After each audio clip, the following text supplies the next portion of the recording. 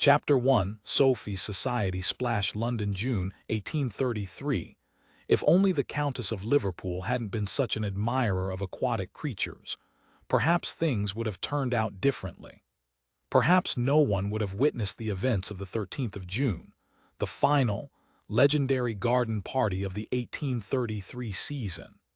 Perhaps London would have happily packed itself into myriad coaches that would have spread like beetles across the British countryside into summer idle. Perhaps.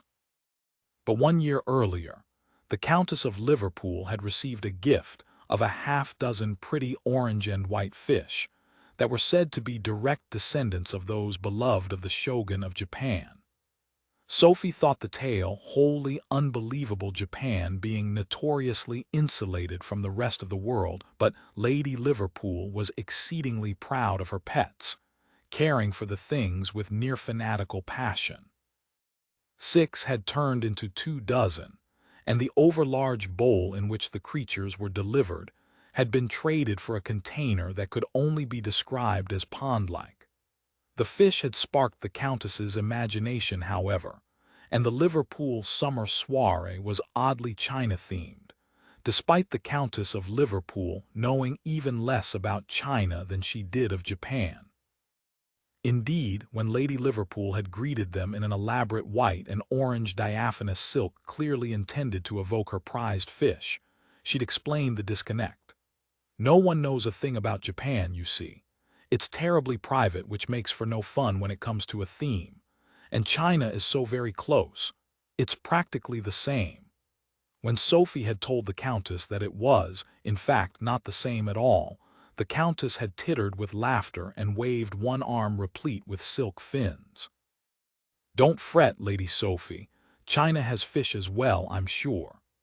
Sophie had cut her mother a look at the ignorant words but received no acknowledgment.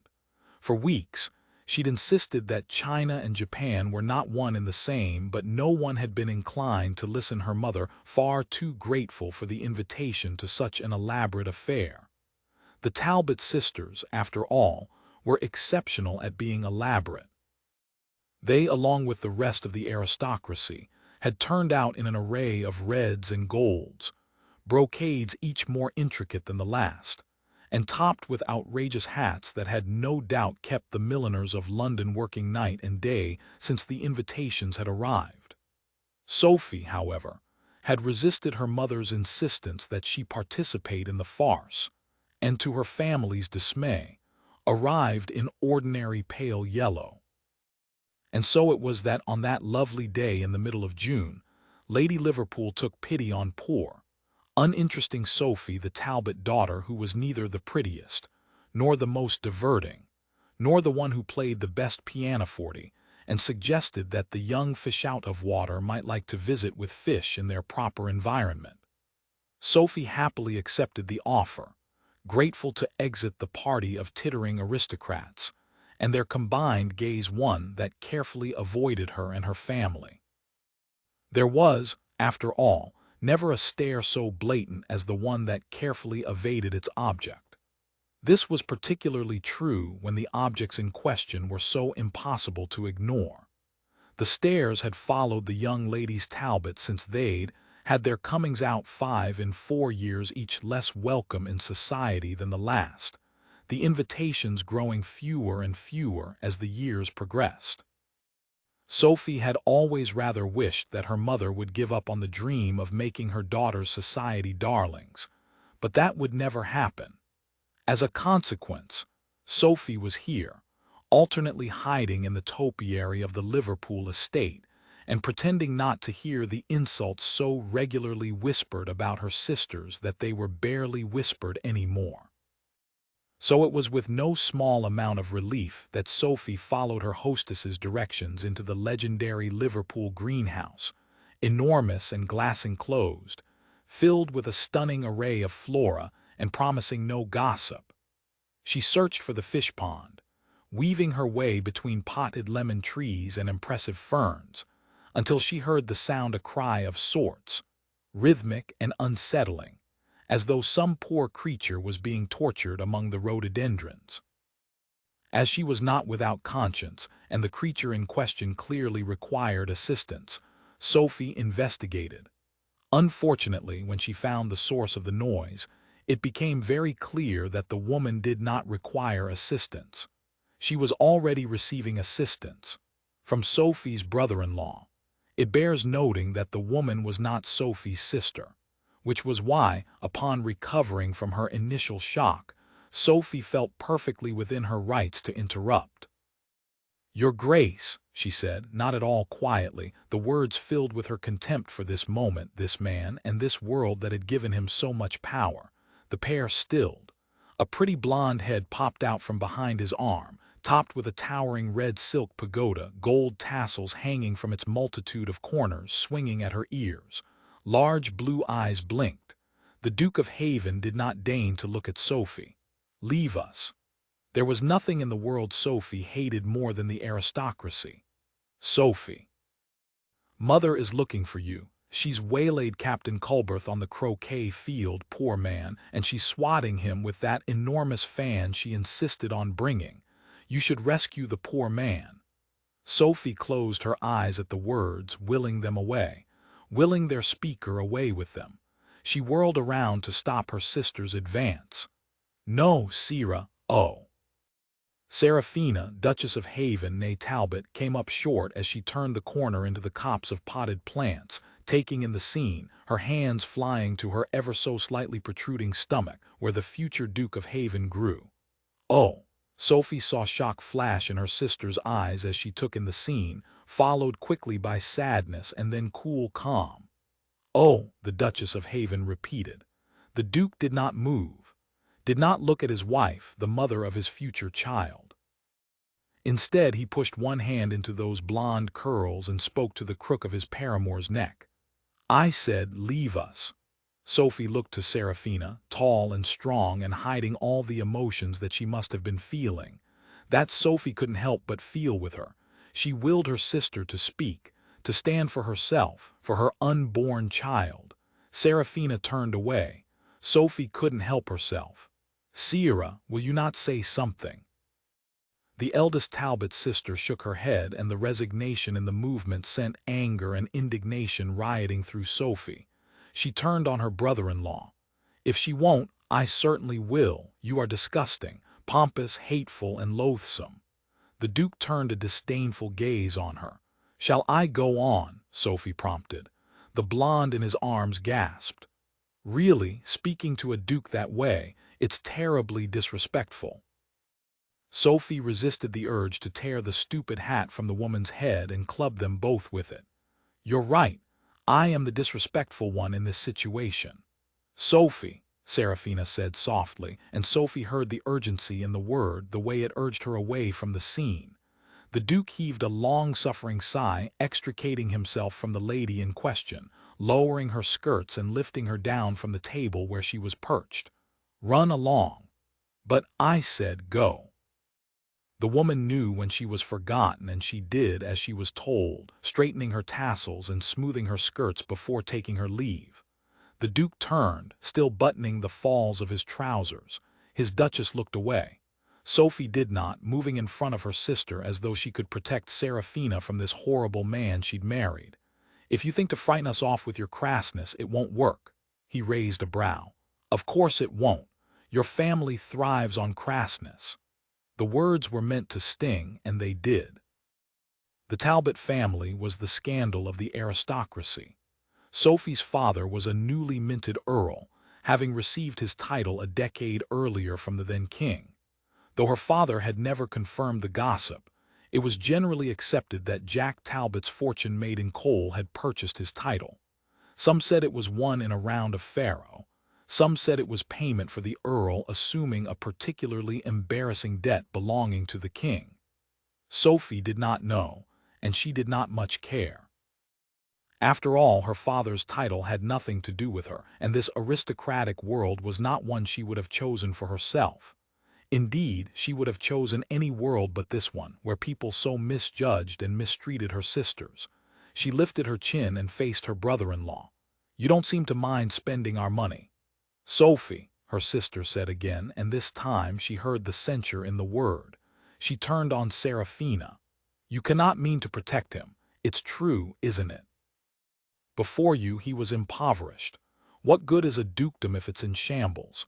He should be on his knees in gratitude that you came along and saved his name." "Saved my name, did she?" The Duke straightened one coat sleeve. "You're addled if you think that's how it happened.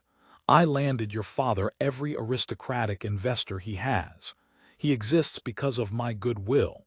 And I spend the money with pleasure," he spat, "because being trapped into marriage by your whore of a sister has made me a laughingstock." Sophie bit back her gasp at the insult. She knew the stories about her sister landing the Duke, knew that her mother had crowed far and wide when her eldest had become a duchess. But it did not make his insults fair. "She's to bear your child." "So she says." He pushed past them, making for the exit of the greenhouse. "You doubt she increases," she called after him, shocked, turning wide eyes on Seraphina, looking down at her hands clasped over the swell of her growing body. As though she could keep her child from the knowledge that his father was a monster of a man. And then Sophie realized what he really meant. She chased after the Duke. "You cannot doubt that it is your child." He swung around, gaze cold and filled with disdain. He did not look at Sophie, though. Instead, he looked at his wife. "I doubt every word that drips from her lying lips." He turned away, and Sophie looked to her sister, tall and proud and filled with cool reserve. Except for the single tear that spilled down her cheek as she watched her husband leave. And in that moment, Sophie could no longer bear it, this world of rules and hierarchy and disdain. This world into which she had not been born. This world she had never chosen. This world she hated. She followed her brother-in-law, wanting nothing more than to avenge her sister.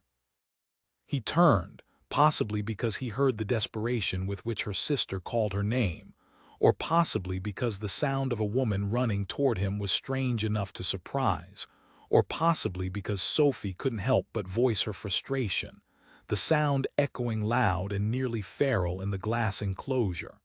She pushed him as hard as she could. If he hadn't been turning, already off balance. If she hadn't had momentum on her side. If the ground beneath him hadn't been slick from the gardeners' thorough attention to their duties earlier in the day. If the Countess of Liverpool hadn't had such a fondness for her fish. "You little shrew!" the Duke cried from the spot where he landed, at the center of the fish pond, knees drawn up, dark hair plastered to his head, eyes full of fury, making a promise he did not have to voice, but did nonetheless. "I shall destroy you." Sophie took a deep breath, knowing with utter certainty that, in this case, in for a penny was most definitely in for a pound, and stood, arms akimbo, at the edge of the pool, staring down on her usually imposing brother-in-law. Not so imposing now. She grinned, unable to help herself. "I should like to see you try." "Sophie," her sister said, and she heard the dismay and regret and sorrow in her name. "Oh, Sira," she said, turning her smile on her sister, ignoring the dulcet tones of her brother-in-law's sputtering. "Tell me you didn't thoroughly enjoy that." Sophie hadn't had such a pleasing moment in all her time in London. "I did," her sister allowed quietly, "but I am, unfortunately, not the only one."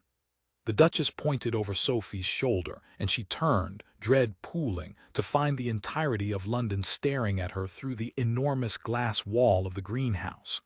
The shaming came almost immediately. It did not matter that her brother-in-law had deserved every bit of wet clothing, ruined boots, and embarrassment. It did not matter that any man who flaunted his sexual escapades before his increasing wife and her unmarried sister was the worst kind of beast. It did not matter that the scandal should have belonged wholly and exclusively to him. Scandal did not stick to dukes. To the young ladies Talbot, however, it stuck like honey on horsehair. Once Jack Talbot had become the Earl of White, and all of London had directed its attention and its disdain at the coarse, unrefined, supremely unaristocratic family. It had stuck, and it had stayed.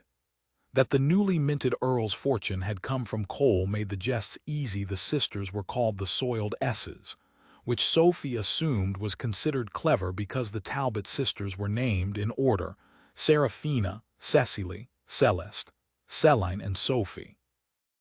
Though Sophie would prefer the soiled S's to the other, less flattering moniker whispered in ballrooms and tarrooms and especially gentlemen's clubs, she had no doubt.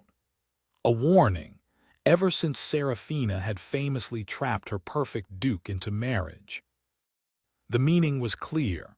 Money might have purchased the earldom, the home in Mayfair, the beautiful if extravagant clothes, the perfect horseflesh, the overly gilded carriages, but it could never purchase a proper bloodline, and the girls might do anything necessary to marry into long-standing aristocratic circles. The dangerous daughters. The label was borne out by her 3 unmarried older sisters, each of whom was in the midst of an extravagant courtship, with an equally extravagant suitor courtships that bordered on the scandalous, and were at constant risk of remaining unfulfilled. Cecily was widely known to be the muse of Derek Hawkins, renowned artist and proprietor and star of the Hawkins Theatre.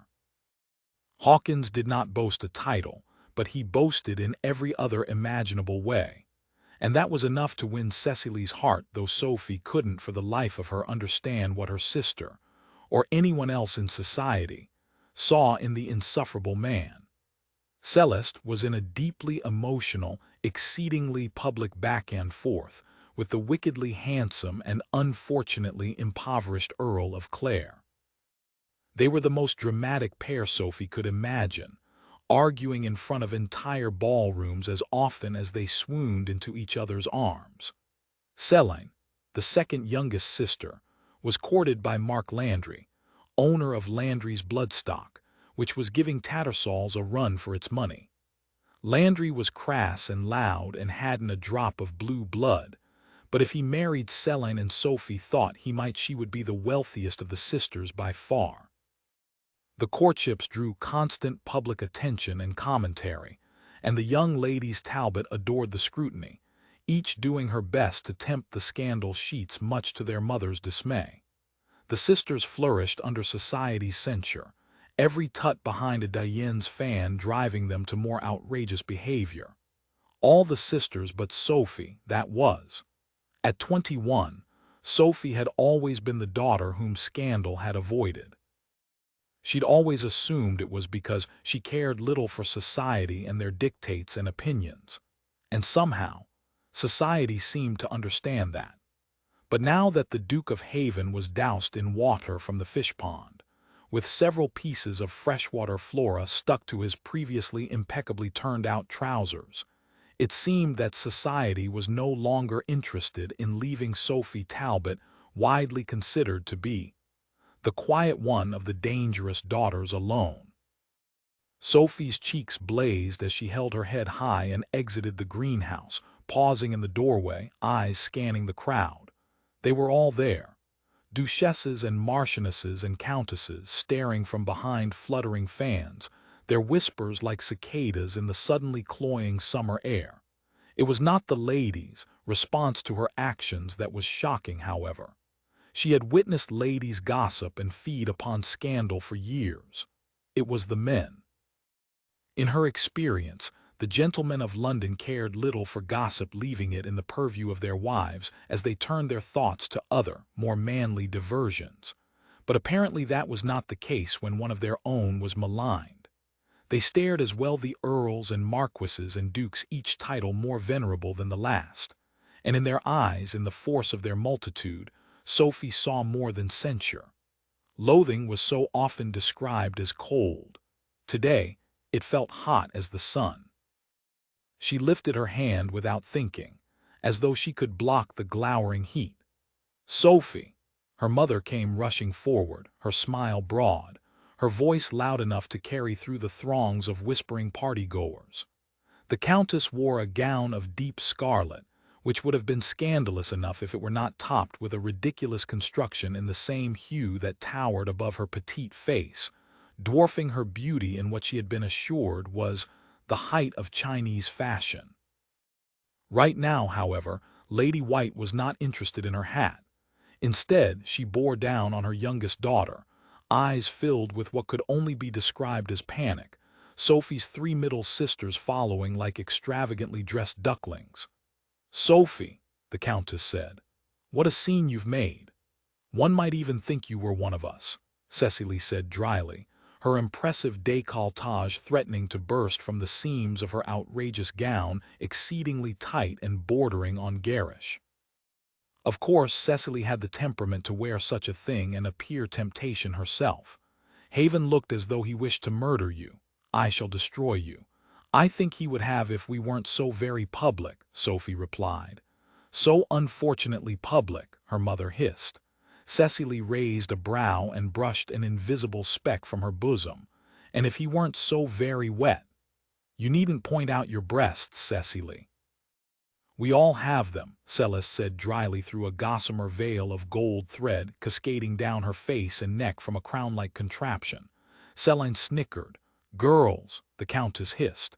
"It really was magnificent, Sophie," Celine said.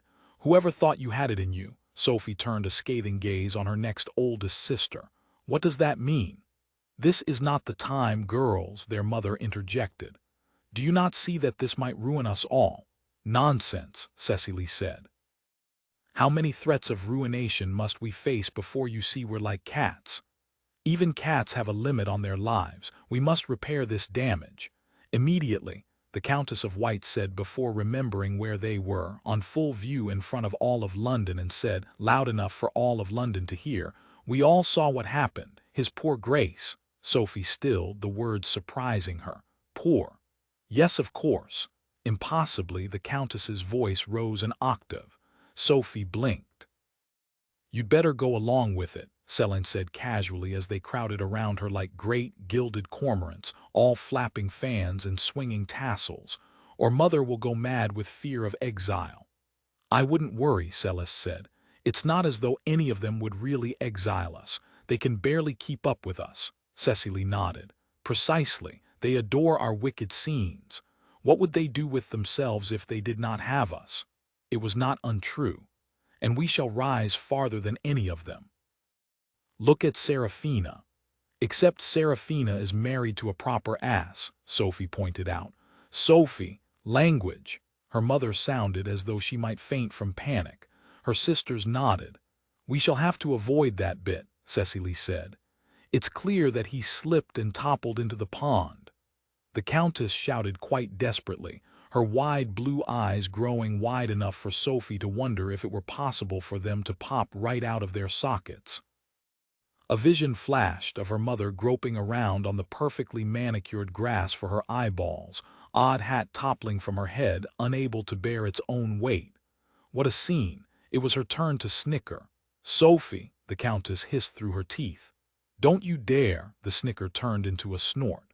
The Countess of White continued, hand to her chest. "Poor, poor Haven." It was all Sophie could take. The laugh never came because it was so stifled by anger. Her family hadn't been the same since the title had arrived, making her mother a countess and her sisters not simply exceedingly wealthy, but exceedingly wealthy ladies, giving society no choice but to acknowledge their presence. And suddenly, these women, whom she'd never thought cared much for the trappings of name and money, had cared very much. They had never seen the truth that the Talbot family could marry into royalty, and they'd never be welcome in society. That society suffered their presence because they couldn't risk losing the advice and intelligence of the new Earl or the funds that came with each of the daughters. Marriage was, after all, the most critical business in Britain. Sophie's family knew it better than anyone, and they adored the game, its machinations, but Sophie wanted none of it. She never had. For the first decade of her young life, she'd lived in the idyll that came from money without title. She'd played in the green hills of Mossband. She'd learned to make pasties from her grandmother in the kitchens of the Talbot family home because they were her father's favorite luncheon treat. She'd ridden her horse to town to fetch beef from the butcher and cheese from the cheesemonger. She'd never dreamed of a titled husband. She'd planned for a sound, reasonable future, married to the baker's son. And then her father was made an earl, and everything changed. She hadn't been to Moss Bend in 10 years when her mother had closed up the house and happily taken up residence in Mayfair. Her grandmother was gone, died not a year after they'd left the house. Pasties had been deemed too common for earls. The butcher and the cheesemonger now delivered their wares to the back entrance of their impressive Mayfair town house. And the baker's son, he was a distant, foggy memory. No one else in the family seemed to have any trouble at all adjusting to this world that Sophie had never wanted, for which she'd never asked. No one else in the family seemed to care that Sophie hated it. And so it was that there, in the gardens of the Liverpool estate with all of London looking on, Sophie grew tired of pretending that she was one of these people, that she belonged in this place, that she needed its acceptance. She had money, and she had legs to carry her. She looked to her sisters, each beautifully appointed, each certain that she would one day rule this world. And Sophie knew she'd never be them. She'd never enjoy the scandal. She'd never want this world and its trappings. So why defer to it? It wasn't as though the ton would welcome her after today. Why not take her scandal and speak the truth for once? In for a penny, in for a pound, as her father always said. She turned her gaze on the group of them. Of course. It is a travesty that poor His Grace so degraded our sister that I had no choice but to play the hero and avenge her honor, as none of the rest of these so-called gentlemen have been willing to do so, she said, loud enough for all of London to hear. Poor His Grace, indeed, that he was raised in this world that has deluded both itself and him into thinking that a title makes anything close to a gentleman, when he, along with most of his brethren, if one is honest, is a boor, and something much worse.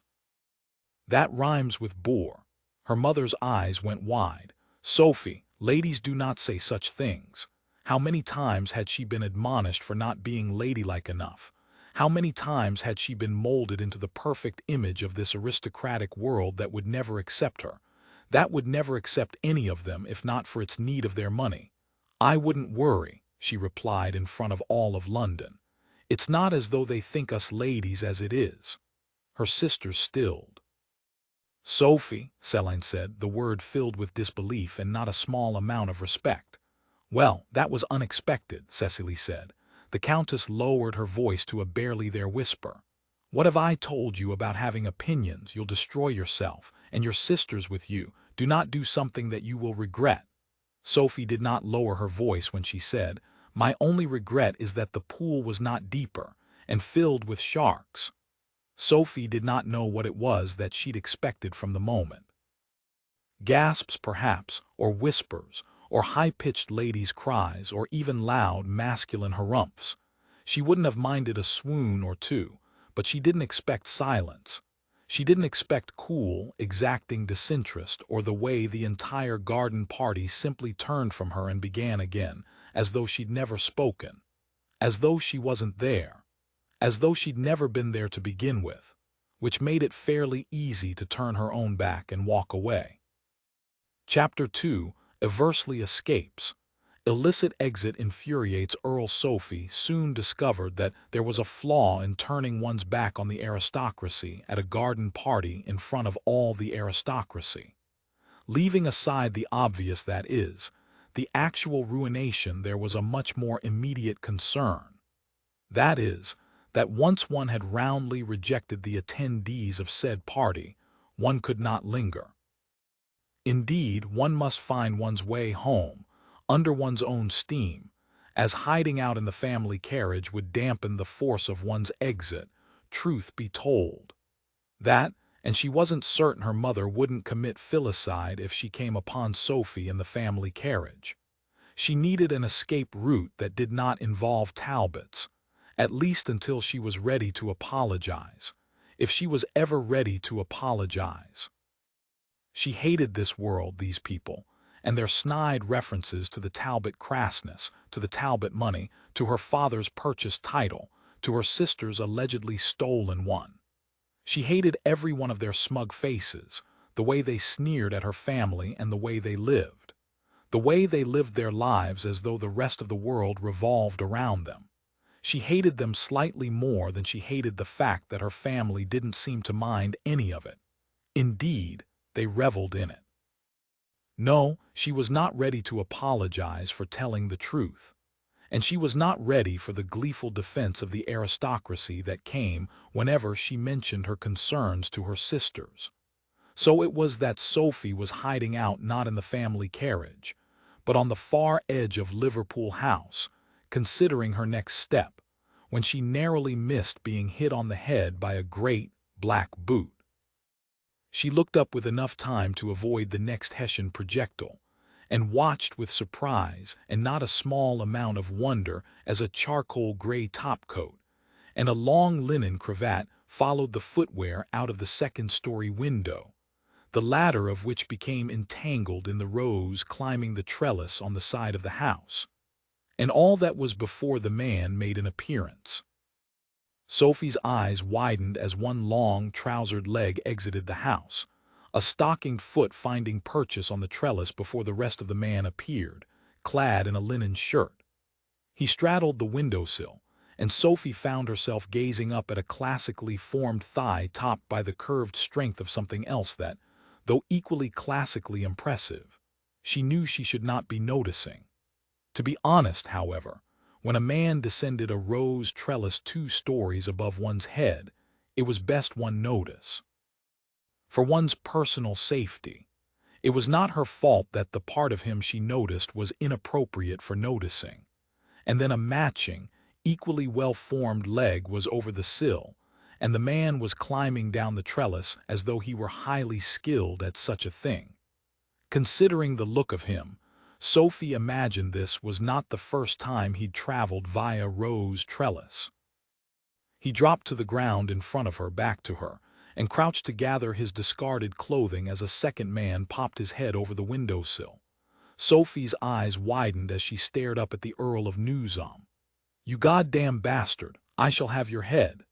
"You shan't, you know it," the earthbound man said smartly, coming to his full, impressive height, clothes and one boot in hand, reaching up to extricate his cravat from the trellis. "But I suppose you had to say it anyway." The man above sputtered and spewed unintelligible noises before he disappeared. "Coward," Sophie's now companion muttered, shaking his head and turning his attention to the ground in a search for his second boot. She beat him to it, leaning down to rescue the discarded item from its place at her feet. When she straightened, it was to find him facing her, his expression part curiosity, part amusement. She inhaled sharply. Of course, the man escaping the upper chambers of Liverpool House was the Marquess of Eversley.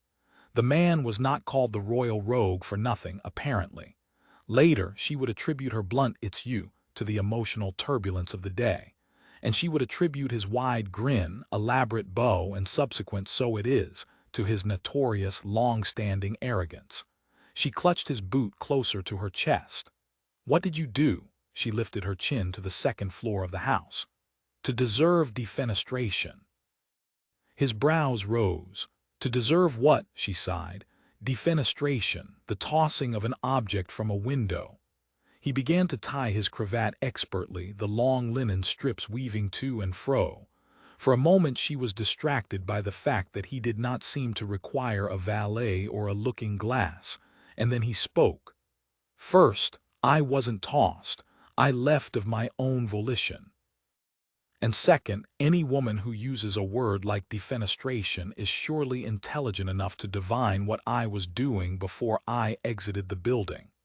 He was everything he was purported to be: scandalous, sinful, an utter scoundrel, everything society vilified even as it celebrated it, just like her brother-in-law, and any number of other men and women of the British aristocracy. A fine example of the worst of this world into which he'd been born, and into which she'd been dragged. She loathed him instantly. He reached for the boot. She stepped backward out of reach. "So what the gossip pages say about you is true." He tilted his head. "I make every effort not to read the gossip pages, but I guarantee that whatever they say about me is not true. They say you revel in ruining marriages. He straightened his sleeves. False. I don't touch married women. At that moment, a lady's coiffed head popped out of the window above. He's headed down. The warning that his opponent was coming to face him spurred the Marquess to motion. "'Tis my cue." He extended one hand to Sophie. "As lovely as this has been, my lady, I require my boot." Sophie clutched the boot closer to her chest, staring up at the lady. "That's Marcella Latham, the Earl of Newsom's fiancée, now former fiancée." Sophie would wager waved happily. "Thank you, Eversley." He turned up and winked. "My pleasure, darling. Enjoy. I hope you don't mind my telling my friends. I look forward to hearing from them." Lady Marcella disappeared into the window. Sophie thought the entire exchange rather bizarre and collegial for two people caught in a compromising situation by her rich, titled future husband. "My lady," the Marquess of Eversley prompted. Sophie looked to him. "You ended their marriage." "Their engagement, really." He extended his hand. "I require footwear, Poppet, please." She ignored the gesture. "So you only touch betrothed women." "Precisely." "Very different, I suppose. Was there not a single member of the aristocracy worthy of knowing? You're a scoundrel, so I am told. A rogue. That's what they say," he said, watching over her shoulder intently. "Unscrupulous in every way." An idea began to form. He focused on her, seeming to notice her for the first time. His brows rose. "You look as though you've come nose to antennae with a large insect." She became aware of her wrinkled nose, consciously unwrinkled it. "Apologies," she lied. "Think nothing of it." And there, as she considered him, dressed in his summer finery, missing a boot, she realized that, horrid or not in that moment, he was precisely what she required. If she could stomach him for the 3/4 of an hour it would take to get home. "You are going to have to leave here rather quickly if you don't want to run in with Lord Newsom. I'm so happy that you understand.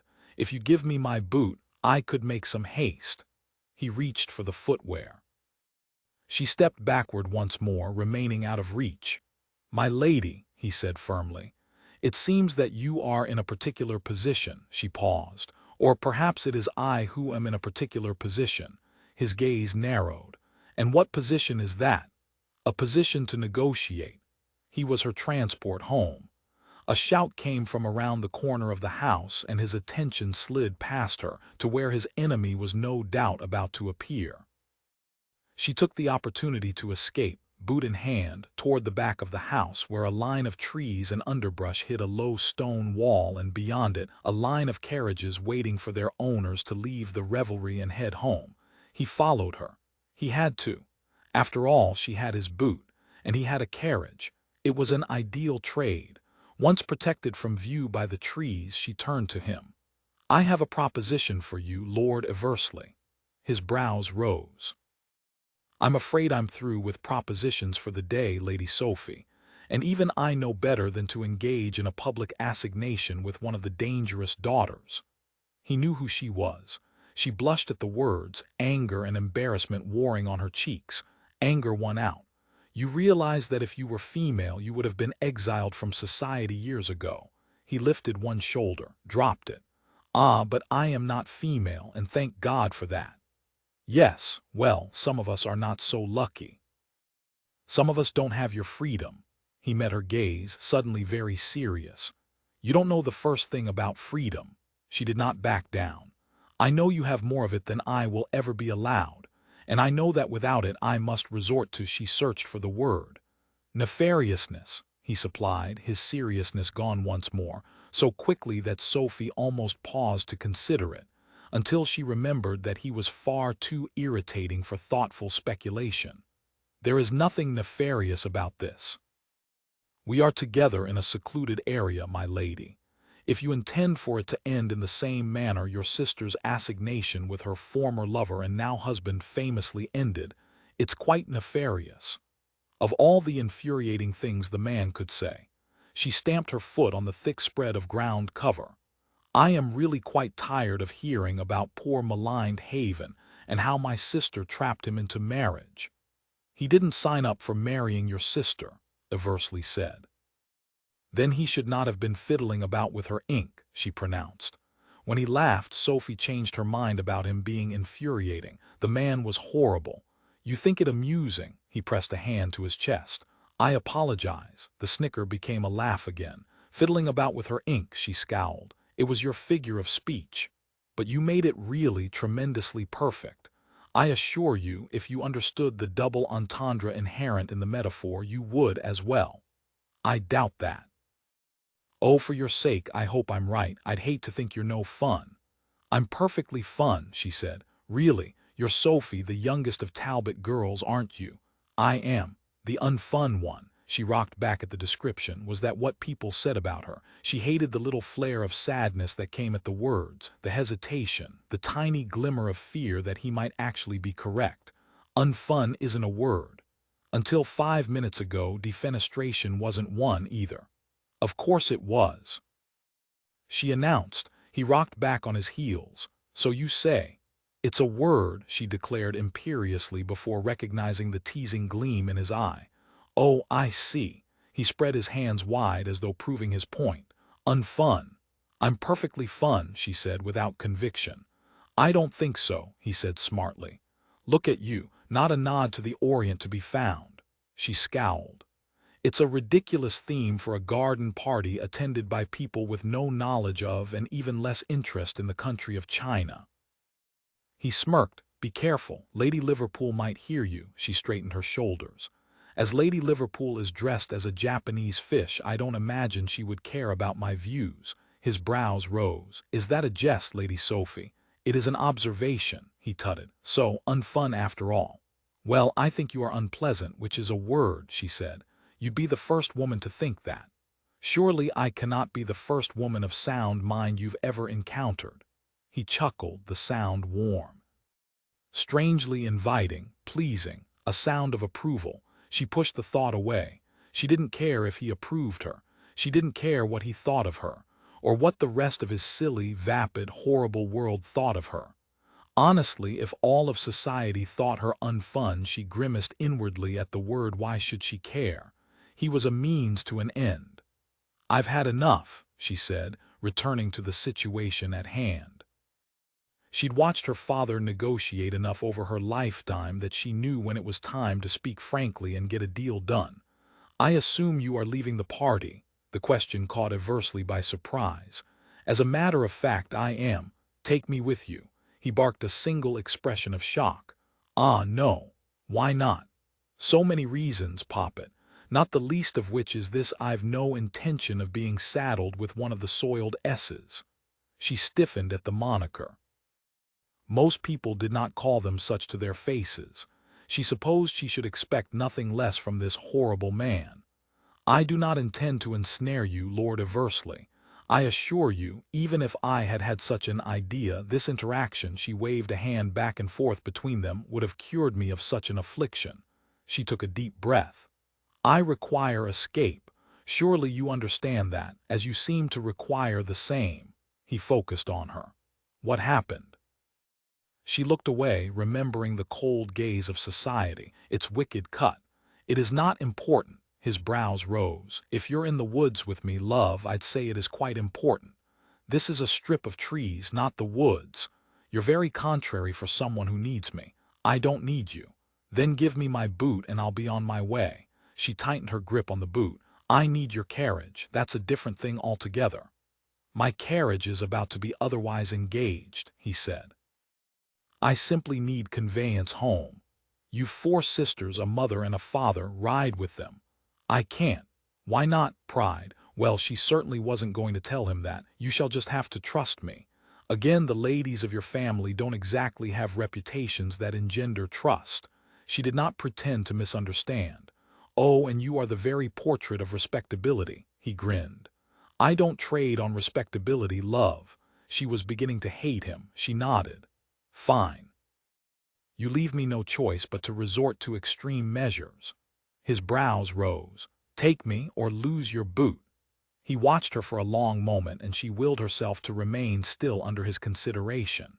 She attempted to convince herself not to notice the beautiful green of his eyes, the long, straight line of his aristocratic nose, the handsome curve of his lips. She should not be noticing his lips. She swallowed at the thought, and his gaze flickered to the place where her throat betrayed the movement. His lips twitched. "Keep the boot." It took a moment for her to remember what it was they had been talking about. Before she could think of a retort, he was through the trees and over the wall, headed for his carriage on one stockinged foot. By the time she reached the wall, he was at the front of a large, smart-looking black carriage, fussing about with the horses. Sophie watched him for long moments, wishing he would step on something uncomfortable. It appeared he was rehitching all the horses, checking harnesses and straps, but that would be silly, as he no doubt had a stable full of servants to do just that. Once he'd inspected each of the 6 horses, he entered the coach, and Sophie watched as a young, liveried outrider closed the door with a snap and ran ahead to help make way for the carriage to exit through the crush of conveyances. She sighed. The Marquess of Eversley had no idea of how lucky he was to be blessed with the freedom that came with funds and masculinity. She imagined he was already stretched across the seat of that luxurious carriage, the portrait of aristocratic idleness, considering a nap to recover from his exertion earlier in the afternoon. Lazy and immovable. She had no doubt that he'd already forgotten her. She didn't imagine he spared much room for remembering most people. There wasn't much point, after all, with the constant stream of ladies in his life. She doubted he even remembered his servants. Her gaze flickered to the footman, not nearly old enough to be a footman, likely more of a page. The boy stood on the edge of the stream of carriages, watching as drivers slowly returned to their seats and began to shift and move their charges to release the Eversley conveyance. Her reticule grew heavy in her hand, its weight the result of the money inside. Never leave the house without enough blunt to win you a fight. Her father's words had been drilled into the minds of all the Talbot sisters, not that aristocratic ladies often found themselves requiring assistance to escape fisticuffs. But Sophie was no fool, and she knew that the interaction with society she'd just had was the closest thing to a fight she was likely to ever experience. She had no doubt that her father would deem the funds in her reticule well spent on escape. Decision made, she approached the footman. "Excuse me, sir." The servant turned, surprised, no doubt, to find a young lady at his elbow holding a gentleman's boot. He bowed quickly. My lady." He was as young as he'd looked, younger than she was. Sophie sent a quick prayer of thanks to her Maker. "How long before the carriage is free to leave?" she asked in a tone that she hoped was all casualness. He seemed grateful for a question he could answer. "No more than a quarter of an hour, my lady." She had to work quickly then. "And tell me, do you work for the Marquess?" He nodded, his gaze flickering to the boot in her hands. "Today." She shoved the boot behind her back, unable to keep the surprise from her voice. "Not for long." The boy shook his head. "I am headed to a new position, in the North Country." A shadow crossed his face, sadness, perhaps, regret. She grasped at it, an idea forming before she could consider it from all angles. "But you wish to stay in London?" He seemed to realize then that he absolutely should not be speaking with an aristocratic lady. He lowered his head. "I am pleased to serve the Marquess however he requires, my lady." She nodded quickly. Underservants were shuttled from one holding to another with unfortunate regularity. She had no doubt that Eversley had never thought twice about the fact that his employees might not wish to be moved about at his whim. He did not seem the type to think of others at all, and so it was that Sophie felt no guilt whatsoever when she put her plan in motion. "I wonder, though, if you might be willing to serve an earl." His wide gaze snapped to hers. "My lady, my father is the Earl of White." The young man blinked. "Here, in London." The boy seemed confused by the offer, and if she was honest, Sophie was not surprised. It was not every day, she imagined, that pages received employment opportunities at garden parties. She pressed on. "He began his life in the coalfields, like his father and his father's father before him. He's not an ordinary aristocrat, still nothing." Sophie spoke frankly. He pays servants very well. He'll pay you double what the Marquess pays." She paused. "Increase the offer." "More." The boy tilted his head. "And you can stay in London," Sophie added, his brow knit. "Why me?" she smiled. "What is your name?" "Matthew, my lady." "Well, Matthew, someone's lucky star should shine today, don't you think?"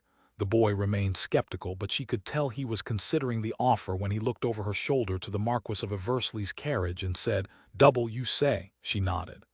"I've eared the servants' quarters at White Manor are the nicest in London," he said, and Sophie knew she had him. She leaned in. "You can see for yourself, tonight." He narrowed his gaze.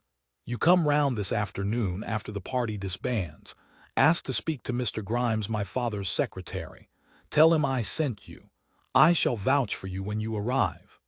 She reached into her reticule and extracted a piece of paper and a pencil, and scribbled the direction of her family's home in Mayfair and a quick note to ensure him entry to the house. She reached back into her purse and pulled out 2 coins. Handing the coins and the letter to the boy, she added, "That's 2 crowns." The boy gaped at her. "That's a month's worth of blunt." She ignored the crass reference to the money. After all, she'd been banking on such crassness. "And my father will pay you more than that, I promise." His lips pressed flat together. "You don't believe me," she said. "I'm to believe a girl." She ignored the insult in the words, instead meeting his gaze. "How much would it take for you to believe me?" His brows knit together and he said, more question than statement, "A quid." It was an enormous amount, but Sophie understood the power of money, and the things it could buy trust included better than most. She reached back into her purse and extracted the rest of the money she carried. She didn't hesitate in paying the boy, knowing she would replenish her stash the moment she returned home. The boy's hand curled around the coins tightly, and Sophie knew she'd won. "There is only one other thing," she said slowly, a little twinge of guilt threading through her. Her father's newest and most loyal servant did not hesitate. "Anything you require, my lady." "Anything?" she asked, unable to keep the hope from her tone. He nodded. "Anything." She took a deep breath, knowing that once she put this plan into motion, it would be impossible to turn back. Knowing, too, that if she were caught, she would be flatly ruined. She looked behind her, Liverpool House rising like the gates of hell above the trees.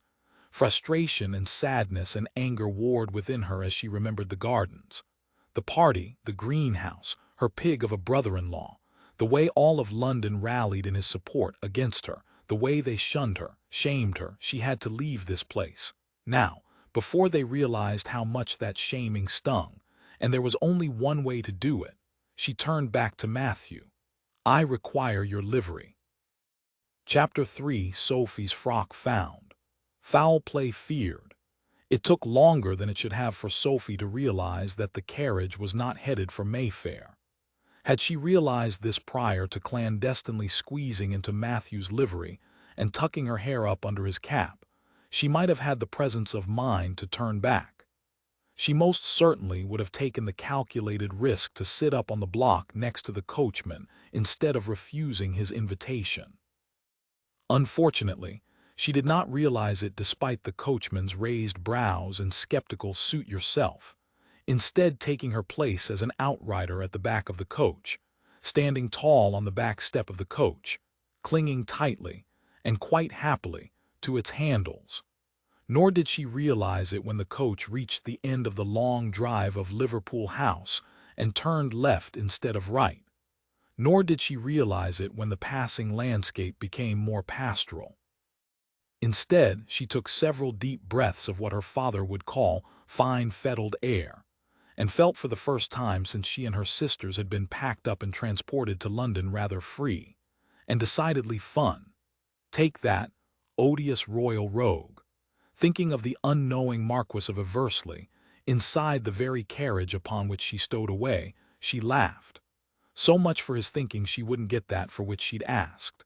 She almost regretted that he wouldn't know it when she leapt from the carriage and sallied home. She'd pay good money to see his smug expression turn to shock. She chuckled to herself, watching blue sky and green farmland pass, dotted with flocks of sheep, copses of trees, and bales of hay, and gloried in the fact that she had escaped without the aid or the attention of the aristocracy. She could never tell anyone this story, sadly.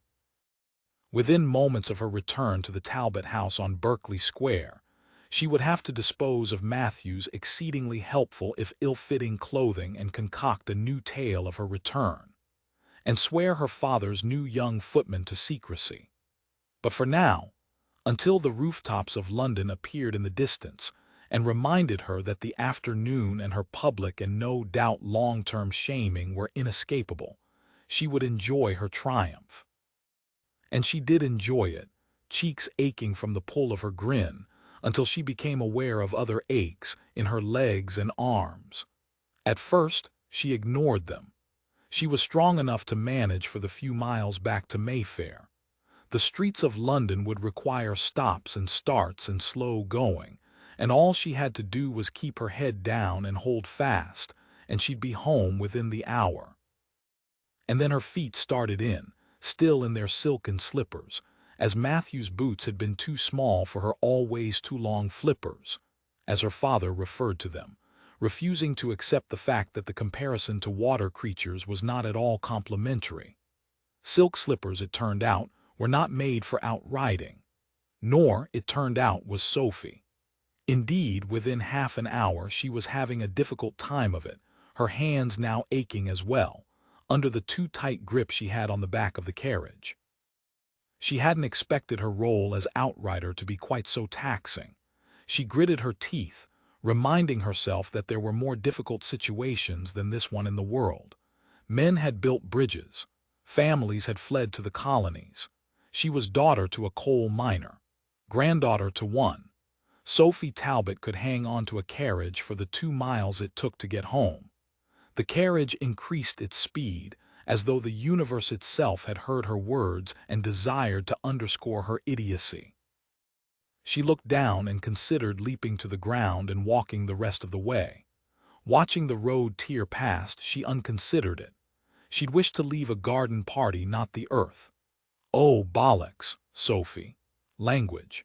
She heard her mother's admonition in the minuscule part of her brain that was not currently panicking, but she had no doubt that if there was ever a time for cursing, it was this one, dressed as a servant, clinging to a carriage, certain she was going to die. And then the coach passed, a mail coach laden with people, a small child hanging off the top of it, grinning down at her. That's when Sophie realized that, wherever this carriage and the man inside were headed, it was not London. Oh, bollocks, she repeated, louder. The child waved. Sophie did not dare release her grip to return the gesture. Instead, she tightened her hold, pressed her forehead to the cool wood of the carriage, and chanted her litany.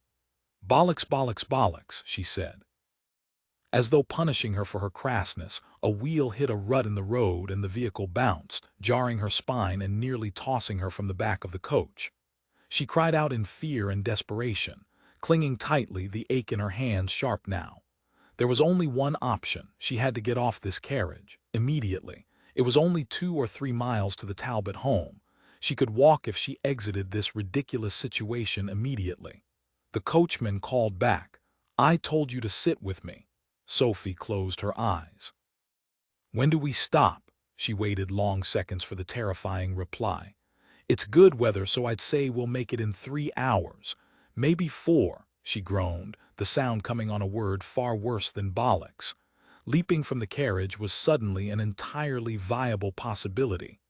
"I suppose you're changing your mind about riding on the block," called the coachman. Of course she was changing her mind. She never should have gone through with such a terrible plan. If she hadn't vowed to run from the silly garden party, she'd be home now, and not here minutes away from falling to her death. "Shall I stop so you can join me?" She barely heard the part of the question that came after the word stop. Dear God, yes, please stop. Yes, please. The carriage began to slow, and relief flooded her, replacing everything else, making her forget her panic and pain for a fleeting moment. A very fleeting moment. "I thought it odd that you would want to ride on the back of the coach all afternoon." Well, The coachman could have said as much. Then they wouldn't be in this predicament, as Sophie wouldn't have set foot on the coach if she had known that there was even a hint of possibility that the Marquess of Eversley wasn't headed to Mayfair. But she was not about to waste time dwelling on her mistake when she could be spending time rectifying it. She released her grip, shoulders straight and head high, taking a deep breath, preparing to descend from the carriage and announce that Matthew was not joining them for the ride to wherever they were headed. And neither was she. Freedom was a wonderful thing. She was half looking forward to the Marquess's shock when he discovered that she'd stowed away. He could do with a surprise now and then to offset his arrogant existence, and she was thrilled to be able to give it to him. Right up until her legs gave way and she collapsed to the ground in an ungraceful, inglorious heap. Bollocks! It was becoming her very favorite word. The coachman's eyes widened from high above, and she couldn't blame him, as she felt certain that outriders had one single responsibility: to refrain from falling off the carriage. "On your feet, you clumsy git," the coachman called, no doubt thinking he sounded charmingly teasing. "I haven't all day to wait for you." Gone was her triumph. Gone was her freedom. She pushed up onto her hands and knees, muscles aching after the strain of hanging onto the carriage along the bumpy roads. She stood slowly, keeping her back to the carriage as she straightened her spine and rolled her shoulders back. "I'm afraid you shall have to wait," she said, "as I require an audience with the Marquess." There was a beat as the words settled with the driver, along with a fair amount of shock, no doubt, that a footman would deign to demand to speak with his master. Wouldn't he be surprised when he realized that the Marquess of Eversley was not her master after all, and that she was not his footman? She felt a slight twinge of remorse when she considered that the coachman would have to retrace their path to London. Once she revealed herself, his body was no doubt protesting their travels as much as hers was. "Are you mad?" he asked, all incredulity. She looked up at him. "Not at all." She approached the carriage and banged on the door. "Open, my lord." There was no movement from inside the vehicle. The door remained firmly shut. "You are mad," the coachman announced. "I swear to you I am not," she said. "Eversley," she called, ignoring the twinge of pain that came as she rapped smartly on the great black coach. He was probably asleep, as one would expect from a lazy aristocrat. "Open this door." He was going to be furious when he saw her, but she did not care. Indeed, Sophie had a keen, unyielding desire to teach the outrageous, unbearable aristocrat a lesson. She was certain that no one had ever done such a thing. No one had ever crossed the Marquess of Eversley, known in private conversations as King. As though he weren't pompous enough, he assumed the highest title in Britain as his name, and all of London simply accepted it. They called him by the ridiculous moniker, or the other one, the Royal Rogue, as though it were a compliment and not complete blasphemy. And she'd been exiled for telling the truth about a duke. Anger flared, threaded with something else, something she did not enjoy and which she would not name. Sophie scowled at the carriage as though it were the manifestation of the man inside, of the world that created him, empty and aristocratic, imperious and infuriating, as though nothing ever defied him, until now, until her. "He's not in there." She looked up to the coachman. "What did you say?" He was exasperated that much was clear, becoming less and less forgiving of her perceived madness. "The Marquess isn't inside and the ride has addled you. Get up on the block. We're miles from anywhere and you're wasting the daylight, you mad git." She looked to the door, refusing to believe the words.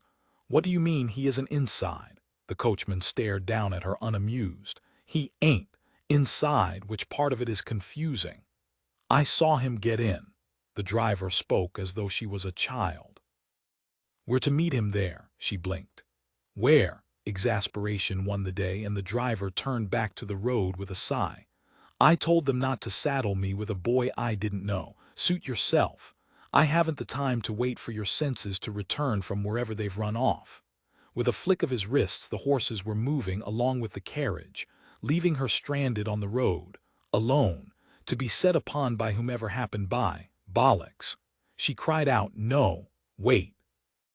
The carriage stopped, barely long enough for her to scramble up onto the driver's block before it moved again. For a moment she considered telling the coachman everything, revealing herself, throwing herself at his mercy and hoping that he would take her home. Home.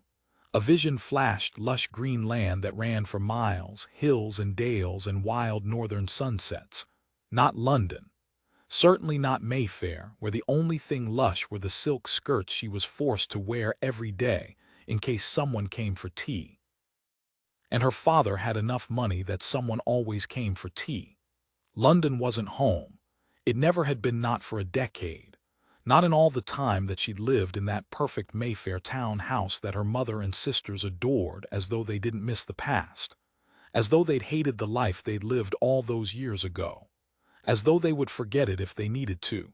As though they had forgotten it.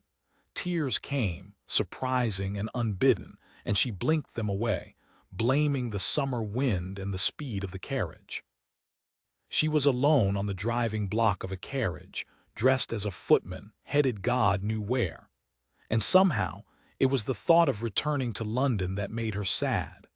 So she stayed quiet, knowing it was mad, willing the coachman not to notice her, listening to the sound of the wheels and the horses' hooves as the coach moved north.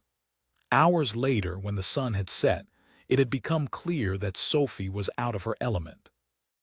She'd thought that wearing a footman's livery, masquerading as a boy, and riding on the outside of a coach would be the most difficult parts of the charade, only to realize that those bits were, in fact, nothing in comparison to the arrival at the posting inn.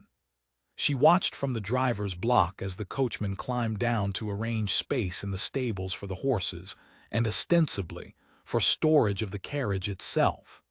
The thought gave her pause. Where did carriages go when they weren't in use? It was a question she'd never had cause to consider. Are you going to sit up there like a lord, or are you planning to come down and do some work? The word startled her from her thoughts, and she looked down to find the coachman staring up at her, his earlier exasperation edging into something else entirely. Suspicion. Well, she couldn't have that. Not now, at least, before she decided the next steps of her plan. Plan was something of a misnomer for this outrageous situation. Disaster was a better descriptor. "Where are we?" she asked, deliberately lowering the tenor of her voice. She couldn't have him realizing that she was a woman now and scurrying down from the carriage, willing to wager that, while she did not know what a footman did at this exact moment, descending to earth was an excellent first step. Once on the ground, she bowed her head and just barely caught herself before she sank into a curtsy. Footmen did not curtsy. That part she knew. All that matters is that we are here before the Marquess. Where is he? The question was out before she could stop it. She did not require the cold, critical gaze of the coachman to know that she had overstepped her bounds, but he provided it nonetheless. "I don't know what is wrong with you, boy," he said, "but you had better set yourself straight. Servants don't question their master's whereabouts, nor do they ask questions to which they don't need answers. Servants serve." That was just the problem, of course. Sophie had no idea how to begin doing such a thing. "Yes, sir, I shall do just that." He nodded and turned away, tossing over his shoulder, "See that you do." She had no choice but to call after him. That said, what shall I do?" He stilled, then turned around slowly, blinked at her, then spoke as though she was a child. "Begin with your job." That wasn't helpful. She took a deep breath as he turned back to the horses, considering all the things she'd witnessed footmen doing in the past. Her gaze flickered to the great black coach, empty. Except it would not be empty. Eversley wouldn't have traveled such a distance without having prepared for it. There would be bags, luggage, and footmen collected luggage. With renewed purpose, she opened the door and climbed into the carriage, prepared to collect whatever items the Marquess had left for his servants to shuttle into his rooms, before she stilled in the darkness. The sounds of the bustling in from outside muffled as she considered the inside of the massive coach. Massive, indeed. It was one of the largest private coaches she'd ever seen, bordering on conspicuously enormous one that might boast 3 rows of seats without effort. But it didn't. There was a single row of seats at the back of the conveyance, leaving a great yawning chasm of space inside, large enough for a man to lie flat, for several men to lie flat. There were no men in the space, however. Instead, it was filled with great wooden wheels. There were 10 of them, perhaps 12. She couldn't take an exact count in the dark space, but she paused nonetheless, considering the cargo. Why was the Marquess of Eversley shuttling carriage wheels? Did they lack wheelwrights north of London? Indeed, the only evidence of the Marquess of Eversley was a pile of formal-wear clothing that she'd watched float down from up on high when he escaped his pursuing Earl. Where had he gone? Boy, Sophie let out an exasperated sigh. The coachman was quickly becoming an unwelcome companion. Through gritted teeth she called back, "Yes, sir. You're no more useful inside the coach than you were atop it." And then, shockingly, a hand came to her bottom, grasping the waistband of her trousers and yanking her bodily from the carriage.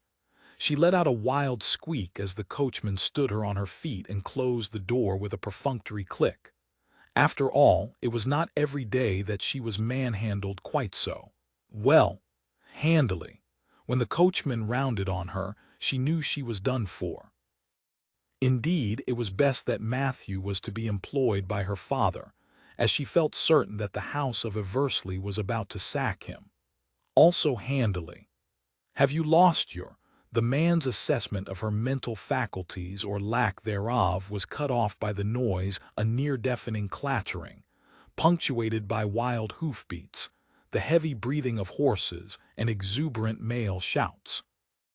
She turned just in time to see the first of the curricles bearing down on her with speed that would break both axles and necks, as though they were on a long stretch of clear road, instead of a crowded posting in drive. With a cry, Sophie leapt backward, pressing herself to the outer wall of the coach, eyes wide, as the lead curricle tipped on one wheel, dangerously close to toppling before it slammed down. One wheel spoke flying across the yard, as the driver executed a perfect half-turn to face the vehicles following behind. The driver stood tall on legs that should have been tired, but instead seemed incredibly strong, towering over horse and vehicle, arms akimbo as he faced his no-doubt maniacal comrades. Much of his face was obscured by the low brim of his hat, but the light from the inn was drawn, nonetheless, to his wide, wicked grin. Sophie found that she was oddly drawn to that grin herself. "Looks as though I won, lads." The others were stopped now, and a chorus of groans rose from myriad curricles when he added, "Again." As this was the first time Sophie had been outside a posting in after dark, she had to imagine that this was an ordinary occurrence, but she'd certainly never thought that men raced their curricles up the Great North Road for fun. Fun. The word echoed, reminding her of her earlier conversation with Eversley, in which he'd called her unfun. Irritation flared. She was perfectly fun. After all, she was here, wasn't she? Dressed as a boy in a courtyard filled with men who appeared to have a keen knowledge of fun. Her thoughts were interrupted by the man's movement as he leapt down from the carriage and headed to his horses to give the great, matching beasts praise for their work. He swaggered to the animals that huffed and sighed, great ribs heaving from their long run, even as they leaned into the weighty caress of their master. Sophie was transfixed by him, by the group he seemed to lead. She'd never seen anything like them, clad all in black, and with great informality, black coats over black linen, and not a cravat to be seen among them. Their trousers gleamed in the light from the lanterns posted around the drive. She considered the attire. Was it leather? How odd, and how fascinating. Her gaze flickered to the leader and the long curve of this thigh, hugged tightly by the attire. She had considered the line of that muscle for longer than was appropriate. He was an exceedingly well-made man. Empirically so. The second she had noticed in a single day. She coughed at the thought, heat spreading across her cheeks, and the noise brought his attention, his head immediately turning to her. Though his eyes remained obscured, Sophie had never felt so well inspected, and she found herself immensely grateful for Matthew's livery, hiding the truth of her that she had never been in such a situation, that she did not belong here. She dropped her gaze to his boots, eager to disappear. That's when she noticed that he was not wearing boots. At least he was not wearing two of them. Bollocks. The Marquess of Eversley had arrived, and from the way he came toward her the swagger she'd identified earlier likely due to his lacking one boot he was about to discover that she had done the same. She did not look up at him, keeping her gaze firmly affixed on his feet, hoping he would ignore her. It did not work. "Boy," he drawled, coming entirely too close. Unsettlingly close. She shifted from one foot to the other, willing him away. That did not work either. "Did you hear me?" he prompted. She moved, dropping a half-inch before she stopped herself from curtsying. Even if she weren't dressed as a man, he didn't deserve politeness of any kind, this ruiner of women who represented everything she loathed about the society that had so roundly turned its back upon her. This man who had turned his back upon her. If only he'd been willing to help her, she wouldn't be in this ridiculous situation. "Are you able to hear?" He fairly barked the last. Straightening, she coughed and pressed her chin tighter to her chest, lowering her voice. "Yes, my lord." The honorific was strangled in her throat. She was saved from whatever he was about to say by the arrival of one of his comrades. "Goddamn it, King, you're fucking fearless. I thought you were going to kill yourself on the last turn." She inhaled, not because of the unexpected foul language. A childhood around coal miners made one immune to profanity, but because of the unexpected voice, thick with a Scottish brogue. Her gaze snapped up, and she found herself face to face with the Duke of Warwick, a legendary scoundrel in his own right, an uncultured Scotsman who unexpectedly ascended to a dukedom, sending all of London into a panic. The Duke was rarely seen in London, and even more rarely welcome in London. But here he stood, half a yard from her, laughing and clapping the Marquess of Eversley on the shoulder to congratulate him for what Sophie could only imagine was not killing himself in the process of arriving at the inn. Eversley matched the Duke's wide grin, all arrogance and awfulness. "Broke two spokes on my right wheel," he boasted, the words explaining why the man traveled with a carriage full of curricle wheels. "But fearlessness begets victory, it seems," Warwick laughed. "I had a half a mind to run you off the road in that last quarter-mile. Even if you could have caught me," King boasted, "you're too much a coward to have done it." Sophie rather thought that not killing a man was more honorable than cowardly, but she refrained from pointing it out, instead easing away from the duo, eager to escape discovery by the Marquess in this open space, where he could thoroughly ruin her in front of what she now realized was a collection of men who might easily recognize a Talbot sister. The Duke stepped closer to Eversley, lowering his voice to a menacing pitch. "Did you just call me a coward?" "I did, indeed. When was the last time you were in London?" Eversley asked pointedly before he noticed her moving. "Stay right there," he said, one finger staying her even as he did not take his gaze from the Duke, leaving her no choice but to freeze in place until they finished their conversation. She had never quite realized how rude aristocrats could be to their servants. After all, she had work to do. She wasn't certain what kind of work specifically, but she was sure it had little to do with staring at these two cabbage heads. The Duke tilted his head. "You would know about avoiding unpleasant locales." Eversley grinned at that. "I am an expert at it." At that, Warwick reached into his open coat and extracted a coin. "Your winnings." He tossed the coin and Eversley snatched it from the air, pocketing it. "I do enjoy taking your money." "Money," the Duke scoffed. "You don't care about the halfpenny, you care about the win." Sophie resisted the urge to roll her eyes. Of course he only cared about the win. She had no doubt that the Marquess of Eversley cared for nothing but winning. She should like to ensure that this man lost, and roundly. Before she could enjoy her private fantasy of the Marquess's loss, however, the Duke lobbed his final barb. Not that it will get you anywhere near the cost of your missing boot. Tell me you left it as a souvenir at the site of your latest assignation. Sophie's heart began to pound at the words, at the reminder of Eversley's reputation, at the reminder of her own idiocy in turning up here, wherever they were, far from home, and with no plan to speak of. What came next? She was going to have to rely upon the kindness of someone in the inn to get herself home. She was going to have to beg a journey to London, which would not be easy. She would have to promise someone the funds upon arrival, and she knew how difficult that would be.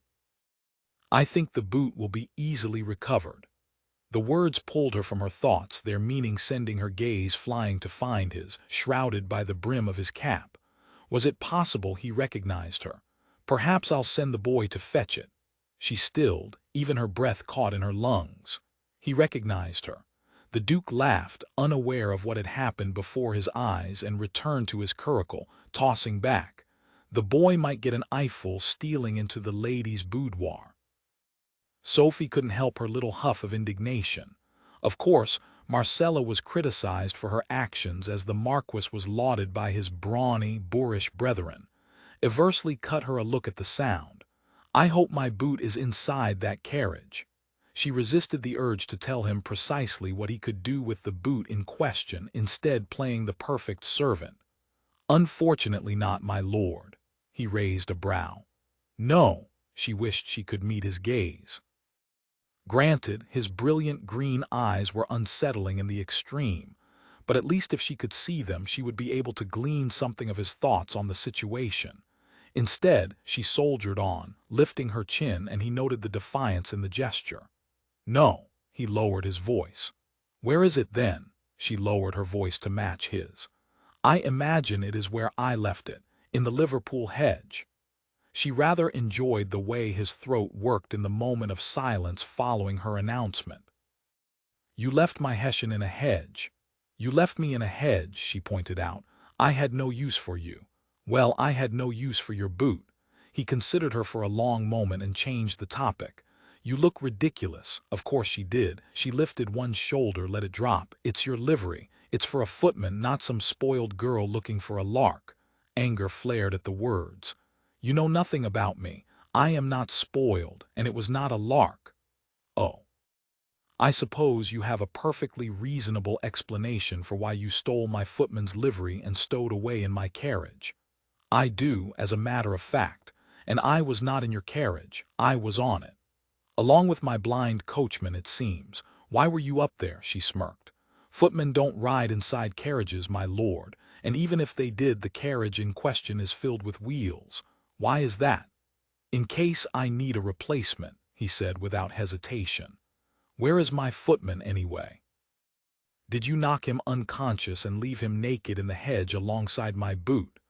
Of course I didn't. Matthew is perfectly well. Is he wearing your dress? She blushed. No, he bought a set of clothes from one of the Liverpool stable boys. He did not pause in his questions.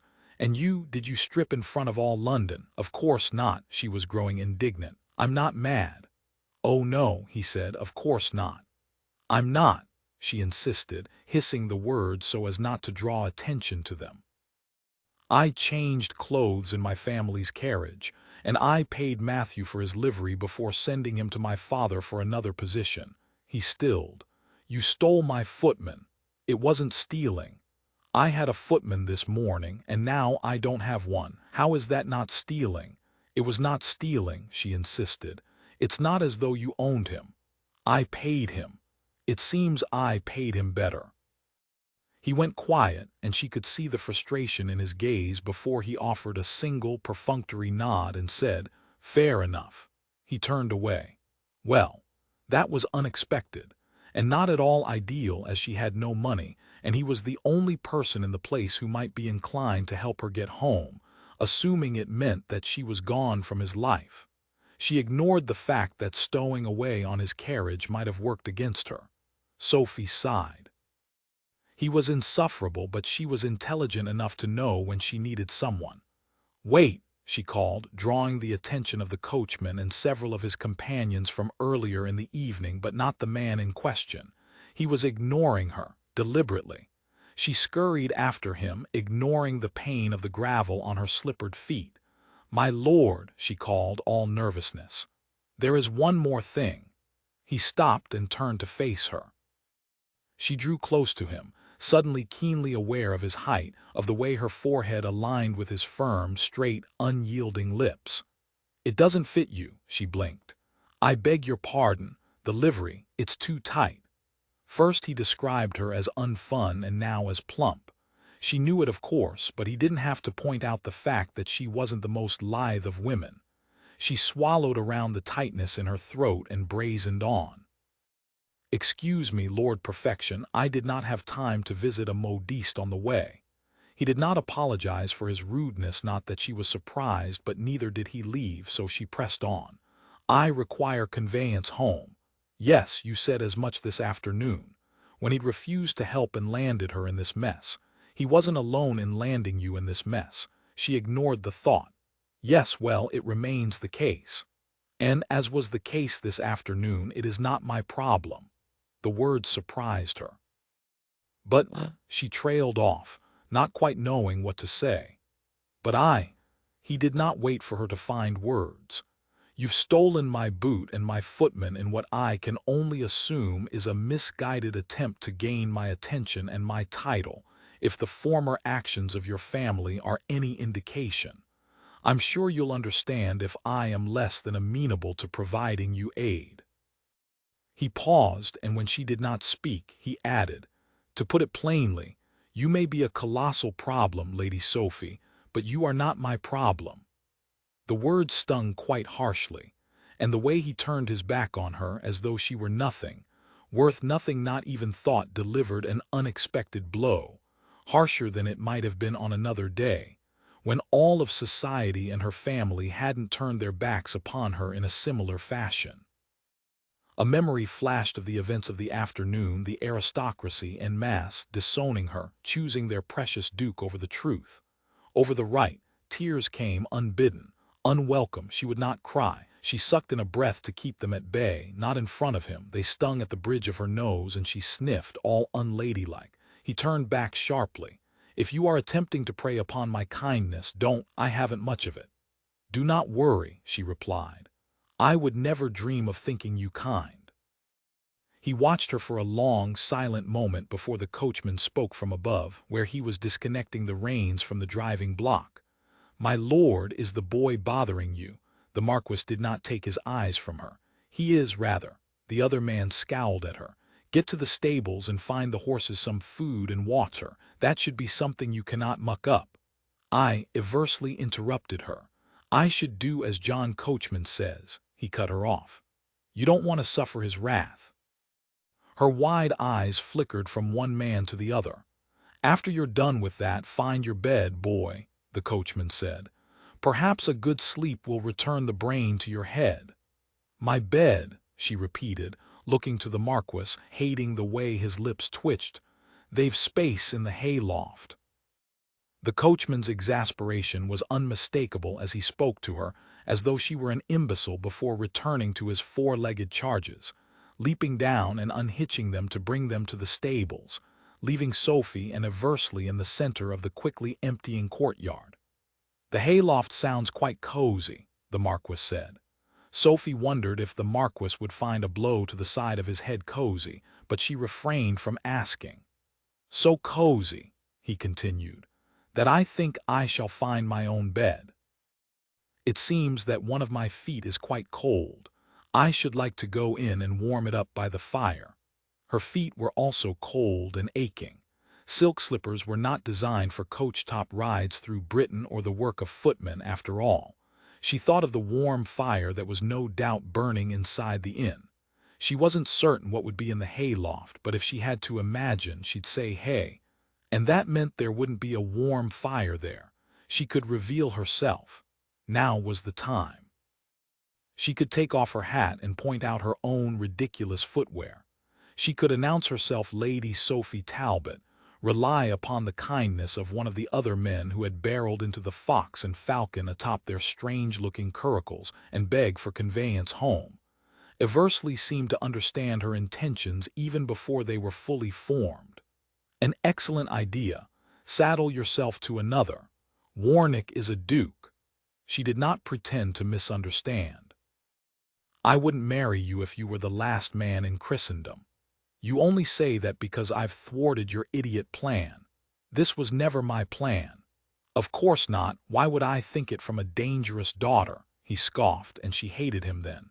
Hated him for invoking the ridiculous moniker, for being just like all the others, for believing that she wanted the life into which she'd been thrust, for believing that life worth something, worth more than the life she'd been born into, for refusing to see just as the rest of London refused to see that Sophie was different, and that she had been perfectly happy before titles and town houses and teas and trappings of the ton, before those trappings had trapped her. She swallowed back her frustration. I thought you were heading to Mayfair, she said, hating the smallness in her voice. He pointed to the road without hesitation. 30 miles to the south. Perhaps you'll be lucky and a mail coach will happen by. The words reminded her of her current circumstances. I haven't any money for a mail coach. It is unfortunate, then, that you gave it all to my footman. Not unfortunate for the boy, I imagine, she replied, unable to keep the tartness from her voice. After all, I saved him from having to serve you for the rest of his days. He smirked. It looks like you've quite a walk ahead of you, then. If you start now, you'll be there by tomorrow evening. He was horrible. Not that she'd been the most genteel of characters, but still, he was worse. What they say about you is right. Which part? You are no gentleman. His gaze raked down her body, taking in her ill-fitting, too-tight livery, reminding her with every lingering inch that she'd made a terrible mistake. Forgive me, love, but you don't seem much a lady tonight. And he disappeared into the inn, leaving her considering her next action: the stables or the road, the frying pan or the fire. Chapter 4: Soiled S. Stolen. Scoundrel suspected. Several hours later, after the inn had gone dark and quiet, Kingscote, Marquess of Eversley, future Duke of Lyne, notorious rogue who took great pride in his reputation as a scoundrel, lay in bed, awake and very, very irritated. She'd ruined his win. And of all the things in the world that King enjoyed, there was nothing he enjoyed so very much as winning. It did not matter what he won: women, fights, road races, cards. It mattered only that the win was his. It was not a simple thing, King's relationship with victory. It was not for mere pleasure, though many thought it such. It had little to do with diversion or recreation. Where other men enjoyed winning, King required it. The thrill of victory was as essential as food and air to him. In victory, he was most free. In the win, he forgot what he had lost. And he had won the curricle race, roundly beating the half-dozen other men, each a better driver than the next, careening up the Great North Road with breathless speed, horses tearing up the hard pack of the road, exhilaration and thrill coursing through him, clearing his mind of this northward journey's purpose, of what would greet him when he reached his final destination, of the past. The win had been hard fought. The other men had driven with impressive skill, threatening his victory, teasing him with the possibility of loss. But King had won, and it had been sweet and deeply satisfying. It was the taste of freedom, elusive and fleeting. As he'd caught his breath high atop the curricle that would require new wheels before he started again the next day, he had experienced the keen pleasure of knowing that he'd sleep well that evening, before the light of day reminded him of truth and duty. Except he did not get the evening. He did not even get the hour, because the first thing he'd seen after coming to a stop in the drive of the Fox and Falcon was Lady Sophie Talbot pressed up against his coach, looking ridiculous in Eversley livery. And like that, she'd ruined his win. At first he told himself it couldn't be. After all, of all the outrageously foolish things he'd seen women do in his life, this one had to be the most foolish. But he knew better. He knew how desperate girls could get, the lengths to which they would go for what they wanted. He knew it better than anyone. So of course it was she. Lady Sophie, youngest of the soiled S's, to whom he had expressly refused conveyance, had refused to leave well enough alone, and she'd stowed away. As she was dressed as a footman, he imagined that she had not ridden inside the carriage where she would have been safest. Instead, she'd likely ridden atop the vehicle next to the driver. Christ! She could have fallen off. She could have been killed, and it would have been on his head. He closed his eyes, and an image flashed. A girl, broken and lifeless, flaxen hair spread out in a halo against the packed dirt of the road. Except it wasn't Sophie Talbot he saw, lifeless and broken. It was another girl, another time. He cursed, low and dark in the quiet room, and threw the heavy duvet back, coming to his feet and crossing the room to find something to drink, to push the memory away. He poured his scotch, ignoring the tremor in his hands, and drank deep, turning to the window, looking down at the inn's courtyard empty. Unlike earlier when he'd found his footman missing and Sophie Talbot in his place, eyes wide, shocked that he'd recognized her. He'd have to be dead not to recognize her. Christ! How had no one else recognized her? And where had she gone? He didn't care. Sophie Talbot wasn't his problem. He'd told her as much, and she'd cried. He ignored the thought. The way the tears had somehow made the blue of her eyes, lined with those thick, sooty lashes, even more blue in the yellow lantern light outside the inn. She'd done it to manipulate him. After all, wasn't that what the Talbot sisters did? Trap unsuspecting aristocrats into marriage. It had made a duchess of the eldest, why not a future duchess of the youngest? Well, she had chosen the wrong mark. She'd landed herself here, buying off a footman, surviving the carriage ride. Sophie Talbot was no simpering wallflower, whatever her reputation. He knew little about the girl, only that she was the most serious of the 5 Talbot sisters, not a difficult task considering the tittering vanity and disdain for propriety that marked the others in the family. Her actions did not bear out her seriousness, however. Indeed, they made her seem positively foolish. Well, she might be a fool, but he wasn't. He wasn't getting anywhere near her. She wasn't his problem. She'd found her way here, she could find her way home. He had other things to worry about, like finding his way back to Cumbria before his father made good on his promise and died. King drank again, unable to wrap his head around the idea of his father dying. Dying was for creatures with beating hearts, after all, and the Duke of Lyne was too stern and unmoving to have blood in his veins. Surely. Come quickly. Your father ails. A simple missive, in the neat script of Agnes Greycoat, housekeeper of Lyne Castle since King was a child. The woman had served the Duke for decades without hesitation. She'd stayed on after King left, after the Duke had stopped traveling to London, after he'd given up his attempts to reconcile with King. As though reconciliation might ever be possible. As though he hadn't ruined King's life with his bitter aristocratic pride. As though King hadn't replied to every request for audience with the same 5 words, the only honest punishment he could mete out. King almost hadn't heeded Agnes's call. Almost. But here he was, at an inn on the Great North Road, 30 miles from London, headed to the Scottish border, to look his dying father in the eye and say the words aloud. The line ends with me. He cursed again in the darkness before finishing the scotch, setting the glass on the windowsill and returning to bed, closing his eyes and willing himself to sleep. Instead of heavy slumber, however, King found the cacophony of his mind. He resisted thoughts of his childhood and his father, knowing that they would take him down a dark path he had no interest in exploring, and instead turned to a safer memory. The day, the race, his win, and the ruination of that win. No, he tried not to think of her. Of her request earlier in the day, of her appearance.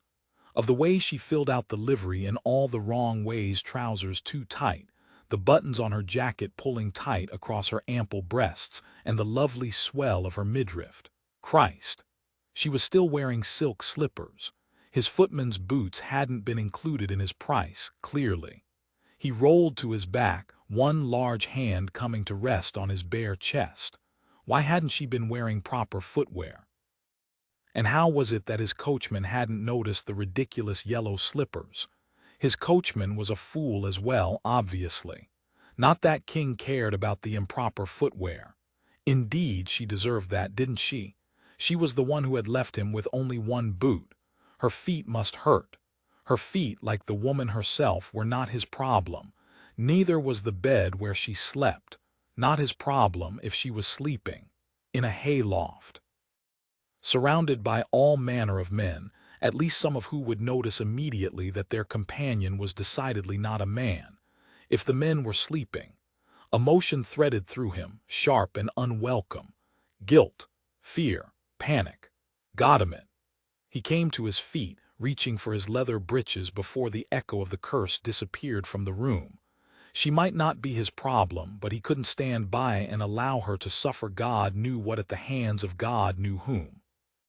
He pulled his shirt on, leaving the hem untucked and the laces untied as he tore open the door to the chamber and went searching for the girl. The inn was quiet, kitchens dark, taps dry, fires in the main room banked. His gaze fell on a clock at the far end of the room. 2 in the morning, an hour that brought nothing but trouble for those awake to witness it. He exited the inn, the eerie silence of the English countryside at night unsettling him as he made his way to the nearby stables, imagining all the ways the hour could be bringing trouble down upon Sophie Talbot. He entered the building at a near run when he heard the men. A half-dozen of them, if the myriad voices were any indication. Laughter and shouting and jeers. He stopped just beyond a fall of golden light, listening, attempting to get his bearings and make out the words. As though the universe knew just what he was listening for, he heard her first, the words clear and curious over the cacophony of sound. "I just take it down." King went utterly still as a man replied, "Exactly. It doesn't look like it would taste very good, Christ. You'd be surprised," the man coaxed. "Take all of it all at once. You'll like it." "If you say so," she said, and the skepticism in her voice was drowned out by a chorus of raucous cheers that set King in motion, no longer caring that 1-on-6 were terrible odds, particularly when the 6 in question were drunk and sex-starved.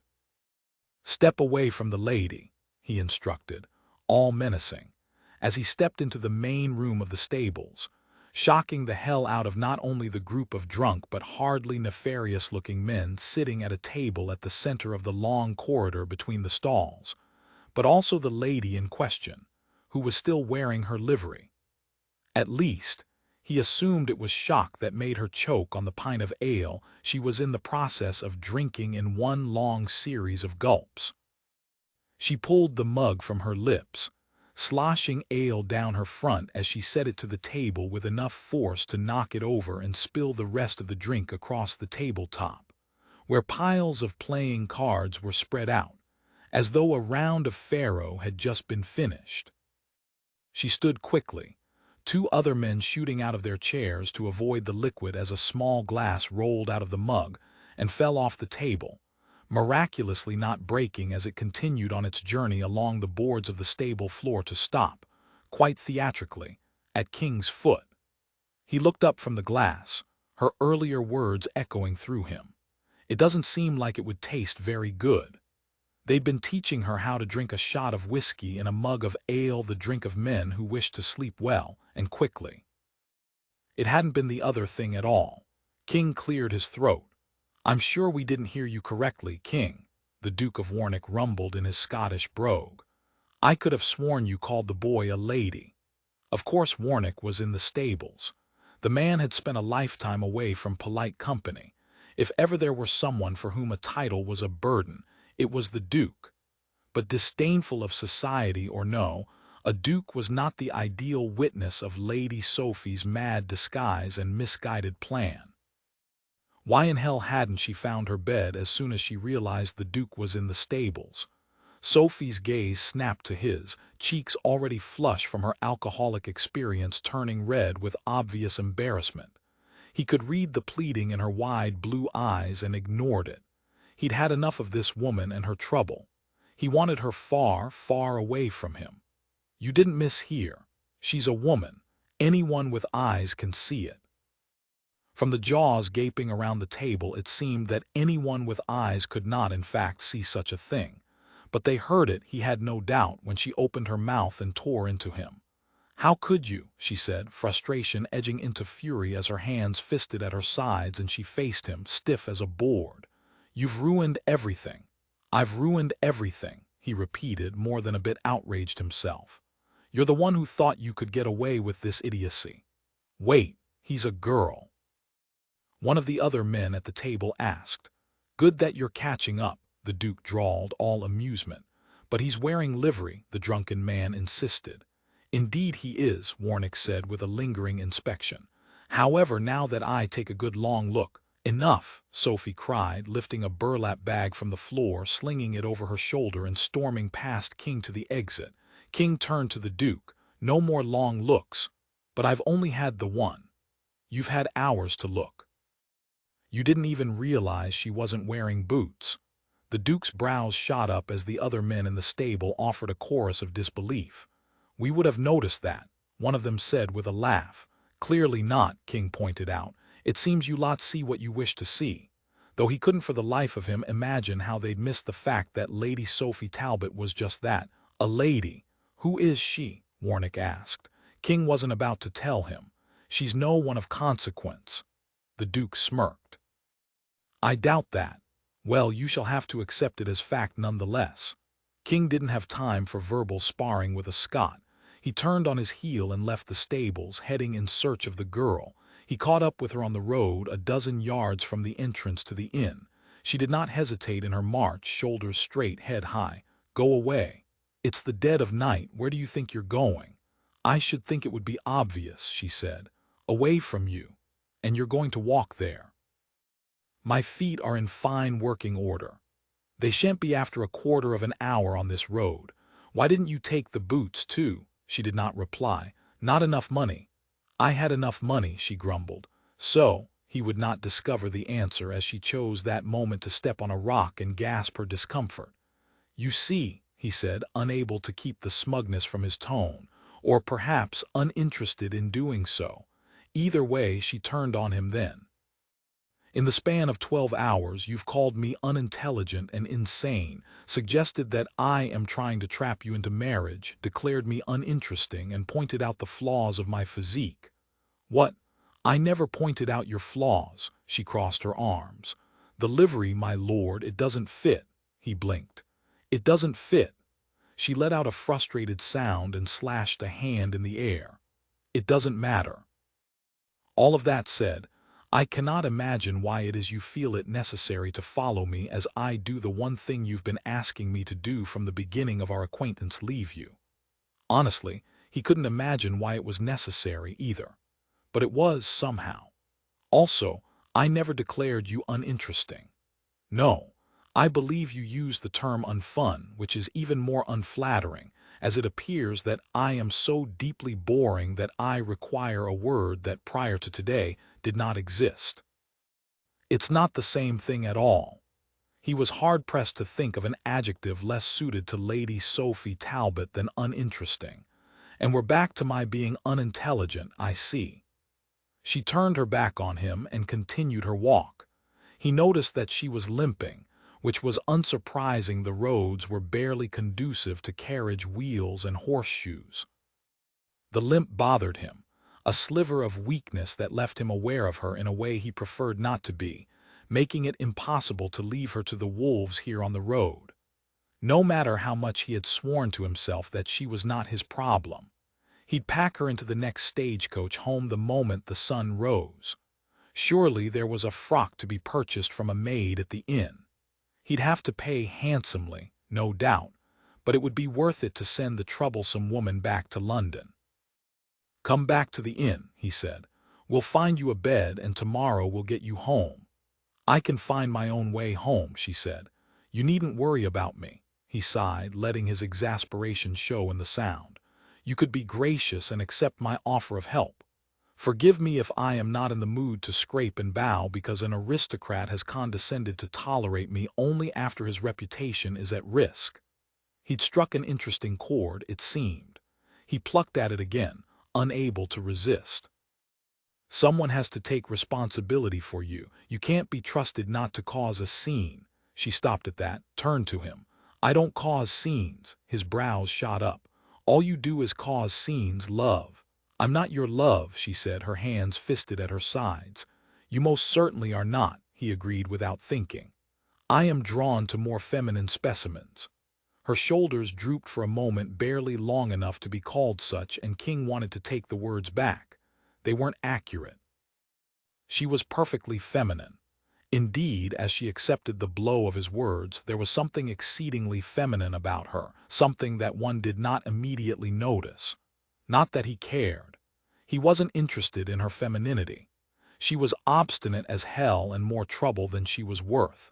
And if there was one thing he did not care for, it was women who were troublesome. But he'd hurt her feelings. And it was unsettling, as she didn't seem the type whose feelings were easily hurt. Indeed, she was walking again, all straight spine and stiff shoulders, guard up.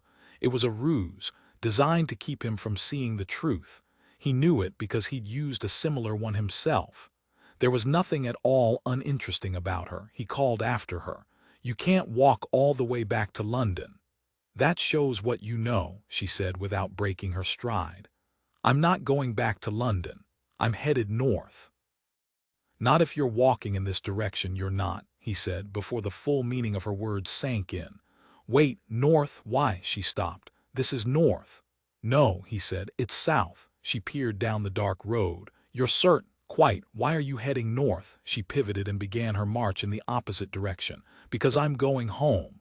She was perhaps the most frustrating woman he'd ever met. "London is south." "Yes, I do have a general knowledge of geography." "Well, you lack a knowledge of direction, it appears, so one does wonder." She did not waver from her purpose. They walked for several minutes in silence until they were once more in the lights of the Fox and Falcon. King couldn't help himself. "If not London, where is home?"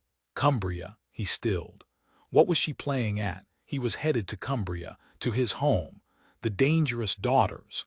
The nickname whispered through him with a keen awareness of the rumors about the Talbot daughters, rich, but not nearly quality.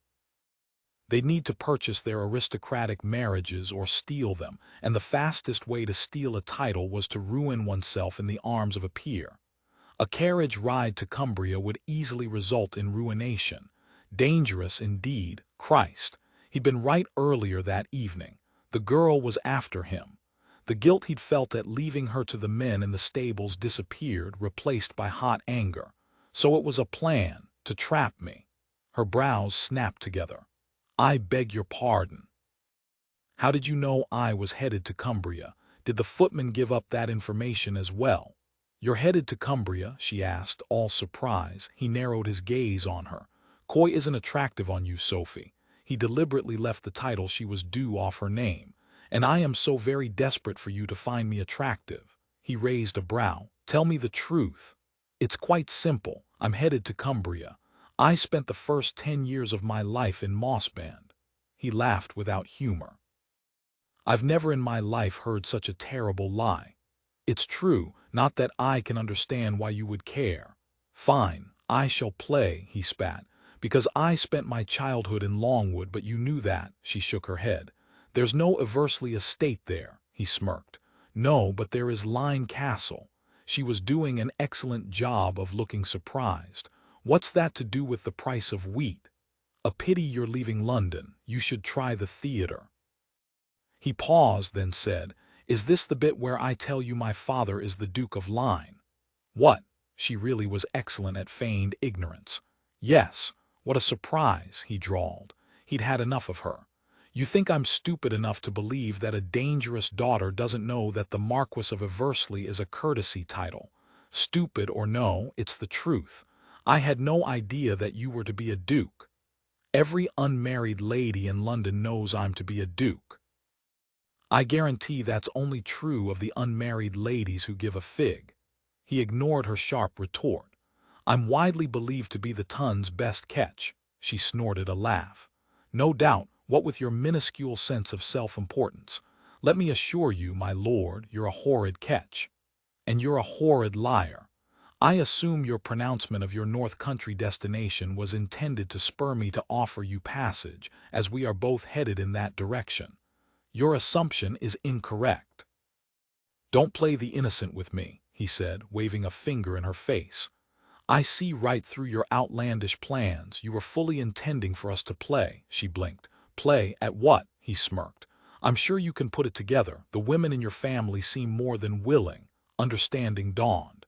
As though I would let you near me. I don't even like you. Who said anything about liking one another? He stayed the vision of how they might pass the time on the journey north. No matter. I don't care for the destination you have in mind. You shan't trap me into marriage. I'm smarter than the rest of the men in London, darling, and you're not nearly as tempting as your sisters. The words hung in the late-night air, the only indication that she'd heard them a slight straightening of her spine. He exhaled harshly and resisted the urge to curse roundly. The last bit was cruel. He knew it the moment the words were out of his mouth. She was the plainest of the Talbot sisters, yes. And that made her the least marriageable. She had fortune and nothing else. And the surprise of it was, she didn't seem at all plain right now, dressed in ill-fitting livery and ridiculous footwear, standing on the Great North Road, moonlight in her hair. There was a long silence during which King grew more and more uncomfortable, the words echoing through his head. He should apologize before she did something horrible like cry. He should have known better. Because Lady Sophie Talbot did not cry there on the Great North Road in the dead of night, miles from anywhere or anyone who would help her, faced with a man who disliked her and an insult she did not deserve. Instead, she laughed, uproariously. King blinked. Well, that was unexpected. He did not care for the edge of disdain in the laughter and cared for it even less when she said, "The only thing I have ever wished from you was transport to Mayfair," she said slowly, as though she were speaking to a child. "But since you refused me that, I had to take matters into my own hands, which I appreciate." She raised her voice slightly to stop him from interjecting, "Did not work in my favor for much of the day. But things are looking up now, no thanks to you. I've a plan now. A plan that does not include you, your assistance, or your kindness. Thankfully, as you haven't offered assistance and I have seen no evidence of your kindness." He opened his mouth to reply, and she stayed him again. "Let me be very clear. I am headed north to escape everything you are, and everything you represent. You are all I loathe about the aristocracy, arrogant, vapid, without purpose, and altogether too reliant on your title and your fortune, which you have come by without any effort of your own.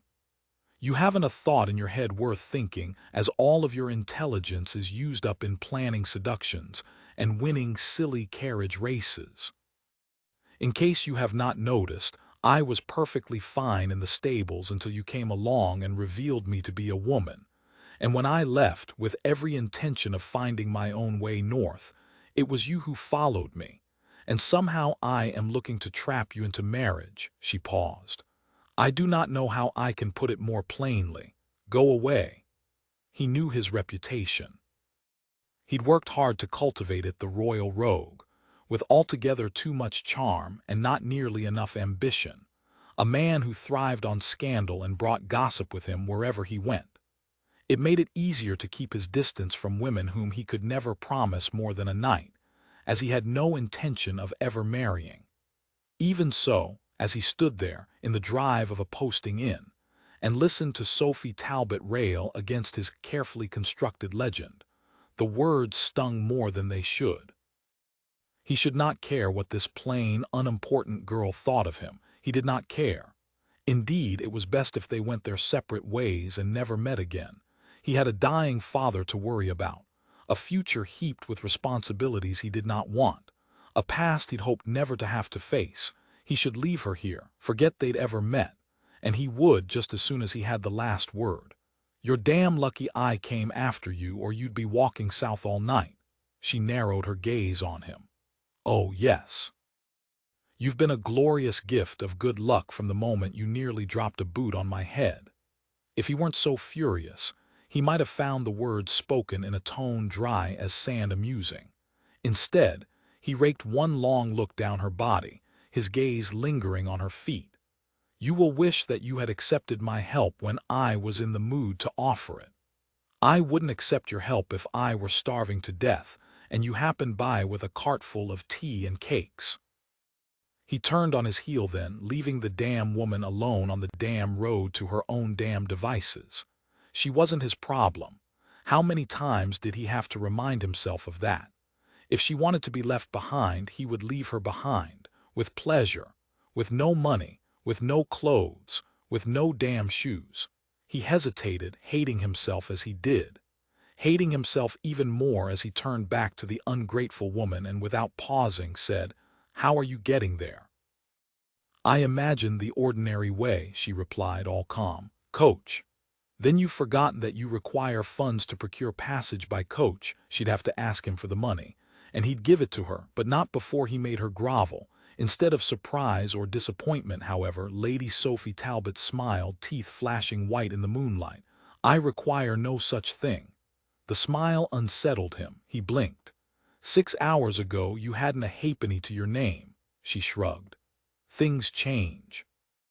Dread whispered through him. "What did you do?" "I might not be as tempting as my sisters, my lord," she replied, and he did not miss the echo of his earlier insult. "But I make do." What in hell did that mean? She lifted her chin in the direction of the posting inn. "Sleep well." He washed his hands of her then, leaving her for good, telling himself for one final time that she was not his problem. It was not until the following morning that King discovered just how much of a problem she was, when he exited the inn, frustrated and unrested, and headed past the half-dozen other racers, seeing to their curricles in preparation for the day's race. His plan was simple: replace his broken wheel, hitch his horses, and hie north, away from this place, the night he had spent here, and the woman who had somehow worked her way under his skin like an unseen bramble. When he opened the coach door, however, he did not find the pile of spare curricle wheels he'd expected. Instead, he found a wide, yawning, empty space, every one of the wheels gone. Dread pooling in his stomach, he turned back to find the Duke of Warwick across the yard, leaning against his own pristine curricle, a wide grin on his face. "Missing something, Eversley." King narrowed his gaze on the Scot. "Where are they?" The Duke feigned ignorance. "Where are what?" "You know what, you Highland imbecile." "What did you do with my wheels?" "I believe you mean my wheels," Warwick smiled. "I bought them." "That's impossible, as I didn't sell them." "That's not what your footman said." The Duke paused. "Do we call her a footman or something else? Footwoman doesn't seem right." Another pause and a wicked smile. "Seems filthy if you ask me. Goddamn it, you don't call her anything," he said, fury rising in his throat. "Give me the wheels." The Duke shook his head. "No, I paid for them, a pretty penny."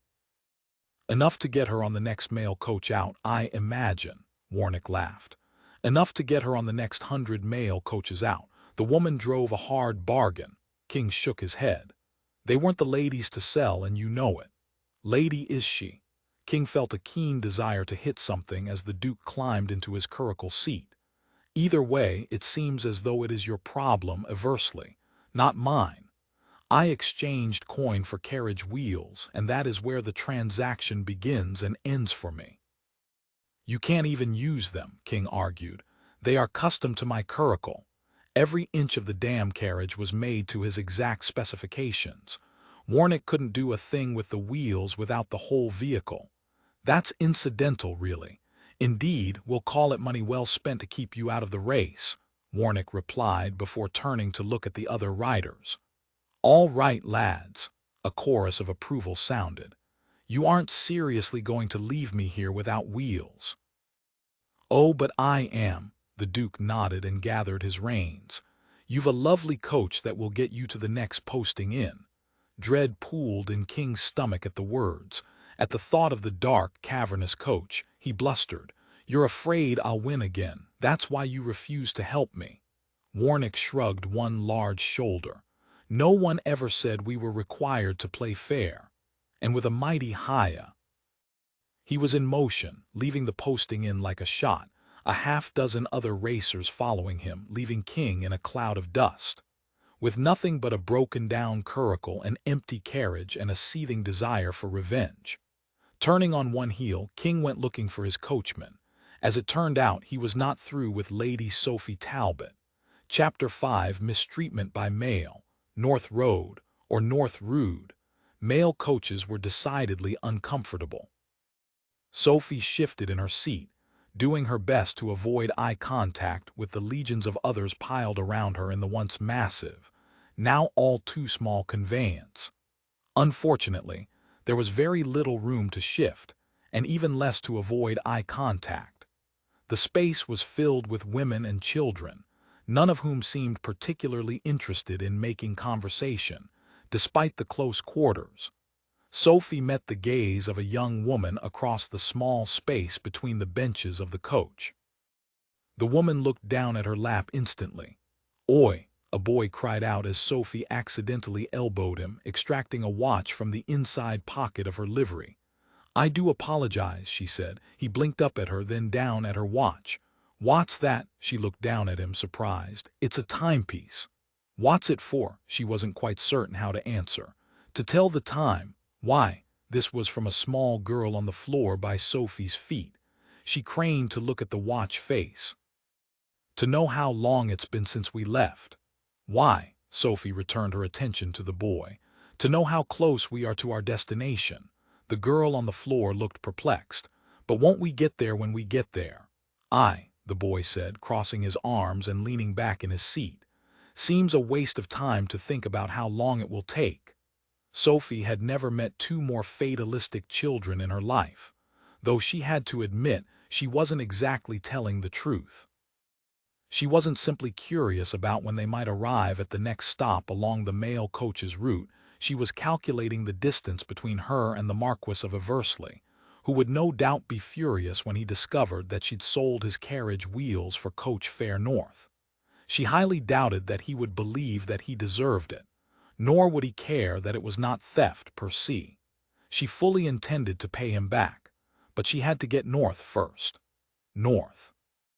The decision had been made in the dead of the previous night, as she tried to sleep in the too bright hayloft, beneath old newsprint that had been left for a makeshift blanket. Unable to find slumber, she'd sat up to find that the newspaper was a scandal sheet from several months earlier. "Dangerous daughter discovered with Drury's derrick," shouted one headline, the story recounting a particularly scandalous moment in which Cecily was speculated to have been in the rafters at Derek Hawkins's theater. Cecily, secretly scandalizing star of the stage, questioned a second story, as though there were enough to say about the afternoon, which there wasn't. Cecily had been doing nothing scandalous that day. Sophie knew it because she had been there as chaperone, listening to Derek Hawkins's endless droning about his unparalleled talent, alternating between declaring himself the greatest artist of our time and a genius for the ages. At one point, the awful man had actually suggested he might be well considered for the role of Prime Minister, and he'd been serious. The most brazen thing Cecily had done was to ask if Hawkins considered her his muse, to which he'd replied that he was beyond need of a muse. Indeed, his muse came from within. He was his own odious, insufferable muse. If there had been scandal that afternoon, Sophie might have found the whole experience more palatable. But the gossip columns didn't care for truth. They cared for Talbot tattling, as the papers referred to the headlines about her sisters, and her sisters adored it. She recalled Cecily reading this particular article aloud. Sophie, however, did not adore it. Instead, she had crumpled the paper with fervor and considered the options that lay before her. Not options, option, singular, because the truth was that women in Britain in 1833 did not have options. They had the path upon which they tread, upon which they were forced to tread, upon which they were made to feel grateful they were forced to tread. There she had stood in the pebbled drive of the Fox and Falcon, watching the Marquess of Eversley, portrait of superciliousness, march away from her, somehow impeccable even while missing a boot. And that man, a man so arrogant he called himself king, had made her decision for her. She wasn't returning to that path. She was forging her own. North.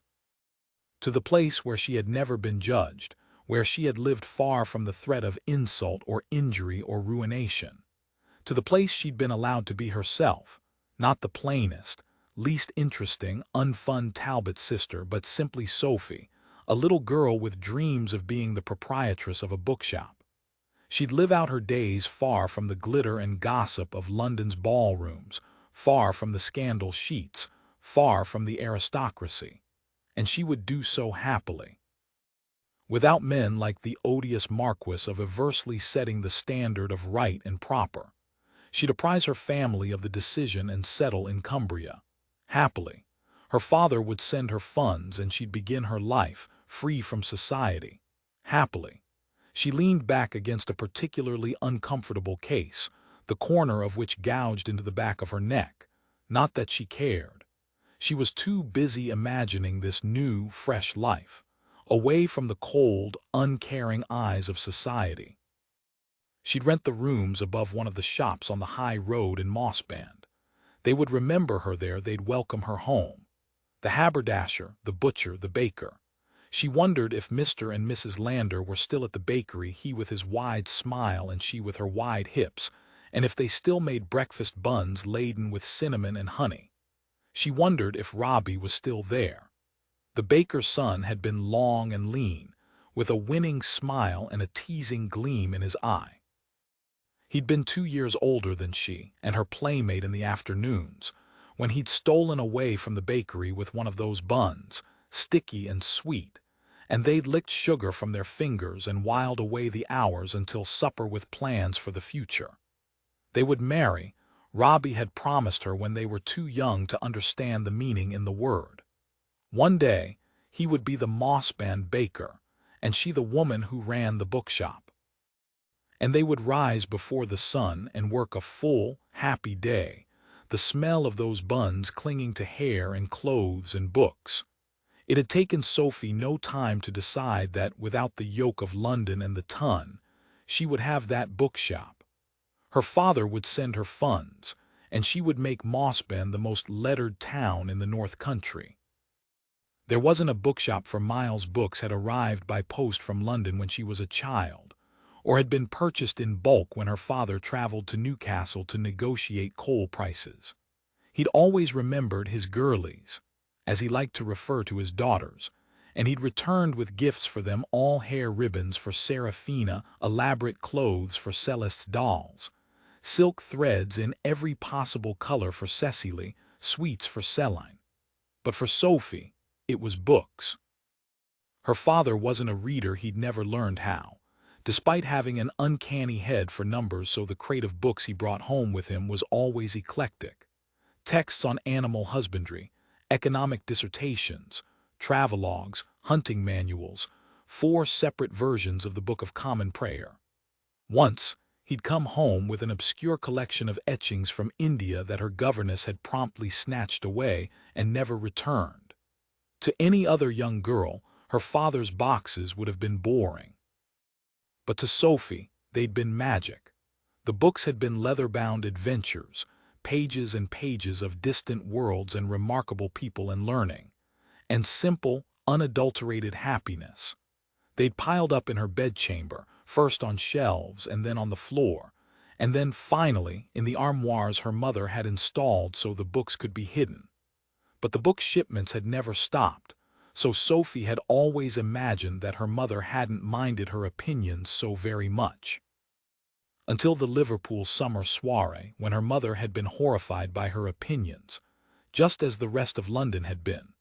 Cold memory pooled inside her, London's most powerful members simply turning their backs on her as though she didn't exist, exiling her. Worse, disappearing her. She couldn't go back, so she would go forward, and she would forge her own future by returning to the dearest memories of her past, And if Robbie was still there, perhaps he'd make good on that long-ago promise. Perhaps he'd marry her. An ache began in her chest at the idea of being married, of being loved. Robbie had had a lovely smile, and he'd always listened when she told him about her books and her ideas. If they married well, there were worse things than marrying an old friend. And if they didn't, she'd have her bookshop. And there were much worse things than that. She opened her eyes, meeting the gaze of the young mother in the seat opposite. Instead of looking away in embarrassment this time, however, the young woman tilted her head slightly, revealing her curiosity. The woman's gaze slid down Sophie's face and throat, stilling on the place where her coat button strained against her breasts, and Sophie couldn't help but look down as well, following the perusal. Discovering the button that had come undone, revealing a white chambray shirt and a swell that was decidedly unfootmanlike. Sophie snatched the coat together, fastening the button once more, and met the woman's eyes again. She nodded in the direction of Sophie's cap. "You're coming loose." Sophie reached up to find a long brown curl escaped from its moorings. Sophie opened her mouth to explain, then closed it when she could not find the words. She shrugged. The woman smiled, let in on her secret, then leaned forward to whisper, "I wondered why a fancy servant was riding by mail." It hadn't occurred to her that the livery might draw attention to her in this world, when it made her so invisible in the world from which she'd come. "I suppose it's obvious that I'm not a servant. Only to someone who is looking. Most people don't look," the young woman said, before looking at the boy on the seat next to Sophie. "Give it back, John." Sophie looked down at the boy, who was grinning up at her, dangling her watch from his fingers. "I weren't really going to take it." "No one knew that," the woman said, "and you promised no more pocketing." "You're not my mum, you know," the woman scowled at him. "Just the closest thing you've got to one." The boy returned the watch. "Thank you," Sophie said, belatedly realizing that she really shouldn't be grateful for the return of her rightful possession. "You're welcome," John responded with a smile before leaning forward and adding, "If I were going to steal something, I'd vie for your satchel." Sophie reached down and lifted the satchel between her feet to her lap. "Thank you for the warning." John tipped his cap. The woman across the coach pushed one of her curls back behind her ear and laughed, the sound short and barely there, reminding Sophie that there wasn't much humor to be had in a crowded mail coach. Meeting Sophie's gaze, the other woman said, "I'm called Mary." She extended her chin at the girl on the floor. "That's Bess." Bess smiled, and Mary indicated the boy. "And you've met John." Sophie nodded and opened her mouth to introduce herself before the other woman raised a hand and said, "And you're a fancy servant." It was a reminder that to the rest of the coach she looked the part of a footman. Sophie nodded. "Matthew," she said, with a silent apology to the footman whose identity she was quietly appropriating. Mary leaned back against her seat. "Pleased to meet you." Smell and crowd aside, the mail coach was not so bad as she'd imagined. Perhaps things would go smoothly after all. The moment the thought floated through her mind, the carriage began to slow. The girl at her feet sat up. "We're there." "You don't even know where there is," John snapped. She scowled. "I know that if we're stopping, we must be somewhere," the girl said smartly. "Shush, both of you," Mary whispered, craning to look over the two sleeping women obstructing the view out the carriage window. Sophie followed her gaze, the trees at the edge of the road coming to a stop. "We're nowhere." A muffled conversation came from outside as the other woman checked the opposite window before turning to Sophie. "Is it possible someone is looking for you?" Considering she'd borrowed a significant sum from him without his knowing, Sophie imagined that the Marquess of Eversley would indeed be looking. She sat forward. "I hope not." "Out of the carriage," a man's voice boomed. "Christ," the other woman muttered. "I know you can hear me." Dread pooled in Sophie's chest. Eversley had found her. And once he had his hands on her, he would collect his money and march her back to London without hesitation. If he was feeling magnanimous, there would be marching to London, she realized.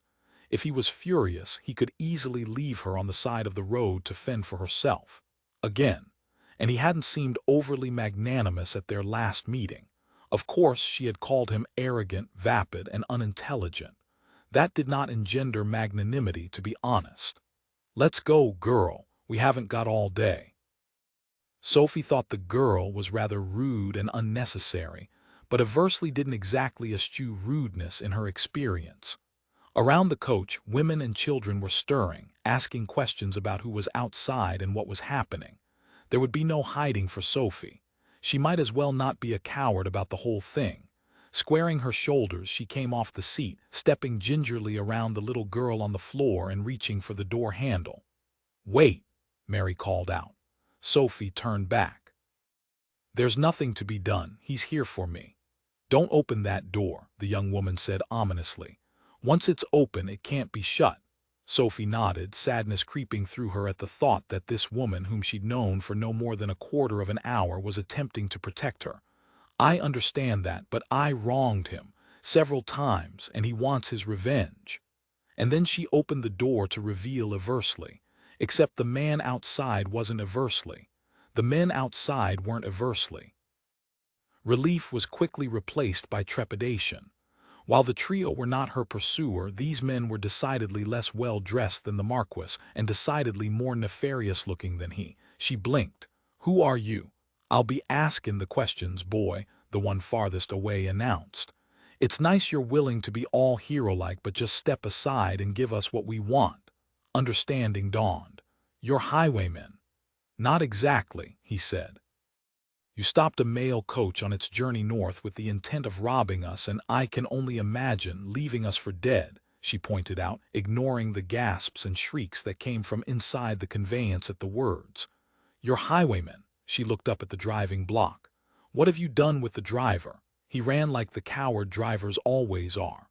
"Oh dear, that was not ideal. Don't let them kill us," came a little cry from inside the coach. The leader stepped forward. "I didn't have plans to kill you. But now you're irritatin' me, and I don't like being irritated." He met her gaze, his eyes cruel and ice blue.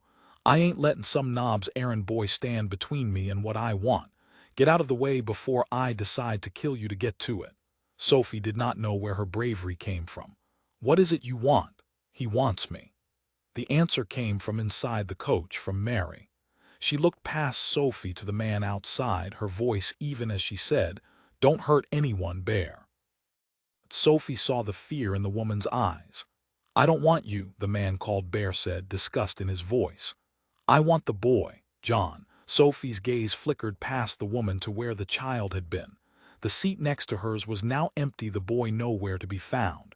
Mary descended from the carriage. "He's not here." "Bullshit," Bear spat, and Sophie inhaled deeply at the foul language. "You took him, and I'm still using him. He's my best drunk blade." "I'm telling you, he's not with me." The man got close. "But the little one is." Sophie heard the threat in the words, the cool implication that if he did not get what he wanted, he was not above hurting Bess. She descended the carriage, coming to stand next to Mary and face the monster. "I suggest you step back." He turned to Sophie, eyes wide. "Or what?" Sophie was in over her head, but her father's voice echoed through her bluster until it's real. She squared her shoulders. "Or else you shall regret it." Bear smiled, looking up and away before he turned back, all anger. "I think you shall be the one who regrets it."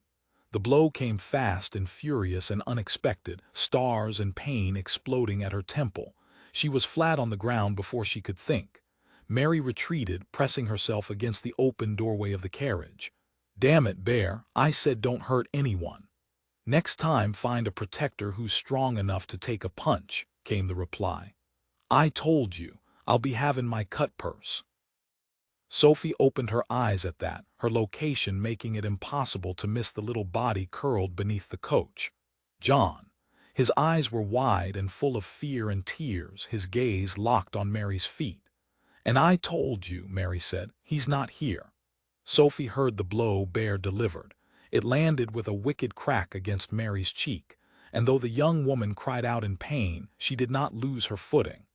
Bess screamed from inside the coach, and John closed his eyes at the sound. "I told you, you bastard," Mary repeated, protecting the boy. "He's not here." The beast called Bear hit Mary again harder, and this time she did fall. At the edge of Sophie's vision, John moved, and she knew what he was up to. He was going to show himself, to turn himself in to save Mary. Sophie wasn't about to allow that. "Wait," she called out. John stopped.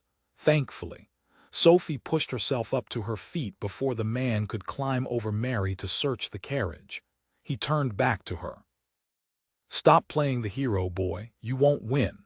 She approached, putting herself between the villain and the unconscious Mary, arms akimbo, not knowing how she would stop him, knowing only that she couldn't let him hurt another.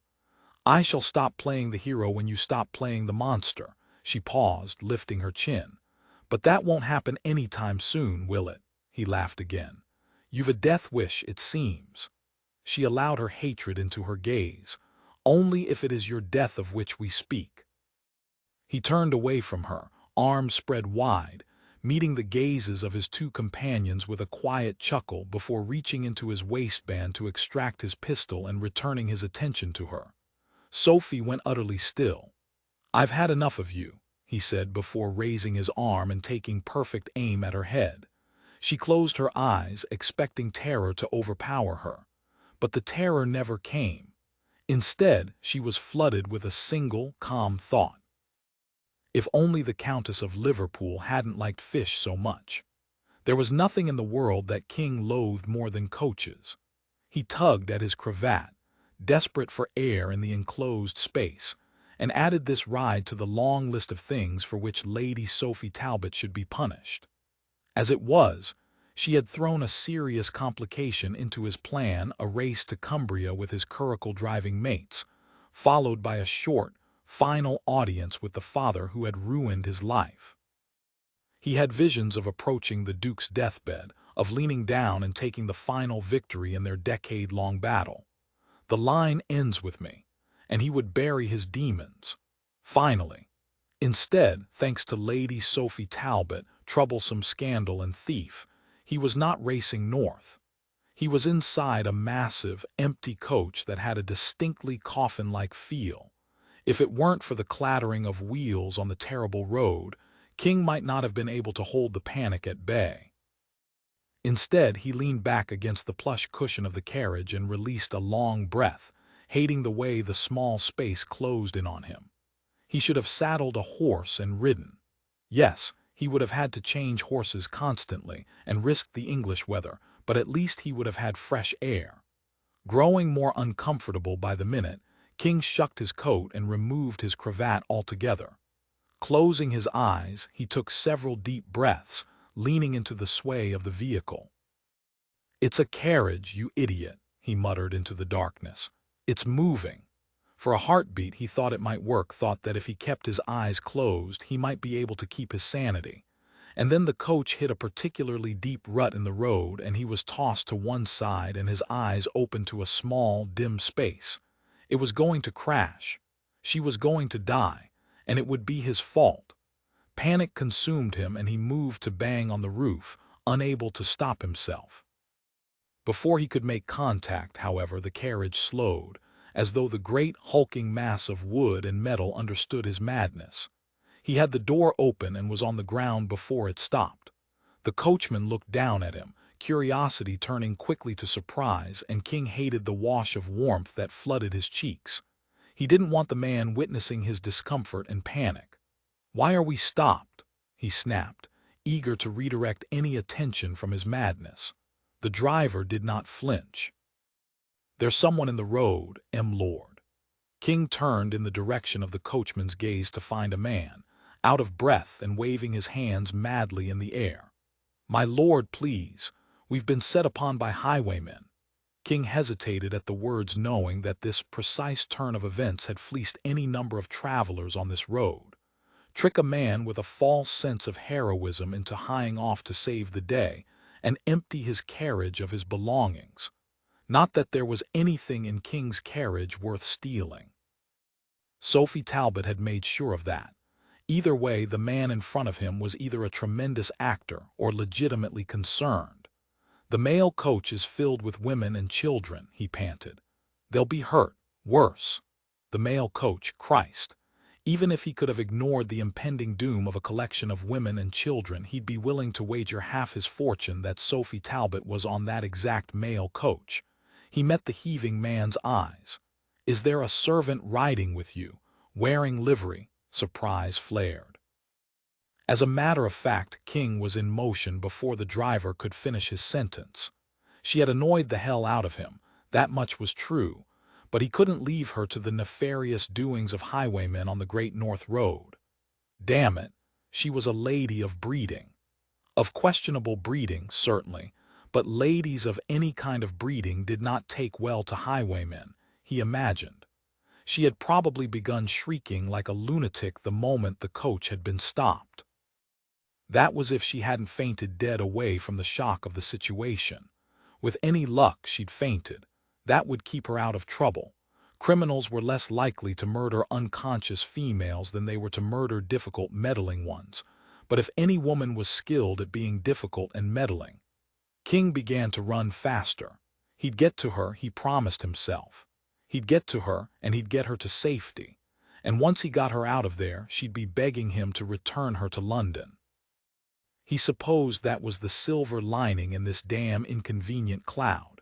When he rounded the bend in the road to find the mail coach stopped dead in its center, however, it was to find that there were no silver linings whatsoever. Indeed, the cloud became a hurricane. Lady Sophie Talbot was neither unconscious inside the northbound mail coach, nor a source of shrieking from within. She wasn't inside the mail coach at all. Lady Sophie Talbot stood at the center of a criminal tableau, wearing Eversley livery and her ridiculous yellow slippers, hands on her hips as though it was a perfectly ordinary afternoon, as though a man was not calmly lifting a pistol and pointing it at her head. God damn it. King increased his speed, no thought in his head save one he had to get to her. No. He shouted, hoping for nothing other than to distract the villain long enough for Sophie to escape. But before the man with the weapon could turn to face him, a small creature launched itself from under the coach towards Sophie. King thought he heard a child's "no" echoing his own, but he would never be certain, as it was difficult to hear much over the pounding of his heart and the rushing of blood in his ears. It was also possible that he heard Sophie's "no." As she immediately turned, ignoring the fact that there was a pistol pointed at her head, and captured the living projectile, turning to put herself between the little thing and the weapon, as though she were impermeable to bullets. King's exclamation became an incoherent roar as he pushed himself closer, faster, but he couldn't get there in time. He knew as much the moment the barrel of the gun tracked her to the ground. Things slowed, and he would imagine later that he could see the hammer on the weapon cock move in slow motion over what would seem like minutes or hours before the pistol's report sounded, tearing through the English countryside and taking the air with it. And still, he could not reach her. Someone screamed. Perhaps more than one person. He'd never know, as he arrived at the scene of the crime a heartbeat too late, tackling the large man to the ground with a mighty roar, coming down on top of him with several quick blows to the face before rendering him unconscious. Standing up, he turned on his victim's compatriots, making quick work of one before the other turned tail. King considered going after him, wanting nothing more than to brutalize each of the three men for what they had done, threatening women and children, shooting at them. Dear God. Shooting them. Had she been shot? King turned back to the scene playing out at the foot of the carriage, ignoring the half-dozen faces peering out the door now that the immediate danger had passed. He raced toward the collection of bodies, there a prone female who appeared to be regaining consciousness, and two additional figures fully entangled. Sophie crouched low at the base of the conveyance, clutching what King now recognized as a young boy who could not be more than 7 or 8. "Are you hurt?" He heard her ask as he closed in on them, and Sophie's words. The fact that Sophie could speak words was enough to send relief threading through him with staggering power. Relief was quickly replaced by fury. He paused, attempting to control the irrational anger that coursed through him as she ran her hands along the boy's arms and legs. "Are you certain he did not shoot you?" The boy shook his head. "You aren't hurt," she repeated, and King understood why. He was repeating a similar litany in his own mind. She was worried for the boy, which meant she hadn't been shot either. Breathing restored, King made quick work of instructing his coachman and the driver of the mail coach to tie up the two men he'd rendered unconscious before turning back to Sophie as her charge squirmed in her arms, embarrassed by the attention. "Stop," the boy cried, pulling away from her touch. "I'm unharmed." "Don't you dare take a tone, Jonathan Morton," the woman on the ground said smartly, sitting up. "She saved your life." The boy blinked up at Sophie. Sophie smiled. "You saved my life too. Now that we are friends, I suppose it is only fair that you know my secret." The boy's brow furrowed. "You're a girl," she nodded. "I am indeed." Respect chased away confusion. "You stood up to bear," he said, looking to the still unconscious man on the ground by King, "to protect us." She followed the direction of his attention until she found King's boots and looked up to meet his gaze. The skin around her right eye was swelling, already turning black and blue, already forcing her eye closed. She'd been struck. Fury came again, this time directed at another. He wanted to knock the blighter unconscious again. He took a step toward her. She turned from him, returning her focus to the boy. "I suppose I did. But you don't even know us. You didn't know me, and you tried to save me, did you not?" Sophie looked at him for a long while. "We don't need to know a person to know how to do right by them." That seemed to make sense to the boy, and after a pause he nodded and rose, going to help the young woman who appeared to have received a terrible blow to the head. King could no longer hold himself back. He stepped forward and said the first thing that came to mind, words fueled by panic and fury. "That was an incredibly stupid thing to do." Sophie pushed herself to her feet slowly. "I was feeling nostalgic for your insults." He ignored the guilt that came unbidden at the words. After a long moment she sighed. "I suppose you came for your money." "I came to save you, you madwoman," he suddenly, irrationally wanted to say. "I came to keep you safe," but it wasn't true. He'd come to get his money back, to exact his revenge for her childish behavior the night before. He'd come thinking that she was not his problem, and thankfully she was unharmed and remained not his problem. Among other things, she shook her head. "I can't give it all to you. I need some of it to get me north, to keep me until my father can send more." She paused. "I shall pay you back with interest." He crossed his arms.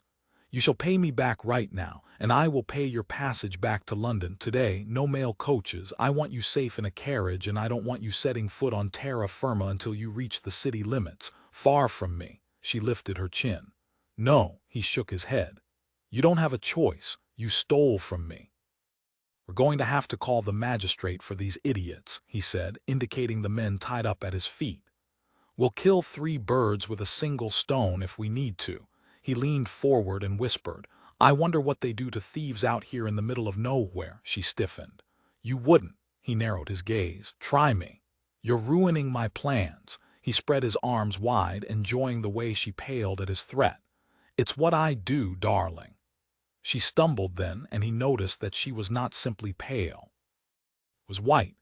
Dread pooled as he stepped forward to catch her as her gaze lost focus for a long moment, then returned to him. "Sophie," she shook her head, "I haven't given you permission to be so familiar." "You're definitely not going to like what comes next then." He held her in one arm and opened the buttons on her liveried coat. She batted his hands away. "Are you mad?" He ignored her, pushing the fabric aside. "Shit. And now you are cursing in front of me." She closed her eyes again. "I don't feel well." "I imagine you don't, as you've been shot."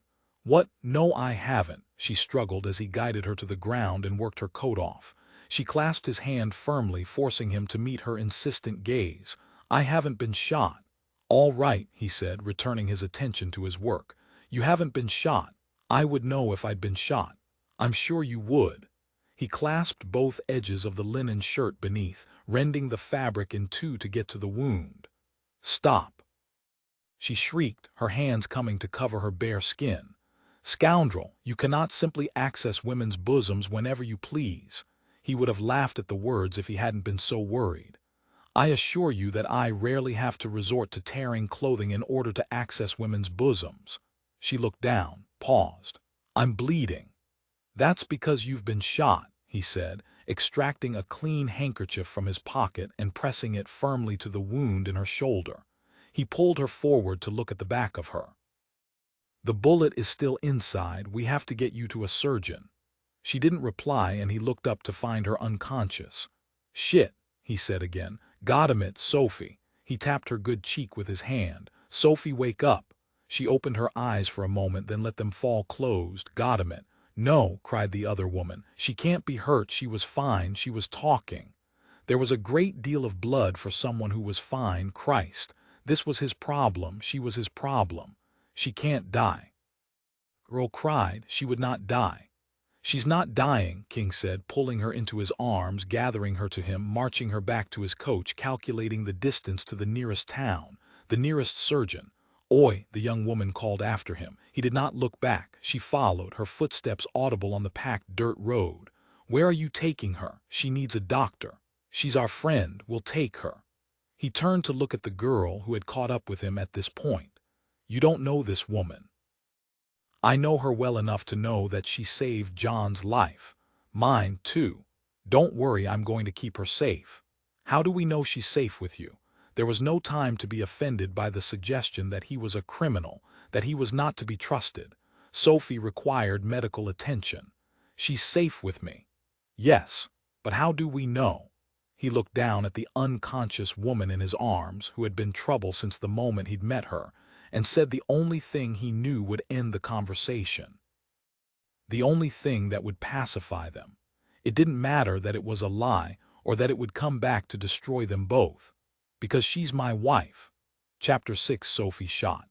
Search for surgeon starts. She woke half naked in a carriage careening hell for leather down what had to have been the worst road in Christendom. The coach hit a particularly unpleasant patch in the road, and the whole thing bounced, sending a wicked pain through her shoulder. She opened her eyes, a squeak of discomfort turning quickly into one of shock. She was in the Marquess of Eversley's arms, in his lap, in a dark carriage. She scrambled to sit up. He held her with arms of steel. "Don't move." She tried to move again.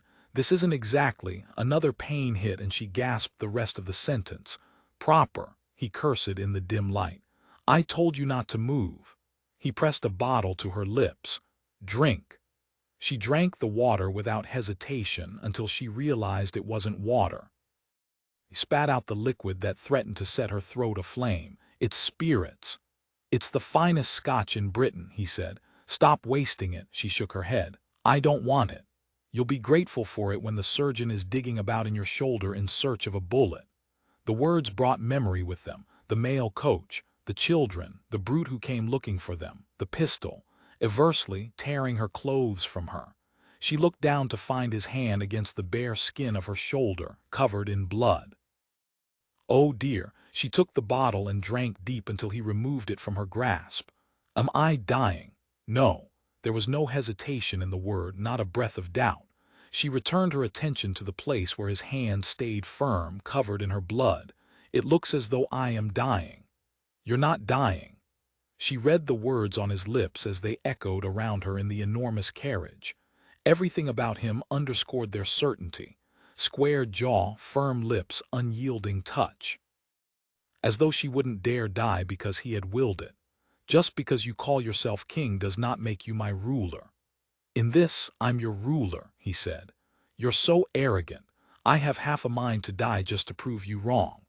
He met her gaze then, his green eyes snapping to hers in surprise and what one might define as horror. He watched her for a long moment before replying, soft and threatening. "If you're trying to prove that you don't require a ruler, you're not doing a very good job of it." The carriage fell silent, and she considered her future. Possibly short, possibly long. She might not see her sisters again. She might die here in the carriage in the arms of this man who did not care for her. At least he hadn't left her alone. Tears threatened to spill over, and she sniffed, hoping to keep them at bay. "What's north?" he said, clearly attempting to distract her. It took a moment for her to focus. North? Yes. Why are you headed to Cumbria, a future, far from her past? London doesn't wish to have me any longer. He looked out the window. I don't believe that. I don't wish to have London any longer. That sounds much more likely, he said. Is there a reason for your rather urgent timing? She imagined that it didn't matter if she confessed the events of the garden party to him, as she was likely to die anyway. I called the Duke of Haven a whore, in front of the entire assembly. He did not reply with the grave concern she expected. Instead, he laughed, the sound rumbling beneath her. Oh, I imagine he was furious. She considered telling him about the rest of the events of the afternoon, but the universe intervened, sending the carriage into a tremendous rut, launching it into the air for a moment before crashing back onto the road. Wicked pain shot through her bright and sharp enough for her to cry out. Eversley cursed in the darkness and gathered her to him, pulling her tight against him. We're nearly there, he promised through clenched teeth, as though he were in pain himself and their conversation was over. Reality returned. Nearly where? She asked after the pain had passed enough to find words. Sprotbrough. She had no idea what Sprotbrough was, but it didn't seem to matter. They fell silent again, and she searched for something to discuss to keep her mind from her certain death. Is it true you deflowered Lady Grace Masterston in a carriage? He cut her a look. I thought you did not read the scandal sheets. I have sisters, she said. They keep me apprised. If I remember correctly, Lady Grace Masterson is now Lady Grace, Marchioness of Weil. Yes, she said, but she was to be Lady Grace, Duchess of North. The Duke of North is old enough to be the woman's grandfather, and the Marquess of Weil is poor as a church mouse. He tilted his head and considered her for a long moment. She cared for him nonetheless. I don't think her father cared for his lack of funds. I don't think her father should have a say in the matter. Several seconds passed, and Sophie said, You ruined her for the Duke. Isn't it possible that I ruined her for the Marquess? There was something in the words that she should understand, but the pain in her shoulder kept her from it. She tried to sit up, putting a hand to his thigh, momentarily distracted by the leather that encased it. She looked down at the slick fabric. Your breeches. His brows rose and she blushed. I'm sorry, I'm not supposed to notice breeches. No, it's not proper, he cut her a look. You're in my lap bleeding from a gunshot wound. Let's dispense with propriety for the moment. They're leather, she said. Indeed they are. That seems scandalous. In all the best ways, darling, he drawled, the words eliciting a blush as he continued. You need boots. Her head spun with the change of topic. He reached for her slippered feet, running his fingers over the ruined, threadbare silk. You shouldn't have left without boots. You should have taken the footman's. She shook her head, looking down at the dirty yellow silk slippers. I didn't fit my feet. They're too big. He pulled her tighter to him. We'll find you a pair when we get there. Did you find one for yourself? Luckily, my valet is exceedingly conscientious. Why isn't he here? He looked out the window. I don't like traveling companions. He was to meet us at the next inn. Oh, she supposed he quite disliked this then. Where is Sprotbrough? He took her change of topic in stride. The middle of nowhere. It sounds just the place to find a team of qualified surgeons languishing. He looked down at her, and at another time she might have been proud of herself at the surprise on his face. Has anyone ever told you that you have a sharp tongue? She offered a little smile. Not so boring after all, am I? He was all seriousness.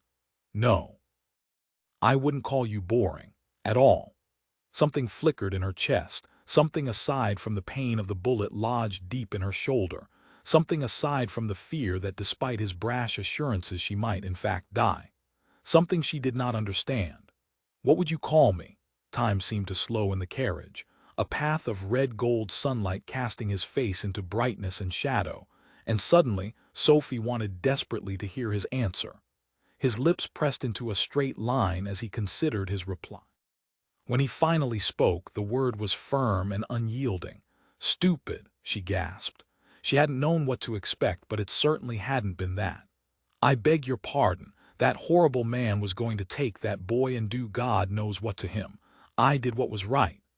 I did not say you were not also exceedingly brave, he said. The words warmed her as exhaustion came on an unexpected wave. She took a deep breath, finding it difficult to fill her lungs. She couldn't stop herself from resting her head on his shoulder, where it had been before she'd regained consciousness. Do I detect a note of respect? His chest rose and fell in a tempting rhythm before he said, softly, a very, very soft note of it. Perhaps. Darkness had fallen before the carriage arrived in Sprotbrough, which could barely be called a town considering it consisted of a half-dozen clapboard buildings and a town square that was smaller than the kitchens in his Mayfair town house. They would have a surgeon, though.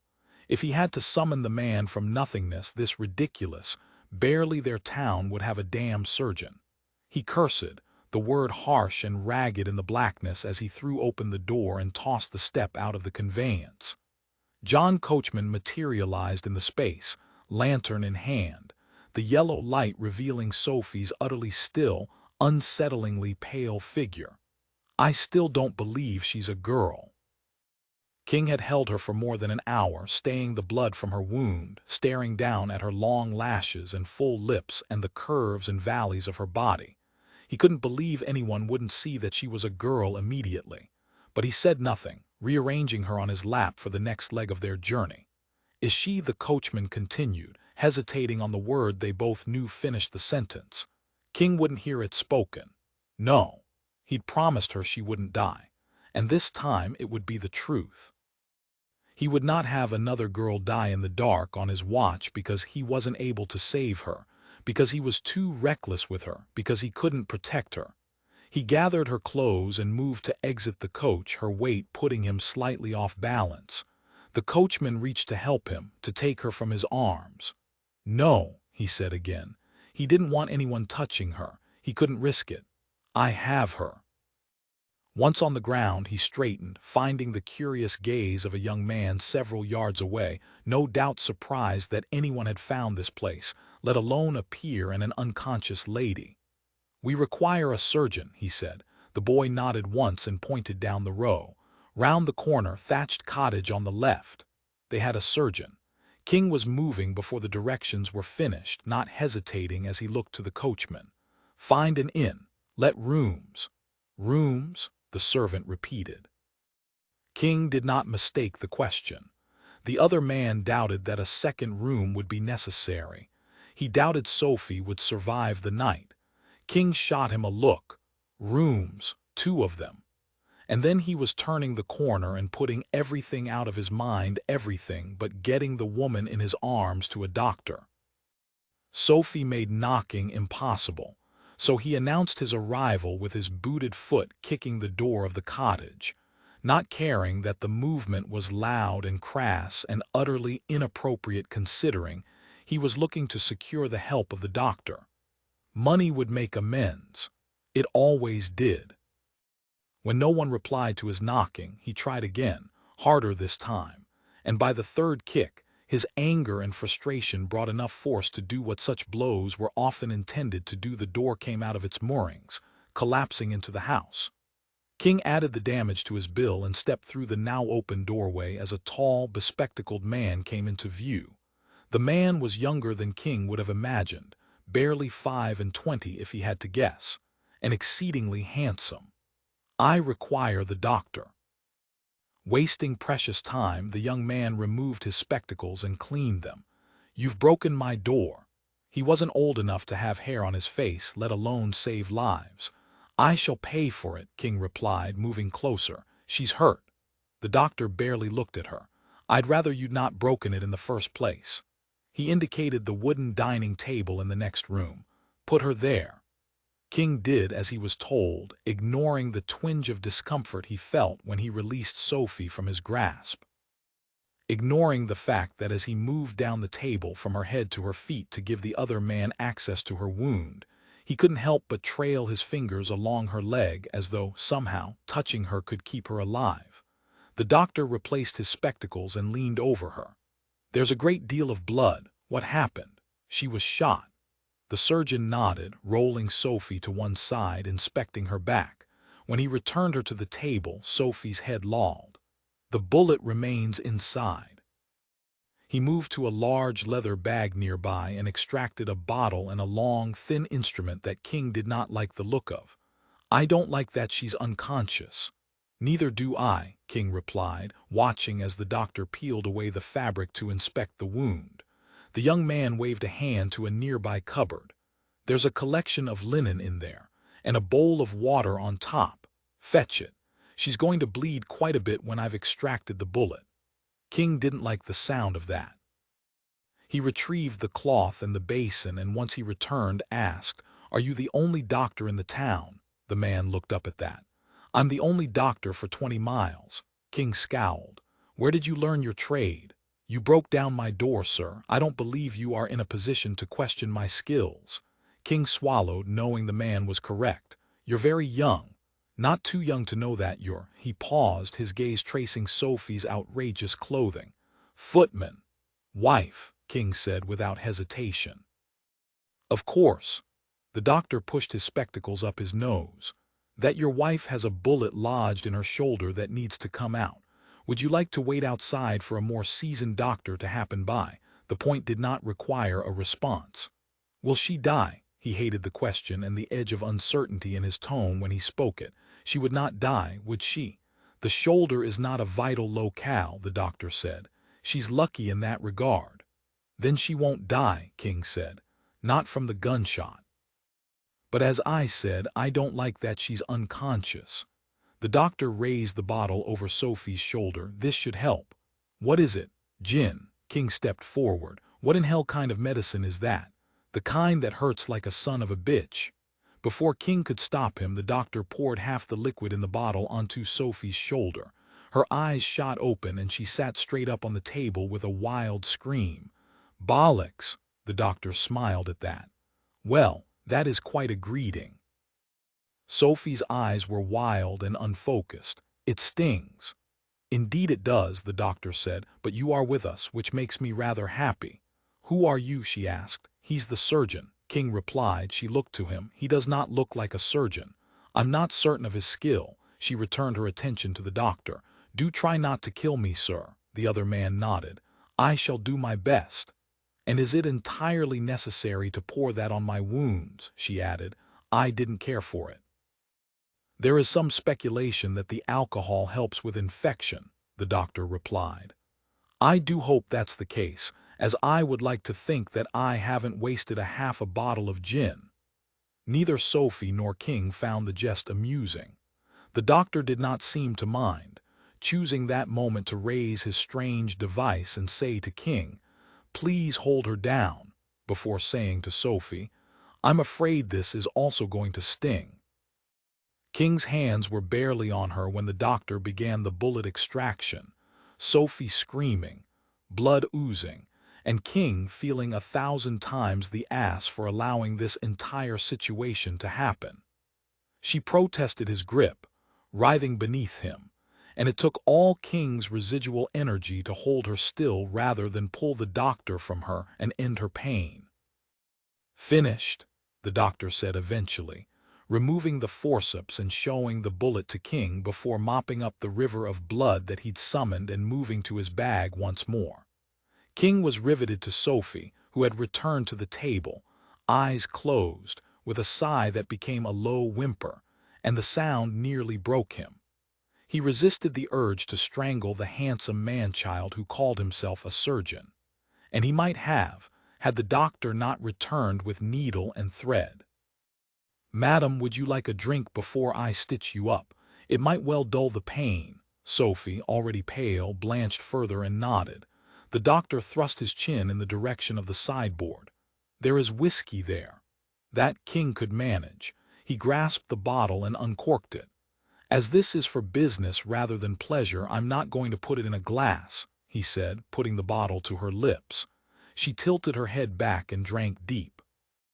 "Good girl," he said quietly before she coughed, the alcohol no doubt stinging down her throat. She shook her head. "Bollocks," he smiled at that. "You say that word like it is second nature." She looked at the needle. More coal miner's daughter than society lady, he laughed, but the sound was cut off by her gasp of pain as the doctor began stitching. King did his best to distract her. Do you miss it? Her blue gaze found his. Life before London. He nodded and she turned away, watching the needle do its work. I do. I've never felt quite right there, she smiled. Now I can't go back. They'll never have me with a bullet wound. He smiled at that, imagining that if Sophie Talbot decided to return to London, she could make them take her back. What happened at the Liverpool party? She met his eyes. I shall tell you what happened to me if you tell me what happened to you. His brows rose. You know what happened to me. Before that. I imagine you can guess, he hedged. I suppose I can, she said, and there was something soft in her tone. Censure. Disappointment. It wasn't as though King hadn't been on the receiving end of such disdain before. He had. He just never cared. He made his reputation on it. But somehow this woman made him feel like an insect, despite having done nothing at all wrong. Excellent, said the doctor, seemingly unaware of the discussion around him, snipping the string on his perfect row of stitches and halting King's thoughts as he produced a pot of honey. What is that for? King asked.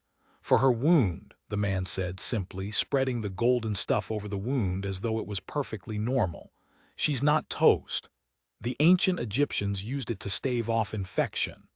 I suppose I'm to think that's a good enough reason to do it now. Do you have a better idea? Did not like this man. Does it work? The doctor shrugged. It can't hurt. King blinked. You're mad. The Royal College of Surgeons certainly thinks so. What do they know about you? My membership was rescinded last year. Why do you think I'm in Sprotborough? I see now that it's because you're as foolish as the name of this place. King grabbed the man by the neck. Let me be clear, she shan't die. Killing me won't help with that, the doctor said, utterly calm. Got him it. King released him, spoke again. She shan't die. Not from the gunshot, the doctor said. King heard the repetition. Not from the gunshot, you keep saying that. It's the truth. She will not die from the gunshot. But there was a long silence while the doctor dressed the wound. Once finished, he turned away to wash his hands in a nearby basin and said, I can't guarantee she won't die of what comes next. Sophie opened her eyes and focused on the doctor, a small smile on her face. He won't like that. The doctor looked down at her with a smile. I gather not, she blinked. You're very handsome for a surgeon, the man laughed.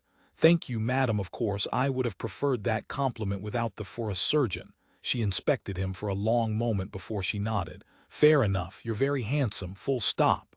King wanted to break something when the doctor laughed. Much better. It was nonsense, obviously. King didn't care if she flirted with the damn doctor. She could live here forever if she wanted. It would make everything easier for him. He could leave her and head north and live a life without her troublesome. The doctor put his hand to Sophie's forehead, and King could not help but want to hurt someone specific. Is it necessary that you touch her so much? Unruffled, the doctor said. If I'm to judge if she has a fever, I'm afraid so. Does she? No. The doctor turned and exited the room without further comment. It was not every day that King was dismissed so easily, and he had half a mind to follow the young man and tell him precisely whom he was disrespecting. But then he looked down at Sophie, and everything changed. She was watching him, her blue eyes seeing everything. Her lips twitched in a little half-smile. You see, the universe does not bend to your every whim after all. I might in fact die. Of course you're smug about that. Better smug than the other. He shouldn't ask. Later he would wonder just what it was that made him ask. The other. The emotion in her eyes was clear and unsettling. Afraid. The word struck at his core, and he was reminded of another time. Another girl, equally afraid, standing before him begging him to save her. But he'd been a boy then, not a man. And while she had died, Sophie wouldn't. You won't, she shook her head, interrupting the insistent assurance. You don't know that. Her gaze found his again, full of certainty. No, you don't. I've seen fevers, my lord. He remained silent, his gaze flickering to the bandage on her shoulder, to the blood dried on her clothes, on her skin, that smooth, unsettlingly soft skin. It shouldn't be blood-stained. She was young and wealthy, the daughter of an earl. She should be clean and unscathed. She should be laughing with her sisters somewhere far from here, far from him. He turned his attention from her, hating the guilt that flared, dipping a long length of linen in the basin of water, now pink with her blood. Wringing it out, he began to tend to her stained skin. At the first touch of the cloth she started, and he imagined she would have pulled away at the sensation if she'd had the strength, or the room. Instead, she lifted her good arm and captured his wrist, her fingers cool and stronger than he would have imagined, considering the events of the last several hours. "What are you doing? You're covered in blood," he pointed out. "I'm washing you. I can wash myself. Not without moving, you can't." They stared at each other for a long moment, and he wondered if she would let him help her. He bit back the words that he was somehow desperate to speak. "Let me take care of you." She wouldn't like them. Hell, he didn't like them. But damned if he didn't want to say them. Damned if he didn't want to beg her to let him tend to her. Thankfully, he didn't have to. She let go, and he began to wash her in careful strokes, clearing her arm and chest of dried blood, wishing he could will it back into her. Wishing he could reverse time, wishing he could change this course. "You should go," she said quietly. His gaze snapped to hers. "What did you say? You should leave me here. You have a life to lead. You were on a journey before I made a hash of it. A journey that brought me here." "I'm simply saying that I can make my own way," she argued. "I am not your problem." The words stung. How many times had he said them to himself? How many times had he said them to her? "I'm not leaving you alone." "Doctor seems kind," she said. "I'm sure he will allow me to stay until over his rotting corpse." "You are not staying with the doctor." She took a deep breath, and he heard the exhaustion in it. "I don't have your money." "What does that mean?" "If that's why you're staying, it was in a bag. I left it in the coach. It's gone now." He didn't care about the money. "That's why you followed me, isn't it, for the money?" "No," he corrected her. "I followed you on principle. You can't simply sell a man's curricle wheels. He might need them. Why did you have so many?" "In case I broke a wheel saving an unsuspecting female from highwaymen." She gave a small laugh at that, one that ended in a gasp when the movement forced her shoulder to make itself known. He reached for her, immediately wishing that he could stop what had to be a beast of a pain. "Sophie," she turned away from him. "You should go." He shook his head. "I'm not leaving you." "Why not? You don't even like me." She'd been a thorn in his side since the moment he'd met her, and she'd stolen his boot. She'd lost him his carriage wheels, a half-dozen races, and a large portion of his sanity. Yesterday he'd begged her to leave him alone, but today, "I'm not leaving you." The doctor chose that moment to return with a cup in one hand and a pouch in the other. "The fact that you do not have a fever now does not mean you won't develop one," he said to Sophie, as though King were not in the room. He held up the pouch. "These herbs might keep it at bay." "Might?" King asked. "Why exactly were you tossed out of the Royal College?" "I share an unpopular belief that creatures invisible to the eye cause infection." King raised a brow, and the doctor smiled. "It's too late for you to refuse my help. She's already bulletless." He reached to help Sophie sit up. "The herbs might help to kill them and keep you well. Add them to hot water 3 times daily." He helped her to sit up. "Here is your first dose." She drank from the steaming mug, and he turned to King then. "Even a sane doctor would suggest you stay here for several days." King nodded, looking to Sophie. "I was just telling your patient that I plan to stay." She deliberately did not look at him, instead focusing on the doctor, who nodded. "Excellent. You'll need a room." King nodded. "Already secured." That got her attention. Even more so when the doctor said, "Your husband is an exceedingly competent man, madam." Sophie sputtered her herbal swill. "My, what?" It wasn't King's preferred way of her discovering his lie, but the universe was on his side, as the doctor did not have the opportunity to repeat himself. "Mrs. Matthew," the name echoed through the small cottage, bellowed from the now permanently open doorway by a young boy who materialized on the heels of the sound, followed by a girl not much younger than he was. "John, we don't wander into people's homes," admonished a young woman who brought up the rear. King recognized them instantly as the children who'd nearly seen Sophie killed on the road. The woman's gaze fell on the doctor and her eyes went wide. "Cor," she said, "you're handsome." "Did everyone have to notice the damn doctor?" The surgeon smiled. "Thank you. You're welcome," replied the stupefied female. "The door was open," John said. "The door wasn't even there," said the doctor dryly. "I take it you are here to see the patient." "Mrs. Matthew," the boy repeated when he saw Sophie. "You're alive." Who in hell was Mrs. Matthew? Sophie smiled at the child. "I am indeed, John, thanks in large part to you and this fine doctor." "We thought yous was dead," said the smaller girl, pressing her face right up against Sophie's. There was oodles o' blood.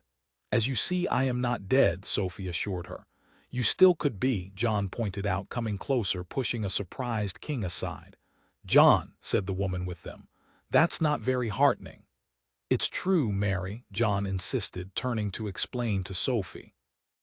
"My mum died of a fever after being knifed. It happens, ain't it, doctor?" "It can do. Good God, King had to gain control of this circus." "How did you find us?" he cut in, stepping toward the children. "Easy," Mary said. "She was hurt and you went barreling off in search of a surgeon. This is the nearest town." "So 'ere we are," John announced, all pride. "Lovely," Sophie said, passing her now empty cup to the doctor and returning to the tabletop. "Why?" King couldn't help but ask. Mary looked from him to Sophie to the doctor. "Because we were worried about your wife." "His what?" Sophie asked, her gaze sliding to his. "My wife," King said simply, quickly changing the subject. "No need to worry about her, though, as the doctor has managed it." The doctor chimed in. "I've removed the bullet and dressed the wound. Mr. and Mrs. Matthew will be staying here for several days so I can monitor the injury." Mary nodded. "That's excellent. We shall stay as well." "No," King said. "Oh, darling," Sophie replied, looking to King. "I think it would be lovely if they stayed." To an outsider, Sophie's gaze no doubt appeared wide-eyed and sweet as treacle. Only King could see the irritation in her blue eyes as she continued. "Mary, you must let my husband pay for your room." Even shot in the shoulder, she was angling to fleece him. "We couldn't," Mary said. "Oh, you must. He's very wealthy. And you did play an instrumental role in saving the life of his wife." "Damn it." "Yes," he said, over a barrel. "I'll pay for it, of course." "Excellent," Sophie said quietly, the word barely a sound as she slipped into sleep. King would have called the smile on her face smug if he weren't so surprised by her slumber.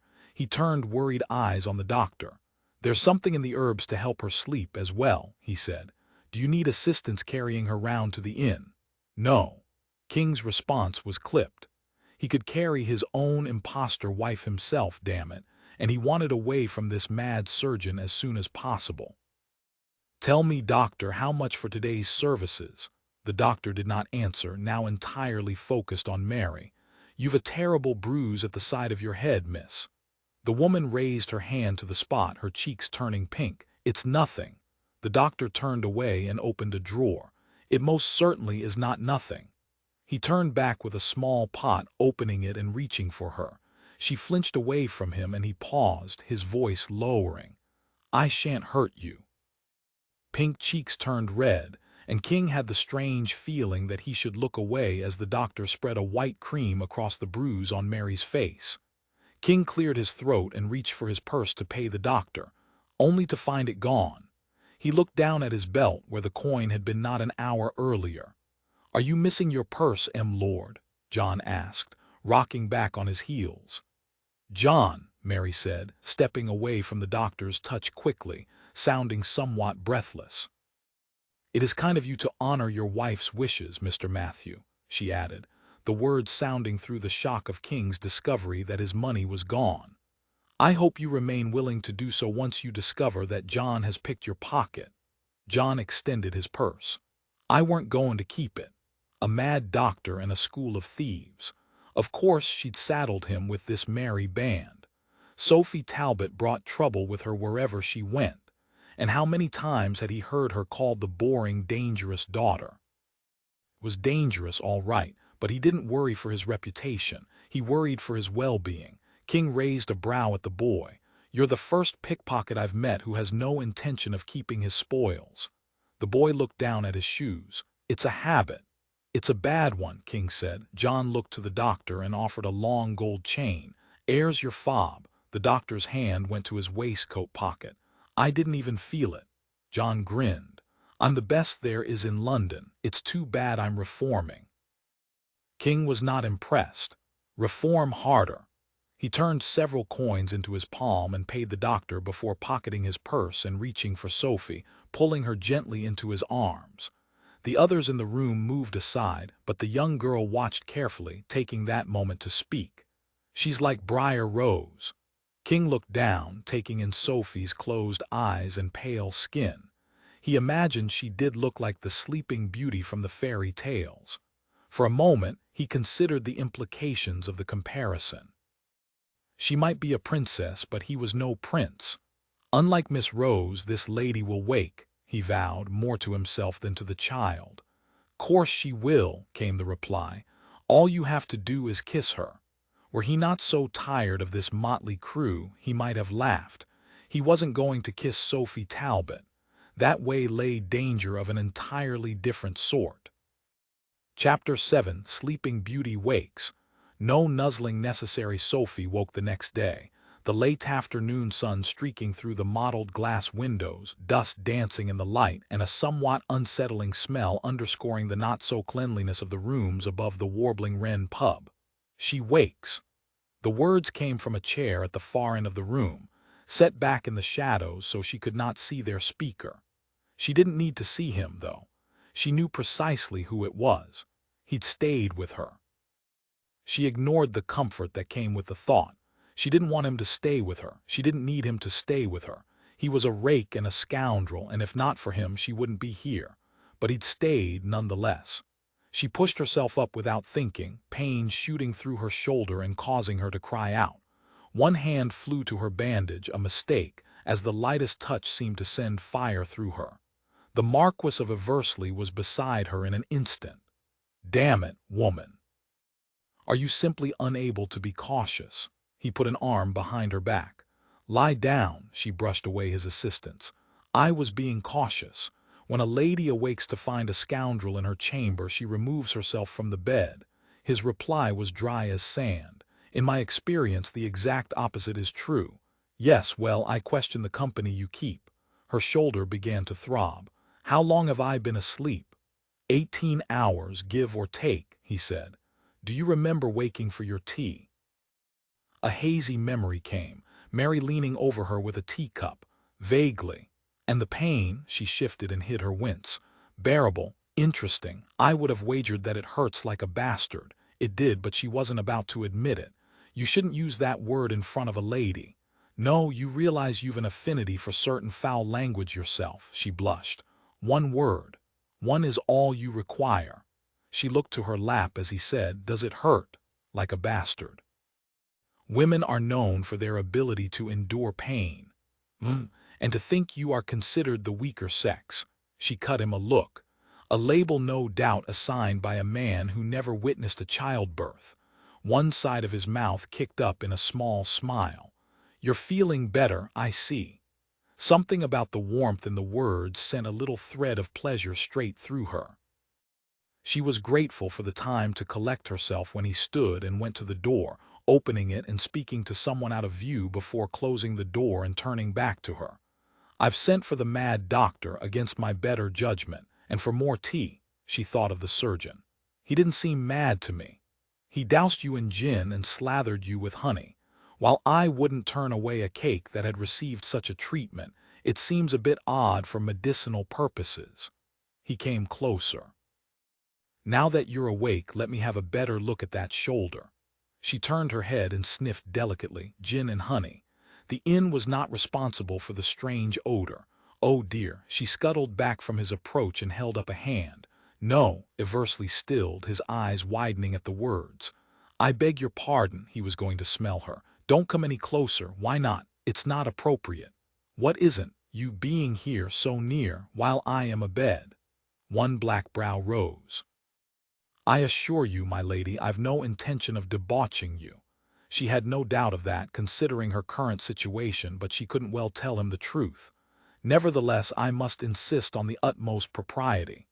Who do you think nursemaided you for the last day? Bollocks. He was right. He'd been close. He'd had to have noticed her odor.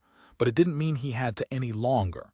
She straightened her shoulders, ignoring the twinge in the left. My reputation, you see. He blinked. You were shot on the Great North Road while wearing stolen livery. How many times must I tell you that I paid for that livery? Fine. You were shot on the Great North Road while wearing purchased livery from a stolen footman, after stowing away in an unmarried gentleman's carriage. Gentleman is a stretch, don't you think? He ignored the comment. How precisely is your reputation not already in tatters? Her reputation was already in tatters for any number of the events of the last 4 days, but she wasn't about to bring that up. Instead, she raised a hand once more, wondering how she might procure a bath without anyone inhaling in her vicinity. That's all perceived damage, not actual damage. Those brows rose again. You've lived in London for how long? A decade. And you still believe there is a difference between truth and lies when it comes to scandal. Isn't that charming? She scowled at his dry tone. The point is, my lord, I'd appreciate you keeping your distance. He looked as though he might argue, but instead said, more to himself than to her, the doctor will be here in minutes anyway.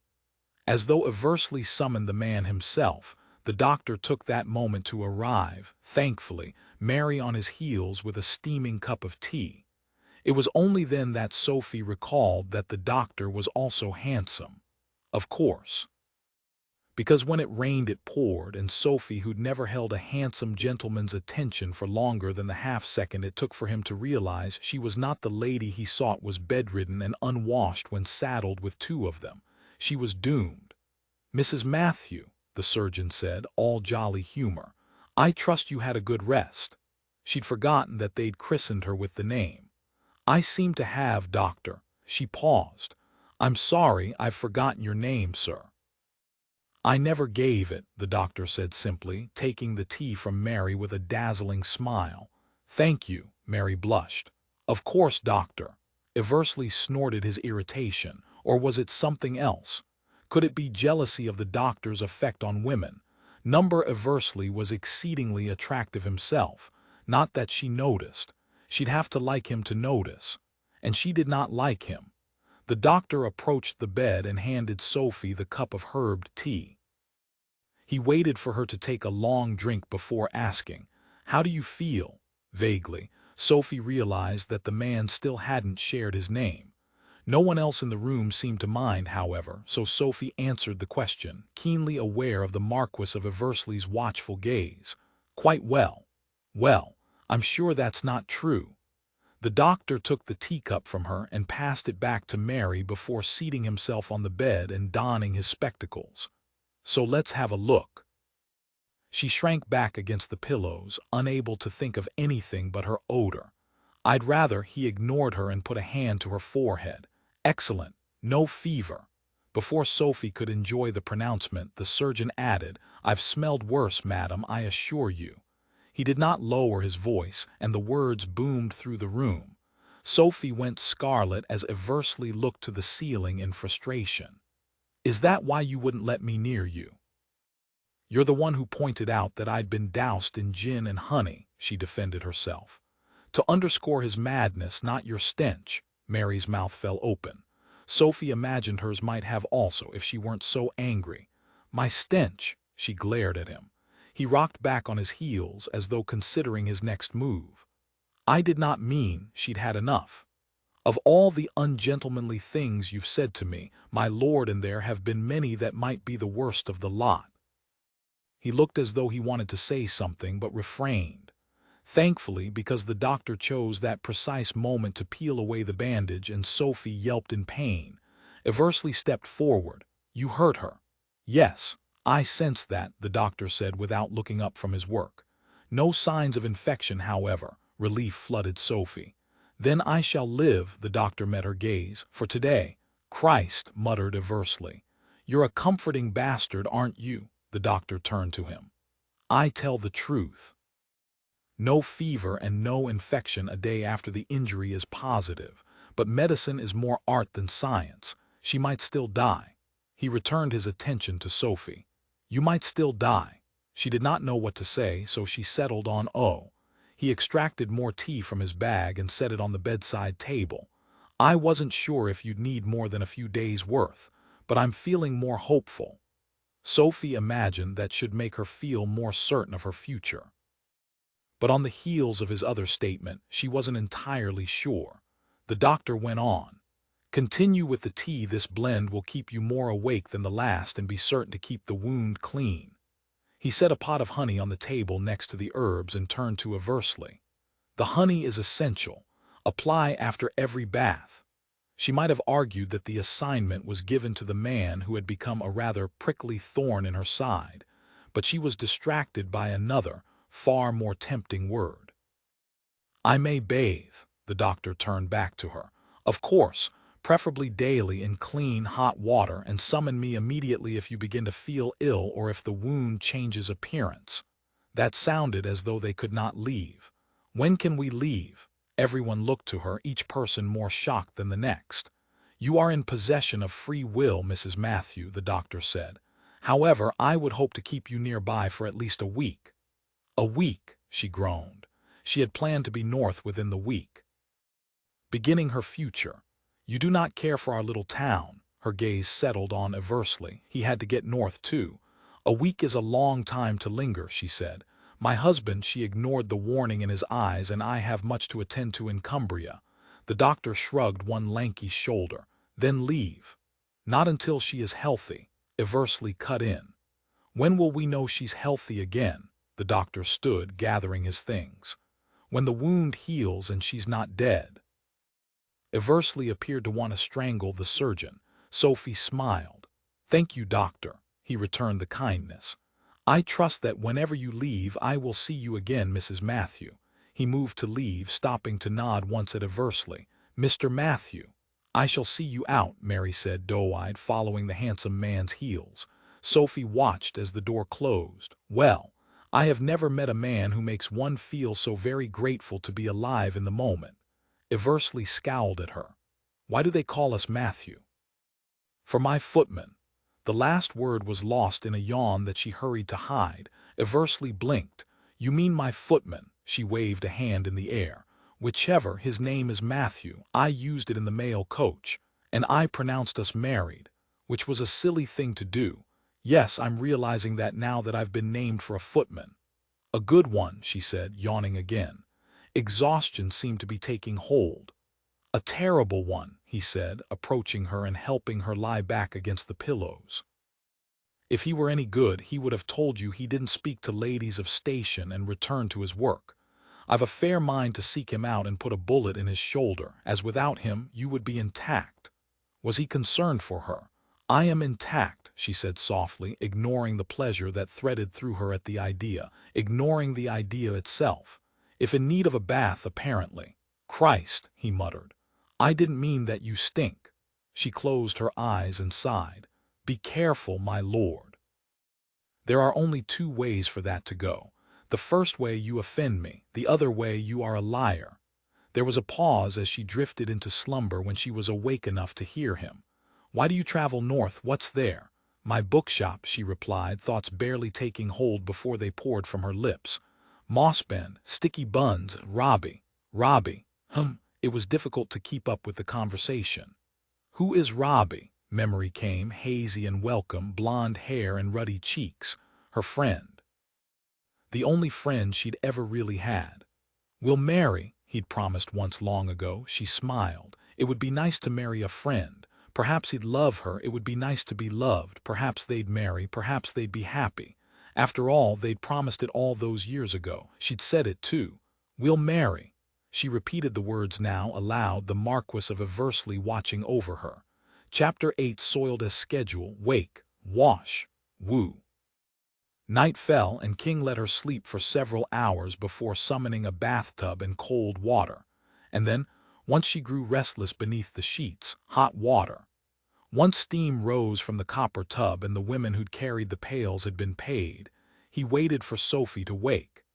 He watched her from his place leaning against the wall of the small room, his focus on her face in the candlelight as she came out of her deep sleep, the comfort of slumber giving way to the pain of her shoulder, the pain of reality.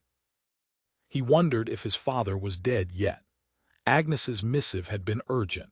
It was possible King was already the Duke of Lyne. Possible that he'd lost his final chance to have the last, punishing word with the man who had so roundly punished him, who had ruined his chance for family, for happiness, for love. A memory came, unbidden, King in the Lyne hedge maze, his father behind him, revealing its code. 2 lefts and a right, then 1 left and a right. Until the center, the Duke had said, urging him forward. Go on then, to the center. King had led the way, and at the center his father had told him the story of Theseus and the Minotaur. Who are we? King had asked. Theseus, of course, the Duke had crowed. Great heroes. King came off the wall at the memory. Heroes. What a fucking lie. He moved to stand over Sophie. He could not spare time for this girl who was turning out to be a cyclone of scandal. London called her the plain, boring Talbot girl. He huffed a little laugh at the thought. If they could see her now, bullet wound in her shoulder, sleeping under an assumed identity in a pub in the middle of nowhere. There was nothing boring about Sophie Talbot. She was to be married. Why in hell hadn't she told him that from the beginning? King knew about women who wished to marry for love. He'd been the love in question once. Who was Sophie's love? If she was escaping London in exile with specific plans for a future with this Robbie fellow, though King questioned the precise manliness of a grown man who used the name Robbie, why hadn't she said so? Robert was a better name for her husband, more forthright, more likely to care for her. Not that King minded one way or the other. At the thought, her brow furrowed and her breath quickened. She would wake soon, and she would hate what consciousness brought with it. King sat beside her on the bed. Telling himself he was checking for fever, he placed the back of his hand on her cool forehead, relief spreading through him at the temperature. The furrow deepened, and unable to stop himself, he smoothed his thumb over the little ridge between her brows. She settled at the touch, and he ignored the pride that threaded through him as he moved to cup her cheek. He did not wish to be her comfort. She was trouble, and he had enough of that without her. But he did not remove his hand. Sophie, he said her name softly, telling himself he was waking her for the bath she'd seemed to desperately want, and not to see her deep blue eyes. She sighed and turned into his touch, but did not wake. Sophie, he repeated, ignoring the fact that he liked the sound of the name on his lips, ignoring the fact that he should not continue the caress, even as he did just that. Instead, he marveled over the softness of her skin, the silky threads of her eyebrows, the dark wash of her lashes against her pale cheeks, the pink of her lips. He lifted his hand as though it had been burned and shot to his feet. The color of her lips was not for him to notice. She'd asked for a bath and he'd fetched her one. That was the extent of their interaction in this moment. He'd keep his hands and his observations to himself. Sophie, he said more firmly, louder. Her eyes flew open, finding him instantly. Your bath, he said. Her gaze flew to the other end of the room as she clutched the bedclothes to her chin. They brought it in while I slept. They did, her voice lowered to a whisper. Did they see me? He smiled at that. Would it matter? Her eyes went wide. Of course, they did not. I set the dressing screen by the bed. She nodded. Thank you. But I saw you, he said, unable to resist teasing her. Doesn't that bother you? You don't count, she replied. The words did not sit well. I beg your pardon. You don't like me. I don't, she shook her head. No, you've more than enumerated the reasons why. She pushed herself to a seated position, wincing. But you've endeavored to eliminate the most offensive one, thankfully. I like you fine. And a ringing endorsement, that is. He liked her fine when she was not infuriating, that was. He changed the subject. I found you a frock as well. Her gaze fell to the simple gray dress that hung over the dressing screen. She nodded. Could you summon Mary? Why, I need assistance. I can assist you, Sophie shook her head. Not in this. Which is, she flushed. "My lord, I cannot bathe with you." She didn't mean for the words to tempt him. Christ, she was covered in remnants of her adventure blood and gin and dirt and God knew what else. And of course baths required a lack of clothing. But for some reason the quiet implication of her nudity had him hard and unsettled in an instant. She was to be married, damn it. "I can help you," he snapped, knowing he was being unnecessarily coarse. She shook her head. "No, why not?" She looked at him as though he was an imbecile. "You are a man." "I thought I didn't count." She rolled her eyes at that. "You count in this." He should do as she asked. Go get the girl and leave the two of them to it. But the past days had him feeling contrary. "She's not available." Sophie blinked. "Where is she?" "In the room I have paid for at your request." "You deserve that for pronouncing us married without my permission. I was to wait for you to regain consciousness before defining our relationship." "You could have told the truth," she said. "Really?" he asked. "You think that would have helped your situation?" She sighed, and he knew he had won. "It's the middle of the night and the girl is caring for 2 other children," he said matter-of-factly. "If you want a bath, you'll have to accept my help." She pursed her lips at that, her gaze settling longingly on the steaming bath. "You mustn't look." "I wouldn't dream of it." It might have been the most obvious lie he'd ever told. Somehow she believed it, nodding and throwing back the coverlet to step out of the bed. She came to her feet, the top of her head at his chin, and he resisted the urge to help her across the room. "How do you feel?" he asked, hearing the gravel in his words. He cleared his throat. "As though I've been shot, I'd imagine." He raised a brow. "Clever," she smiled. "My shoulder is sore and I feel as though I've been asleep for a week." He moved to the fire burning beside the bathtub and hung a kettle over the flames. "More tea when you've bathed," he said, returning to her. "There's food as well." The words summoned a low growl from her and her hands flew to her stomach. Her cheeks turned red and he smiled. "I take it you are hungry." "It seems so," she said. "Food after the bath and then tea." "And then sleep." She met his gaze. "You're very domineering. It's a particular talent. What with you being called king?" "Name is destiny." She ignored that, moving past him to the high copper bathtub. She turned back. "Thank you." He resumed his place against the wall, arms crossed, watching her carefully. "You're welcome." She reached down, her long fingers trailing in the hot water as she sighed her anticipation. The sound was like gunfire in the room, pure, unadulterated pleasure. It was delicious. King stiffened. He was not interested in the lady's pleasure. If only someone would tell his body that. If only someone would tell it that it was not interested in the way the borrowed nitrile pulled across her breasts, the way it bunched above her hips and clung to the curves of her hips and thighs. Nor did it have any interest in where else those fingers might find purchase. King dragged his gaze up to find her staring at him. He coughed. "Aren't you going to bathe?" She raised her brows. "As soon as you turn your back, yes." He didn't want to turn his back. "What if you need assistance into the bath?" She shook her head. "I won't." He narrowed his gaze. "You might. Then you shall be mere feet away, ready to act as my savior despite your better judgment." He scowled at that and did as he was told. Watching her undress would have been the highest form of masochism after all, as he had no intention of touching Sophie Talbot. Turning his back was best, except it wasn't. It was sheer torture. He sensed his mistake immediately. The moment she began to remove the shift, the sound of fabric sliding over skin, the quickening of her breath as she navigated her wound, the little nearly inaudible sound she made as she must have moved her arm in an uncomfortable way. "Do you require assistance?" he asked, the words harsh in the quiet room. She was silent for a moment before the soft reply came. "No," he cleared his throat.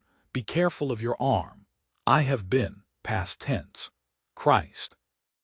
Her shoulders were bare. The moment the thought came, he heard proof of it, the hiss of fabric as she pushed it over her hips, the sound rhythmic enough to make him think she was moving them to ease passage, undulating. He clenched his fists and leaned against the wall, his imagination running wild. Her breath came slightly faster, but not nearly as fast as his. Not nearly as fast as his heart was beating. Not nearly as fast as other parts of him throbbed. And then he heard the scrape of the wooden bath stool against the floor as she positioned it, and the soft pad of her feet as she climbed it and sank into the water with a stunning, glorious sigh, as though she sank into pure, unadulterated pleasure. This was, by far, one of the worst nights of his life. It took all his power not to turn around, not to go to her, not to stare into that damn tub and take in the long length of her, flushed and pink from the heat, from his gaze. Christ! He did not want her, but he did. She was to be married to a bumpkin called Robbie. Where the hell had she met him? How was she planning to marry someone in Cumbria? He shoved his hands in his pockets. He didn't care. She was plain and proper and uninteresting. Liar. And then she began to wash herself, and he resisted, roaring his frustration at the sound of water against her skin, against the bathtub, sloshing and sluicing as she cleaned herself.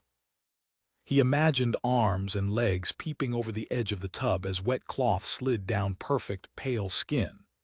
Her head tipped back as she washed her neck and chest, her hands moving slowly, with infinite pleasure, across her body, above and then below the water, over curves and valleys, down, until the cloth disappeared and it was nothing but her hand, those long fingers dipping into moisture of a different kind. "Why do they call you king?" He nearly leapt from his skin at the words. He closed his eyes, clenched his fists, and somehow found words. "It's my name." The water shifted. "Your parents christened you king," he exhaled, not wishing to prolong her bath. "Kingscote." "Ah," she said, and was quiet for a long moment still too. "What an extravagant name. My family prides itself on extravagance. I was on the grounds of Lyne Castle once." The reminder of his childhood home was unwelcome. He did not reply, but she spoke anyway. "The Duke opened them to visitors for some reason. There was a labyrinth there." He could hear the smile in her memory of the place he'd just been remembering himself. "My sisters and I spent half the day lost inside. I found the heart of it and spent an hour or two reading at the center. They never found me." "It's considered one of the most difficult labyrinths in Britain," he said. "I'm impressed you found your way through. You were how old?" 7, 8. "It's magical. You must have adored living with it as a child." It had been there for generations, perfectly groomed and rarely used, and King had spent countless afternoons exploring the twists and turns of the maze, losing his governesses and tutors and nurses without any difficulty. The only person who could ever find him there was his father. He cleared his throat. "It was my favorite place on the estate. I imagined that it was. It was magical." There was reverence in the words, and though he did not wish to, he was soon thinking of her there, at the fountain at the heart of the labyrinth, the marble statue of the Minotaur rising above her like fury. It occurred to him that if he had her at the center of that labyrinth right now, she wouldn't be reading. He shoved a hand through his hair at the thought. He'd never have her there. Not ever. Once she was well, he'd be rid of her, finally. "Do you travel home often?" Why did she have to make conversation? It made it very difficult to hear the lap of water against her. He gritted his teeth. "No." "Oh," she said, obviously hoping that he would have said more. "When was the last time you were home?" 15 years ago." "Oh," she repeated, the word softer, more surprised. "Why now? You really don't read gossip columns, do you?" he asked. "Wasn't that what ladies in London did between embroidery and tea?" "A truth that makes my mother quite anxious," she answered, and he could hear the smile in her voice. He wanted to look to see if she was, in fact, smiling. "But I don't like the way they speak of my sisters." "You're very loyal." She looked away. "It shouldn't bother me so much. My sisters adore Talbot tattling. They're in constant competition for the most scandalous of tidbits." "Who is winning?" There was a pause as the sloshing water indicated she shifted in the bath. "These days it is Seline, the one betrothed to Mark Landry. Do you know him?" "I do." "Well, the scandal sheet reported several weeks ago that Mr. Landry taught Seline to ride on a stunning black mare and then gifted her with the same horse, prompting my father to insist they marry. Because of an extravagant gift. Because the horse is named Godiva. The implication being that Seline allegedly learned in the nude in the private stables at Landry's estate." "That sounds false." There was a smile in her words when she replied. "It sounds uncomfortable."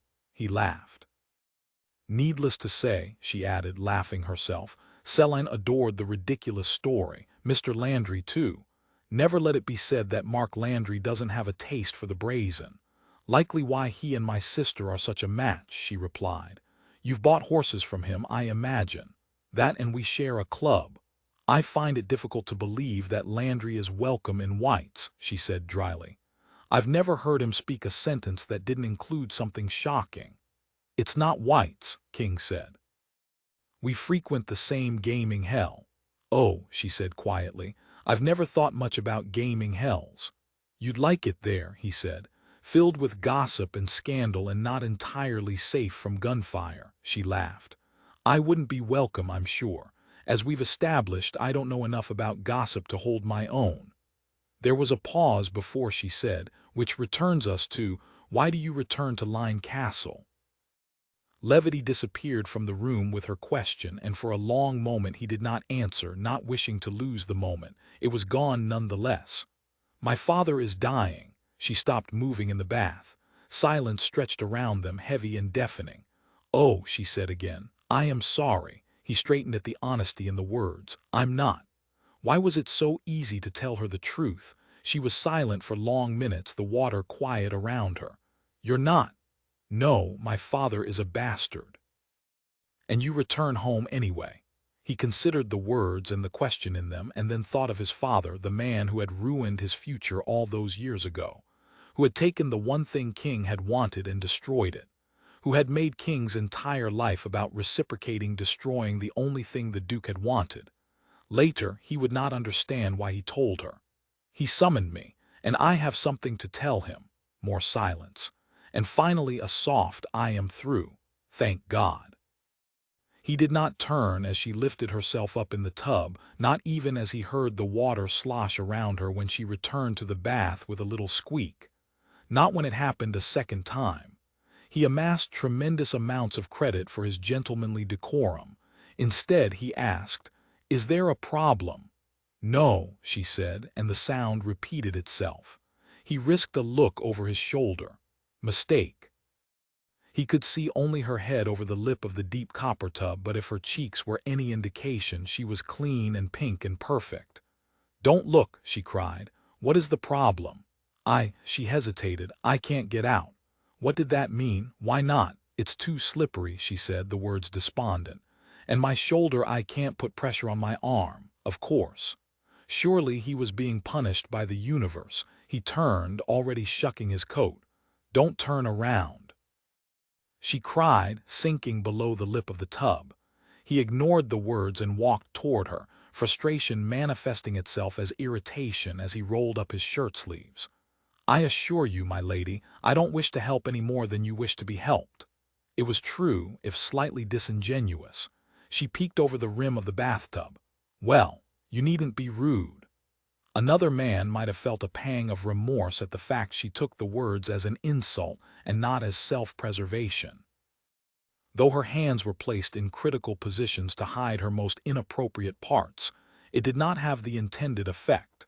Indeed, it drew his attention to the long, errant strand of her hair that curved, dark and tempting, down her shoulder to tease at the water and made him desire quite thoroughly to move it and replace it with his lips.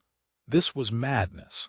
King kept his gaze on her face. He had to in order to retain his sanity. I'm going to lift you out. Her eyes went wide. But I am quite aware of your situation, my lady. Perhaps if he used the honorific, he wouldn't be so inclined to join her in the damn tub. Close your eyes, she said. No, why not? Because I don't want to drop you on your head. If you want eyes closed, I suggest you close yours. Before she could argue, he leaned down and lifted her, water pouring off her, soaking his shirt front and trousers on its way to the puddle on the floor of the room. She squeaked as he raised her, and she did close her eyes, her hands moving to clutch his shoulders and steady her imbalance. It was a natural reaction to being hauled about. King had no doubt, but it was a mistake, nevertheless, as with her hands at his shoulders, the rest of her lacked cover. The soft, pink rest of her. He wasn't looking at her face anymore. She opened her eyes and noticed her already pink skin turning close to crimson. "Put me down." He did as though she were aflame, and she immediately wrapped herself in a towel. "You said you wouldn't look." "No," King said. "I said I didn't wish to look." She stalked away from him, putting herself on the other side of the bed. Clearly unthinkingly, as the memory of her flushed skin in combination with a bed did not exactly dissuade him from his thoughts. Not that he would act on them. He did not want Lady Sophie Talbot, damn it. Well, he wanted her, but he did not want to want her. That's a semantic argument. Had he spoken aloud? No, she meant the looking. "Madam," he said in his most serious tone, "no man in his right mind would honor that promise." She pulled the towel more tightly around herself. "A gentleman would," he laughed, frustration making the sound hoarse. "I assure you he wouldn't, not even the most pious of priests." Her lips flattened into a thin line. "You are wet. I suggest you find yourself some dry clothes." He'd been dismissed by a haughty miss in nothing but a strip of linen. A lesser man would take his leave, and Lord New King should. He should give her time to dress and climb beneath the covers, allow her a few moments to enjoy her cleanliness, fetch her food, get decent. A gentleman would, but King was no gentleman. As if it weren't bad enough that he'd had to suffer the temptation of the sounds of her bath, he then had to hold her, quite nude, and pretend to be unmoved by the experience when he was, in fact, very moved, as his soaking trousers did little to conceal. He hadn't asked for this, for her. She riled him. And now, even as he knew he shouldn't, he wanted to rile her in return.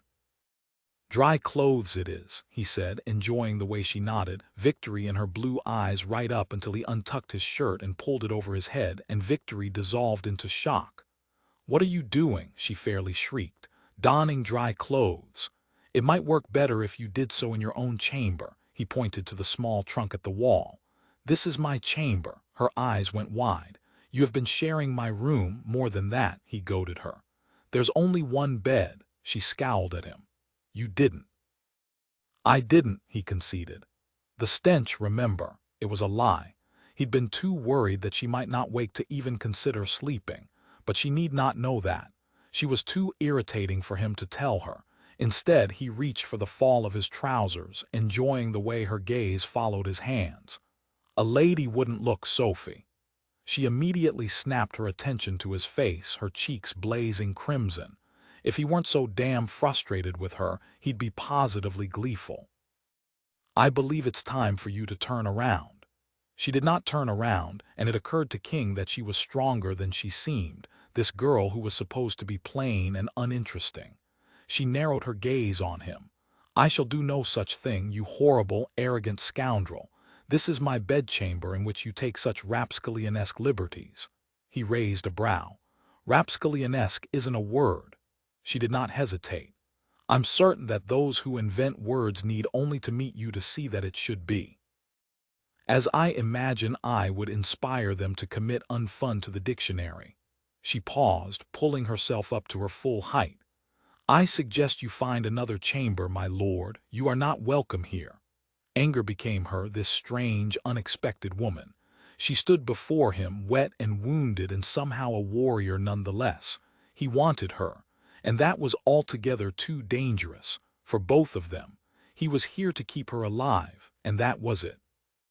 He moved to the fireplace and poured her tea, letting silence stretch between them before he approached her, coming around the bed and closing the distance between them as she stood her ground, shoulders square, knuckles white in the fist that held the linen taut around her. He reached past her, exchanging the cup of steaming liquid with the pot of honey on the bedside table, his bare chest nearly grazing her. It was a feat of great strength that he kept from touching her. But in the moment she did not back away, even as he knew her heart must have pounded as his did. She lifted her chin but did not speak despite the emotion in her gaze, mistrust, irritation, and something else he did not dare name. "Sit," he said, the word harsh, echoing through the chamber. She looked askance at the bed. "Why?" "Because I vowed you would not die on my watch." He lifted the pot. and I mean to keep the promise."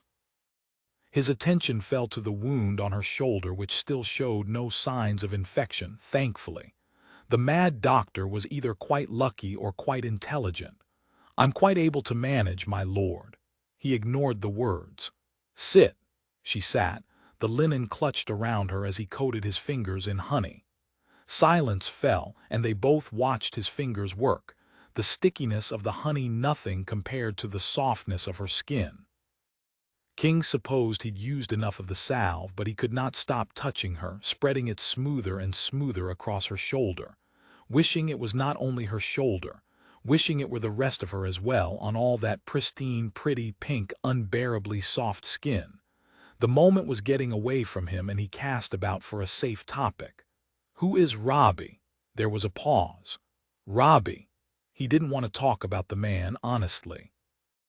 Not when she was here, clean and naked and fresh from a bath, smelling like summer. "Yes, Robbie, your betrothed." Her gaze snapped to his at the words. Was it confusion he saw there? It was gone before he could be sure.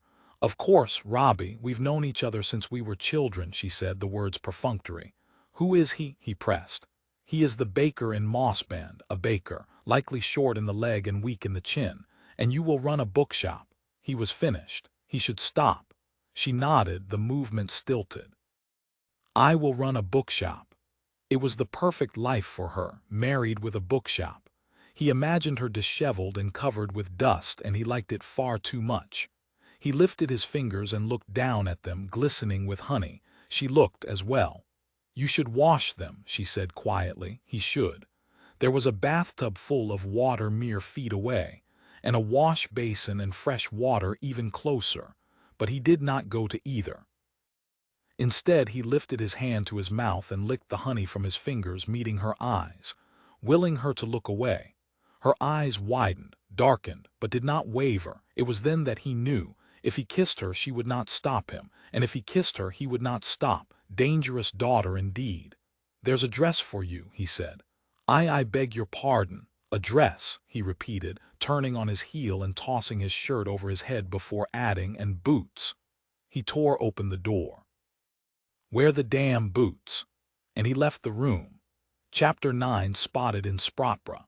The pub at the Warbling Wren was fuller than one might imagine it would be at the breakfast hour, Sophie discovered as she descended from her rooms above stairs 3 mornings later, dressed in the simple gray dress the Marquess of Eversley had procured for her before he disappeared. She hadn't seen him since the evening that included what she now referred to as the bath debacle. If she did not know better, she would have imagined that he'd left her, as she'd suggested he do, and headed north to his father. According to Mary and the doctor, however, who had been to check on his patient at the crack of dawn both ensuing days, the Marquess remained in town despite having no interest in Sophie's recovery, evidently, which suited Sophie perfectly well. She ignored the small pang of disappointment that threaded through her at the thought. In fact, she denied that it was disappointment at all. She was simply feeling better, and her empty stomach was awakening as it did every morning. She entered the pub proper to discover him at the far end of the room, breaking his fast by the window. He did not look up at her arrival, and she pointedly looked away. They were not friends, after all. They were barely acquaintances. He saved your life. Sophie stiffened at the thought. He did not seem to care about such a thing, so why should she? You wanted him to kiss you. She shuddered the traitorous thought. That particular desire had been born of exhaustion and gratitude for the bath. She was fully recovered from it now. She barely noticed him. She barely noticed his shirt sleeves, rolled up to the elbow, and the lovely tan of his forearms, all strength and sinew, and the way his dark locks fell across his forehead. The way his green eyes saw everything beyond the window of the pub. Why, he was practically invisible to her. She resumed her direction with new purpose. Approaching a portly gentleman manning the pub's taps, she said, "I beg your pardon, sir, but I am searching for a messenger to carry a missive to London." The barkeep grunted. She was not swayed. "I am able to pay quite handsomely." Mary had returned her purse yesterday, full to the brim with untouched funds. John had snatched it before the coach had been stopped. Thank heavens for the boy's inappropriate habit, else Sophie would be without all her money. Not her money. His money. Guilt flared, and she could not stop herself from looking to him across the room. He had opened a newspaper and was reading as though she weren't there, as though they'd never met. She quashed the guilt, vowing to reimburse every cent she used, but desperate times and all that. She returned to her barely a conversation with the barkeep, lowered her voice. "Sirrah, I shall pay you and the messenger handsomely." He did not look at her but replied, "£2." She blinked. "That's an enormous amount of money." The barkeep shrugged one shoulder. "That's what it costs." She waited for a moment and then said, "I want a seat for the mail coach as well." "North," he grunted. "Of course." "Gratis," she said. He blinked. "Free," she clarified. He nodded. "Free. Well, at least there was that." She placed the coin on the bar along with the sealed envelope. "And for £2 I expect the letter to arrive tomorrow." The man looked affronted. "Of course." She raised a brow. "I do apologize, sir. I should never have suggested that you might misappropriate my funds, as you seem very reliable and above board." He did not hear the sarcasm in her words. "I am that." "Of course you are. When is the next coach to arrive?" "There's one due tomorrow." "Excellent." She had no reason not to be on it. She ignored the twinge in her shoulder, nearly as irritating as the knowledge that the man across the room cared not a bit for her presence. "I shall take a seat on it." The man reached beneath the counter and set a ticket on the bar. She pocketed the slip of paper and considered her next course of action. "I've 3 questions." The words came low and soft at her ear, sending a thrill through her. She resisted the urge to lean into him, to look at him. "Oh, hello, my lord." He raised a brow. "Hello. You've decided to acknowledge my presence." "My lady, I assure you, were I not aware of you, I would most definitely not be lingering in Sprotbrough." Her lips flattened into a straight line. She was nothing more than a difficulty for him. "Obviously. What are your questions? Why are you exchanging funds with the barkeep?" She pushed past him to fetch a hard biscuit and a cup of tea from the sideboard, grateful that he wasn't asking more questions about Robbie, who had somehow become her betrothed in the days since her being shot. She should have told King the truth about Robbie, but damned if she didn't want him to think her spoken for, to think her purposeful, to think her desired, to desire her himself. She resisted the thought the moment it came. Good Lord. She did not wish him to desire her. She was not mad. She did not even enjoy his company, and he certainly did not enjoy hers. She collected her plate and cup and turned to find him there, ready to guide her by the elbow to the table he had claimed, appointed with his own breakfast and what she had to imagine was a week-sold newspaper. "Well," he prompted when she sat. "The barkeep's money." "Why do you care to know?" "Husbandly curiosity." She sipped her tea. "Luckily for both of us, you have no claim on my business dealings, my lord." "No?" he asked casually, leaning back in his own chair. "With what money did you pay him?" Sophie's cheeks warmed. "Is that your second question?" "Yes, but let's call it rhetorical. I assume our pickpocketing young hero returned your purse and my funds." The already dry biscuit was like sand in her mouth. She swallowed and placed the purse on the table between them. "There are a few pounds missing," she whispered. "I shall repay you." He did not touch the bag. "With what funds? My money is all you have." She leaned forward. "Not for long. The barkeep is sending a letter home to my father apprising him of my situation and asking for funds." He leaned forward himself. "You think your father does not already seek you?" "I cannot imagine why he would." Dark brows rose. "You cannot?" She shook her head. "I'm not my sister's." What does that mean? If she didn't know better, she'd think he was irritated. "Only that they're much more interesting than I. They'll all marry well and make beautiful, wealthy children who will climb aristocratic trellises like wisteria." She looked out the window. A team of oxen hauled a massive cart past, revealing a pair of dusty men hitching their horses on the opposite side of the street. "I am not a climber." He watched her for a long moment, silent, until she felt she needed to add, "You see, I told you I wasn't angling to marry you." If I remember correctly, you told me you wouldn't marry me if I were the last man in Christendom. Harsh but true, I'm afraid.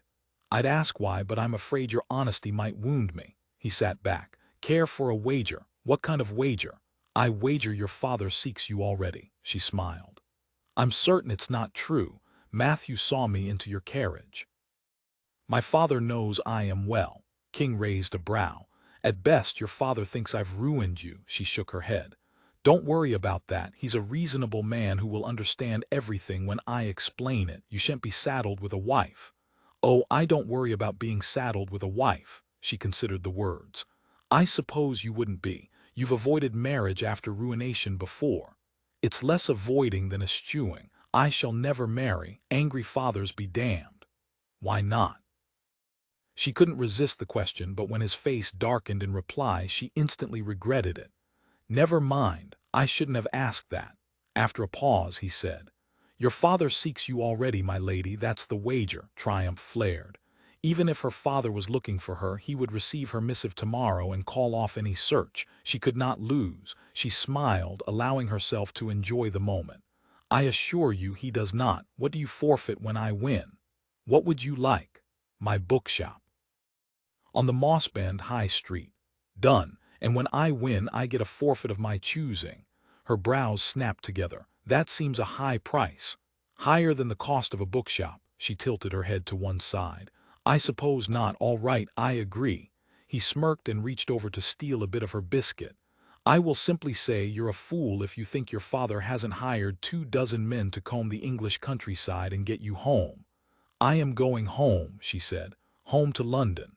That's just it. London isn't my home. And Mossband is. Yes, it must be. It was her only chance. You don't remember it. I remember it perfectly, she insisted. I remember the town square and the baker and the haberdasher and the livery. I remember the maypole festooned with ribbons and the way that the summer days lingered as the sun set over the hills and the river. I remember that it was more beautiful and more interesting and more. She searched for the word. Honest than anything in London. How romantic. Do you speak of the town or your betrothed? She narrowed her gaze, hating the way he mocked her and made her defensive, as though she didn't know what she was doing or why, as though she were being terribly rash, as though she had a choice. In comparison to you and London both. It wasn't rashness that had her heading home. She had no choice. London would never have her. It never wanted her to begin with. She had to hope that Mossband would. He finished his tea. You know, considering you are whiling away your days in comfort above stairs thanks to my largesse, Lady Sophie, one would think that you would be significantly better behaved in my presence. She faked a smile. Sadly, my lord, I am not like the women with whom you typically consort. He reached for his newspaper. You shan't have an argument from me on that. He was odious. She huffed her irritation. What's the third? He looked up. The third. You said you had 3 questions. Ah, he said, looking back to the paper. I do. Well, what the hell did you do to the Duke of Haven, oh dear? How did you? She began before realizing that the question acknowledged her actions. She changed tack. I told you. He shook his head. No, you told me you insulted him in front of the entire assembly. I did, she said. He tossed the newspaper on top of her unpleasant biscuit. What did you do before that, Sophie? She looked down at the paper, her gaze falling to a line of large, bold type. Dangerous daughter Dunk's Duke. It was not, as she had expected, an old newspaper. That newspaper was printed and delivered with uncanny expediency to Sprotbrough. Who would have imagined it was such a metropolis? He replied. The exclamation point seems unnecessary, she said quietly. You should write a letter of complaint to the editor. What did you do? She lifted the newspaper and offered it back to him. I'm certain you can read all about it. It says you nearly drowned him. There's speculation that you wished to kill him. She rolled her eyes. Oh, for heaven's sake. He was backside first in 2 feet of fish pond. He laughed at that. A warm, rolling laugh that surprised her with its honesty. It made her wish he laughed more. It made her forget what they were discussing until he recovered his words and asked, incredulous, At your doing? "He deserved it if that's worth anything," she grumbled. "I have no doubt he did, the pompous ass," Eversley said. "What did he do to you?" "It wasn't me," she said. "I wouldn't have done it if it were me." He watched her carefully. "For whom, then?" "He was hidden away in the greenhouse with a woman, and he was going to make her elaborate. The woman was not my sister." "Ah," he said, "and that was it." There was no judgment in the word, and at the same time there was no understanding. "You don't think he deserved it after all?" "I did not say that." "You did not say it either." When he did not reply, irritation flared. "I suppose you're all in some secret club anyway." "We all?" he asked. She narrowed her gaze on his. "Lotharios who don't mind ruining marriages." "I told you I don't dally with married ladies. Only soon-to-be-married ones. There's a difference." Every time she thought he was fairly decent, he reminded her of the truth. She tossed the paper at him. "No, there isn't." She paused, then added, "Lady Elizabeth, daughter of the Marquess of Tuileries. Sounds familiar." "She should. You ruined her planned marriage to the Earl of Exeter." "Ah, yes, it's coming back to me," he said, relaxing into his chair. "She married her father's stable master. Happily, if I recall. She didn't have a choice after you ended her engagement. Love conquered, isn't that what is important?" He remained unruffled. "Of course you can be flip about it," she said. "You're a man." "What does that have to do with it? Your reputation is only enhanced by your actions. Poor Lady Elizabeth is ruined forever." Lady Elizabeth might disagree with that assessment of the situation. He returned his attention to the article in the paper about her altercation with Haven. "You are rather ruined yourself, it appears." Those assembled were not amused. He smirked. "I don't imagine they were, so now we know." She looked to him in confusion. "What do we know?" "What you're running from." "I'm not running," she insisted. "Either way, you needn't trouble yourself with it. I have purchased a ticket on the mail coach tomorrow. I look forward to being rid of you, and I'm sure you feel the same." "You're not going anywhere on a mail coach," he said simply, as though she were asking his permission. She shot him a look. "You're acting like your name gives you some sort of special power over me. Again, I do not care for it." The words were punctuated by the door to the street opening behind her, Eversley's gaze flickering over her shoulder to consider the newcomers as he turned the newspaper over. He tracked their movement for so long that she had to resist the desire to turn and look. Instead, she leaned forward. "Don't tell me it's the real king." He cut her a look. "I suppose you think it's amusing to mock my name," she smirked. "I do, rather." "You should not bite the hand that feeds you," he said. "Are you calling me a dog?" "No," he replied. "Hounds are more docile and obedient than you could ever be." She was about to tell him precisely which of them was hound-like when he reached for her hand across the tabletop as though it were the most normal thing in the world, looked deep into her eyes and smiled. Sophie's breath caught. Good Lord, he was a beautiful man, all strength and power, and that smile, it was no wonder that he was known for being a proper rake. It was almost enough to have Sophie forgetting that she disliked him, and instead allowing him all sorts of liberties. Like holding her hand, for example. Her pulse quickened at the feeling of his warm skin against hers, and she at once regretted and rejoiced in the lack of gloves between them.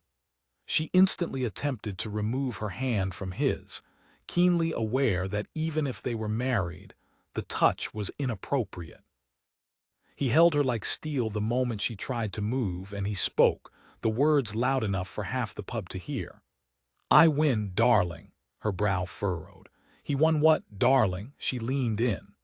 "Are you addled, sir?" He smiled again, the expression full of privacy and promise, as though the two of them not only liked each other but shared a lifetime of secrets. He lifted her hand to his lips, kissing the knuckles in succession. Sophie opened her mouth, then closed it, heart pounding, attention riveted to the place where his kisses reigned. What was happening? Apologies for the interruption. For a moment she did not even hear the words, too focused on the strange, seductive man across the table.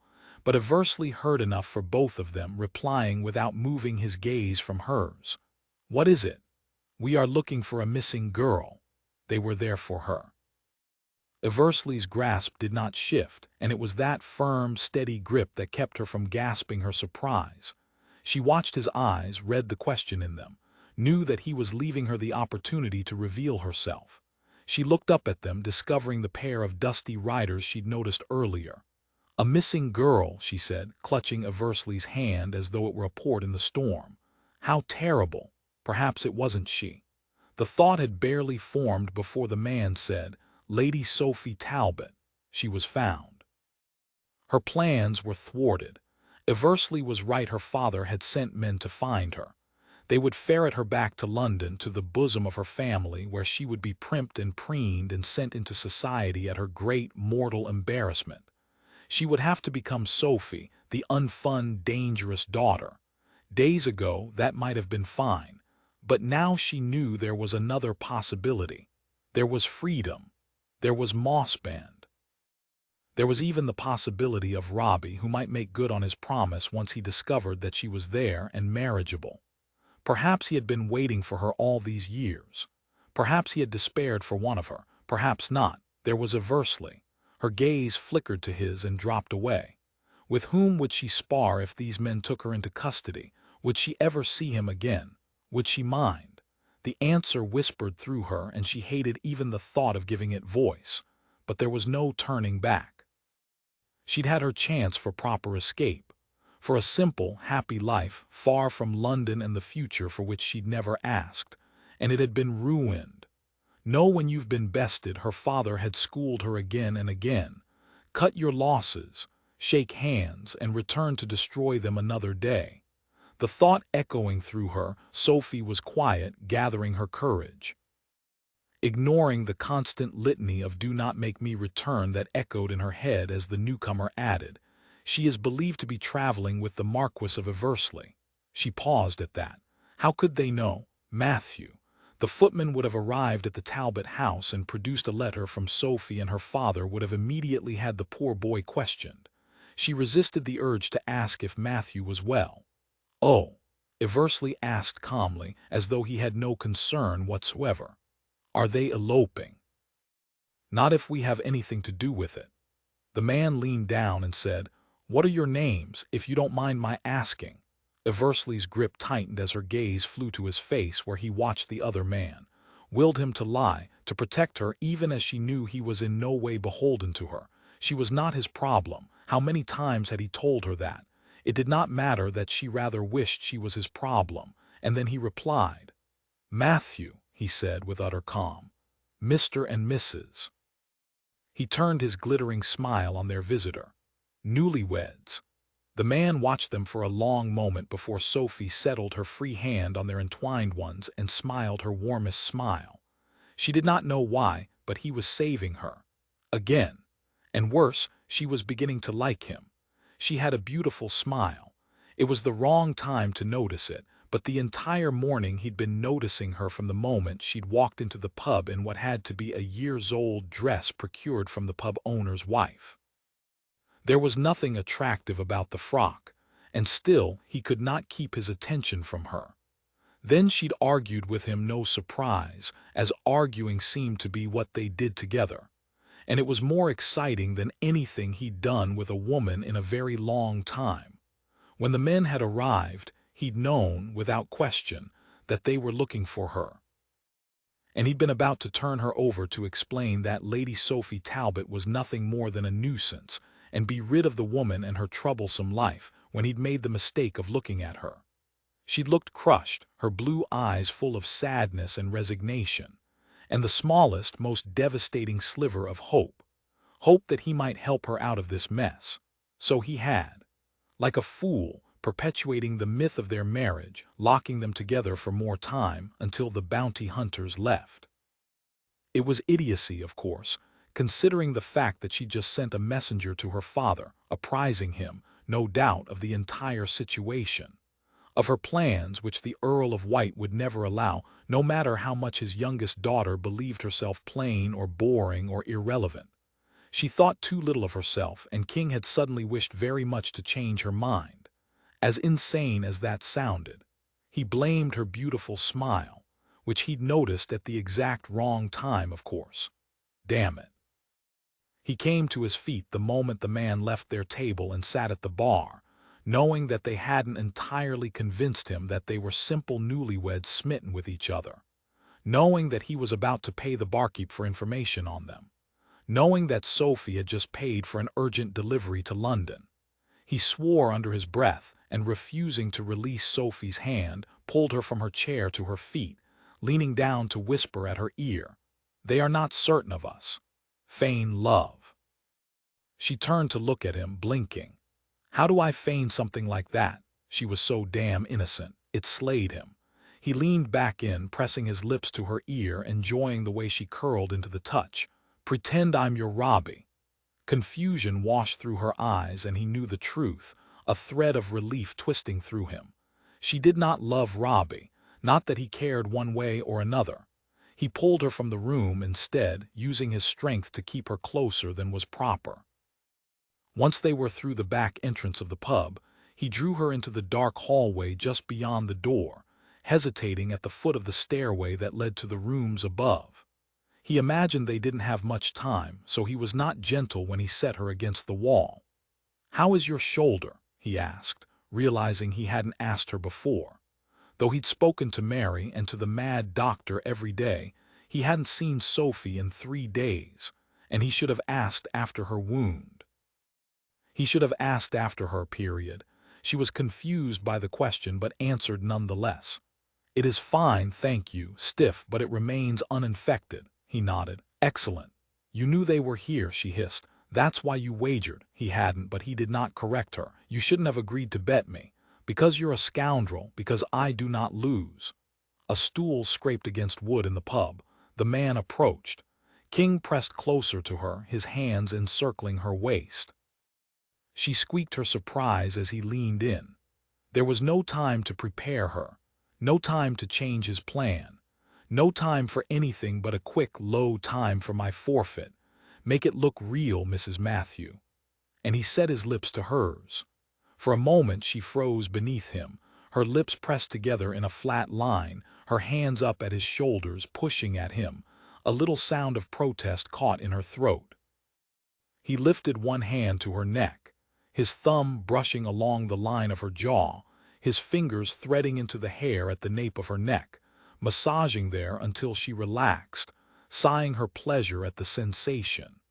He didn't intend to like kissing Sophie Talbot. He didn't intend for anything more than the most perfunctory of caresses, long enough to convince her pursuers and mechanical enough to get the job done. But the sigh did him in. He caught it with his lips, readjusting the angle, pulling her tighter against him and pouring all his expertise into the touch, instinctively knowing that if she'd ever kissed another, it had been nothing like this. For if there was anything in the world King enjoyed, it was kissing. He adored the privacy of it, the magnificent way it tested and teased and tempted and ultimately told, foreshadowing a greater, more intense act.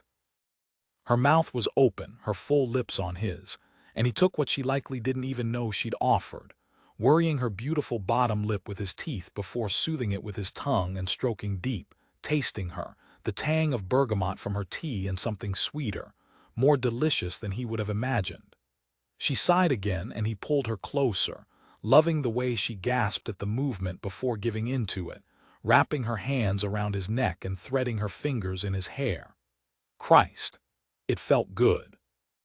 She felt good, even better when her tongue met his.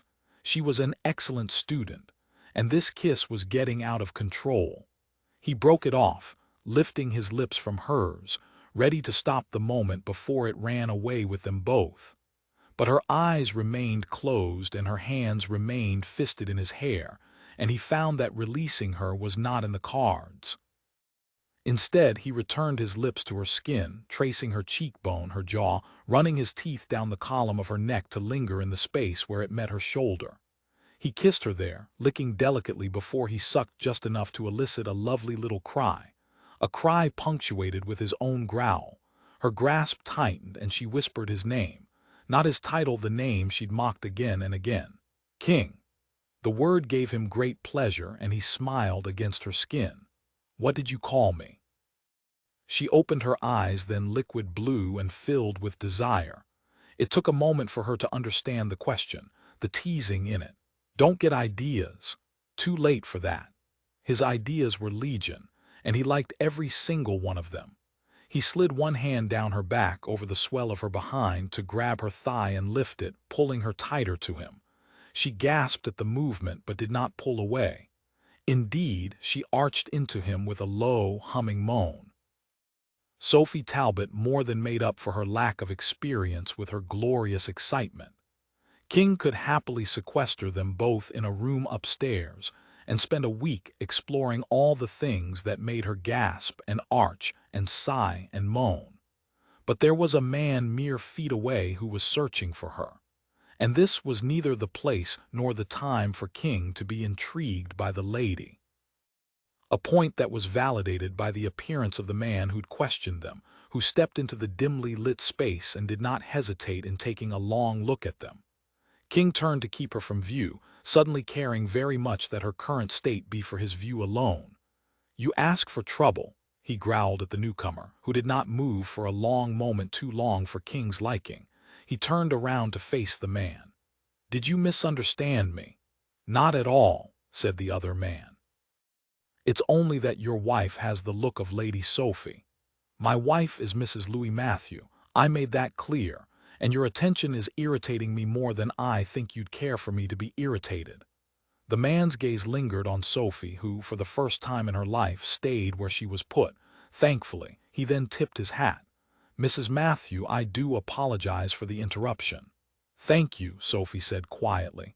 The man looked at King. "You might choose a less public place, newlywed or not." King had never in his life wanted to hit a man more. He should receive a special prize for not doing so. "I appreciate your advice," King said, his tone indicating anything but appreciation. Once the man returned to the pub, King grabbed Sophie by the hand and pulled her up the stairs and into her chamber, wanting her away from the scoundrel. She pressed herself against the wall, her arms crossed tightly over her chest. "He knows." King ran a hand over his face. "I imagine he does, yes." She looked up at him. "Why didn't you tell him the truth? That we are merely traveling companions who don't much care for one another." She paused at that, and he felt like an ass for having said it with the taste of her on his lips. "Sophie, no," she said, waving his words away. "It's true, and he wouldn't believe it. It wasn't true, but he didn't push her." "No, he wouldn't," she nodded. "Thank you. I shall only presume for another day, until the mail coach arrives." He looked to the ceiling. "You're not taking the mail coach, damn it, especially not now." "Why not? They shan't be looking for me there." It was likely the truth, but he'd had enough of this woman and the carelessness with which she lived her life. "Because you have a habit of getting shot on mail coaches." "It wasn't on the coach." "Now who is arguing semantics?" She closed her mouth. "I shall see you to Mossbend." He couldn't help the rest of the words now that he knew, almost certainly, that she'd been lying to him from the start. "Right into your baker's doughy arms. Aren't you clever?" "I am, rather." He would wager his entire fortune that there was no baker, which meant she was running and he was the only person who could help her, just as he'd been for another girl an eternity ago. And he'd be damned if he was going to let this one down, too. A short rap sounded on the door to the room, and he opened it to find Mary, John, and Bess. They stepped inside without being invited. Mary spoke quickly. "There's a man downstairs asking questions about a missing girl."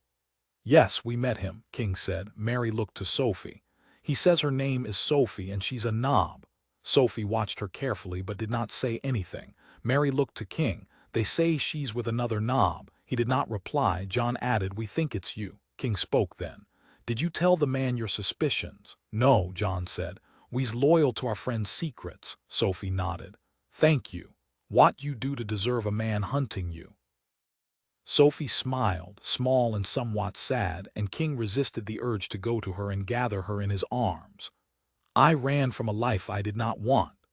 "We cannot pretend we don't understand that," Mary said, putting her hand on Bess's shoulder and pulling the girl close. Christ, he was going to have to take care of these three. He couldn't leave them here to their own devices.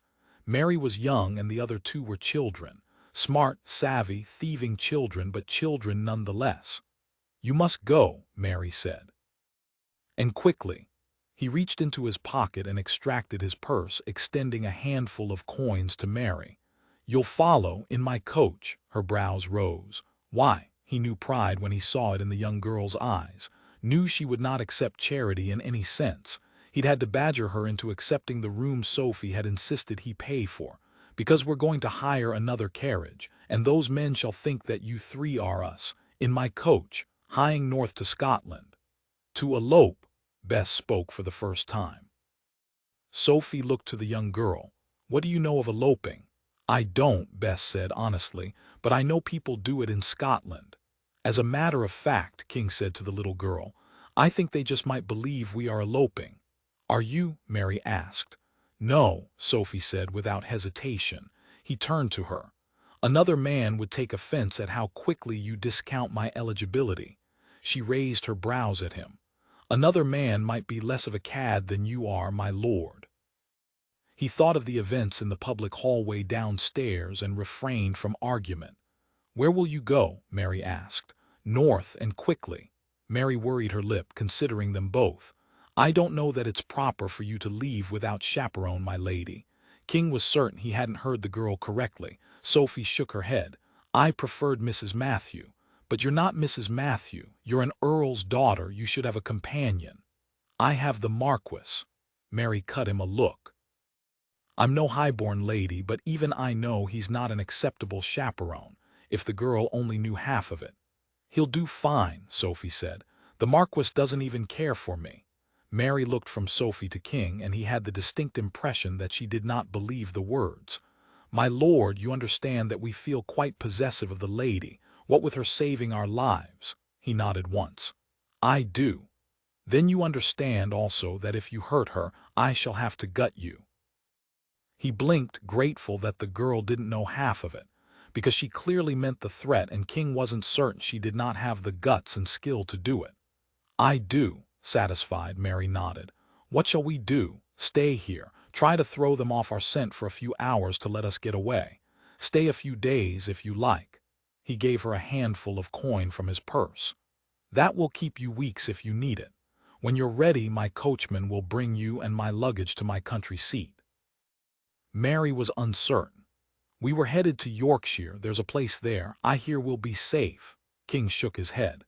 There's a place for you in Cumbria as well, or Wales, or any number of other places, for John and Bess as well. You shall all be under the protection of the Duke of Lyne. Core, John said. A duke, Mary said, someday soon, and he'd try his damnedest to protect those who couldn't protect themselves. Perhaps, finally, he could do it. Sophie looked to King. Thank you. Thank me when we're off, he said, pushing her toward his nearby chest. You must dress. You're leaving the pub the same way you came in. Shot and passed out? John asked. King lifted the stained but clean livery that sat atop the luggage and handed it to Sophie. As a footman. Chapter 10, Quinine. The cure for carriage queasiness. Sophie and King were on the road in less than an hour, Mary and John doing their best to distract the men who searched for them as Sophie clung to the back of the hired carriage, grateful for her prior experience. Minutes up the road, the carriage stopped, and she scrambled inside, King rapping sharply on the roof to set them once more in motion. We won't stop until we reach Cumbria, he said, except to change horses, and you will stay hidden. At best, you have a few days before your father's men find you. If they think you're with me, they're already headed to Lyne Castle. She shook her head. My father will receive notice of my plans for Mossbend tomorrow. He shan't bother you after that. King raised his brows. Your father will want my hide, I'm guessing. Doubly so when he discovers you've been shot on my watch. That's nonsense. You weren't there. You weren't watching. I should have been, he said, leaning back in the seat, but before she could consider the words he said, Did you pack your tea? She nodded. Yes. And the honey? I did. And fresh bandages. I am not a child, my lord. I understand the concept of leaving a place with important possessions.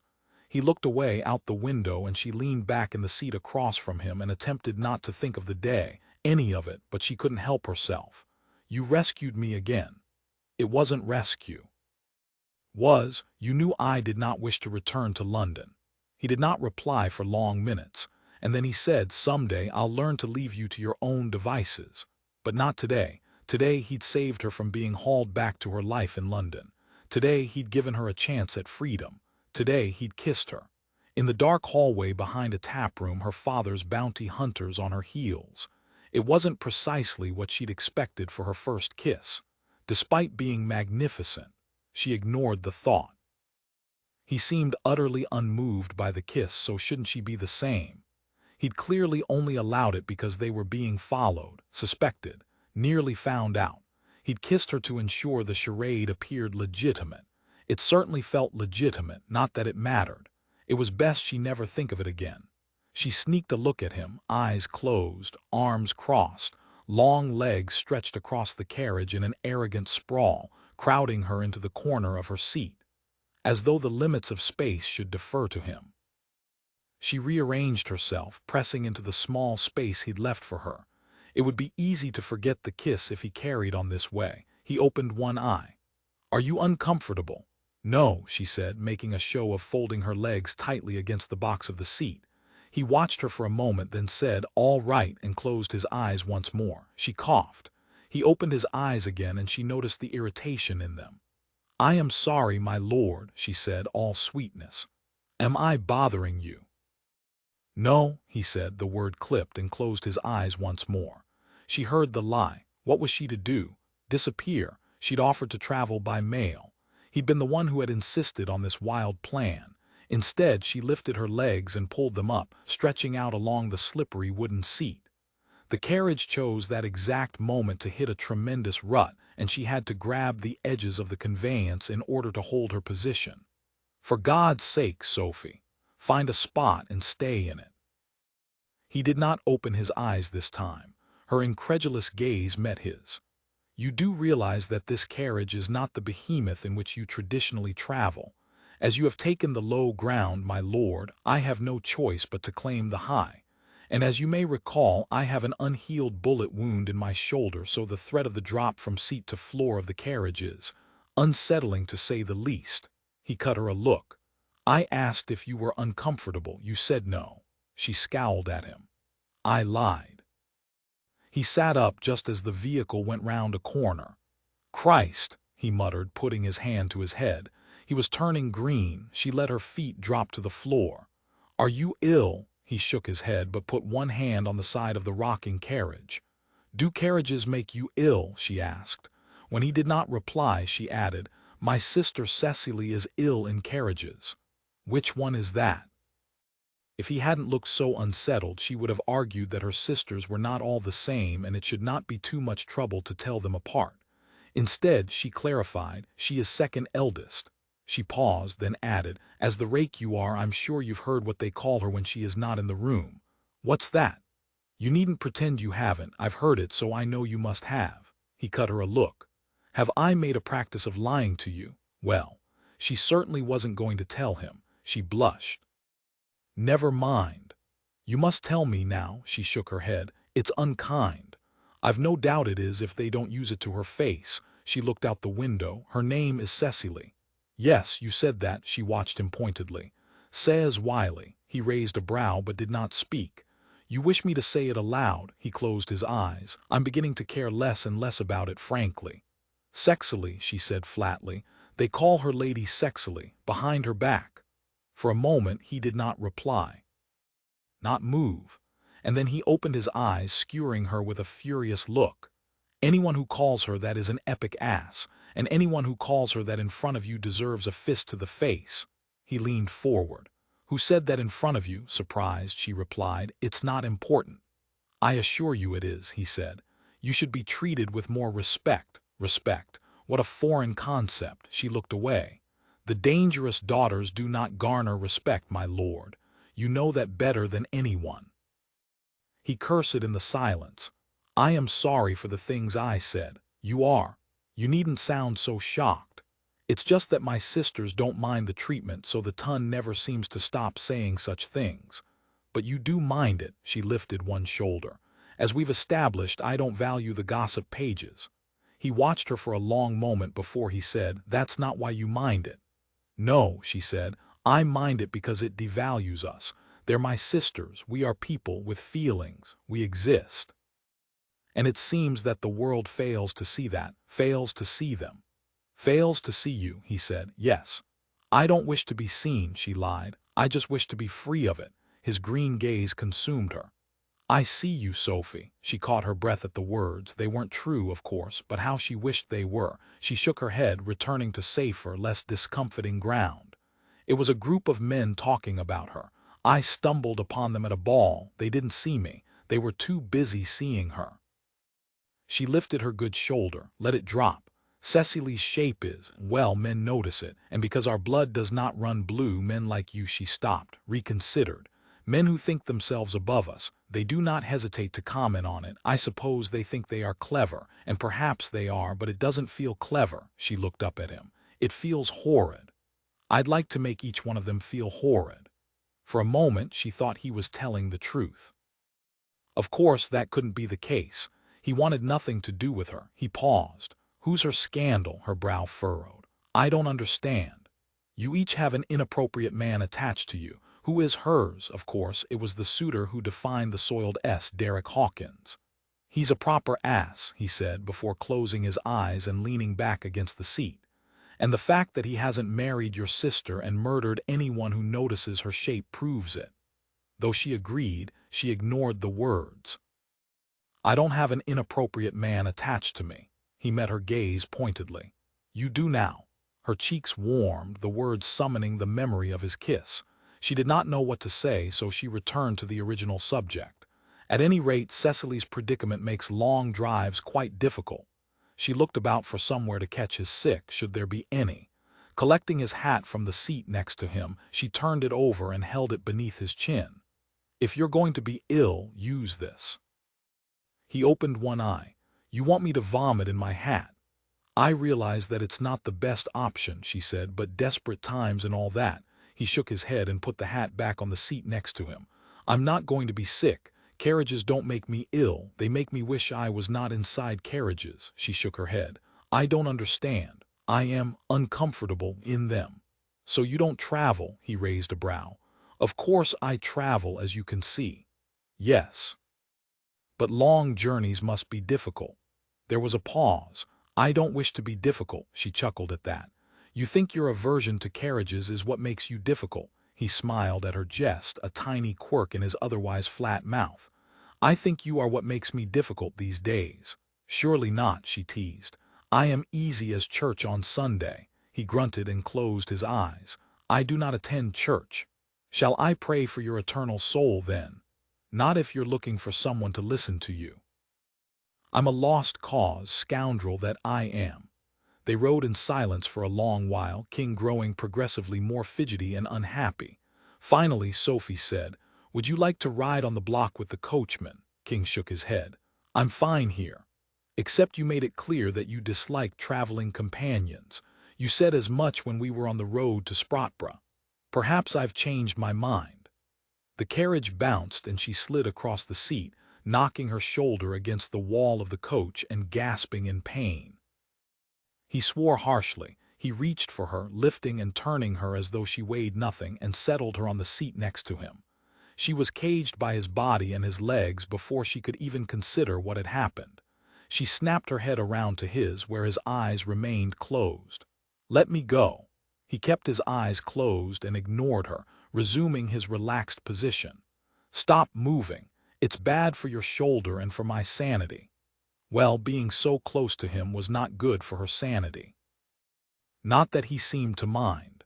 She closed her own eyes and put him out of her thoughts. It worked for several seconds, until his warmth enveloped her, beginning where their thighs touched and spreading through her, until she wanted nothing but to lean into him.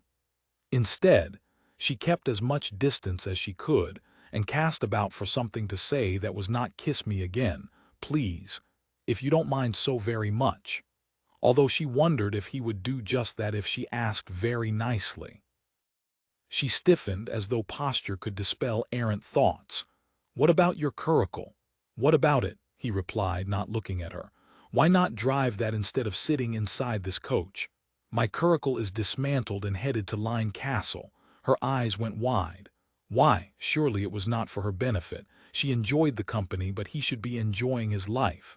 "It lacks proper wheels," he said dryly. "Of course it did. I am sorry." His eyes opened again, surprise in the green depths. "I think you might be," she nodded. "Is that surprising? People rarely apologize to me," he said simply. "Even fewer do so without artifice." She did not know how to reply to that, so she changed the subject, returning to something safer. "I've never seen anyone drive a curricle with such recklessness." "Did it seem reckless?" "You tipped onto one wheel. The whole thing could have toppled over." He looked away. "It's happened before. I survived." She imagined him tossed on the side of the road, broken and bleeding. She did not like it, her brow furrowed. "You could have died. I didn't." There was something in the words, something darker than she would like. She wished his eyes were open so she could make more sense of him. "But you could have. That's part of the fun. The threat of death is fun. You can't imagine that. Considering I nearly died of a gunshot wound several days ago, I do not." He did look at her then, and there was no humor in his gaze. "That's not the same. Because it was not at my own hand. There are many who would say that, yes." The carriage bounced over a rough patch of road, and he gritted his teeth. "Are you afraid you might die now? Is that why you dislike carriages?" He paused. "This is a very small carriage. It was a perfectly ordinary-sized carriage." "Why?" For a moment his gaze darkened, and she lost him to thought, something that seemed unpleasant, haunting. She resisted the urge to put her hand on him, to soothe whatever that memory was. She didn't expect him to answer. And he didn't, despite shaking his head and saying, "I don't care for them." He paused. "And I do not wish to discuss it further." She nodded. "All right, what do you wish to discuss instead?" "I suppose that I cannot say that I wish to sleep instead." "You look as though you might leap from this carriage at any moment," she said. "You are no more going to sleep than I am going to fly." He narrowed his gaze on her. "If you were a man, I would not care much for you." Her brows rose. "You do not care much for me anyway." He watched her for a long moment. "I was warming to you." The words sent a thread of excitement through her that came on a wave of memory, the dark hallway behind the Warbling Wren pub, his hands and mouth upon her, the feel of his hair in her fingers. She had been warming to him as well. She cleared her throat. "We can discuss anything you like."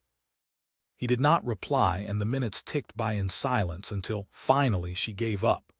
"You are tremendously antisocial, my lord. Has anyone ever told you that?" "No," he said, obstinate man.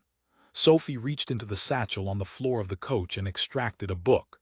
She opened it, pretending that he was not there, hoping that it was something diverting.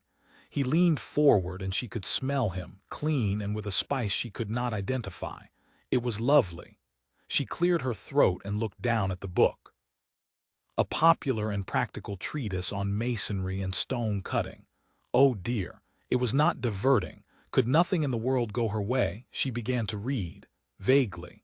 She was distracted by the stretch of his trousers over his thighs, which were larger than she could have imagined. Of course, she should have guessed they would be, what with all the curricle racing he did. Her fingers itched to touch the thigh closest to her, the one touching her. The one that she'd had a leg wrapped around earlier in the day. It was very warm in the carriage. "Where did you get a book?" She started at the words, cheeks flaming. She did not look up. "I thought you did not wish to talk." "I don't, but that does not mean I do not wish an answer." "It was at the back of the drawer in the table in my bedchamber." She turned a page with force, as though doing so would make him smaller, less formidable, less intriguing. It did not. Of course, anything would be more intriguing than a treatise on masonry and stone cutting, but one may do. She soldiered on. The silence stretched between them as the carriage careened up the Great North Road, away from Sprotbrough and toward their futures, and Sophie read slowly, distracted by every sway of the conveyance and the way it pressed her to him. King, however, remained unmoved. On several occasions she nearly spoke, desperate for conversation, but she refused to break first, and after an age she was rewarded. "Is it any good?" he asked. "Quite," she lied. "I had no idea that masonry was so fascinating." "Really," he said, voice dry as sand. "Well, I suppose I should not be so surprised that you find it so, what with you being the unfun sister." She cut him a look, took in the small smirk on his lips, and decided that if he wasn't going to be a decent companion, neither was she. "There's nothing unfun about it, my lord." She took a deep breath and waged her war. "This book has a comprehensive explanation of hemispheric niches, hemispheric domes, and cylindric groins. There is a great deal to learn." The smirk grew. "About groins particularly, I would imagine." She ignored the words, punishing him far better than she could ever imagine by reading aloud. "This is the first and only work in English on the art of stone cutting, and such a publication has been long and eagerly sought after." No doubt he reached across her to close the book and consider its cover. "Peter Nicholson, Esquire, has convinced himself of such a thing." She ignored the sliver of pleasure that coursed through her as his hand brushed hers, instead reopening the book. "I think he might be right. There are several full chapters explaining the basic and complex geometry necessary to properly stonework. Isn't that fascinating?" "Did you know that," she read, "in preparing stones for walls, nothing more is necessary than to reduce the stone to its dimensions so that each of its 8 solid angles may be contained by 3 right angles?"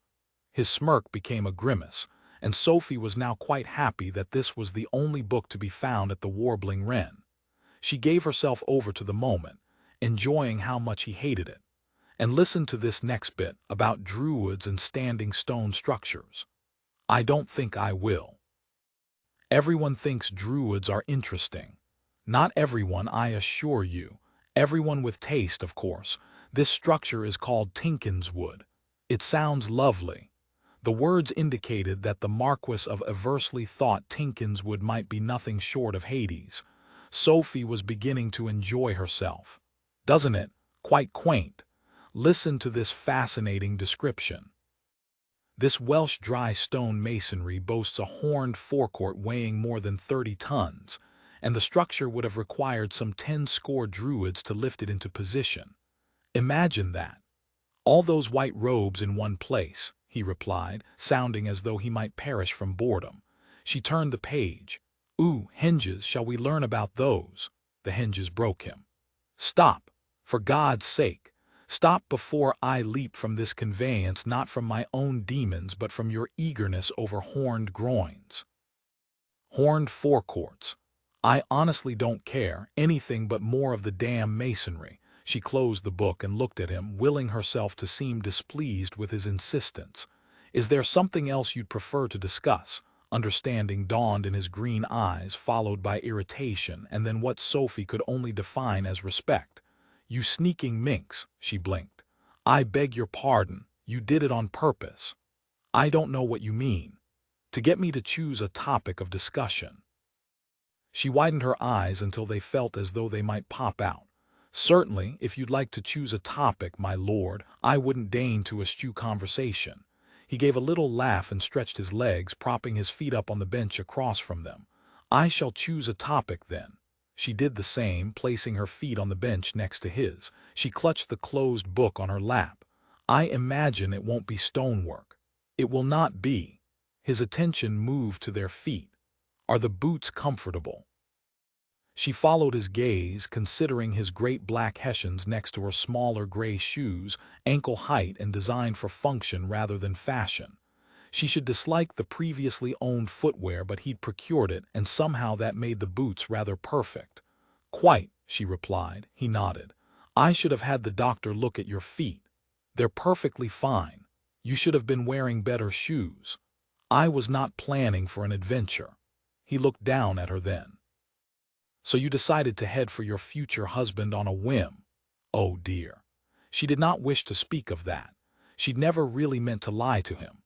But now she would seem ridiculous if she confessed the truth that Robbie wasn't the purpose of this journey. That the journey had been without purpose until it had begun to seem as though it might be for freedom. But the Marquess of Eversley would not take well to knowing that he'd rescued her from highwaymen and bounty hunters for the whisper of freedom. So she nodded and lied. Yes, sometimes when an idea strikes you must follow it. He raised a brow. You are headed to what propose, woo him. She looked down at her lap, toying at the edges of the pages. What makes you think he has not already been wooed? He crossed one black boot over the other, brushing his foot against hers. Because you aren't headed to Mossbend in a beautifully appointed carriage, your mother and sisters in tow. She couldn't help but chuckle at that image. That is amusing. The idea of my mother and sisters choosing to leave London for little Mossbend, even if it were for my wedding. She shook her head. We haven't been back since we left a decade ago. He watched her for a long while. You haven't seen Robbie in 10 years. No, she said, feeling quite trapped. Have you exchanged a lifetime of letters? She ignored the question rather than lie. He pressed on, his tone softer, knowing. Why don't you go home? And still, she could not bring herself to tell him the truth. I am going home. I mean your London home, the massive town house in Mayfair. She shook her head. That's not home. But a dusty town filled with farmers is. She thought for a long minute about that, about the quaint honesty of Mossbend, about the people who lived and worked there, about the life she had before father had become an earl, the life she could have again. Maybe it was the rocking of the carriage, or the way King waited with the patience of Job, or the close quarters. Whatever it was, she told the truth. It is the only place I have ever felt free. Until now. What does that mean? She did not reply. He lifted his boots off the bench and let them fall to the floor before moving to sit across from her to get a better look, knees spread wide, fingers laced between them. Look at me, Sophie. She looked up to find his gaze on her, glittering in the carriage's fading light. What does that mean? She dropped her own feet to the floor and fiddled with the deckled edge of the book, uncertain of where to begin. I was 10 when my father earned his earldom. He burst through the door of our house, where I had never dreamed of more than I had, and announced, "My ladies." With a great booming laugh. It was such a lark. My mother cried and my sisters screamed, and she paused, thought. They were infectious, their happiness was infectious, so we packed our things and moved to London. I said goodbye to my life, to my home, to my friends, to my cat. His brow furrowed. You couldn't take your cat. She shook her head. She did not travel well. Like your sister, she howled. Cecily, Sophie smiled at the teasing, Asparagus would cling to the back of the seat in the coach and howl. My mother's nerves could not bear it. She grew serious. I had to leave her. You had a cat named Asparagus. I know it's silly. What's asparagus to do with the price of wheat? He smiled at that. That's the second time you've used that phrase. She smiled too. My father, she said simply. I've always liked him, you know. Her brows rose. Really? You're surprised. He's crass compared to the rest of London. He's honest compared to the rest of London. The first time we ever met, he told me that he didn't like my father. She nodded. That sounds like Papa. Go on, you left Asparagus. She looked out the window again. I haven't thought about that cat in years. She was black, with little white paws and a white nose. She shook her head to clear it of the memory. Anyway, we left and we never came back. There is a country seat in Wales somewhere, but we never go there. My mother was too focused on our making a new, aristocratic life. That meant visiting other, more established country seats filled with aristocratic young women who were supposed to become our friends, who were to help us find a place for ourselves, to climb. She swore that in a few years we'd fit in perfectly, and my sisters do. They somehow realized that their perfect beauty would lead to the gossip pages adoring them, which would lead to the Ton adoring them. Against its better judgment, they are expert climbers, except she trailed off and he had to prompt her to finish. Except I am not. I do not fit in. I am not perfectly beautiful. She gave him a half smile. I am not even beautifully perfect. You've said it yourself. When did I say it? He asked, affronted. I'm the plain one, the boring one. The unfun one. She waved a hand down at her livery, the clothing that had driven him to call her plump. Certainly not the beautiful one. He cursed softly, but she raised a hand before he could speak. Don't apologize, it's true. I've never felt like I belonged there. I've never felt worth the effort, but in Mossbend I felt valued. In escaping London, I have become more than I ever was there, she smiled. And when those men came looking, when you ferreted me out, I've never felt more free.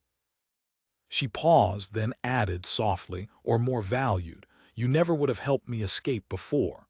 That's nonsense, he said, and the tone brooked no refusal.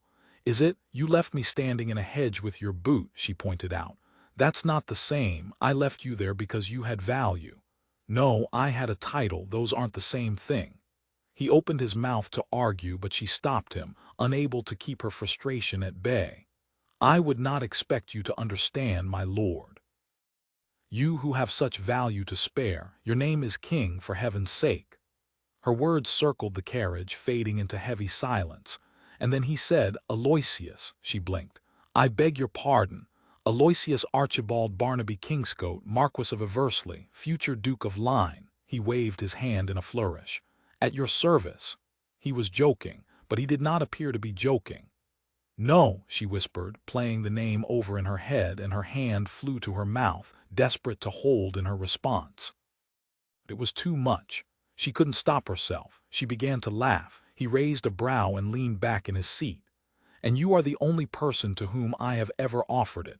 This is why, in case you were wondering, because even I have my limits of supercilious pomposity. She caught her breath, unable to stop herself from laughing again before she said, It's so horrible, ridiculous, inane. She removed her hand. Unnecessary. He tilted his head in acknowledgement. That as well, she giggled. Aloysius. Be careful, my lady. Others don't know. I imagine they do. It's there in black and white in Burke's peerage, but no one ever brings it up in my company. At least they haven't since I was in school and made it clear I did not wish to be called such. The boys at school simply acceded to your request. They acceded to my boxing training. She nodded. I suppose they weren't expecting you to be very good at that, what with being named Aloysius. He put on his best aristocratic tone. In some circles it's very royal. Oh, which circles are those? He grinned. I'm not certain, she matched his grin. I confess I would call myself king as well. You see, now you should feel sorry for me. Oh, I do, she said so quickly that they both laughed, and Sophie was suddenly, keenly aware that she liked the sound of his laughter. She liked the look of it as well. And then they were not laughing anymore. You are not uncomfortable, she said quietly, leaning forward. The motion of the carriage no longer unsettled him. He seemed startled by the reminder. I am not. You are a welcome distraction. Her cheeks warmed as he, too, leaned forward. She considered retreating but found she did not wish to. When he lifted his hand to her cheek, she was very grateful for her bravery, his warm hand a welcome temptation. They were so close, his eyes a beautiful green, his lips soft and welcome and just out of reach. She wondered what might happen if she leaned forward. Closed the distance between them, and then he spoke, the words on a whisper. He doesn't even know you're coming, does he? She retreated at that, not pretending to misunderstand. Why do you ask all the questions? Because you answer them, he replied. I should like to ask some, he nodded. I'll answer yours if you answer this one. Why the baker? I understand the bookshop and the freedom, but the baker, it's been a decade. Why him as well? She looked away, watching farmland beyond the window, the countryside dotted with sheep and bales of hay. So much simpler than London, so much more free. She opened the book on her lap and closed it, again and again. And finally she said, He was my friend, we made a promise. What kind of promise? That we'd marry. A decade ago. What had she done? Where was she going? What would come from this mad adventure? She couldn't ask him any of that. Didn't want him to hear it. And so she lifted her gaze to his and said, A promise is a promise. He watched her for a long time and then said, You realize that this ends poorly. Not necessarily. He stretched his arm across the back of the seat. How does it end then? She paused, thinking for a long moment about Mossbend, about her childhood, about the world into which she'd been born and the world into which she'd been thrust. And then she answered him. I hope it ends happily. He went utterly still, and she had the sudden sense that he was angry with her. When he spoke, there was no mistaking the disdain in his tone. You think he's been pining away for the Earl's daughter who left a decade ago. It's not impossible, you know, she snapped. Must he always make her feel as though she was less than? And I wasn't an Earl's daughter. Well, I was, but not really. I've never really been an Earl's daughter, that's the point. We were friends. We made each other happy. Happiness, he scoffed. You haven't any idea what to do with yourself now that you're free, do you? She scowled. I don't care for you. Shall we wager on it? On my not caring for you? Oh, let's please, he smirked. On Robbie's caring for you. She narrowed her gaze on his smug face, ignoring the sting of his words. What's the wager? If we get there and he wants you, you win. I'll buy you your bookshop as a wedding present. What an extravagant gift, she said smartly. I accept, though I have a second demand now. His brows rose. More than a bookshop, she tilted her head. Be careful, my lord, I might find reason to believe you are not so certain that you will win. I never lose. Then why not allow a second demand? He leaned back. Go ahead. If I win, you must say something nice about me. His brows snapped together. What does that mean? Only that you have spent the last week telling me all the ways that I fail. My lack of intelligence, my lack of excitement, my lack of proper figure, my lack of beauty, and now my inability to land a husband. I didn't say, she raised her hand, and you had better make it exceedingly complimentary. There was a long silence, after which he said, in a tone that could only be described as grumbling, fine. Excellent. I think I might look forward to that more than to Robbie's proposal. One black brow rose. A clear indication that marrying the baker is an excellent idea. He leaned forward, his voice lowering. But don't forget, Sophie, if we get there and it's a disaster. Her heart began to pound. What then? Then I win and you must say something nice about me. Before she could retort, the carriage began to slow and a wild cry came from the coachman. She stiffened, nerves chasing her triumph away. She snapped her gaze to him. Is it highwaymen? No. King touched her ankle, the warm skin of his hand against that place that had never been touched by another person, making her breath catch. We are at the next posting in. Her shoulder ached and she was happy for the stop. Will we spend the night? He shook his head. We only change horses and then press on.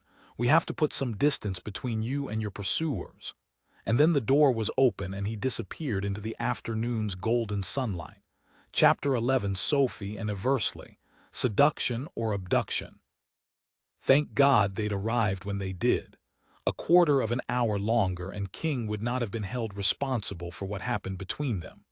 Lord deliver him from long carriage rides with impossible, infuriating, remarkable women.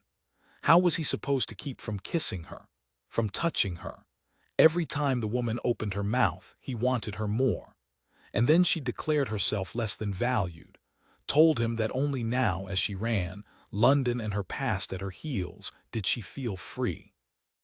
Proclaimed herself existent, as though he'd needed a proclamation to notice her, as though he wasn't keenly aware of her every movement, her every word, despite knowing that he shouldn't see her at all. She had been trouble since the moment he'd met her at the bottom of the damned trellis at Liverpool House. And still, he seemed to never quite be able to escape her. He was the Minotaur, trapped by her labyrinth. It was useful to have the break to remind himself of all the reasons why he didn't want her. Why he didn't even enjoy her. She was the very opposite of women he enjoyed, except she wasn't.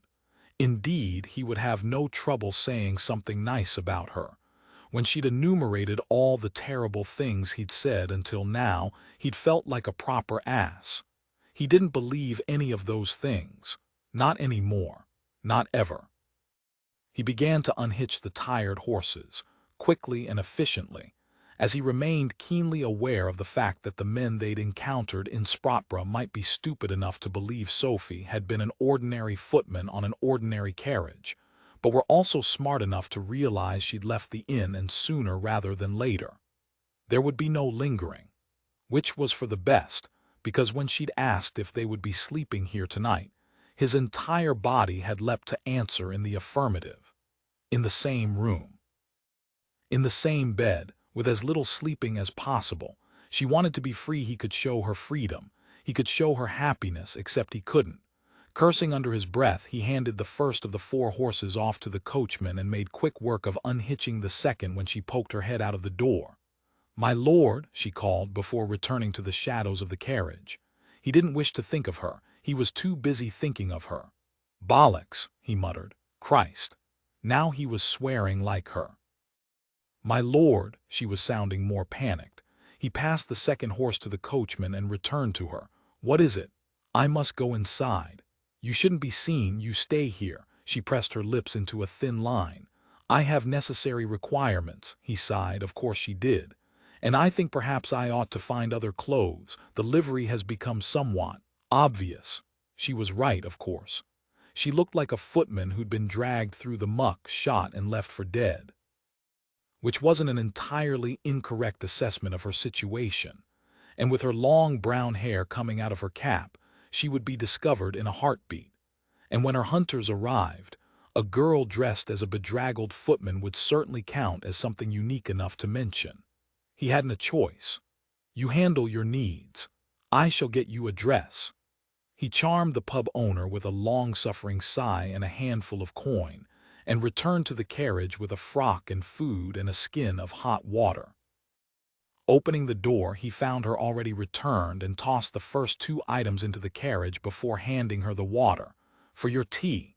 He did not give her a chance to thank him, instead closing the door before returning to help the coachman hitch new horses.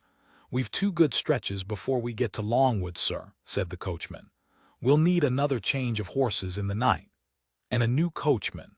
You'll need to sleep," King said, triple-checking the leather harnesses. "I can see you through until then." King nodded. "Good man, John." John smiled. "The night is the best time to ride the roads." King knew it keenly. He also knew it was the worst time to ride inside a carriage, the darkness closing in around him, reminding him of the past, which became more and more difficult to ignore as they drew closer to Cumbria.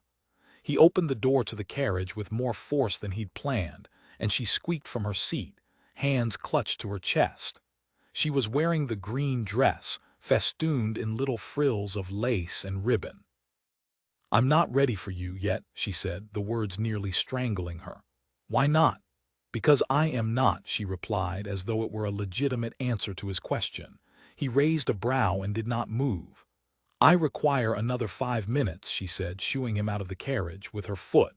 It was the foot that tipped him to her concern. His gaze fell, lingering on the hands at her breast, white laces crisscrossing up the bodice of the dress. "Are you having trouble lacing yourself into it?" he asked. She went crimson, and he had his answer. "Not at all," she squeaked. "You're a terrible liar," she scowled at him. "I don't typically have cause to lie, sir. It is rare that men ask me such ungentlemanly questions." "Don't you mean rapscallionesque?" "That as well, yes," he smiled. "Do you require my assistance, my lady?" "I most certainly do not," she replied. "It's simply that the previous owner of this particular garment was somewhat less." "Close the door," he willed himself. Don't let her finish that thought. Sadly, his arms forgot how to work, and then she finished the sentence and his brain did the same. "Ample, Christ. You have 5 minutes," he said, "and then we leave, laced or no." He closed the door and returned to the horses, checking the cinches again as he counted to 300. By 36, he was imagining her ample breasts. At 94, he was cursing himself for not having a good look at the breasts in question when he had Sophie in hand earlier in the day. By 170, he'd relived the events of earlier in the day, much to the twin emotions of pleasure and guilt. By 225, he was cursing himself the worst kind of scoundrel, but truthfully, she was the one who had brought up breasts. "You are the one who is acting like a boy in short pants." No. Boys in short pants were much more appropriately behaved. 299, 300. He opened the door and climbed in, working very hard not to look at her. She did not squeak, so he supposed that meant she'd finished the task at hand. He rapped on the roof and the carriage took off. They traveled in silence for long minutes, 20 or so, before she broke the silence. "Do you remember me?" He looked at her then. Mistake. She was beautiful. The dress was shabby and too small for her, and he could see why she'd had trouble. It had to be laced as tightly as possible up her midline to cage her breasts, which spilled out of the top as though they were desperate to be free, just as he was quite desperate to free them. He dragged his gaze to meet her eyes. "I was not gone very long." She smiled at that, and he warmed at the sign of her entertainment. Good God! It felt like he was a boy in short pants, eager for her approval. "I did not mean from earlier today. I meant from earlier in our life." "Remember you from where?" The smile faltered a touch. "We danced once at a ball." His brows rose. "I would remember that. It was a quadrille at the Beaufetheringstone ball." He shook his head. "You're mistaken." She gave a little huff of laughter. "My lord, I believe that I would remember you more than you would remember me." She was doing it again. "Stop it." "Stop what?" "Stop believing whatever everyone has said about you for all these years. There's nothing about you that is unmemorable. The last week has been the most memorable of my life, for Christ's sakes.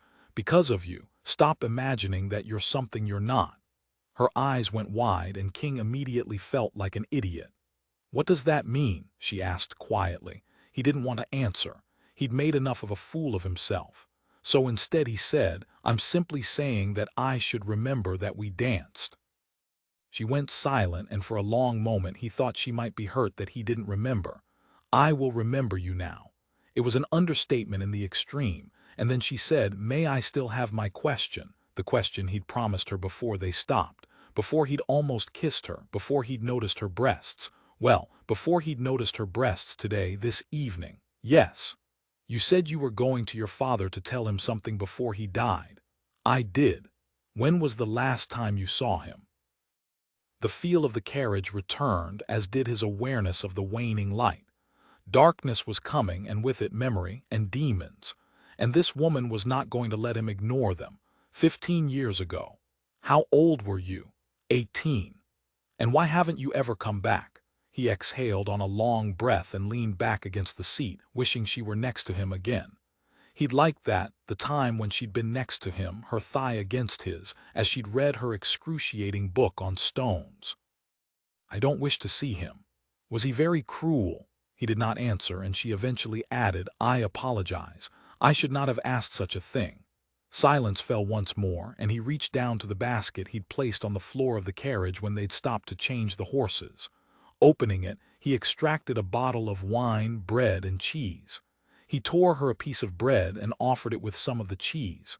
She took it with a quiet, "Thank you." The Duke of Lyne had been as good a father as an aristocrat could be. Where other fathers had spent their time in London, machinating at their clubs and pretending their families did not exist, kings had prioritized the country estate and his time with King. He was not cruel, not with me. Then why? She stopped, clearly aware that she trod a strange, fine line. King drank deep of the wine, willing it to stay the memories she awakened. "How is your shoulder?" "Tolerably sore," she said before taking a deep breath and diving in. "Why don't you wish to see him?" He should have known she wouldn't be able to stop herself. "You're like a dog with a bone." "You're calling me a dog again?" He smiled, but with little humor. "Cruelty is not the only way fathers ruin their sons. Expectations can do the same damage." "What did yours expect?" "For me to marry well." She cut him a look and spoke dryly. "What a horrible thing for a father to desire." When he did not reply, she continued, "Why not marry one of the women you've ruined?" None of them had wanted to marry him, but he didn't tell her that. Instead, he told her the truth. "I'll never marry." "You're a man with a title. Isn't that your only purpose?" He cut her a look. "Is that what women think?" She smiled, small and clever. "Isn't that what men think of women?" "It's not my purpose, despite my father's keen desire. The dukedom of Lyne has passed from generation to generation of pure, unadulterated aristocracy. Every Duchess of Lyne has been perfectly bred to be just that, a duchess. Blue blood, pristine manners, and beauty beyond the pale. "I've never heard anything about your mother," she said, "not even when we lived in Mossband." He looked out the window at that, taking in the sky streaking pink and red in the west, heralding the night. "That's because she died in childbirth. It killed my father." Did he love her very much? It was so preposterous that King laughed. No. He was upset because it meant he wouldn't get his spare. He could have married again, she said. I suppose he could have. But he didn't. Perhaps he did love her. Memories overtook him. No Duke of Line has ever married for love. They've married for duty and for offspring. It's what we're bred to want. And you, what do you want? No one had ever asked him the question. It had been a long time since he'd thought on it, since it had been possible. And then it hadn't been possible any longer because of his father's arrogance and his own recklessness, because of the vow he'd made in the dead of night on a road much like this one. Later, he would blame it on the darkness when he told her the truth. I want to look my father in the eye and take away everything he ever wanted. The line ends with me. How many times had he written the words to his father? How many times had he said them to himself? And somehow now, they ached in a way they hadn't for years. I'm sorry, she said softly. He didn't want her pity. He drank again. Offering her the bottle, he asked, "Do your parents love each other?" "Oh, quite desperately," she said, taking the wine. She looked to the basket on the floor. "Is there a glass?" He shook his head, and she wiped the top of the bottle with her skirts. For a moment, King considered reminding her that they'd done a great deal more than share a wine bottle, but he refrained when she resumed speaking. My father is crass and disinterested in anything but coal, and my mother is crass in her own way, I suppose, but very eager to be accepted by society. One without the other, however, it would not be possible.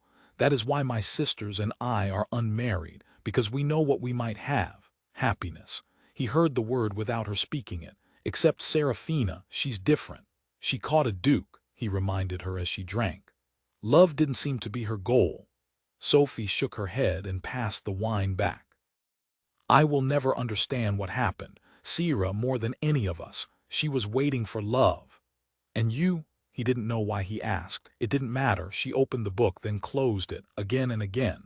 That's part of the freedom, isn't it? He didn't reply, so she added, I've never imagined anything as freeing as love must be. She smiled, and he saw the sadness in the fading light. I hope to experience it, of course, all the bits and pieces. With your baker. He disliked the taste of the words. She did not hesitate. In our bookshop, gifted to us by a losing marquis who was positively obsequious with his compliments. The words made him chuckle. Do not count your books before they are shelved, my lady. Silence fell for a long moment before he added, It is not the stuff of poems and fairy tales. Bookshop owning. Love, make no mistake. Love has nothing to do with freedom. Her focus snapped to him as he told her the wicked truth. It's the most devastating trap there is. Surprise flashed in her eyes. He was surprised himself, he had to admit. What in hell had him saying such a thing? And you would know, she asked. I would, as a matter of fact, he said, wondering if the waning light was addling him to the point of confession. I thought the Dukes of Line did not marry for love. I am not married, am I? Are you in love? She asked, the words coming on a shocked whisper. With Marcella. Who is Marcella? Lady Marcella Latham. Ah, memory returned. Lady Marcella from the Liverpool party. No, she scowled at him then. You really should remember the women you ruin, you know. He drank. If anything worthy of ruination had happened between Lady Marcella and me, I would remember her. You escaped her via Rose Trellis, precisely as she asked me to. I highly doubt that's the case. It's true, the lady and I had an arrangement. All the more reason for you to remember her. It's common courtesy. She reached into the basket. There are pasties in here. Extracting a pasty, she tore it in half and offered it to him. Pasties are a glorious food, one I never get in London. Why not? You have a cook, don't you? She nodded and spoke around her food. King resisted the urge to smile. Her manners had fled as the sun had set. But she's French, and pasties aren't good for the waistline. There's nothing wrong with your waistline, he replied without thinking. She paused mid-chew. He likely should not have an opinion on her waistline. He shrugged a shoulder. It's perfectly ordinary. She began chewing again, swallowed. Thank you, I suppose. You are welcome. She washed down her pasty with more wine. So you do not love Lady Marcella. She'd had enough wine to be nosy and not nearly enough to forget the conversations they'd been having. I do not. But you are aware of the emotion, in a personal sense. Enough to know I never want it again. Yes. Why don't you marry the poor girl? He'd tried. He'd wanted to. He remembered bringing her to meet his father to show her off, to prove to the great Duke of Lyne that love was not an impossibility. He'd been young and stupid, and his father had ruined it. I'd rather you never marry at all than marry some cheap trollop in it only for the title the Duke had sneered, and Lorna had run. He remembered the way his heart had pounded as he'd chased after her to find her, to marry her, to love her enough to spit in his father's face, and then he stopped remembering before he could remember the rest. He looked up at Sophie, fairly invisible. Night had fully fallen. I can't marry her. Why not? It was strange, the way her voice curled around him in the darkness. Curious, comforting. Because she is dead. She shot forward at the words, and though it was too dark to see, he could hear the movement of her skirts against her legs, feel the heat of her in the small space.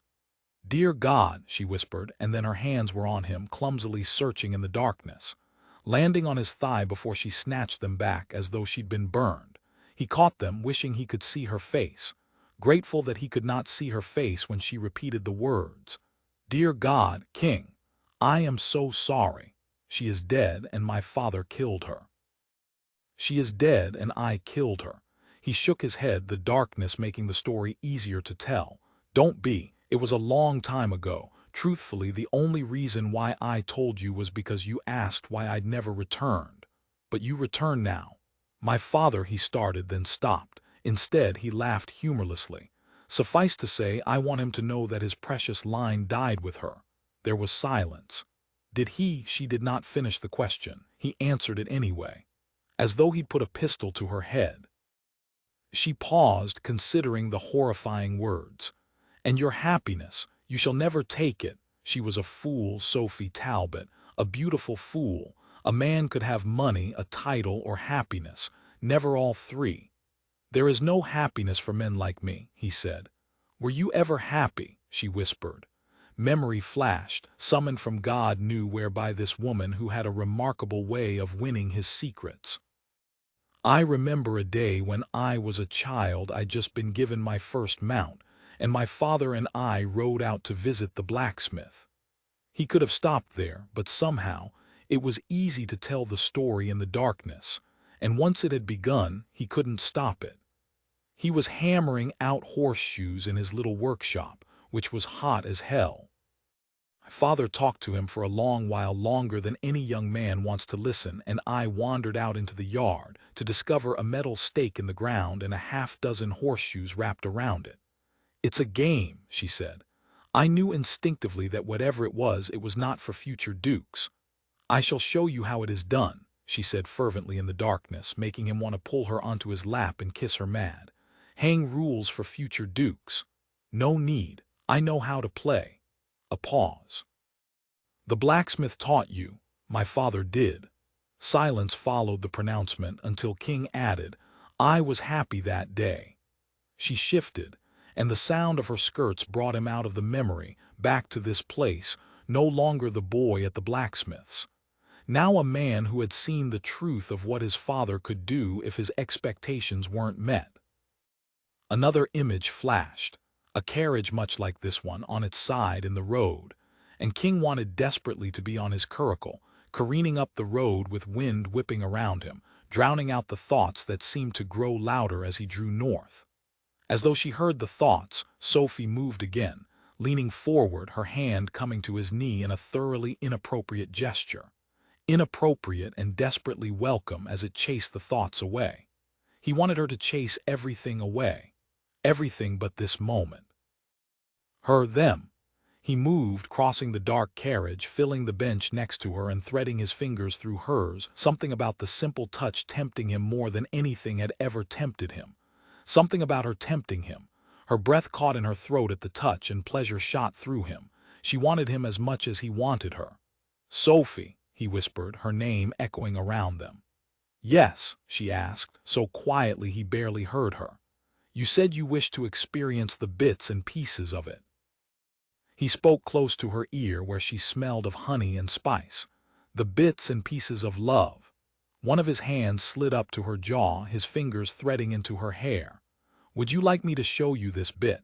He nipped at the skin on her opposite jaw, scraping his teeth there until she gasped at the pleasure of it. This piece.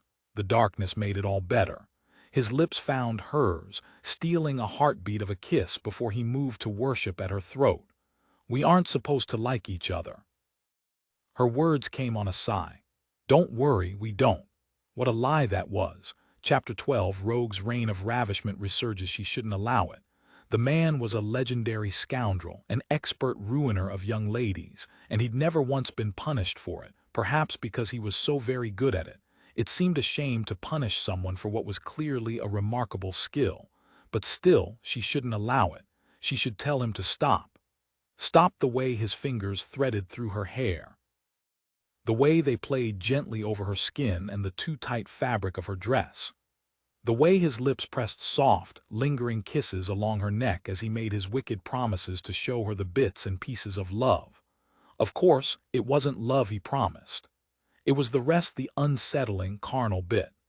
The bit she'd been imagining since the night of her bath, when he'd stood mere feet away from her, his back turned, his shoulders wide, and she'd washed herself, wishing, strangely, that it had been he washing her. The bit she'd wanted even more once he'd kissed her in false passion in the warbling wren. She'd wanted that kiss to last forever and ever. But he'd never indicated that he desired such a thing, not until tonight, when darkness had fallen and their conversation had become somehow more honest and clandestine. And he'd told her his secrets and she'd accidentally touched him. It hadn't been an accident, though. She'd wanted to touch him. She'd wanted him to touch her. And then he had, and it was glorious. She didn't care that she shouldn't allow it. He lifted his lips from where they played at the place where her neck met her shoulder and placed them at her ear, speaking, the words low and dark and full of wicked intent. Tell me. He sucked the lobe of her ear and made everything worse, or better, she wasn't sure. It was difficult to form thought. Tell you. Would you like me to show you this bit? Yes, yes, yes, yes. She swallowed, knowing instinctively that if she said no, he would stop. But she did not wish to say no. She wished to say yes, most definitely, without question. If ever there were a time when she wanted something, it was now. He scraped his teeth over her skin, sending a shiver of delight through her. She gasped her answer, please. She could hear the grin in his reply. So polite. She pulled away from him. I'm grateful for the offer. He laughed then, the sound a promise of something wonderful and wicked. It is I who should be grateful, my lady. And then his lips were on hers once more, and she was lost, the darkness making everything more illicit and somehow more acceptable, as though no one would ever discover their actions. As though this place, this night, this journey was nothing more than a dream that would disappear with the light of day. And it would. The Marquess of Eversley was not for girls like Sophie, uninteresting, unbeautiful. But in the darkness she could pretend otherwise, and this night would keep her in memories for an eternity. What bits in particular, Sophie? He was at her ear again, his fingers stroking at the edge of her bodice where her breast strained for release against the too tight lacing. What has you curious? Her cheeks should have been flaming at the question, but the darkness made her bold. All of it, she said. He laughed at the words. No, he said, moving his hand away, teasing her. That's not enough. Tell me specifically. I don't know, she said, the words coming on a wave of frustration. Touch me again. Where? Everywhere? Sophie, he beckoned like the devil at the door to hell. She fought for thought. A few years ago I saw. She trailed off, shocked by what she was about to tell him. He stilled against her. Don't stop there, darling. What did you see? I stumbled upon a stable hand and a maid. Go on, she shook her head. Where were you? Looking for a place to read. Where? It was raining and cold, and my sisters were talking about balls and gowns and gossip, and the mews were warm and quiet. What did you find there? He kissed down her neck, long, lingering sucks that made it difficult to think. I was in the hay loft, and the stable hand was there with the maid. There was something in his tone that she'd never heard in a man's voice before, something breathless, like excitement. The thought made her excited as well, more excited, as though such a thing were possible. "No," she confessed. "They were in a stall. And you looked." His tongue swirled at the crest of her good shoulder. "I didn't mean to. I was only looking for a quiet place to read. I do not judge you." He licked the skin between shoulder and dress, and she thought her breasts might break free of their bindings. "I simply want to imagine the full scenario. What did you see?" "At first nothing," she said. "I didn't know they were there. If I had, you never would have stayed. You're too good a girl. But once I heard them." He filled her silence. "Once you heard them, you couldn't stop yourself." "Even girls get curious," she defended herself. "What did you see, Sophie?" His hand was moving now over her thigh toward her knee, the sound of it on the fabric of her skirts unsettling. "I couldn't see much at first. I was looking down over the edge of the hayloft. I saw the tops of their heads. They were kissing." His lips settled on hers, immediately lifting, leaving her quite desperate. "Like that?" She shook her head in the darkness. "No. How then? You know how." "I wasn't there," he said, and the teasing in his tone made her even more aware of him. "Show me." God knew how she had the courage to do as she was told, but she did, running her hand up his arm, over his shoulder to the back of his neck, pulling him to her. "Like this." And then she kissed him, letting her tongue slide over his lips and into his mouth, where he tasted like wine, hoping that she was doing it right. He groaned and gathered her closer, careful of her shoulder, turning her so that her thighs draped over his lap, his hand finding the hem of her skirts and sliding to her ankle, the touch warm and wonderful. She was doing it right.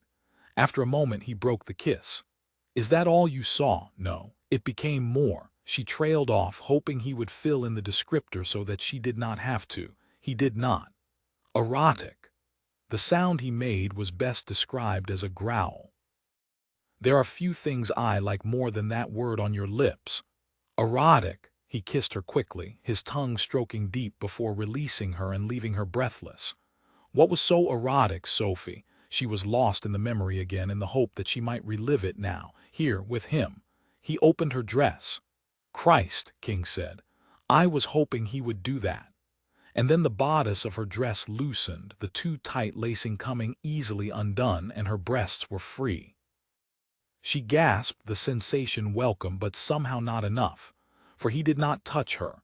His hands were around her hips for some unknown reason. She squirmed, aching for his touch. "King," she whispered. The growl came again, softer, more breath than sound. Then what did he do? He touched her. One finger found the curved underside of her breast, and it was so unexpected and so desired that she nearly leapt from her skin. He ran that single, remarkable finger in a long, slow circle around her breast, leaving fire and aching desire in its wake. "Here."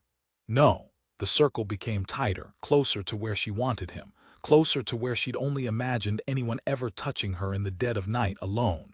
It was the dead of night, but she was no longer alone. "Here." She shook her head. He might not have been able to see it, but he knew. The circle tightened, and she thought she might die from the weight. "Here." "No." He stopped moving. "Where? Show me." She barely believed it when she did as he asked, clasping his hand in hers and placing it where she wanted him. He immediately gave her what she asked for, stroking and plucking at the straining tip until she sighed her pleasure, pressing against him, aching for what did he do next. The words sounded like carriage wheels on stone. "He kissed her," she whispered. "There." "Smart man," he said, and set his lips to where his fingers were, sucking gently, as though he had an eternity to explore her. And perhaps he did. Perhaps she would let him explore her for as long as he wished. But he did not remain gentle, soon running his teeth across the hardened nipple in a wicked caress that had her crying out and sliding her fingers into his hair to hold him there. But King did not give her what she wished, instead lifting his mouth at her touch and blowing cool air across her flushed skin before lavishing similar attention on her other breast. It went on and on, back and forth, until she was straining for more of his touch, for more of his lovely mouth, for more of him. And he gave it to her, the hand at her ankle sliding farther beneath her skirts along the length of her leg, higher and higher, until it stilled at the soft skin of her thigh, fingers stroking softly as he lifted his head and spoke in the sinful dark. "And what did you think of it?" "I thought," she stopped, embarrassed of the memory. He kissed the soft skin of her neck in a long, lingering caress. "Did you wish it was you?" "No," she said, and it was true. "I wished." She wished his hand would move. "I wished I could feel it, though. I wished someone would worship me like that. I wished I could command that kind of attention." He kissed her again, long and slow and deep. "This kind," she sighed. "Yes," and then he, in her silence, those fingers stroked and stroked, slow and deliberate, as though he had nothing more to do ever. She couldn't tell him, could she? But it was dark, and they were cloaked in secrets anyway, and when they got to Moss Bend they would part ways. Why not tell him? Then he lifted her skirts. The fingers stilled for barely any time. A tiny hiccup that she might not have noticed if she weren't so busy noticing him. And suddenly she felt very, very powerful, and the words broke free. The words she'd never imagined saying out loud. The memory she barely allowed herself to remember. And then he got to his knees. His whispered curse came out part blasphemy, part benediction. And what did he do? "I imagine you know," she said, drunk on the way the moment consumed her. "I know what I would like to do." And then he was dropping her feet to the floor of the carriage, and lowering himself to his knees, and Sophie was grateful for the darkness of the carriage, because she wasn't certain she would ever be able to look at this man again. Cool air kissed her legs as he raised her skirts, folding them back onto her lap before pulling her to the edge of her seat and spreading her legs wide. Her cheeks flamed. She wore no undergarments, as they had not fit beneath the livery she'd worn earlier. Belatedly, she tried to close her thighs, but he held her open. "Sophie?" he asked, and the world was wrapped up in her name. "Yes." He pressed a kiss to the inside of her knee, and she jumped at the unexpected touch. He laughed low and liquid in the space, then spoke to the sensitive skin there. "Do you want me to show you this bit? All the bits and pieces? I can smell you, and I want quite desperately to taste you, to show you just what that stable hand did to that maid." His fingers moved, and she stiffened as they touched her, barely, a whisper of him over the hair at the apex of her thighs. "You're so warm, and I'm bedding wet as well, but I won't do it until you tell me yes, until you give me permission." "Yes, yes, do you?" She trailed off, regrouped. "Do you wish to show me?" He exhaled, hot and lovely against her. "I am not certain I have ever wanted to do anything in my life so much as I want to do this." Her stomach clenched, along with somewhere lower, deeper, more secret. "He made her scream," Sophie whispered, the story helping to keep her wits about her. "That lovely laugh again. I hope he did, and I would very much like to do the same to you, but you must stay quiet, love, lest we give the coachman a show." He inhaled long and deep and exhaled before he said, "You are slowly torturing me. Tell me you want it and I'll give it to you, everything you desire, more." "Yes, yes." She stood on a precipice, feeling as though this decision, more than all the others of the past week, would change everything. But there was no question. She wanted this bit, this piece. And she wanted it from him. "Yes," she said, and before the word gave way to silence, he was there, his fingers pressing, parting the folds where she wanted him most, exploring in delicious strokes and slides. He groaned. "So wet," he said in between kisses to the soft skin of her inner thighs. "Were you wet then?" he asked, wickedly. "In the hayloft." "I don't know," she replied.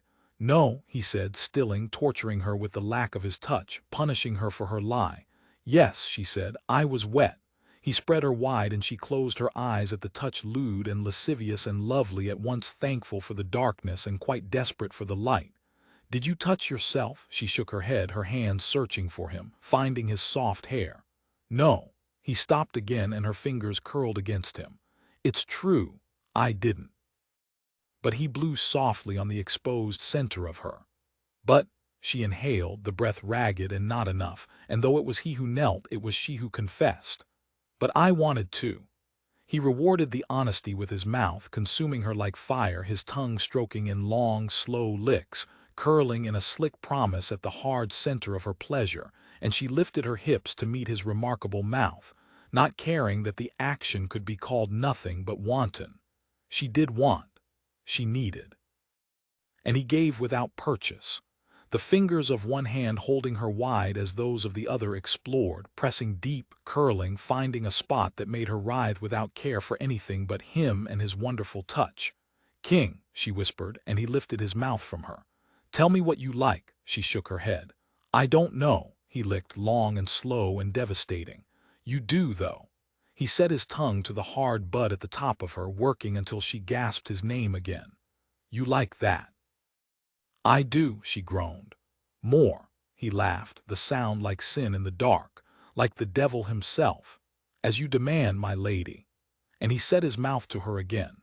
She soon became a master at telling him what she liked, even as she discovered it herself, using words she'd never thought she'd say, words that would ruin her in polite company forever. But she did not care about polite company. She cared about his company, this glorious man who showed her more in the darkness than she had ever known in the light. And as he did her bidding, his touch accompanied by a low, rumbling growl, she came closer and closer to the edge he had promised. Her sighs grew louder and she cried out his name. He stopped. She sprang forward, sitting up straight in protest. "No," he pressed her back against the seat and whispered. "What did I say about you being quiet?" He lowered his head and kissed her gently, open-mouthed, teasing. "You must be quiet, Sophie. We mustn't be heard." The words had a wicked impact, sending desire flooding through her. He was asking the impossible. "Should we stop?" she asked, hating the question. "Dear God, no, we shouldn't stop." Sophie gave a little sigh of relief that became a gasp when he kissed her again. "I quite desperately want you to scream, Sophie," he said between idle, unbearable licks. "I want to stop this carriage, lay you down beneath the stars, and make you scream again and again and again."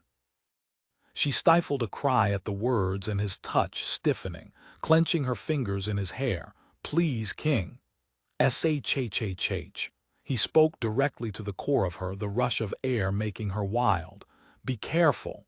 And then his fingers moved again, joining in her torture, sliding deep, stroking and curling again and again. "He might hear us." The words did nothing but excite her further, and it grew worse as he teased and tempted with his fingers, reminding her to be quiet in that wicked voice. All enjoyment, as though he knew he was slowly destroying her, making her want him more than she'd ever wanted anything in her 21 years. "He might hear us," he repeated to the core of her, his warm breath making her ache as his fingers worked against her. "He might hear you, your little cries, the way you call my name, like sin and sex in the darkness." She wasn't sin and sex, though, he was. But when he set his mouth to her, she widened her thighs and lifted herself to him, proving him right, biting back the cries that came again and again as he pressed more firmly, rubbed more deliberately, giving her everything she desired. "Don't stop," she whispered. "Please, King, don't stop." He didn't, not even as the tension built with no purchase, with no release, when she fell into the darkness, victim to his tongue and lips and touch, taking everything he offered without hesitation. She rocked against him as the carriage rocked beneath them. And then the tension released, in glorious, wicked sensation, and she forgot everything but him, his dark growls and his strong grip and his wonderful mouth. When the pleasure crested, breaking over her, breaking her, it was King who held her together, letting her explore all the corners of pleasure without hesitation, without embarrassment, without shame. Perhaps it was the darkness that kept the shame away, because she should have been ashamed, shouldn't she? Ladies did not behave in such a manner, but somehow she did not feel ashamed, even as he lifted his mouth from her, lifted his touch from her, restored her skirts and resumed his place on the seat beside her. Somehow it was easy to be without shame with him.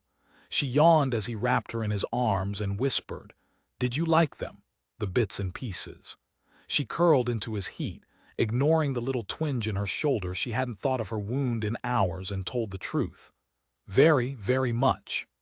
They changed horses in the dead of night at the next posting inn, and King left Sophie sleeping as he left the carriage to fetch wine, food, and hot water for her tea. He could not deny the guilt that coursed through him as he crossed the courtyard of the inn. He was keenly aware that he pushed them both, and that forcing her to travel so far and without quarter her shoulder, only just having begun to heal, was ungentlemanly at best and irresponsible at worst. There were 3 ways to travel to Cumbria, and he was willing to bet her father's men were taking the straightest path rather than this one, which was the fastest. At this point, he and Sophie were far enough from Sprotbrough that they could have stopped for the night. She could have slept a few hours on a proper bed, had a proper bath, but he did not wish to think of her in a bath. The vision was too clear and far too tempting. And as for a proper bed, after how easily he'd taken advantage her in the furthest possible thing from a proper bed, he should not think of her against crisp sheets, hair spread across white pillows, skirts raised, bodice lowered, his hands on her skin. Bollocks. If they moved quickly, they could be at Lyne Castle by morning, because, of course, he wasn't leaving her in Mossbend, Baker, and silly dreams or no. He was taking her to Lyne, where he would keep her safe until her father came to get her. But not a moment longer. He was not a monster, after all, but he was also not in the market for Sophie Talbot. He reminded himself of that as he returned with his spoils, heading for the carriage where she lay asleep, her bodice open and her skirts wrinkled, beckoning him for a repeat of the events immediately prior. Of course, it would have been significantly more gentlemanly if he'd reminded himself of the fact before he'd nearly had her in his carriage. But he was only human. Made of flesh just like her. What glorious flesh it was! If only he was in the market for it. He set the food and water inside the door quietly, leaving it ajar to avoid waking her with its closing, and went to assist in hitching the new horses. No, he was in the market for facing his father and telling him the truth that when King died, the dukedom died with him, that he'd never marry, never carry on the name. He had spent more than a decade imagining his father's response the way the promise would break him. The Duke had asked for it, had he not? He'd said the words himself, proclaiming a preference for the death of his line than King's marriage for love. And that's what the Duke would get. The end of the dukedom. He would die with it on his head, and finally, King would win. Were you ever happy? Sophie's words echoed through him. There was something charming in her naivete, even as she knew that happiness was no guarantee. Her sister was in the most loveless marriage of them all, and still Sophie seemed to believe in the fairy tale that love might in fact triumph. That she held even a sliver of wistful memory for the baker boy she'd last seen a decade ago was proof that he should be rid of Lady Sophie Talbot, and quickly. Then why didn't he leave her? He was saved from having to consider the question fully by an unwelcome greeting. I must say, even without your curricle, you've made terrible time. King stiffened, quickly counting the days before turning to face the smug Duke of Warwick, sauntering across the courtyard, cheroot in his hand, gleam in his eye. King scowled.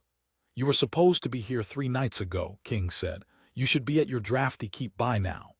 I found I liked it here, the Duke said. You found you liked a woman here if I had to wager. The Scot grinned, spreading his hands wide. She likes me, and who am I to disappoint the lasses? And you, what's kept you? King did not answer, instead accepting the harness for a second horse from the new coachman and focusing on hitching the beast to the coach. Secret reasons. King tightened the cinch. Warwick pressed on. Did you find you liked a woman as well? No, the word was out before King could stop himself. Well, the Duke drawled, that sounds like a lie. King shot him a look. You question my honor. I do, rather, but I'm not in the market for a duel, so don't be throwing your glove to the ground or whatever it is you English idiots do. There was nothing in the wide world worse than an arrogant Scot. This isn't your coach, Warwick said. You're very perceptive. Why are you in a coach that's not your own? King sighed and turned to face the Duke, feet away, arms crossed, one shoulder leaning against the vehicle. When did you become a Bow Street runner? Warwick raised a brow and took a long drag on his cheroot before dropping it to the ground and stomping it with his massive black boot. "I don't suppose you'd have room to hie me home." "I do not," King said through clenched teeth, knowing that Warwick had no interest in passage over the border. "Och," scoffed the Scot, "it's a few hours. You shan't even require new horses to do it." "No room," King said. "Of course there is. I've all your wheels, so you've nothing but space. And I'm wee." Aside from being irritating as hell, the Scot was 20 stone if he was a pound. "You are nothing like we." Nevertheless, without warning, Warwick opened the carriage door. King should have seen it coming. With a wicked curse, he dropped the hitch he was working on and went for him. "Close it." Warwick did, so quickly that it was almost as though it had never been opened to begin with. He turned a knowing smile on King. "So you did find a woman." "She's not a woman." Warwick's brows rose. "No. Because her bodice is undone, and things seem fairly clear on that front." King looked away for a heartbeat, frustration and fury making it impossible for him not to look back and plant his fist squarely in the center of the arrogant Scot's face. "That's for looking at her bodice." The Duke put a hand to his face, blood spilling freely from his nose. "Damn it, King, was that really necessary?" King thought it rather was. He reached into his pocket and extracted a handkerchief, wiping his hand. He'd need to get a blanket for her, to cover her while she slept. He handed the square of linen to his friend. "I like you better when you're over the border." "I like you better when I'm over the border," the Duke said, holding the white linen to his wound. "I've never seen you so wound up. Is it your father or the girl?" It was both, no doubt. "Neither." Warwick made a sound that indicated he knew better. "There's a curricle here, buy it. Race me home. Send some of that anger packing before you face your dying father." He'd never heard an offer he so desperately wanted to take. He ached for the freedom of the curricle, for its promise. He wanted to feel as though he was on the edge of danger, knowing that it was his strength and skill and nothing else that kept him from losing everything. He wanted the reminder that he held his life in his hands, that he controlled it. But for the first time in all the time he'd raced, it wasn't the past he sought to escape. It wasn't his memories he wished to control. It wasn't the coach he wanted to avoid, but its contents, and the things those contents made him desire. Without realizing it, he looked to the carriage. The Duke realized it. "Send the girl back to where she came from." "I cannot." "Why not?" "I can't leave her." He did not reply. Warwick watched him carefully. "Ah," anger flared. "What's that to mean?" The Duke shrugged a shoulder. "You care for your little footman." He did no such thing. "How did you know?" Warwick smiled. "I might have been slow on the discovery, but once it's seen it can't be unseen." "Do your best to unsee it, you ass." King turned away, ignoring the other man, returning to the horse. "Where are you taking her?" He was taking her to Lyne Castle, until her father turned up to take her back to London. What other choice did he have? If he left her here, she could well end up in the clutches of someone like Warwick. King thought of her at the castle, at the base of the ancient stone facade in her ridiculous borrowed frock, looking nothing like the lady she was. "I'd rather you never marry at all than marry some cheap trollop in it only for the money." He stilled. "Who is she?" Warwick asked. "She's the youngest of the dangerous daughters." "Because she's too clever by half for you. Which means that she's more trouble than anything else," Warwick continued, oblivious to the fact that King was lost in his own thoughts, his own words echoing through him. "You shouldn't dally with clever women. You'll never outsmart them, and before you know where you are, you're married to them." King looked up at the words. "You shan't trap me into marriage," he'd promised her when he'd believed she wanted nothing but his title. He no longer believed it. It wasn't in her to connive. But she remained a Talbot sister, and others would have no trouble believing it. His father would have no trouble believing it. It would mean he had to win his wager with Sophie, prove that her perfect baker was nothing more than fantasy, and then he would have to keep her close. He ignored the thread of pleasure that curled through him at the thought. Keeping Sophie close was not ideal.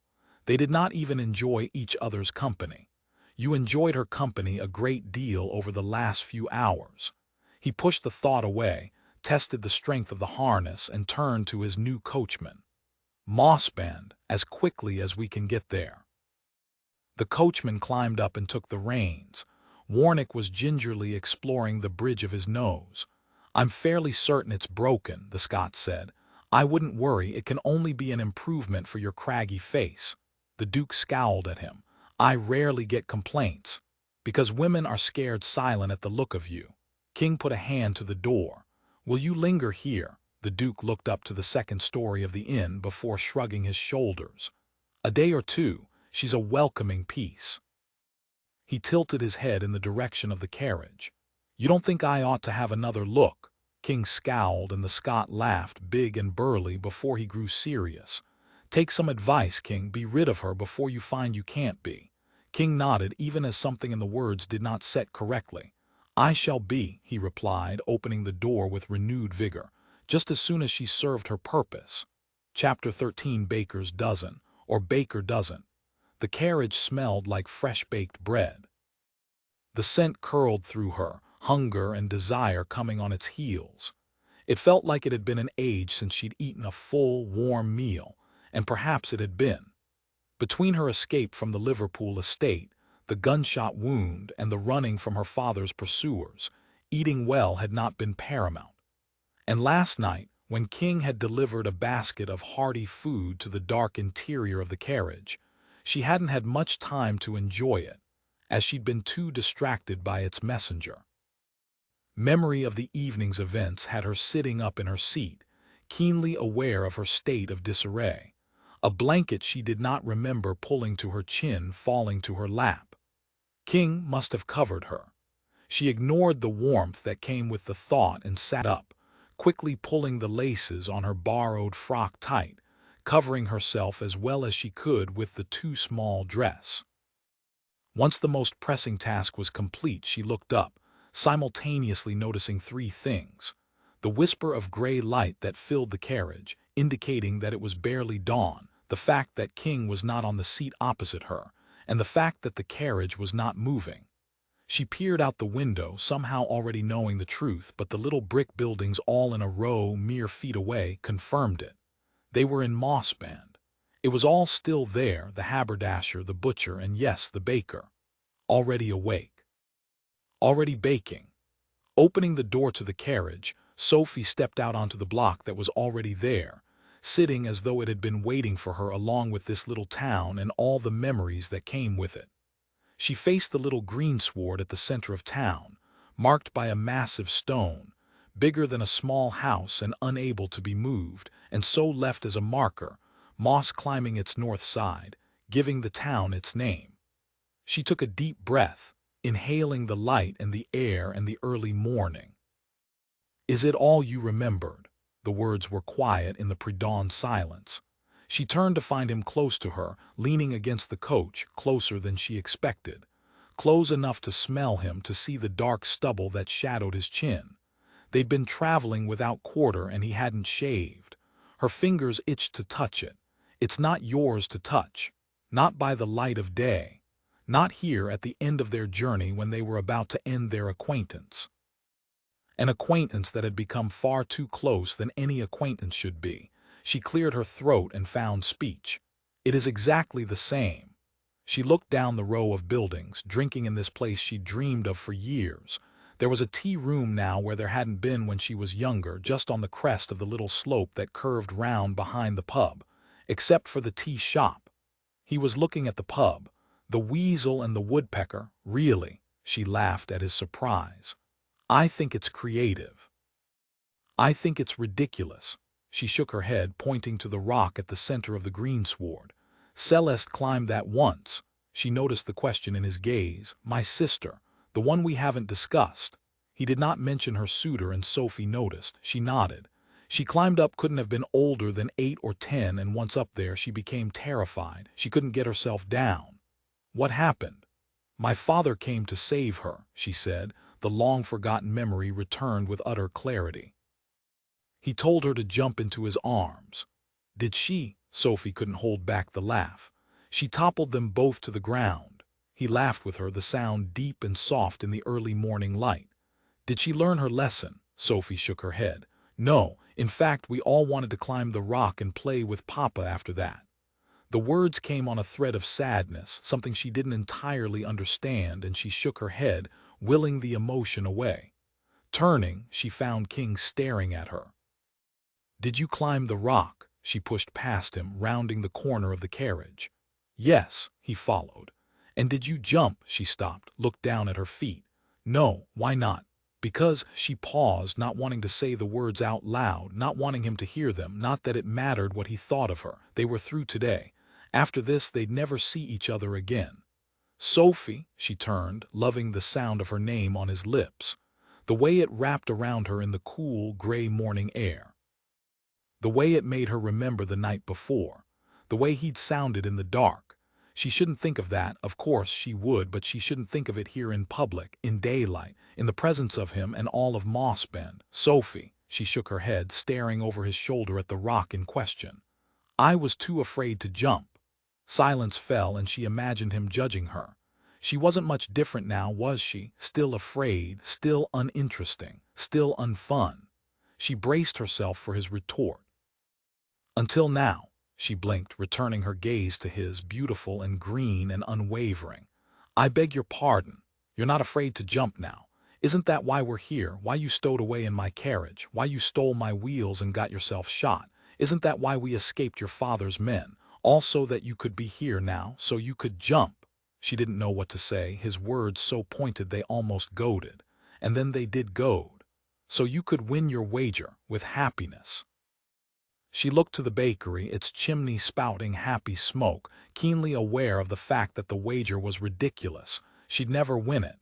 But he was driving her to its logical conclusion. She would enter the bakery, see Robbie, and return to Mossband. She would be free of London. Everything would change. It would begin again. She would be free. "Or do you forfeit?" She was grateful for the teasing in the words. The way they brought her back to the moment. The way they reminded her of the woman she had promised herself she would become. The life she had promised herself she would have, without titles or pretension, without London, without him. Not that she wanted him, she didn't even like him, and he certainly didn't like her. Now was the time. She was here in this place where she knew no one, had nothing. She'd found her way here. She'd made her wager and she would follow it through. Yes, she might fail, but she could not return to London. And she could not rely on King's help forever. He wasn't for her. I was too afraid to jump, until now. It was not the seeing of Robbie that mattered, but the proving to herself that she was brave enough to do this. Alone, the proving to King, because he would leave her and she wanted him to think her brave, to value her, to see her. One final time. She pasted a bright smile on her face. "Why would I forfeit when I am so very close to my bookshop?" Triumph flared at his surprise. He didn't think she would do it, and so she returned to the open door of the carriage, reaching in to collect her paltry things. Setting her basket at her feet, she smoothed her skirts, asking, "How do I look?" "As though you've been riding in that carriage for 24 hours. She scowled up at him before collecting the basket and standing straight. "I shouldn't have asked you." He stepped forward and raised a hand to her face, pushing a lock of hair behind her ear, the touch sending a thrill through her. A thrill she tried to ignore, even when his thumb stroked over her cheek, wiping away some invisible mark. The tips of his fingers lingered at her jaw, tilting her face up to his, and she felt her cheeks warm under his unwavering gaze. They stood that way for a long moment, long enough for her to wonder if he might kiss her again, long enough for her to wish he would kiss her again. There, next to the Mossband town greensward in full view of anyone who cared to look. "Do not forget to keep your wound clean." If she'd wagered £1,000, she would not have guessed that he'd say that. Her breath caught in her chest at the strange, caring instruction. "I shan't." She lifted the basket as unnecessary proof. He nodded and stepped away, and she felt the loss of his touch keenly, disliked it, grasped for something else to say, unready to be rid of him. "I never intended to trap you into marriage, you know." It was an odd thing to say, but true, and that was what mattered, she supposed. "I know that now," he said, a little smile on his handsome face. There was a dimple there in the dark stubble of his unshaved beard. She itched to touch it. Instead, she said, "Thank you for everything." "You're welcome, Sophie," and that was that. She nodded once. "Goodbye, then," she said, disliking the words. "Good luck," he replied. She disliked those words more. With a deep breath, she crossed the street to the bakery, telling herself that the discomfort in her stomach was nothing more than nerves. Nothing at all to do with turning her back on Kingscote, Marquess of Eversley, the man with whom she'd spent the better part of the last week. After all, they didn't even like each other. She pushed the door to the bakery open, a little bell above the door tinkling happily, announcing the heat of the ovens and the smell of cinnamon and honey making her mouth water. The counters were empty of food, as it was too early for passers-by, and it took her a moment in the dim light. "I'm sorry, miss, we haven't anything for sale just yet," Robbie began, coming to his full height at the great mouth of the brick oven that sat at the center of the room. He met her eyes, his already warm and kind and gentle exactly as she remembered. Sophie, he remembered her. Her chest constricted with an emotion she could not immediately identify. She smiled. Robbie. The name felt strange on her tongue, unfamiliar, incorrect. He came out from around the counter, tall and broad in his shirt sleeves, his still blonde hair tied back in a queue, his brown eyes filled with laughter. "We didn't know what became of you. I mean, we read the papers, but you never returned." He reached for her then, and she stepped back, surprised by his forwardness. He stilled, sensing the awkwardness. "I'm sorry," he said. "I forget that you're a lady now." The words placed distance between them, immediately setting her apart. She shook her head. "No," she said, "it's only you surprised me. I'm the one who is surprised, I assure you." He looked around the shop, searching for something and not finding it. "I don't have a coat." He was embarrassed of his shirt sleeves, and she hated herself for making him feel that way. She lifted a hand. "No, don't worry about that." He looked away, and silence fell between them. "It's the crack of dawn," he said. "I just arrived." "From London?" She nodded. "Are your sisters here as well?" "No, I came alone." His brow furrowed. "Why?" She thought for a long moment and then settled on, "I wanted to come home." She paused, and when he did not speak, she said, "To a place I knew, to people I cared for. I wanted to be happy." He shook his head. "I don't understand." She searched for more, settling on, "I hate London." He nodded as though the words made sense, but she had the distinct impression that they did not. "All right." He shoved his hands in his pockets, his suspenders pulling tight, and he rocked up on his toes, then back, peering about the room before his attention finally settled on the basket on one table. "Buns are still cooling, but are you hungry? Would you like a biscuit? They're from yesterday, but still good." And that's when she knew, this ends poorly. King had said those very words to her before they'd made their foolish wager, and she'd known they were true, even as she denied it. This did end poorly. And not because Robbie Lander was not to be her husband. It ended poorly because 10 years had made this place different, or perhaps it had made her different. But either way, Mossben was not her home. The universe underscored her thoughts with the ringing of the bell above the door. "Papa." A little girl pushed past her, and Robbie bent down to catch her in his large arms, lifting her high. "Good morning, Moppet, give me a kiss." Sophie watched as the child did just that, pressing her face to Robbie's without hesitation before pulling back and saying, "Mama said I could have 2 buns today." "Did she?" Robbie replied, his gaze sliding past Sophie to the door. "2. One promises what one must to make little girls wear shoes." The words came from behind Sophie, and she spun to find a pretty, brown-haired, pink-cheeked woman there, dandling a baby on one hip. The baby had Robbie's brown eyes and a fat, happy look that Sophie recognized from their childhood. This was his family. "You think he's been pining away for the Earl's daughter who left a decade ago?" She hadn't, of course. But still, staring at this woman, this baby, Sophie couldn't help but feel envious. He had a home here. He'd stayed in Mossbend, and here he was with his happy life, his happy wife, his happy family, and it was all so foreign to Sophie. His wife met Sophie's gaze with a welcoming smile. "Good morning." Sophie found a matching smile despite her wild thoughts. "Good morning. Jane, this is Lady Sophie, daughter of the Earl of White," Robbie said, setting his daughter down and moving a tray of sticky buns to the counter. Jane's eyes widened and she dropped into a curtsy, the baby laughing at the surprising change in altitude. "My lady, welcome." "Oh, please don't, Mrs. Lander," Sophie said, hating the honorific. "Please call me Sophie." "I've known your husband since we were," she looked to the little girl, "your age." She leaned down. "What is your name?" "Alice," said the little girl, riveted by the tray of sweets. Her little throat moved as she swallowed in anticipation.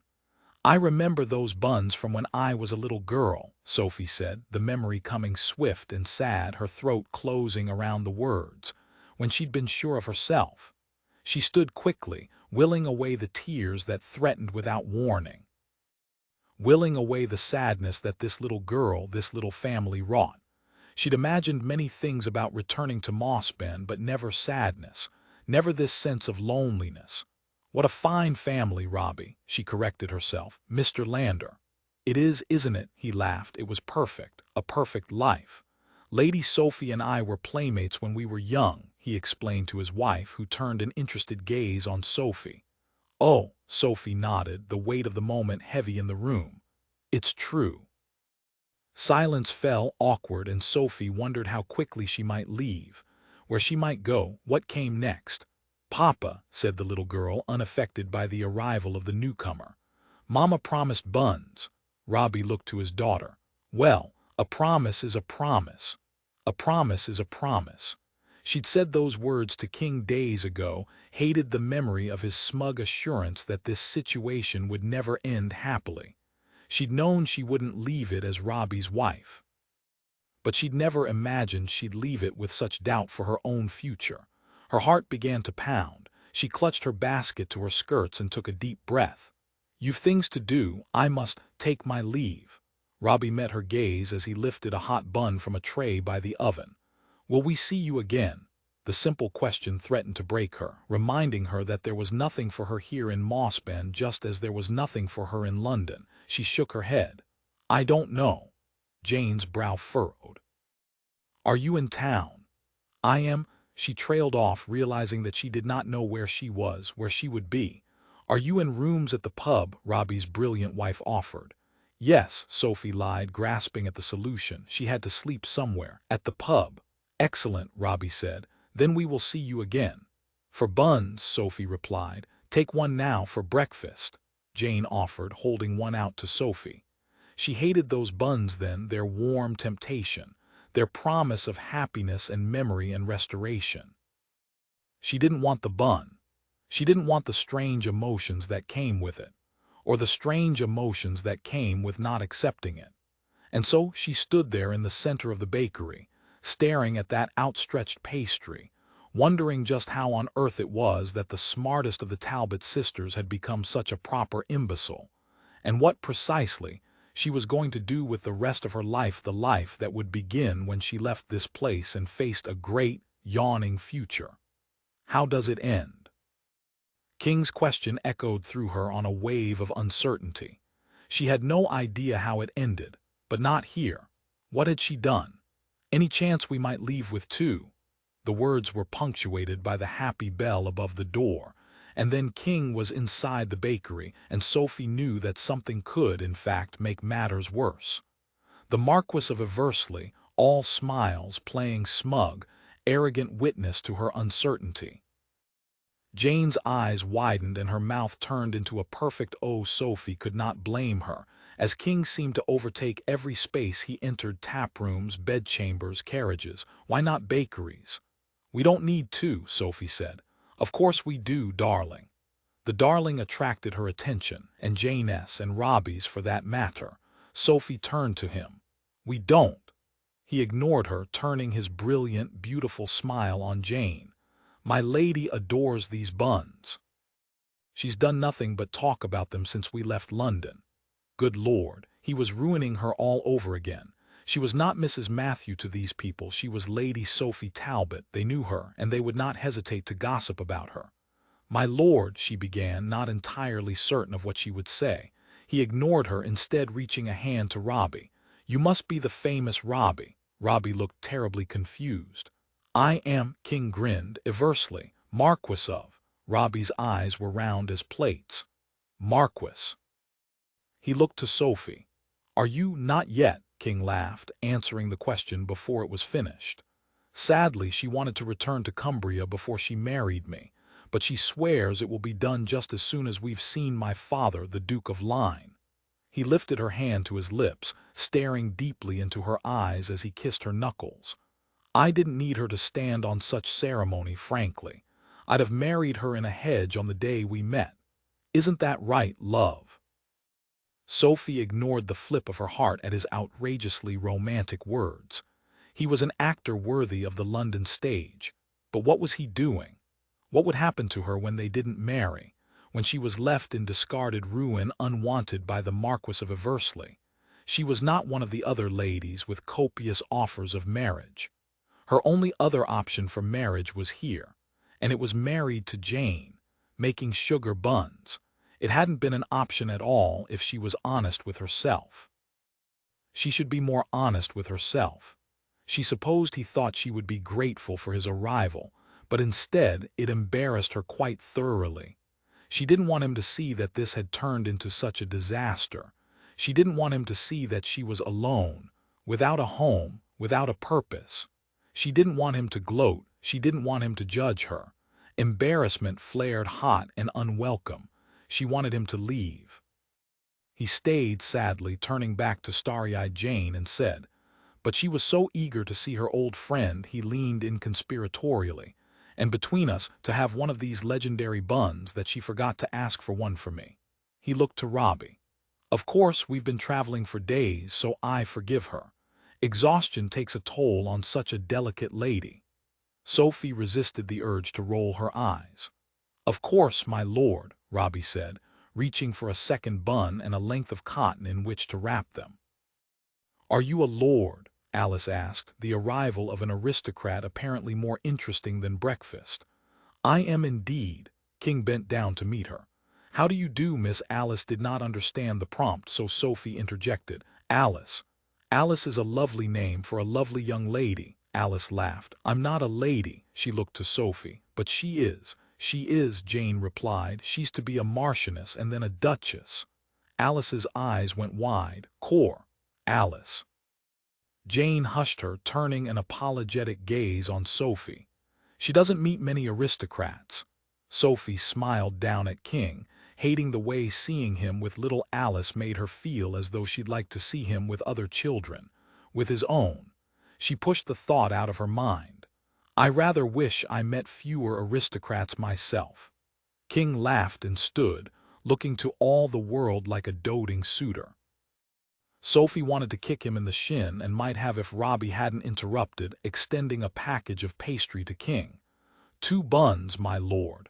"Thank you. Is there any way you might spare a third?" King asked, smiling down at Sophie, obviously enjoying the part he played. "The coachman will no doubt be peckish."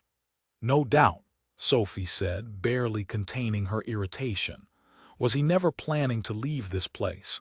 "You are very kind." He leaned close, his words whispering at her ear, loud enough for the whole town to overhear. "Only when I am with you." Still, she blushed, hating herself for it, for wishing it was true, hating him for it. He was making everything worse.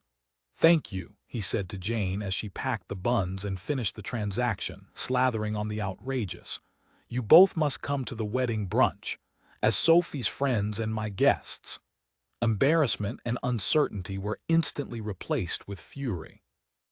It was one thing to tease her, quite another to extravagantly, boldly lie. There would be no wedding brunch. Indeed, in minutes they would part ways, forever. "We really must take our leave, my lord. Mr. and Mrs. Lander are just starting their day." "And me," Alice said. "Alice as well," Sophie said, grateful for the additional assist. King crouched down to speak to Alice, as though it were thoroughly normal for a marquis to attend to a child. "I apologize for interrupting your very busy day, Miss Alice." The little girl nodded. "Mama said I could have 2 buns." He smiled, and Sophie hated the way her heart constricted. Surely she would respond to any man's kindness to children. It was a lovely tableau made lovelier by him. Nonsense. "My lord," she said. He stood. "Lead the way, my lady." And so it was that she did lead the way across the street and around to the far side of the carriage before she turned and found him immediately behind her. She drew closer, toe to toe, nose to nose. Narrowing her gaze, she said, "I suppose you think that was amusing." His brows rose in feigned innocence. "I don't know what you mean." She narrowed her gaze and spoke in a low whisper, keenly aware of the coachman halfway across the greensward. "You know precisely what I mean. You marched yourself into that bakery and saw me thoroughly humiliated." "Humiliated? I saw you engaged to a marquess. I saw you made a future duchess." She blinked. He was mad. It was the only explanation. Either that or he was simply cruel. "Except I am no such thing. What will happen when you don't marry me? When I am nothing but the woman the Marquess of Eversley tossed over? I realize you've ruined a fair number of women in your day, you scoundrel, but that doesn't give you the right to ruin me as well. If we want to be specific, you were ruined the moment you donned livery and stowed away in my carriage." He was right, of course. "I don't want to be specific," he smirked. "I don't suppose you do. I imagine you are enjoying this. Your perfect win, one more to add to a lifetime of successes." He opened his mouth to reply, but she continued, furious. "Of course you are enjoying it because you have enjoyed every one of my errors since the beginning of our acquaintance. You have spent the last few days mocking me, so why not add another final opportunity?" She stepped away, spreading her arms wide. "Don't stop now, Your Highness. Isn't this what you live for? To tell me how wrong I've been from the start? How right you've been, to make me feel a dozen times a fool?" "No," she didn't care about the reply. "You needn't have worked so hard, charming the child, smiling your handsome smile for the wife, chumming about with Robbie. I was already feeling the fool. You think I do not realize that I have been wrong, that I should have stayed in Mayfair, that society's censure was at least a known outcome, or is it that you wish me to say it? You won," she spat. "You get your forfeit. Congratulations. Sadly, I've nothing nice to say about you. Not today, not ever. I renege." With a huff of anger, she turned to leave, to find the pub, to rent a room, to be rid of him forever. "Don't blame me for this," he said, and she stopped in her tracks, turning back as he continued. "I've done nothing but follow your directives as long as we've been together." He approached. "You are the one who wanted to leave London, who wanted to come to Mossband, as though this were a life you would ever be able to have again, as though a decade in London wealthy and titled could be erased with a damn sticky bun." "You don't know anything about me," she lied. "I know you fabricated that boy." Her brows shot up. "Fabricated him. You saw him, my lord, flesh and blood. You fabricated everything about him, your perfect baker, pining away for you. And for what I don't know, because he was never for you and you knew it." "Hell, I knew it, and I didn't even know the boy. I wanted—" She stopped herself. He came closer and they were toe to toe. "Finish it. What did you want, Sophie?" "Nothing." He watched her for a long moment, so close that she could see the little specks of silver gray in his brilliant green eyes, and then he said, "Liar." "Better a liar than an ass," she said. "You simply had to prove yourself right, couldn't leave well enough alone, couldn't leave me alone. You had to prove that I was wrong, that I wouldn't find the home I thought I would." "I wanted to be sure you were all right," he said, the words clipped and irritated. "I thought you might be grateful for the chance to show Robbie that your life turned out well, better than expected." "Oh yes, very well indeed. I'm stuck in Mossbend with no money and absolutely no idea of what I'm going to do with myself." She paused, then said softly, "I thought I would be welcomed. I thought I would be—" She trailed off and he wouldn't allow it. "What?" "I thought I would be happy." Except instead of happy, she felt more alone than she'd ever felt in her life. "I thought I would finally be home, and I would be free." She shook her head. "But it's not home. I'm not sure what is." "I'm sorry, Sophie." She snapped her gaze to his. Don't lie to me. I may be rash and I may be stupid, but you haven't lied to me yet, and at least there's that." The tears came then, and without hesitation he reached for her, pulling her into his arms. Not seeming to care, then they stood on a public road in the center of a public town. She didn't care either. She leaned into his warmth and let the tears come, filled with disappointment and frustration, and the knowledge that she'd ruined everything and she might never be able to right it. He let her cry, murmuring softly, soothing her, promising her all would be well.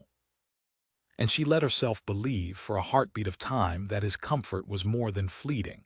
He was so warm and so welcome. If she didn't know better, she'd think he felt like home, until she remembered that he wasn't, that he'd never be. She pulled back, straightening and wiping the tears from her eyes. When she looked up at him, it was to discover that he looked as uncomfortable as she felt. "I've relied too much upon you, my lord. You've really been a remarkable guard through this adventure. But it is over now. I shall rent a room at the inn. When my father's men find me, I'll return with them. This entire journey was a mistake." "Bollocks," he said softly, surprising her. "This was a dream. It was the life you thought you'd have, and now it's not the life you will have, but that doesn't mean you can't still have the freedom." He watched her for a long moment before he shook his head. "You're not staying at the inn. I don't have a choice. You are coming to Lyne Castle with me." Confusion flared, along with something else, something like desire, not that she'd ever admit it. "Why?" He shoved his hands in his pockets and rocked back on his heels. "I can think of two good reasons. First, because if you come with me, I can keep you safe until you decide your next path. We didn't run from your father's men so you could change your mind once things go slightly amiss." It didn't feel slightly amiss. It felt as though she'd made a terrible mistake. "And the second reason?" "'Cause I've a proposition for you," he said. "One that won't take long but will pay handsomely." Her brow furrowed, and he continued, "Give me a few days and I'll give you enough money to buy that happiness you so desperately want." She blinked, the promise exceedingly tempting. "That seems like a great deal of money." "Lucky for you, I have a great deal of money, and I'm about to have more. Enough for me to never have to return to London." He inclined his head. "If that's what you like, enough for your bookshop. Wherever you want it to be." Desire and doubt warred within her. "Why would you help me?" For a long moment she thought he might say something lovely, something that revealed that he was coming to like her. Hope flared, quick and dangerous. But when he replied, he said no such thing. "Because you are my perfect revenge." She narrowed her gaze on his, dread pooling. "What do you want from me?"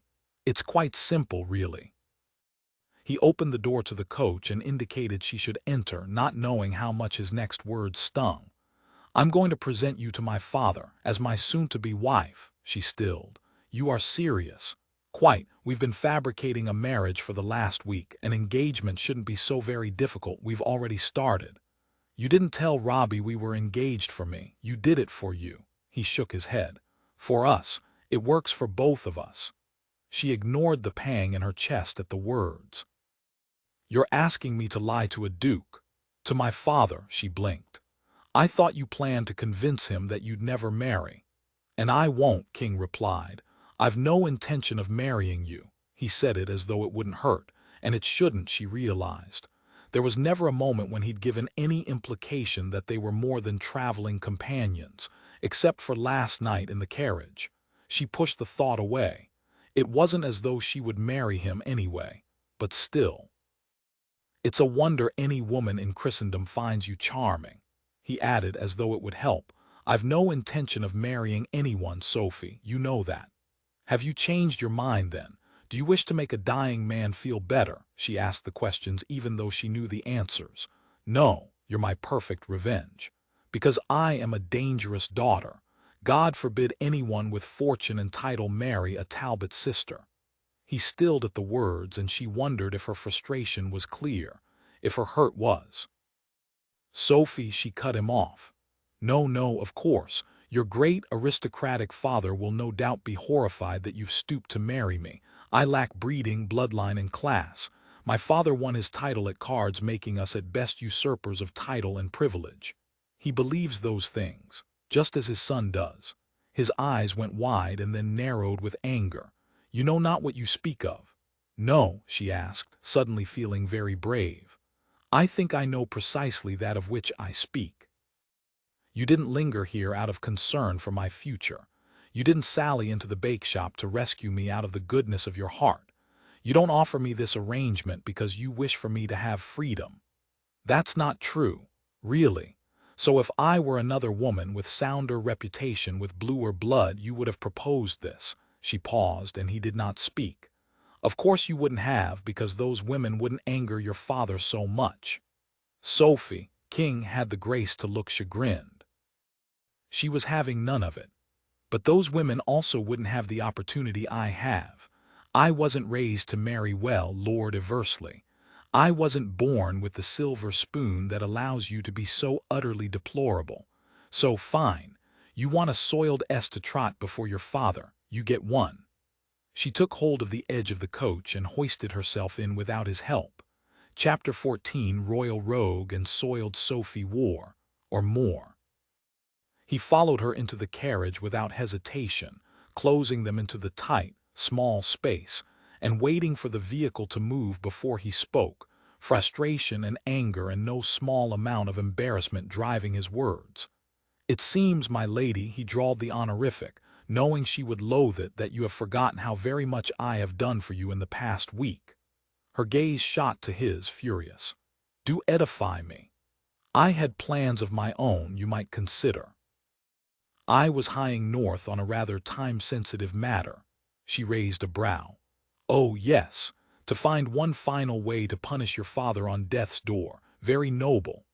If you knew my father—" "I don't," she said, all casualness, reaching into the basket on the seat next to her and extracting a book. "But frankly, my lord, I am not feeling very kind toward you at this particular moment. So if you're angling for my sympathy, perhaps save your stories for another time." She was the most infuriating woman he'd ever met.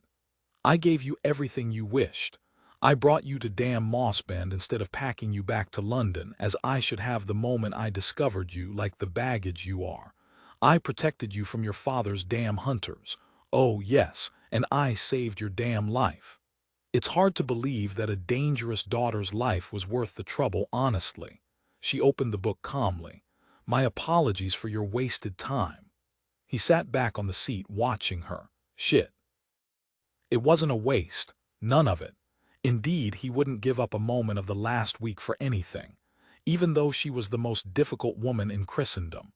"Sophie," he said, trying to change tack. She wasn't having it. Turning a page, she said calmly, "Do not worry, my lord. Your ailing father will loathe me. I shall make him wish death would come sooner.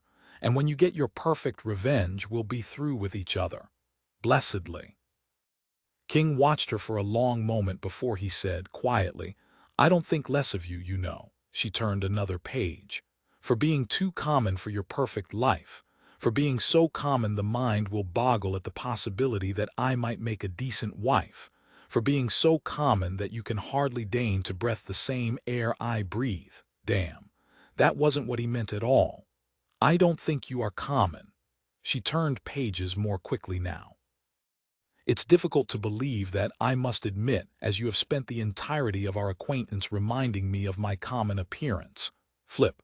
My common background. Flip. My common past. Flip. My common family. Flip. My most common character. Flip, flip, flip. Indeed, my lord, you have been very clear on the matter, clear enough for me to think you're something of an ass." He stilled. "What did you call me? I feel confident that your hearing is in full working order." Flip. He reached across and snatched the book from her hands. She scowled at him, then sat back, crossed her arms over her chest, and spat. "I shall be very happy to see the end of this carriage." "I cannot imagine why," he retorted, "as I rather adore it." The words weren't as sarcastic as he wished. Indeed, when he thought of this carriage, it gave him a great deal of pleasure, more than any carriage he'd ridden in since the last time he was here, in Cumbria, more than any carriage he'd been in since he was a young man. Except it wasn't the carriage, it was her. The realization came with no small amount of discomfort. He did not wish for her to give him pleasure. This journey was not for pleasure, it was for pain, for his father's pain. He came to watch the old man die. came to ensure that finally he was punished for the way he had manipulated and machinated King's life. Sophie was a means to that end and nothing else. She couldn't be anything more than that. He didn't have room for her in his life. She wasn't his problem, even if he wished her to be. He sighed, leaning back against the seat, frustration and anger coursing through him. He had been an ass. He'd insulted her from the start. She didn't deserve it. She deserved better than him. The thoughts echoed around him as the carriage began to move and they drew closer and closer to Lyne Castle. She deserved better than this. He looked to her, sitting stick straight on the opposite seat. Minutes crept by as he considered her, wearing that abomination of a gown. He'd summon a seamstress from somewhere. He'd buy her a wardrobe full of frocks. Not that there was any kind of seamstress for miles. He'd send to Edinburgh, to London if he had to, and boots. He'd have a half-dozen pairs made for her, in leather and suede in all the latest fashions. He'd have a pair made that laced high up her calf. He'd like that. He shifted in his seat, thinking of unlacing such a boot, and put the thought from his mind. He hadn't seen her in anything but livery and ill-fitting dresses since they'd met. He imagined that she'd been wearing a legitimate gown when they'd first encountered each other at the Liverpool party, but he'd been so committed to descending the trellis and escaping the events of the afternoon that he hadn't had a decent look. He shifted his attention to the place where her breasts rose over the line of her dress, lifting to trace the long column of her neck, the curve of her jaw, the pink swell of her lips. He'd been a fool, and apparently more than once. They danced at a ball before that, one he could not remember, but it was difficult to imagine that he wouldn't remember her, that he wouldn't remember the feel of her, lush and tempting in his arms, that he wouldn't remember the scent of her, soap and summer sunshine, that he wouldn't remember her, all clever remarks and cutting retorts and a brave, bold way of facing the world. Christ! He'd remember her after this. Even after she'd long put him out of her mind and built a new life all her own. Even after he gave her all the happiness she desired. He'd never forget her. I am sorry. He wanted quite desperately to say the words to her, to begin again. To embrace this wild journey as not a man and a stowaway, a lady and her aide, but as King and Sophie and whoever, whatever they might be. It was impossible, of course. She hated everything he was, and he would never be good enough for her. There was nothing common about her. He should tell her that here, now, before they turned down the drive to Lyne Castle and he lost the chance. But she was so livid with him, he had no doubt she wouldn't believe him, and perhaps that was best. Perhaps it was best that he so infuriated her, that she looked forward to leaving him, that she desired to put him behind her. The carriage turned off the main thoroughfare and he looked up, keenly aware that they drew ever closer to Lyne Castle, where his past and future held sway, where his father might already be dead. He returned his attention to Sophie, suddenly a port in a very turbulent storm. We are nearly there. She smoothed her skirts. I shall require a bath and a change of clothes before I meet your father. While I appreciate that this dress might well suit your desire to infuriate him, I will not meet him in an ill-fitting frock looking like I've been driving for hours on end. Even a Talbot daughter knows how to behave around aging dukes. He nodded. I hope you will sleep as well. You are past due for your herbs. If he wasn't so thoroughly transfixed by her, he might not have noticed the way her breath caught. He did, however, and would have offered a small fortune to know what she was thinking. Instead, she turned back to the window as though he wasn't there. The carriage turned once, twice, and Lyne Castle rose from the horizon, setting his heart beating faster and harder as the great gray stones loomed, and the coach pulled to a stop in front of the home he'd known for his entire childhood. Something edged through him, something like sadness. Tearing his gaze away, he looked to Sophie, wanting to say something, wanting to tell her that he was sorry. Instead, he opened the door, stepping out to face the great behemoth, memories of his time here assaulting him. The scent of the green hills of Cumbria, rolling to the river Esk on one side and to the Scottish border on the other. The remains of Hadrian's wall that made his mountain as a child, the warm food and kind words of Agnes, the castle's housekeeper, the closest thing it had to a mistress and the closest thing he had to a mother. His father, stern and cautious, with a single goal to raise a future duke.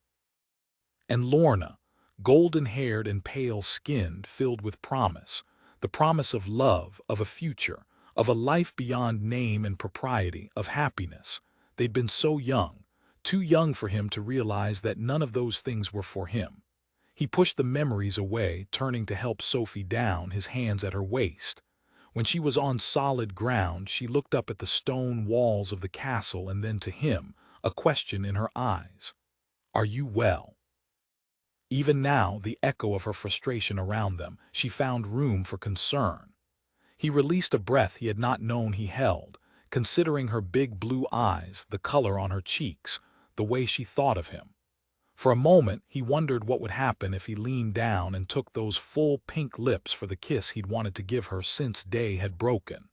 He'd linger there, at the soft skin, reminding himself of her taste, replacing the memories of his youth here with something else. But he knew better than to kiss her here in this place where memories seemed to etch themselves into the ancient stones. Instead, he released her. As well as can be expected.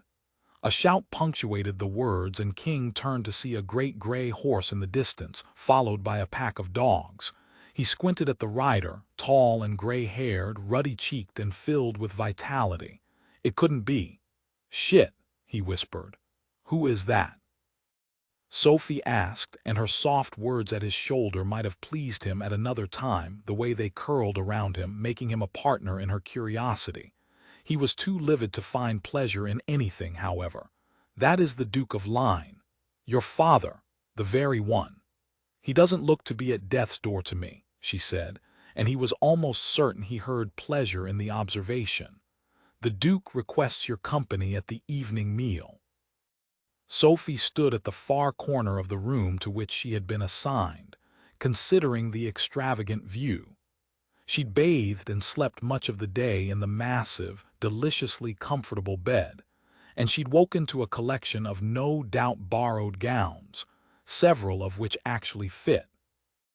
A maid helped her dress before leaving her alone to wait there, in the window, considering the labyrinth in the foreground and the rolling green hills of a north country summer beyond, wondering what was to come next before King rapped on the door and entered without summons. She turned to face him, still full of the anger she'd felt earlier in the day, when he'd made it clear that she was nothing but scandal to him, still attempting not to be hurt by it. Still trying to put the evening before the way he'd touched her and kissed her and whispered her name in the darkness out of her mind.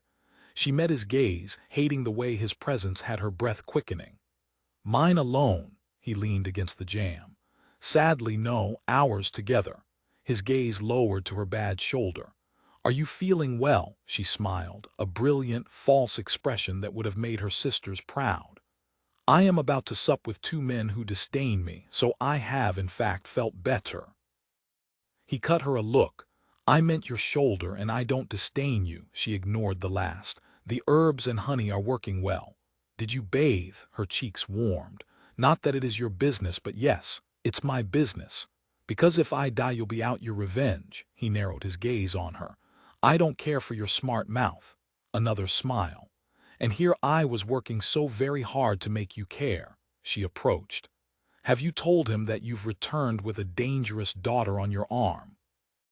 He looked over his shoulder into the hallway and stepped inside the room, quickly closing the door. "I haven't," he said quietly, "but he'll know soon enough." "Do I look enough the part for you?" she asked, knowing she looked as much of a dangerous daughter as she could without her sister's belongings nearby.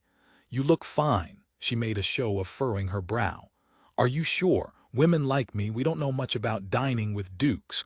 What with our background?" He cursed beneath his breath. "Stop that," she blinked. "Stop what?" "Stop condescending to me." "I wouldn't dream of it." "You would, and you are. You no more think of yourself as less than me than you think you can sprout wings and fly. You know you're better than all of us." She opened her mouth to reply but closed it, stunned by the unexpected words. Who was this man who so easily insulted her and at the same time seemed to do the opposite? "You deserve better than us as well," he grumbled. "That, at least, is true." If only she could convince herself of it. "I have been considering our agreement," she continued, turning for the looking-glass, making a show of pinching her cheeks as she'd watched Cecily do in preparation for her suitors. "Men like to feel as though you've been dreaming of them," her sister liked to say by way of explanation. Ironic that, as Sophie would do anything to keep King from knowing how she dreamed of him. He watched her from the door, his gaze on her in the mirror. She made a show of straightening her neckline, drawing attention to her ample breasts, already near bursting from the gown. He'd asked for a soiled S, and here she was. "Don't tell me you're reneging," he said. "I wouldn't dare," she said. "A Talbot keeps her word, but it occurs that what with my father's funds I don't require your money so much as something else." His brow furrowed so quickly that she might not have seen it if she weren't so thoroughly focused on him. "And what is that?" She bit her lips once, twice, hard enough for them to go red and slightly swollen. "Yes, Cecily would be very proud. I want you to ruin me." "What in hell does that mean?" "You're such an expert, my lord, I can't imagine you don't already know." He came toward her, his voice suddenly lower, darker. "How precisely do you wish me to ruin you? How do you ruin all the others?" She waved a hand when his eyes widened. "It doesn't matter. We've spent the better part of a week together without a chaperone, and last night—" "Don't," he said. She looked to him. Finally looked for the first time since Mossband. Something in his gaze made her not want to finish her thought about the night before, made her want to believe it had meant something to him, as it had to her. "Well, the point is, I would appreciate it if you would render me fully unmarriageable. Then I will be able to find myself a new life.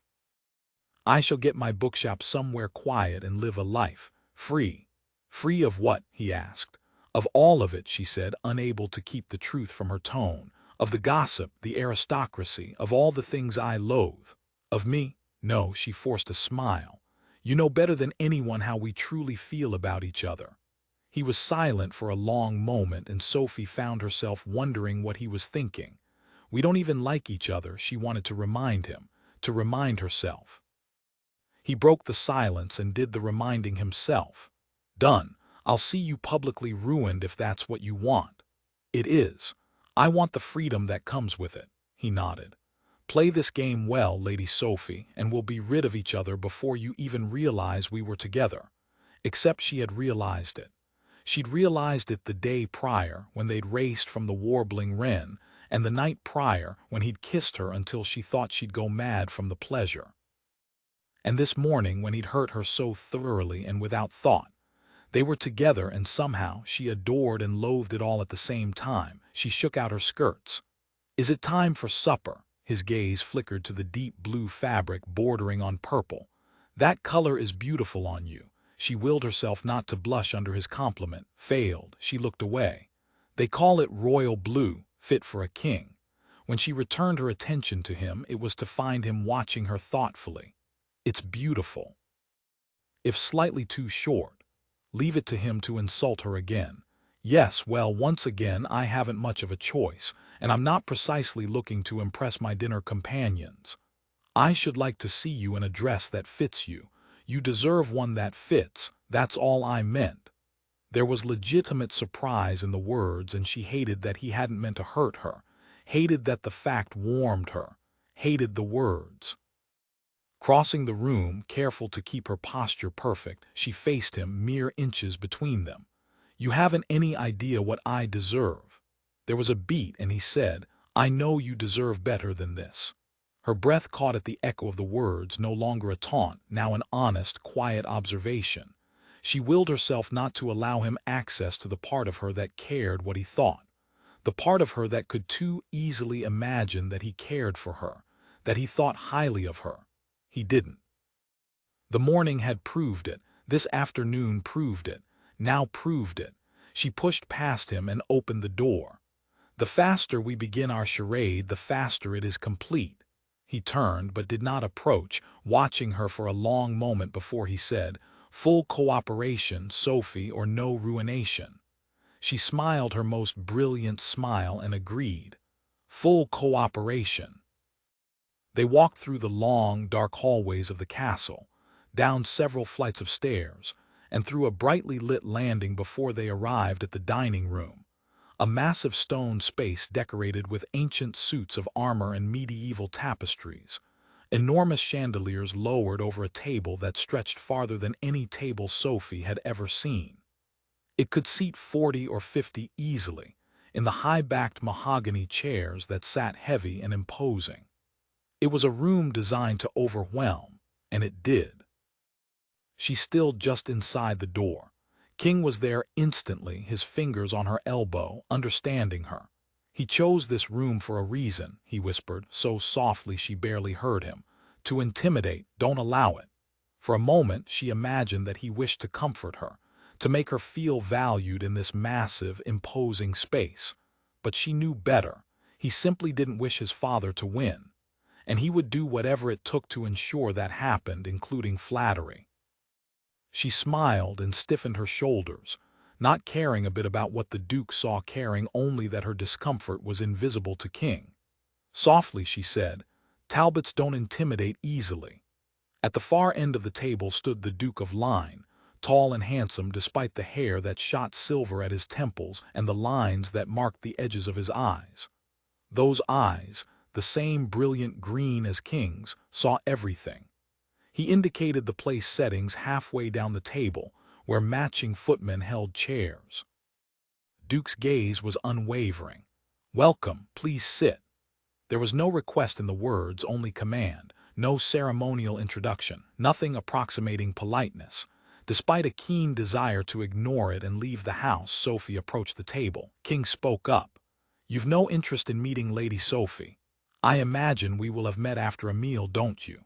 Sophie was already at the chair closest to the door when the Duke spoke, his words cool and at best unmoved by her presence. At worst he was rude. Irritation flared and she swerved around the footman proffering the seat, shocking everyone. The Duke's gaze widened barely. "But why wait, Your Grace?" She gave him her broadest smile, one she'd learned from Celeste, designed to win the crustiest of aristocrats, and extended a hand to him. He had no choice but to take it, and she sank into a perfect curtsy. "Lady Sophie Talbot, enchantée." "No one can resist French," Celeste liked to say. It seemed the Duke of Lyne could. He looked down his nose at her. "Well, Aloysius, I imagine you are very proud of the fact that your guest shares your manners." Sophie straightened, willing away the embarrassment at the words. Talbots were not embarrassed. Not one of her sisters would care in the slightest if this man disliked them. And besides, nothing about this endeavor had to do with her. It was all to do with King and his father. She was a placeholder, a pawn. She could be invisible and the evening would be no different. Ignoring both men, she sat. Soup appeared before her, ladled from a porcelain tureen, not by a footman but by a beautiful older woman who, from her dress, appeared to be a housekeeper of sorts. The Duke turned on his heel and took the seat at the head of the table, his cool gaze falling to Sophie. "Talbot, I suppose I knew your father." "Many in Cumbria did," she said. The woman had made her way to the other side of the table where she served King. "Hello, Agnes," he said to her. She smiled warmly at him. "Welcome home, my lord." King matched the smile, the expression one of the few honest ones Sophie had seen in the last day. "You, at least, have the feel of home."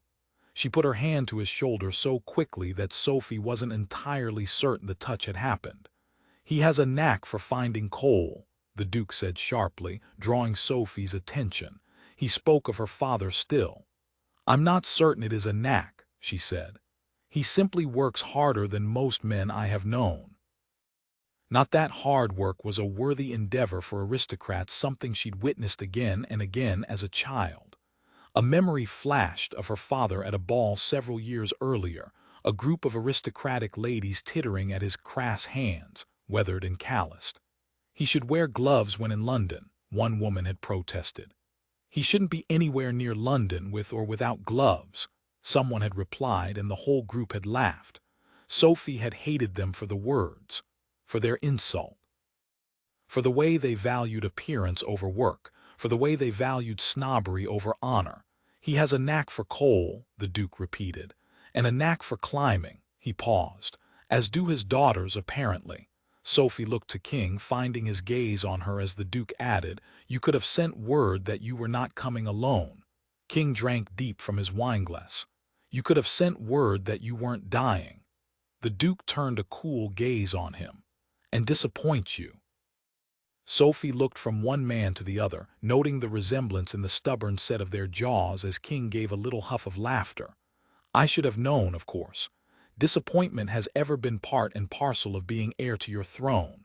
Sophie's gaze widened at the stinging words. The Duke remained unmoved. "I imagined that if you were told I was near the end, you would return. We've things to discuss. It's time for that, at least." King toasted his father. "Well, I have returned, prodigal son." He looked to Sophie. "And daughter." A gasp sounded in the darkness behind Sophie, and she looked back to find the housekeeper watching the meal wide-eyed. The Duke sat back in his chair. "So you are married." "Betrothed," Sophie corrected immediately. There was no way she would allow these two men to send her farther down this garden path. King turned a winning smile on Sophie. "For now." The Duke drank, savoring the wine for a long moment. "So this is your plan, is it? To return home with a soiled S in tow?" Sophie set down her soup spoon. She should not have been surprised by the words, by the moniker, and still she was. This Duke seemed not to stand on the same ceremony as the rest of the aristocracy, and despite her loathing the man's words, and the man himself, she had to admit that there was something rather refreshing about them spoken aloud, in public, without shame. Or rather, with shame, but lacking in the secret pleasure that so often accompanied the name. King stiffened on the other side of the table, no doubt surprised and irritated that his idiot plan was discovered within minutes of his return. Sophie would be lying if she were to say she did not find a modicum of pleasure in his failure, for certainly someone with as much arrogance as the Marquess of Eversley deserved to be taken down a notch now and then. If they were discovered, she'd no longer be beholden to their agreement, and she could go on her way. She'd happily bear the weight of her sisters and their reputation if it meant being able to witness the demise of King's plan. He slammed one hand onto the table, the force of it sending the plates rattling. Her attention flew to him, unprepared for him to redouble his efforts to present her as a woman for whom he cared. "Call her that again, and I will not be responsible for what I do." She certainly had not been prepared for that. "I won't let you do it again," he said.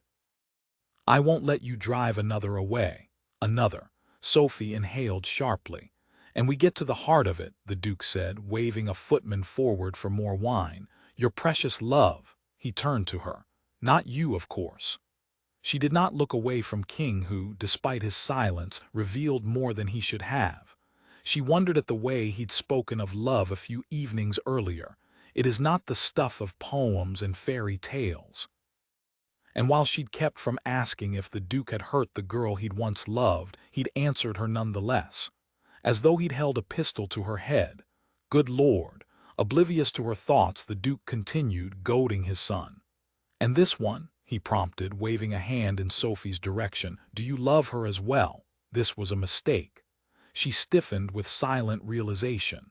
She didn't want this, any of it. She didn't want him to fabricate a love, didn't want to play-act it.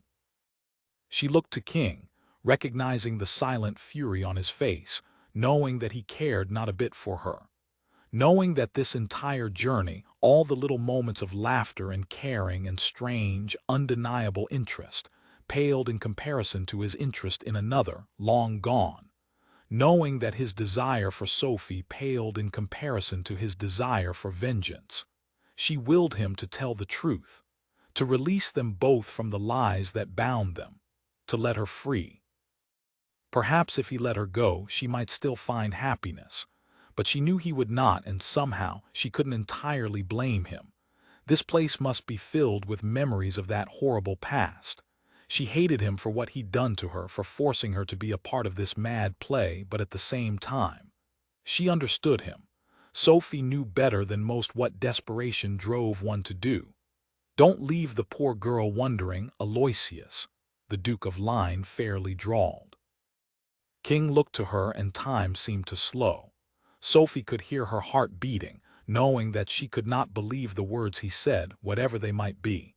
She did not want him to say he loved her.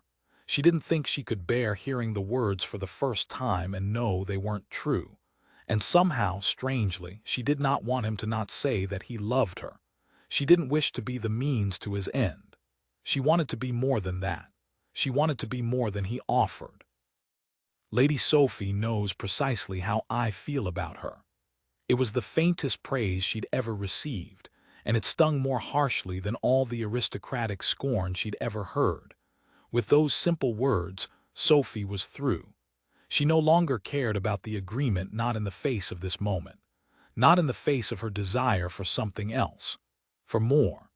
She didn't want to be a part of this back and forth, this battle between powerful men who didn't know a thing about what was really important in the world. And so it was that Sophie Talbot lived up to her reputation as a Talbot sister, ignoring what was correct and instead doing what was right. She folded her napkin into a perfect square and stood. Both men stood with her, their ridiculous manners seeming to somehow matter in this but not in the rest of the evening. Sophie bit back a laugh at that, instead turning to the Duke of Lyne and inclining her head. "I find I've lost my appetite, Your Grace." "No doubt," he replied in a voice devoid of surprise. "I shall take my leave," she replied. "I shall come with you," King said, already moving around the table. "We needn't dine with the Duke, not if he cannot accept you. Of course, he must be positively gleeful that his father could not accept her. That was the entire point. She wasn't acceptable, not to father or son." "No," she said, the single word sounding like gunshot in the room. King stopped halfway around the foot of the table. "I shall take my leave," she repeated. "Alone." He moved once more, his long legs disappearing the distance between them with speed and purpose. "You needn't be alone," he said, the words firm and strangely forthright before he added softly, "He needn't come between us, love."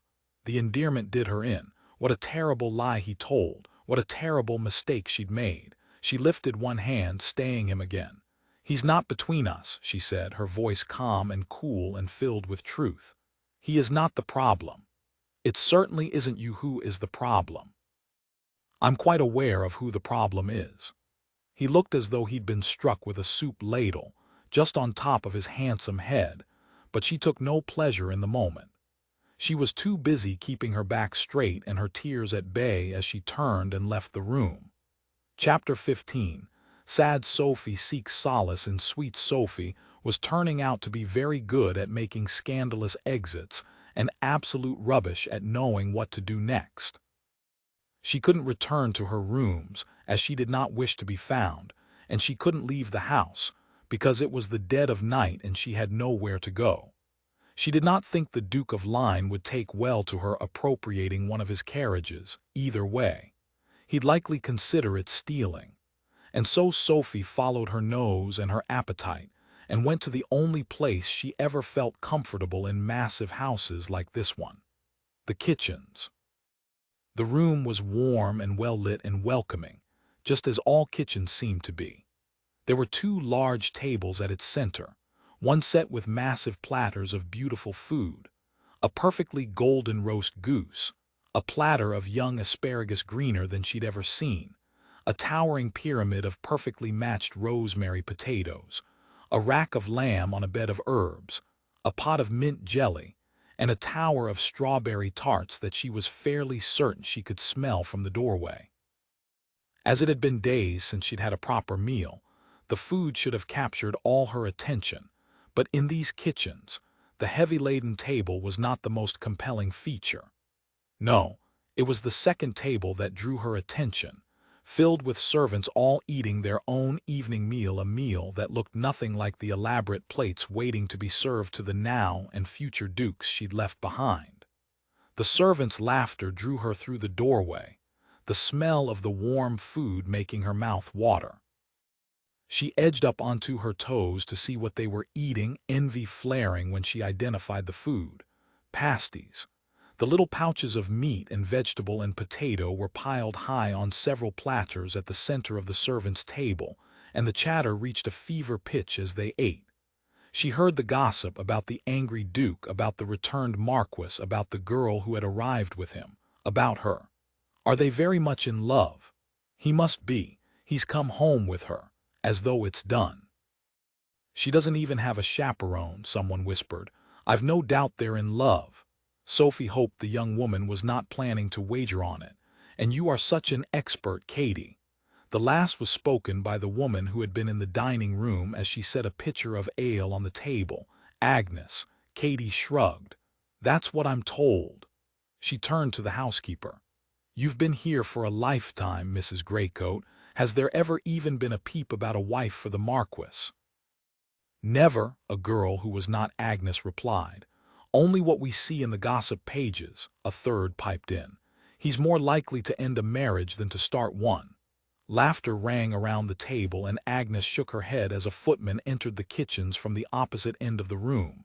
The housekeeper lifted her chin in his direction. Are they ready for the next course? He nodded. The lady left and the men aren't speaking. Agnes pointed to the goose. Silence makes eating easier. Eating makes not murdering each other easier, I think you mean. Sophie thought he made an excellent point, but Agnes apparently did not. The housekeeper looked sharply at the footman. When I wish to know what you think I mean, I shall ask Peter. The footman put his head down and went for the goose, as told. When he lifted the heavy platter to his shoulder and left, Agnes's gaze found Sophie, shrouded in the dim light of the doorway. Sophie made to leave, but was stayed when the older woman noticed her, her eyes going wide in surprise before she offered a kind smile. The conversation at the table continued, unaware of the silent exchange. She left the table. You wouldn't want to do just that, Sophie nearly laughed. Most assuredly, anyone in their right mind would want to leave the table. Of course I would, came the reply. But even I know you don't leave a meal with a duke. 2 dukes, technically. There was a quiet pause, and then, who is she? A young man replied. The Marquess introduced her as his future wife, some lady Nob. Of course, she was neither of those things, not really. I helped her dress for dinner, Sophie heard the maid whom she'd met earlier. She don't seem a Nob, she's wounded in the shoulder and very tall. Being tall don't mean anything, someone else piped up. Being wounded in the shoulder does, though. Does she have a name? Sophie had spent much of the last decade being disdainfully discussed, as though she were an insect under glass, but always by aristocrats. It was a new experience entirely to be discussed by servants, and she was immediately aware that she belonged neither above nor below stairs. Her stomach growled. Here, at least, she could eat pasties while being gossiped about. As a matter of fact, she does have a name, she said, stepping into the light. Silence immediately fell, and she would have laughed at the wide eyes around the table if she weren't so hopeful that she would be welcome here, in this kitchen, with these people, who seemed more honest than anyone she'd known in recent years. And since she left dinner without even finishing her soup, she'll share it for the price of a pasty. There was a beat, during which the whole kitchen seemed to still, as though the words had come from up on high instead of from a woman wearing an ill-fitting dress. And then they came unstuck en masse, moving and shuffling left and right, making room for her. She took her seat, a plate appearing before her, a warm pastry at its center. It's chicken and veg, the maid to her right explained. There's also pork and veg. This is lovely, Sophie said, tearing the pasty in two, releasing a lovely whisper of steam alongside the magnificent scent of pie. Her mouth began to water, but she resisted taking a bite just long enough to say to the assembly, I am Sophie Talbot. She almost did not hear the gasp of recognition from a collection of girls at the end of the table over her own sigh of enjoyment once the food was on her tongue. But she could not hear the excited, you're a soiled S. She stopped chewing. Ginny, you don't just call her that, another girl said. It's not flattering. The girl called Ginny had the grace to look mortified. Sophie swallowed and pointed to the cask of ale at the end of the table. "May I?" A gentleman nearby immediately filled a pewter mug and slid it toward her, golden liquid sloshing over the edge when she caught it. She drank and brazened it through. "Some do refer to me as a soiled S for your father," said Ginny. "In coal." "How do you know that?" a young man across from her asked. Ginny blushed. "I read the papers." "The scandal sheets are not the papers," Agnes said. The table laughed and Ginny dipped her head in embarrassment. Sophie took pity on the girl, taking another bite of pasty. "They're more interesting than the papers, aren't they, though?" she smiled when Ginny's head snapped up. "I'm the youngest of the 5.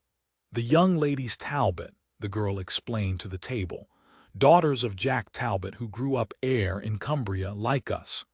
Except she's a lady, so not at all like us," the man at the end of the table said.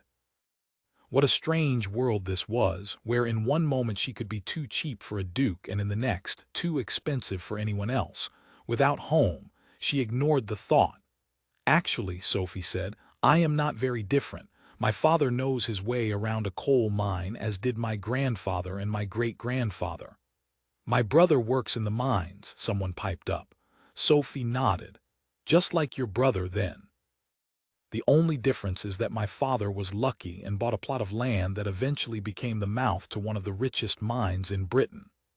Eyes widened around the table as her carefully bred London accent gave way to her North Country brogue, and she relaxed into the tale, having heard it 1,000 times as a child.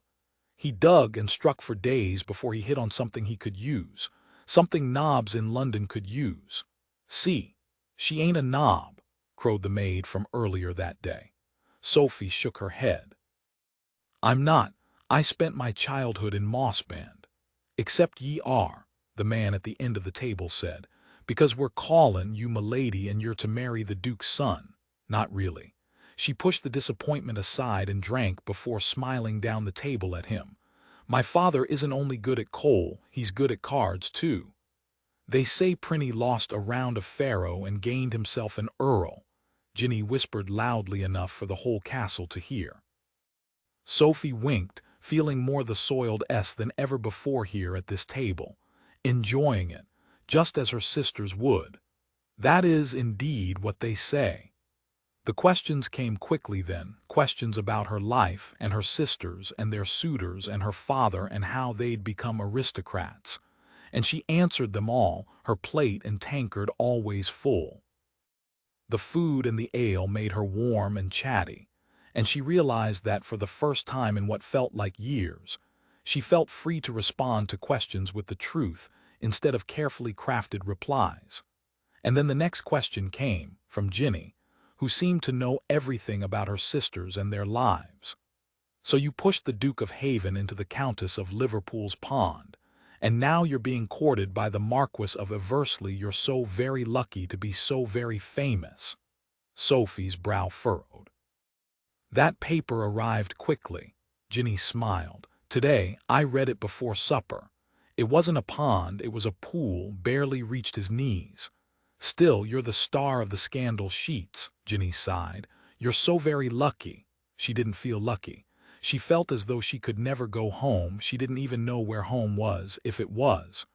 How does it feel to be a girl from Mossbend now courted by a marquis? "A handsome marquis," one of the other girls piped in, setting them to tittering and the men at the table to groaning. But Sophie was stuck on the question. How did it feel? It didn't feel like anything because it wasn't really courting, because it was nothing but an arrangement, not even a fantasy. She'd never really been headed to live out her days in Mossband. She'd never really expected Robbie to be waiting for her, and if he had, she wouldn't have wanted him to marry her. And King. He'd never been her husband, never her betrothed. And now, after the disastrous meal they'd barely had, they didn't even like each other. How many times had they said the words to each other? How many times had she tried to convince herself it was true? It didn't matter that there were moments when she came very close to liking him. It didn't matter that she liked him when he kissed her, when he stood by her side and defended her, even when she knew it was for his own gain. or that she liked him very much when he'd held her bleeding in his carriage, or when he'd ferreted her away from her father's men, or when he'd come through the door at the bakery. What mattered was that they weren't betrothed and they'd never be married. No matter how much she might wish it, the thought startled her. She didn't wish it, did she? She looked up, grasping onto the part of the question she could answer with certainty. He is very handsome. Well, at least I have that. Sophie closed her eyes at the words, wishing that the floor of the Line kitchens would open wide and swallow her whole. Of course he was there. Of course he had heard her. She looked down at her lap, embarrassed beyond measure. "I'm sorry to interrupt what looks like a lovely meal," King said to the assembly, who immediately leapt to their feet, reassuring him that no, he hadn't interrupted at all, and could they fetch him anything at all? Ale, food. "No, thank you," he said, all grace. "I'm simply hoping for some time with Lady Sophie. May I?" She looked up then, finding his handsome face open and amused. She wasn't certain she should give him time. He certainly didn't deserve it. He must have sensed her trepidation, because instead of saying more, he turned away to investigate the table of food nearby. He selected 2 tarts from the top of the tower and set them on a little plate, topping them with fresh cream before turning back, licking his thumb and forefinger. "That's not really behavior befitting an aristocrat," she said, immediately wondering if perhaps the ale was talking. One side of his mouth lifted in a small, sheepish smile. "Neither was my behavior earlier in the evening. Forgive me." As apologies went, it wasn't perfect. Nevertheless, her cheeks warmed at the words even before he extended the plate to her. "These people are not the only ones who can feed you. I have tarts. Can I tempt you to come with me?" One of the maids behind her sighed. Sophie resisted the urge to do the same. She watched the plate of tarts for a long moment. They looked glorious. "I suppose," she stood and smoothed her skirts, "for the tarts." He smiled and placed a hand to his chest. "Of course, I would imagine nothing more." She took the plate as he guided her to the door, where she remembered to turn back. "Thank you all for a lovely dinner." The servants were surprised by her gratitude, but Agnes replied, "Thank you, my lady. You are welcome at our table any time you like." She followed King through the door. "I like you smiling," he said quietly when they were outside the room in the dimly lit corridor. "You don't do it enough with me." She looked up at him. "I haven't had much reason to smile since we met. I should like to change that." She lifted the plate. "Strawberry tarts are a good beginning." His gaze did not leave hers. "I think I can do better." He turned on one heel and was off, through the darkened maze of hallways, up a flight of stairs, and through the massive doors to one of the wings of the castle. She followed him, despite not wishing to, or possibly wishing to very much. Everything about this man was a confusion. "Where are we going?" He paused in front of a great set of doors, his back to them. "To have dessert." There was something in the words, in the look in his eyes as he said them, that had Sophie's heart pounding. This was not the King she'd known. "There's a library here. Would you let me show it to you?" She scowled. "You're bribing me with books." "Is it working?" She let her gaze linger on the door behind his shoulder. "Perhaps." His lips lifted in a crooked smile, the dimple in his cheek showing.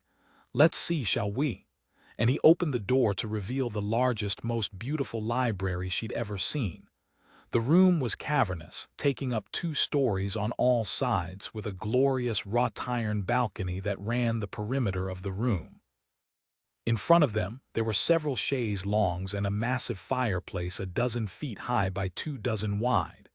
And all that before the books, stretching for what seemed like miles, shelves and shelves from floor to ceiling, in deep reds and greens and browns and blues. More books than a person could read in a lifetime. But she could try. She stepped into the room, turning in a slow circle, already wondering how long he would require her attention before he would release her into the room, free to explore. "This is." She trailed off, astounded. After a long moment he prodded. "It is." She looked to him and grinned. "It is working." He laughed. "Excellent." He pulled the door closed behind them and moved to sit in a large leather chair at the center of the room next to a pile of oversized books. Balancing the plate of strawberry tarts on one wide arm of the chair, he waved a hand to indicate the room. "I know you are desperate to explore, love. Feel free." She was off like a shot, climbing the iron staircase without hesitation. "I've always wanted a library," she said, fingers itching to touch the unblemished spines of the books far above. "I thought you wanted a bookshop," he said from below. "That as well. I could imagine my father supporting a bookshop," she said. "After all, they are an investment. But a library is not." She shook her head, running her finger over the gold, embossed volume of Milton she'd found. "A library is a luxury. Your father is rich beyond measure. I should think he could spare you the bookshop and the library. He's always happily bought me books, but my mother—" She trailed off, then finished with a little shrug. "She doesn't care for them." "What does that mean?" She looked down at him, and for a moment she forgot about the library, drawn to the way his green eyes focused on her, unwavering. "She made me hide them." "Why?" "No one likes a female with ideas," she replied, echoing the words she'd heard dozens of times from her mother. "I suppose she imagined books make for thoughts. They do, intelligent ones. I'm not sure she'd agree with you. Despite all the books I've read, I am the only one of her daughters stranded in the North Country with an unmarried Marquess bullet wound in my shoulder. Nothing about your current circumstance has to do with reading about henges." Sophie laughed, trailing one hand along the long line of leather bindings. "Are you sure about that?" "Absolutely. You are better for every book you've read." She curled her hands around the lintel of the iron balustrade, leaning over to look down at him. "If you were a dangerous daughter, my mother would despair of you. It would be a miracle if we ever saw you married." "What nonsense," he said, looking up at her. "You're easily the most marriageable female I've ever met." She stilled. "You think so?" "Certainly." He took a bite of tart as though the statement were utterly normal. "Once one learns that I'm not attempting to dupe him into marriage, you mean?" "Once that happens, yes," he said with a smile. Something had her feeling slightly light-headed. The ale, most definitely the ale, not him. Why? And it was the ale that had her asking that, the ale and the distance between them, which somehow made her more courageous than she had ever been. "Why aren't you marriageable?" She didn't reply. "You're intelligent, clever, brave, and honorable." Excellent, Sophie thought, like a horse or a dog, and then he said it. "Not to mention beautiful." "I'm not beautiful," she said before she could take it back, instead wishing that she could disappear, simply fade into the books behind her and never be seen again. "No luck." "Yes, you are." She shook her head, hating the way her chest tightened with hot embarrassment at the question. She didn't want to discuss her beauty or lack thereof. No plain woman wanted to, especially not with a man who was so very handsome. Dear God! He'd heard her call him handsome. She swallowed, desperate for an end to the moment. "Sophie," she looked to him, "don't make me answer. Don't make me think about why you would never be for me." It was the ale that had her thinking that. She didn't care to have him, except now and then she thought about it. When he offered her strawberry tarts, and showed her his magical library, and called her beautiful, and made her want to believe it, then she cared very much. "These tarts are getting eaten. I feel honor-bound to tell you as much." Relief flared, replaced quickly with something much more dangerous. Something that made her wish that they were somewhere else, that they were someone else. That jests about strawberry tarts were all they had to think on. She looked down at him sprawled in the leather armchair, lifting the plate up to her like an offering. Perhaps tonight's strawberry tarts could be enough. Her eyes went wide. "You've eaten mine. You didn't seem to want it." "Of course I wanted it, you tart thief," he smirked. "Then why are you all the way up there?" Why indeed, she was down the steps in seconds, snatching the plate from his hand. "This is a half-eaten tart." "Better than all eaten," he said, making a show of opening the book on the table next to him. "Stop," she gasped. He did, turning shocked eyes on her.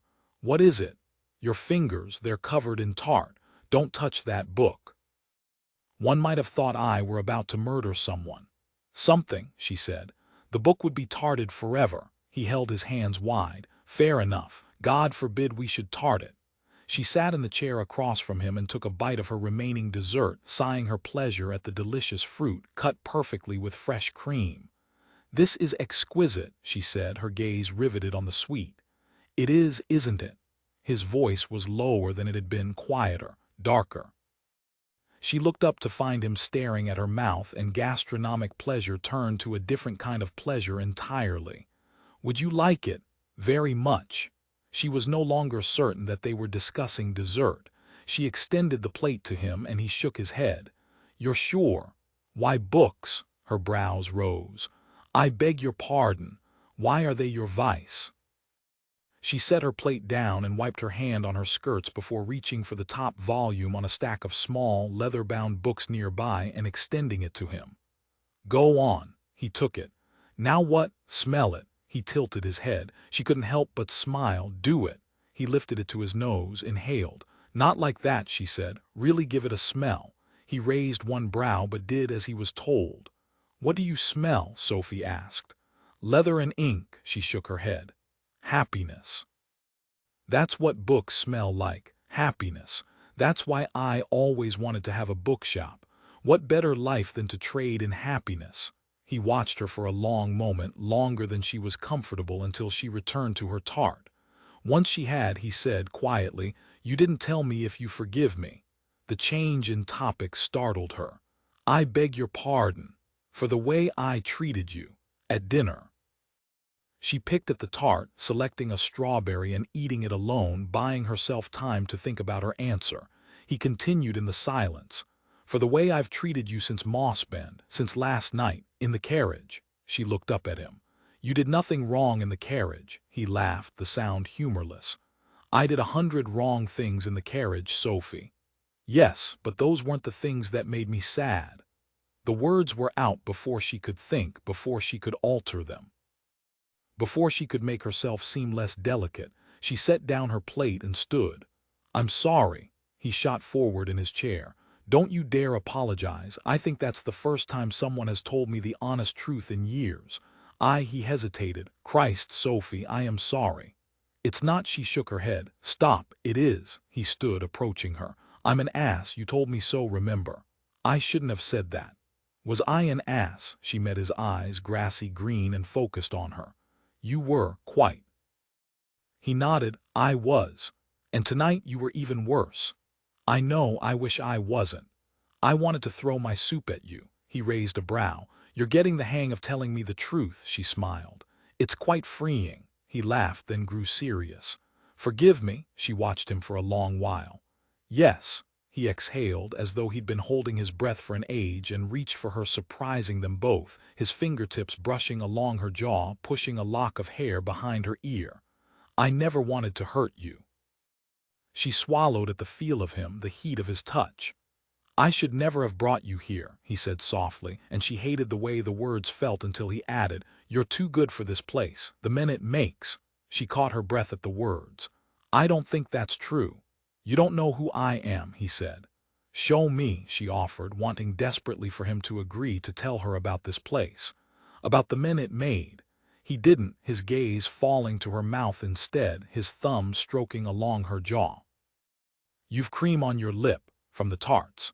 She lifted her hand, but he predicted her move, capturing her wrist before she could brush away the remains of the tart. "No," he whispered close, the scent of him overwhelming her, soap and spice. "Let me." She stilled, not quite understanding but wanting it, whatever he offered.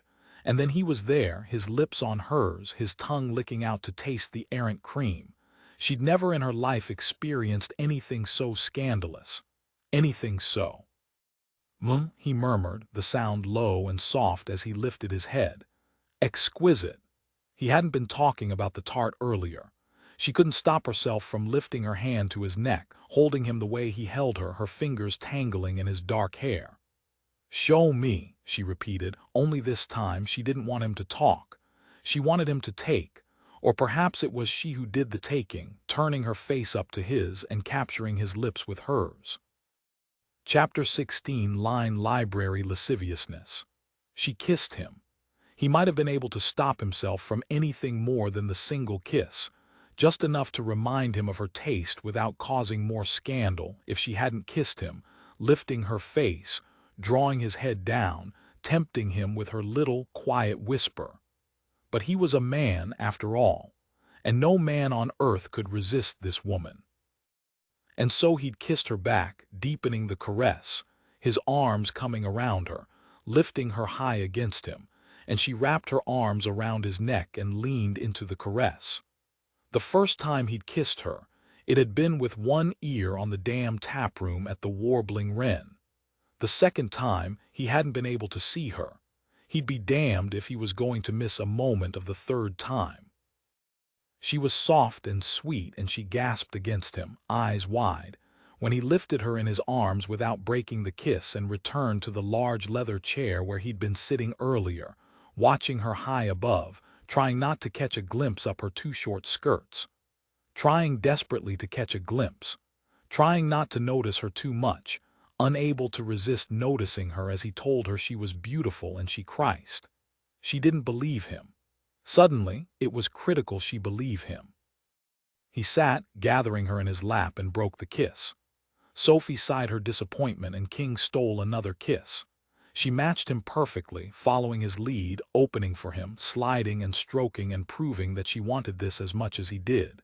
He wanted this with everything he had, but there was something else. Something more important than what he wanted. He tore his lips from hers. Sophie. She opened her eyes, their blue deeper and darker than it had been earlier in the evening, changed by his touch. Kiss him. She made him feel more powerful than he'd ever felt, no longer a title, a fortune, an heir. She made him feel more. He wasn't going to make love to her. He couldn't. He wouldn't ruin her. She deserved a better man, a man who could love, a man who would marry her. For once in his life, King would do the right thing for this woman who had done so many right things herself. "You're so beautiful," he said, knowing the words revealed too much, that they were too reverent. He sounded like a schoolboy.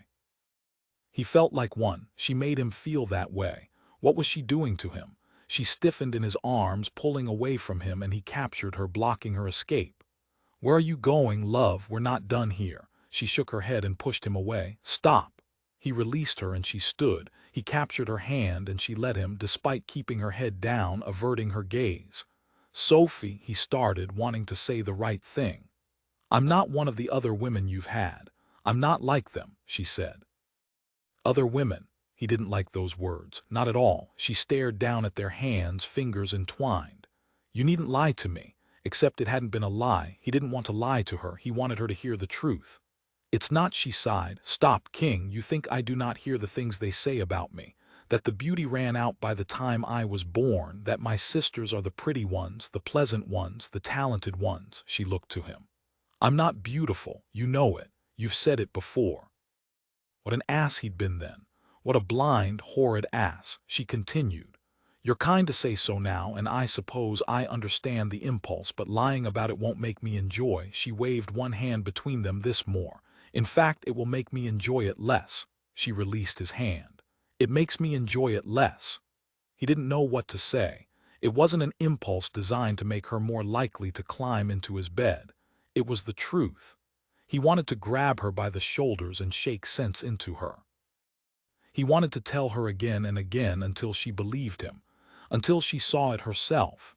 But it wasn't what she wanted, and he wanted her to have everything she wanted, forever. Good God, forever. The word curled around him, settling strangely in his chest as he watched her, and he reached for her hand, taking it once more. She allowed it. "Look at me, Sophie." She did, and he could see the wariness in her eyes. One day, he'd have the head of the person who made her feel anything less than the beauty she was. "I'm not going to tell you you're beautiful." Wariness turned to relief and something else that looked like sadness. Then gone so quickly that he couldn't be sure. He lifted her hand to his lips, pressing a kiss to her knuckles. "Let me be clear.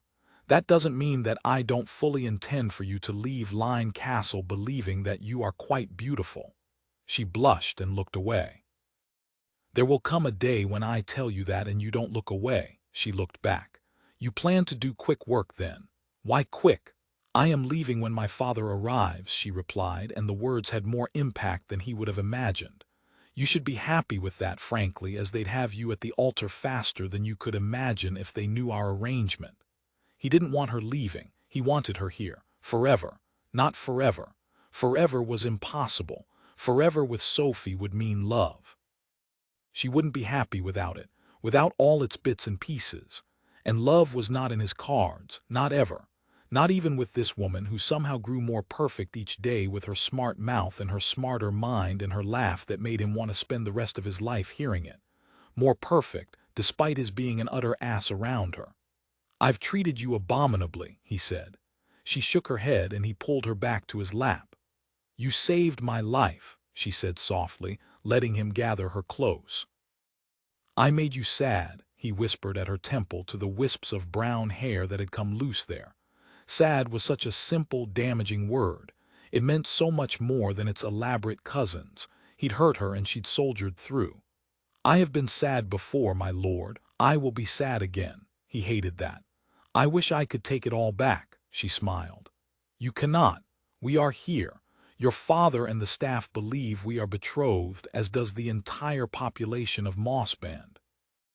And that does not include the people strewn about the countryside who believe we are married, and named Matthew. He'd made a hash of it, hadn't he?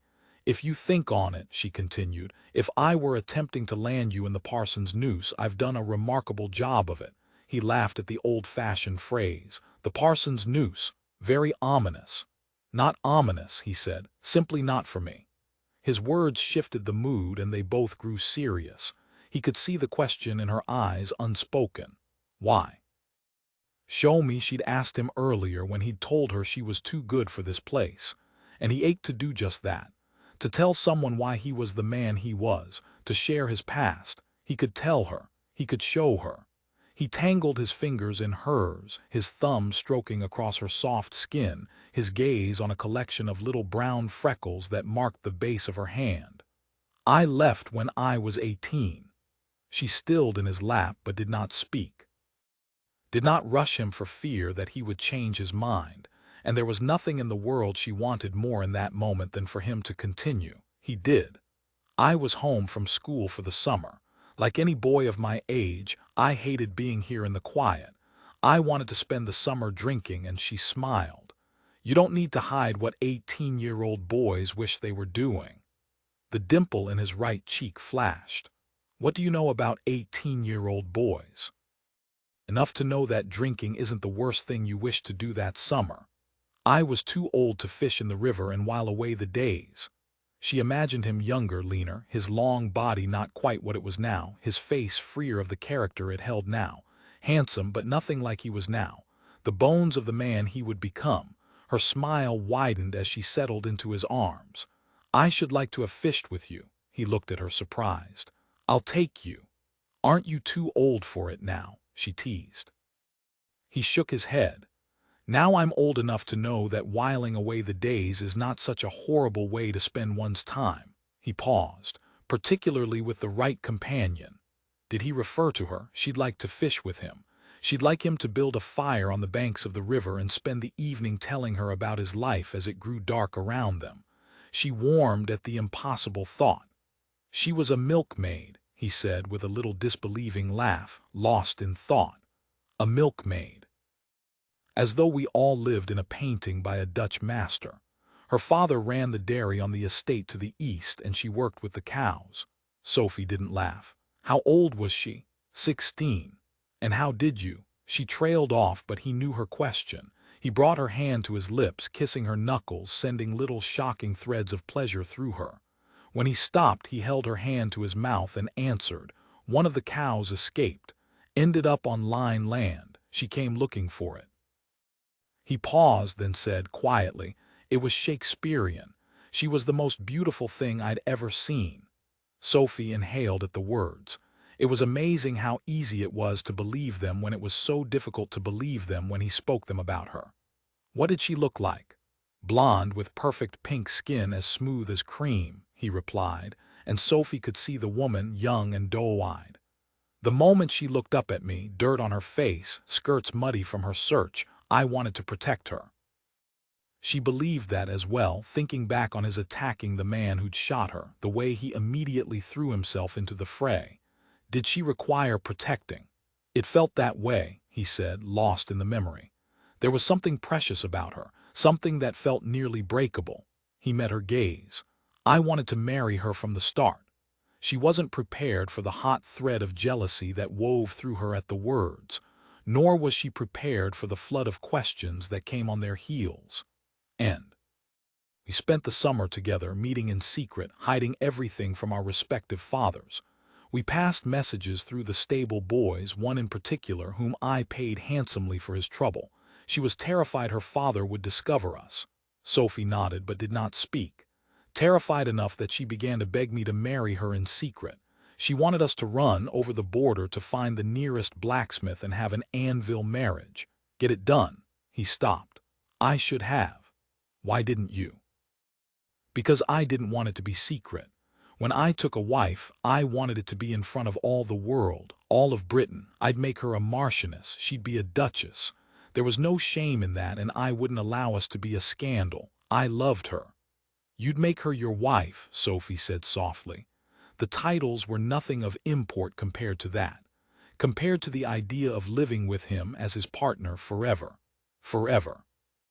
Sophie's heart ached at the words, with sorrow for what she knew was to come, and with jealousy of this girl who had stolen his heart so long ago, making it impossible for Sophie to do it now.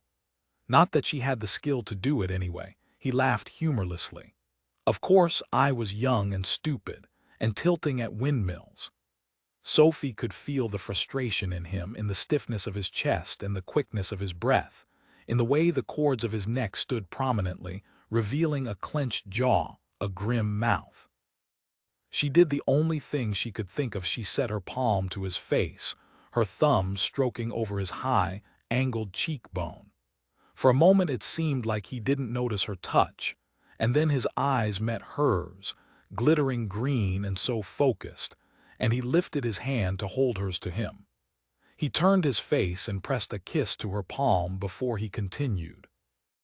It was 1818 and the king was mad, and the regent was drinking and gaming and throwing elaborate, scandalous parties, and the war was over, and it was time for my father to put away his stupid thoughts on title and blue blood, and accept that there was a place for love in the world. Sophie couldn't help her little sad smile at the words, her heart in her throat.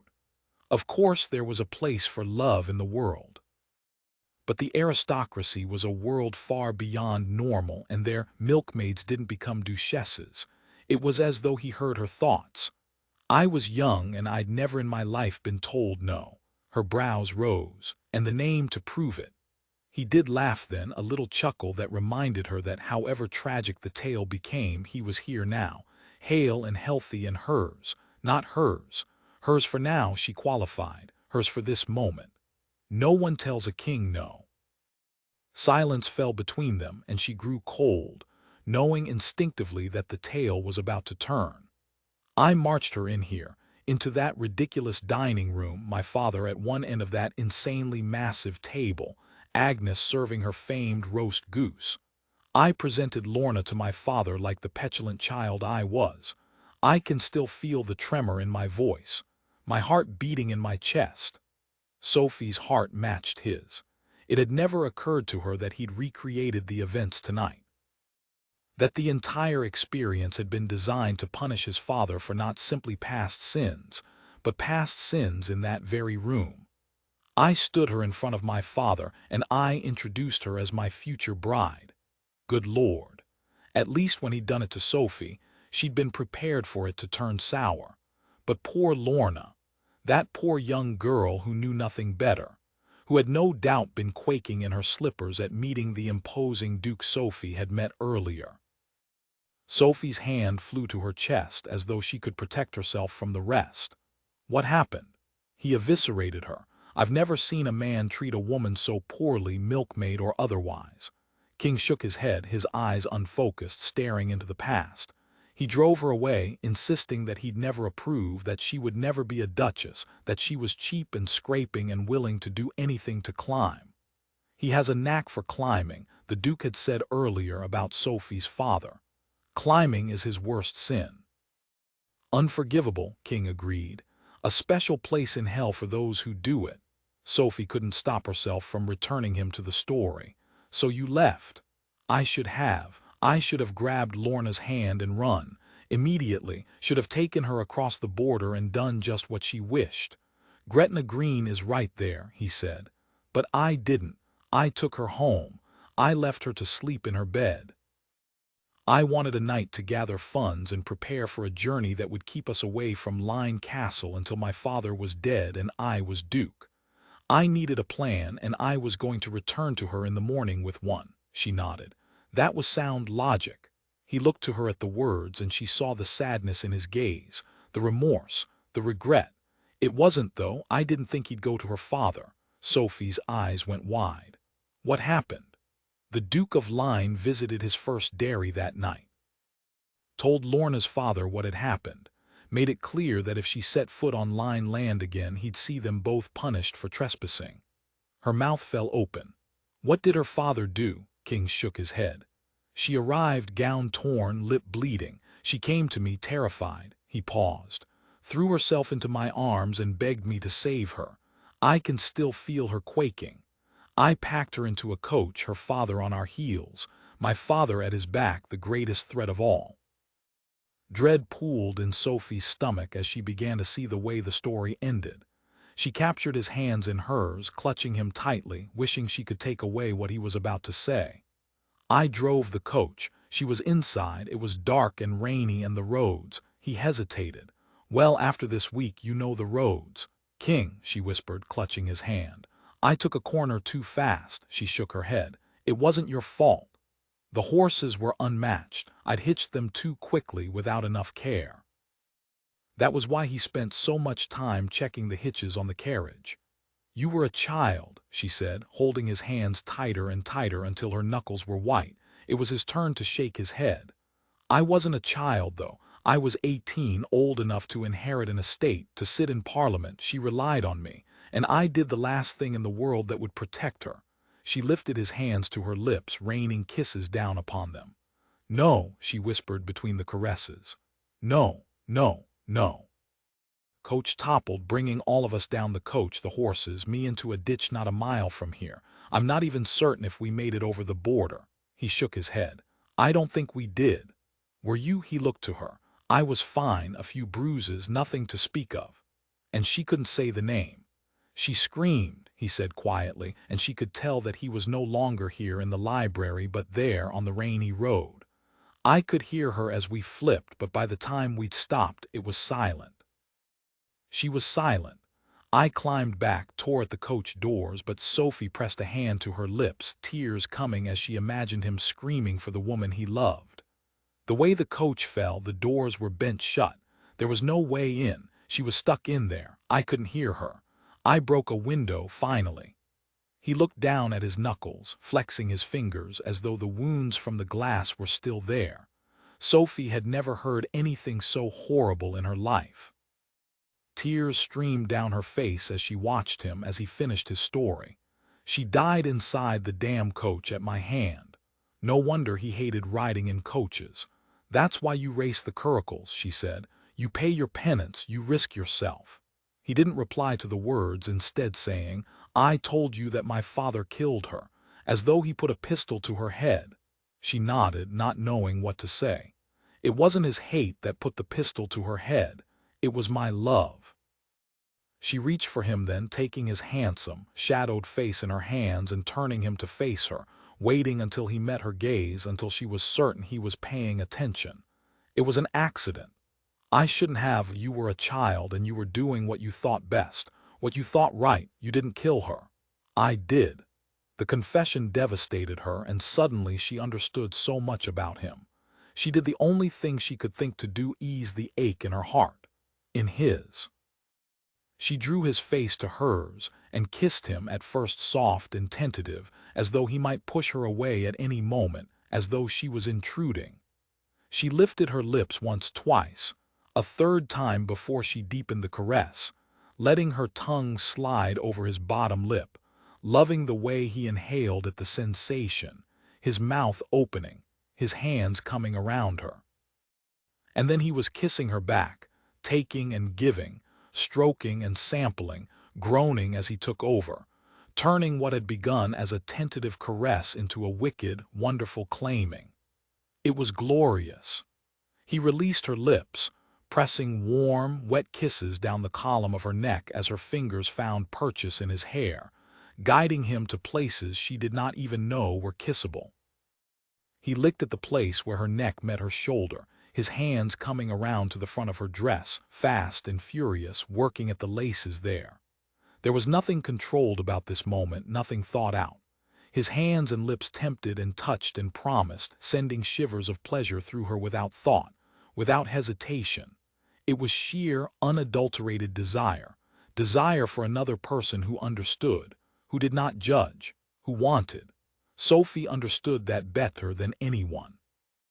And then the laces on her dress were free, and her breasts were spilling into his palms, and his thumbs were sliding over the tips as he lifted them up and he stared down at them. "You're magnificent." She believed him as he leaned down and sucked one rosy, pebbled tip into his mouth, working with lips and tongue around and around until she was squirming on his lap, and he was lifting her to rearrange her until she was on her knees above him, and he was worshiping her. It felt like worship every time his tongue worked its slow orbit. It felt like worship every time his fingers stroked across her skin. It felt like worship when he opened his green eyes and stared up at her as though she were his anchor in the storm. She wanted to be that, now, forever. "Yes," she whispered. He released her. "Yes, what?" "Yes, anything, whatever you want." He blew a long, wonderful line of air over the place where she wanted him. "But what do you want, Sophie?" She put her fingers in his hair, marveling at its softness. "I want your tongue." Later she would be shocked and a little embarrassed by the words. Ladies did not say tongue, she was sure. But now she didn't care.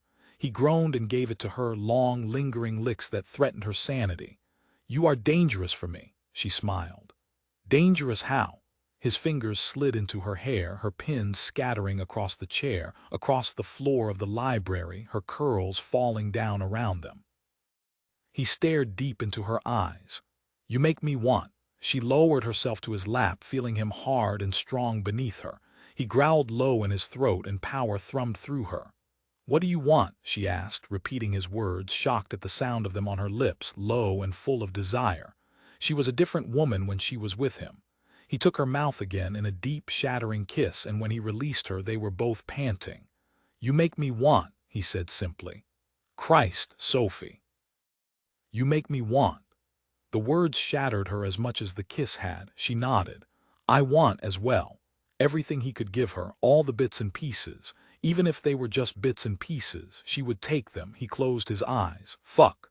The curse came soft and shocking, and Sophie stilled as he sat up, his hands no longer lingering, no longer holding, now pulling her bodice up around her.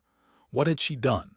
"King," she asked, his hands at the laces of her gown, pulling them tight, making her panic. Had she done something wrong? What's happened? Once it was done and she was dressed, he lifted his eyes to hers and she relaxed, recognizing the desire there, restrained but clear as the north country sky. "Why did you stop?" "I'm sorry," he said, his voice low and dark and full of want. "For stopping." She stared down at him, more confused than she'd ever been in her life. "You don't owe me an apology." "But I do, for all of it," he said. "For the things I've done and said to you, for bringing you here. For this. I was quite enjoying it." He exhaled, the sound harsh in their close quarters. "That's the problem." Her eyes widened. "It is." He stood, guiding her feet to the floor. "No, of course I want you to enjoy it, but this—" He paused and cursed again, low and wicked in the quiet library. "Christ, I was enjoying it too much. I can't enjoy it, Sophie. I can't enjoy you, and you shouldn't enjoy me. Too late." Her brow furrowed. "Why not?" She cast about for a way to protect herself. "You promised you'd ruin me, didn't you? This is it, isn't it?" He looked at her then, his green eyes glittering with anger and frustration and something near sorrow, and then he broke her heart. "I've no intention of making love to you, Sophie. Not tonight. Not ever." Chapter 17. King once, Duke to be, he spent the next day roaming about the castle, half avoiding Sophie and half hoping he'd find her. Half hoping that seeing her might restore the incredible relief. He'd felt once he'd told her the truth about Lorna, and she hadn't run screaming from the room, a relief that had been consumed by guilt at her disappointment, when he'd told her he wouldn't make love to her.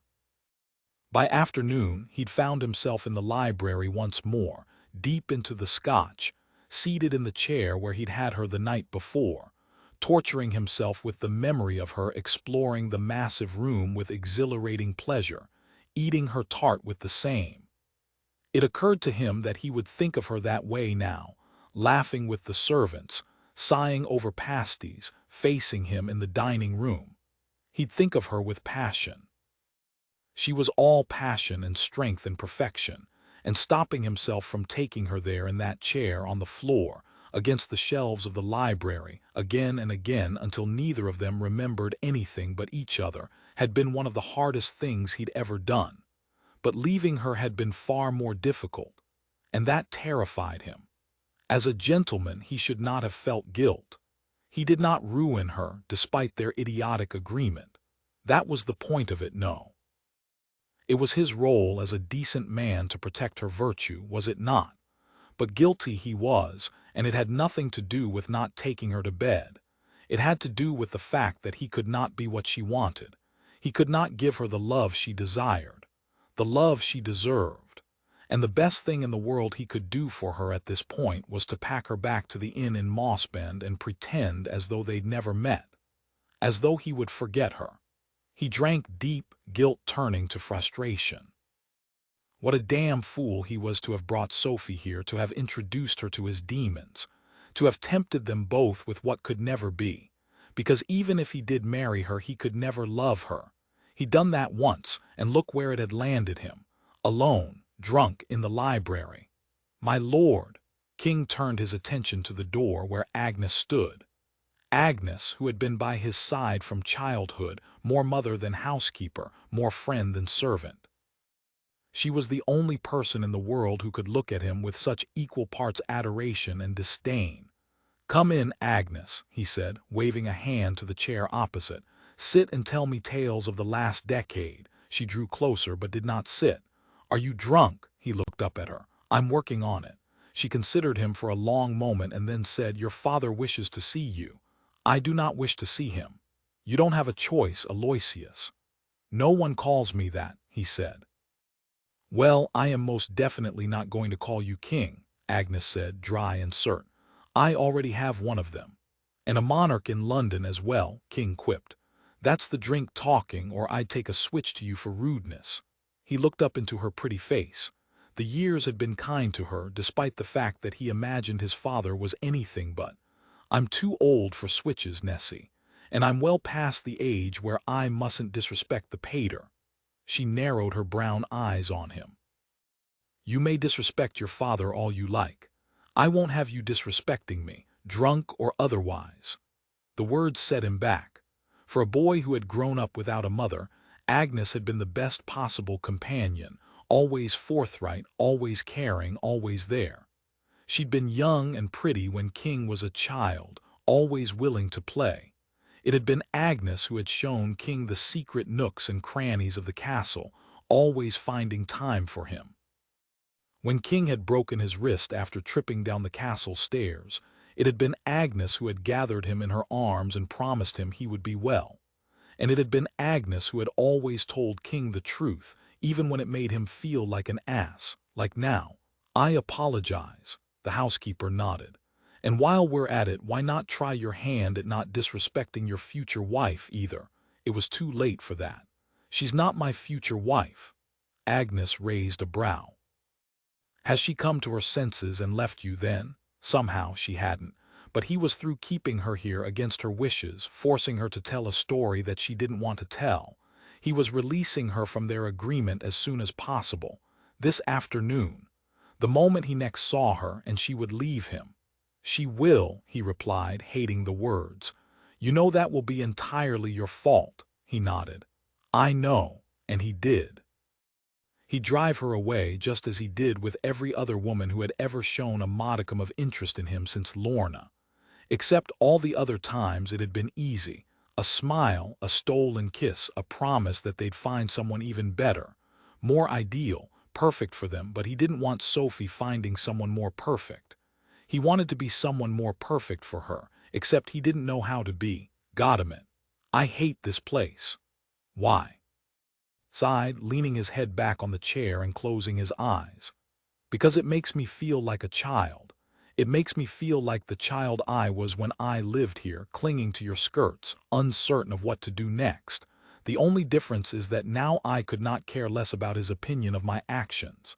She watched him carefully. "I'm not certain that's true." She was right, of course. He cared deeply about his father's opinion of his actions.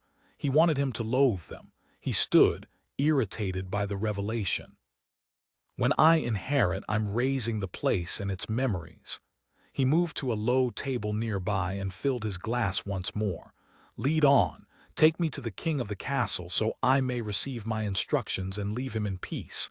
If all goes well, we can have it out and we'll never see each other again." He would have left already if not for Sophie. "He is not the villain you think he is, you know." He cut her a look. "With due respect, you are not his son." "No," she said, "but I have run his house since you were born. I was here the night you left. I've been here all the nights since. Since he forced my hand and left me to kill the woman I loved." Agnes stopped short. King had never said the words aloud, and in the last 24 hours he'd said them twice. It was as though telling Sophie had unlocked something in him. "What is it?" he asked. She shook her head and began to move again. "I promised your father I'd fetch you." "I am fetched, Agnes," he said. "I do not require escort.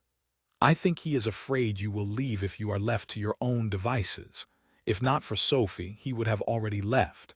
He isn't wrong. I only came to tell him that the line dies with me. You don't think that lovely girl will want children? Of course she would.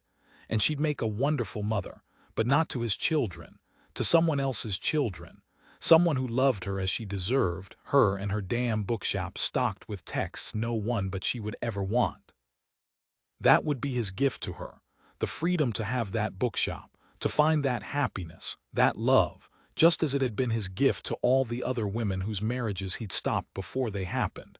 The chance to find love, the chance Lorna had never had. Sophie would have it.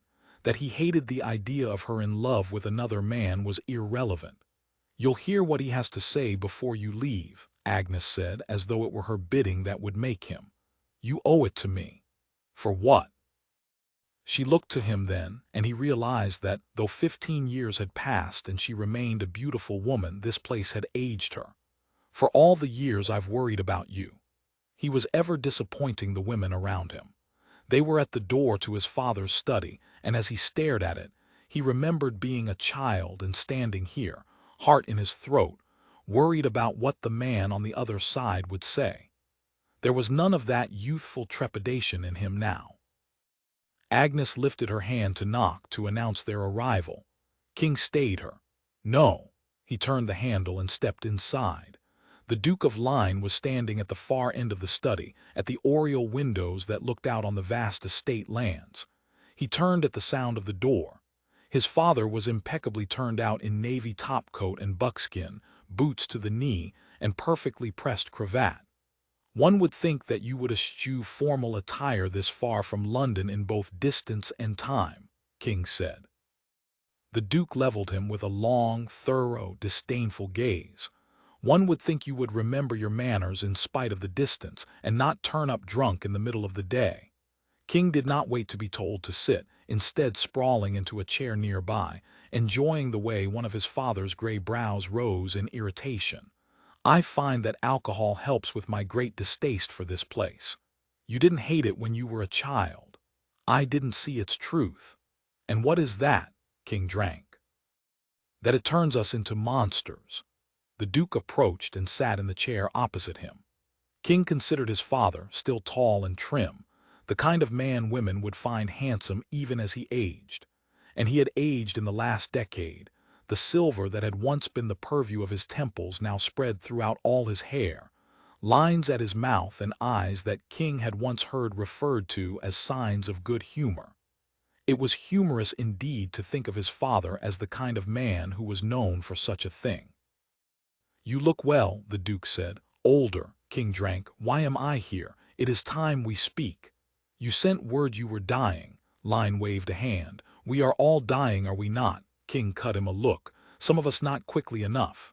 The Duke sat back in his chair. "I suppose you think I deserve that." "I know you deserve more," King said. There was a pause, and he said, "I won't ask again, Your Grace. You either tell me why I've been summoned here or I leave, and the next time I see this place, I shall bear its name. I could follow you to London. I have avoided you for 15 years, Your Grace. London is a very big city. It will be difficult for you to do so if I resume my role as Duke. To do that, you'd have to take your seat in Parliament. I'm sure the rest of the House of Lords would be thrilled you were at last treating your title with respect." He considered his father. In fact, for a man who so thoroughly respected the title that he went to such lengths to protect it from being damaged by bad blood, it is a shock that you have eschewed such an important duty. You've been in London, what, a half-dozen times in 15 years. I had my reasons for staying away. I'm sure they were excellent, King scoffed. Some better than others. The Duke inhaled. I should never have left you alone for so long. King raised a brow. Left me? The Duke fisted his hands on his knees. You were young and insolent, and you knew nothing of the world. Every time I returned, you refused to see me. A single, petulant message. The line ends with me. I should never have allowed it. I enjoy the way you think you have allowed me to do anything I've done since the night you exiled me. Line leveled him with a cool green gaze that King had used on countless others. He did not like being in its path. I have allowed you everything. I filled your coffers with funds, I gave you horses, the Mayfair town house, the curricle you drove hell for leather for a year before you crashed it, the coach you never used. King sat forward, loathing the way his father seemed to claim his successes for himself. That money is now worth 12 times its original value. The house sits empty, right there on Park Lane, entailed to you. The horses are dead, and yes, the carriage is crashed, just as the coach here was. He narrowed his gaze on his father. I lived by your hand until I could live by my own, and I have never asked you for another shilling. One would think you would not have kept such a ledger. One would have thought you would count those funds as penance for killing a girl so far beneath you that you thought her expendable. And so we get to it. So we do. The Duke sat back in his chair. I was not the instrument of her death. It was a strange phrasing, one that King imagined his father used to eschew his responsibility. No, I was, and thank you very much for clarifying the situation as though I wasn't there. You weren't either. King held up a hand. I carried the reins, Your Grace. I heard her scream. I was there when she fell silent. I held her in my arms. And that will be your cross to bear. All men have them. King ran a hand through his hair, barely able to contain his fury and frustration. Why am I here? I offered her money, the Duke said, the milkmaid, to leave me. Lorna had never said so, but it was not an enormous surprise. I am not proud of it, but I had no other way of ensuring that she wasn't after your title, your money, that she wasn't trying to climb. King laughed at that. I am supposed to believe that you were, what, making certain she loved me. The Duke's gaze flickered over King's shoulder. Believe it or not, it's the truth. It's bollocks, and you know it.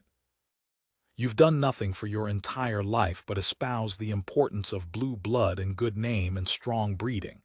If you offered her money, you did it to ensure she would leave me. I assume you offered her father the same. The Duke nodded. I did. And he accepted, and she ran to me because she loved me, and money wasn't enough to end that. Neither accepted it, the Duke said, and money was not enough, you are right. You tempted them with something else, something far more valuable. Something they thought they'd never get, and then, it seemed as though they might. The words unsettled. She'd wanted to run away from the start, across the border, into Scotland. King had pushed her to marry in a church, in Britain, in front of all the world. She'd agreed, hadn't she? She didn't tell you about the money, his father said, because she knew that if she did, you'd come to me angry, and I'd tell you the truth. She worried you'd believe it, so she told you something else. King did not believe it. He shook his head. "It's not true, it's true." The words came from the door where Agnes had apparently stayed sentinel. "He even has you lying for him," he said, betrayal hot and unpleasant in his chest. "She's not lying," the Duke said. "Her father came to the castle after her death, Aloysius," Agnes said. "After you disappeared, he was destroyed, and he told the truth that they'd been after a title from the start, together." King shook his head. "No, she was afraid of him. She told me her father was coming, that he'd kill her if he found her, that he was afraid of you." "That man wasn't afraid of me," the Duke said. "He had visions of being a Boleyn. He spat in my face and tore her gown, backhanded her and split her lip, and vowed to me that she'd be the next Marchioness of Eversley by sunup." King could still see the gown torn at the neck. He could see her lip bleeding. He pushed memory aside. His father lied. It was what he did. "Why didn't you stop them?" "I went to Rivendell. The neighboring Earl, master of the estate where Lorna and her father lived." The Duke laughed at his stupidity. "I actually thought he would be able to help, but your girl and her father had been promised a dukedom, and they were willing to risk all. By the time I returned home, you were gone, with her and the coach." The Duke paused. "That's when I learned that against human will the aristocracy had no power." King's mind reeled with the images of that night, burned into his memory. Her tears, her begs, her eyes filled with fear. Those eyes. She'd have to be the best actress in Britain, or want something badly enough to do anything. But the idea that she'd lied, that everything he'd thought about that summer, that girl, the life they could have had, was imagined, it was devastating and impossible to believe. It did not matter that the doubt was there now, seeded, growing.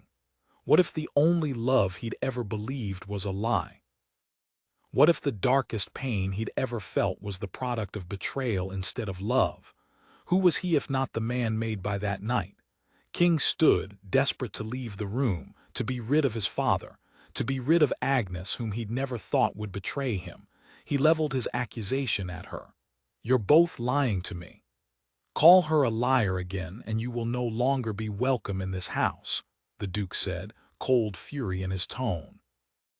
"I will take your insults, but Agnes has been nothing but your champion since the day you were born, and you will not speak ill of her." At another time, the anger in his father's words would have shocked him, but King hadn't the patience for it now. He rounded on the Duke. "This changes nothing. This place still made monsters of us both. The line will end with me, as I have always promised. And the wife you presented to me, what of her desires, Sophie? Don't tell me you believe she loves me." "She's a dangerous daughter." The Duke's gaze did not waver. "After witnessing last night, I think the girl might well care for you.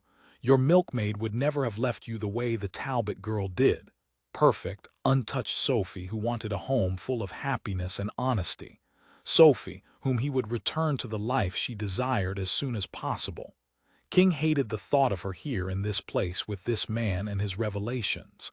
There had been a time when he'd believed in love, when he'd desired it. But he'd lost the only thing he ever loved, and now even that truth was clouded with lies.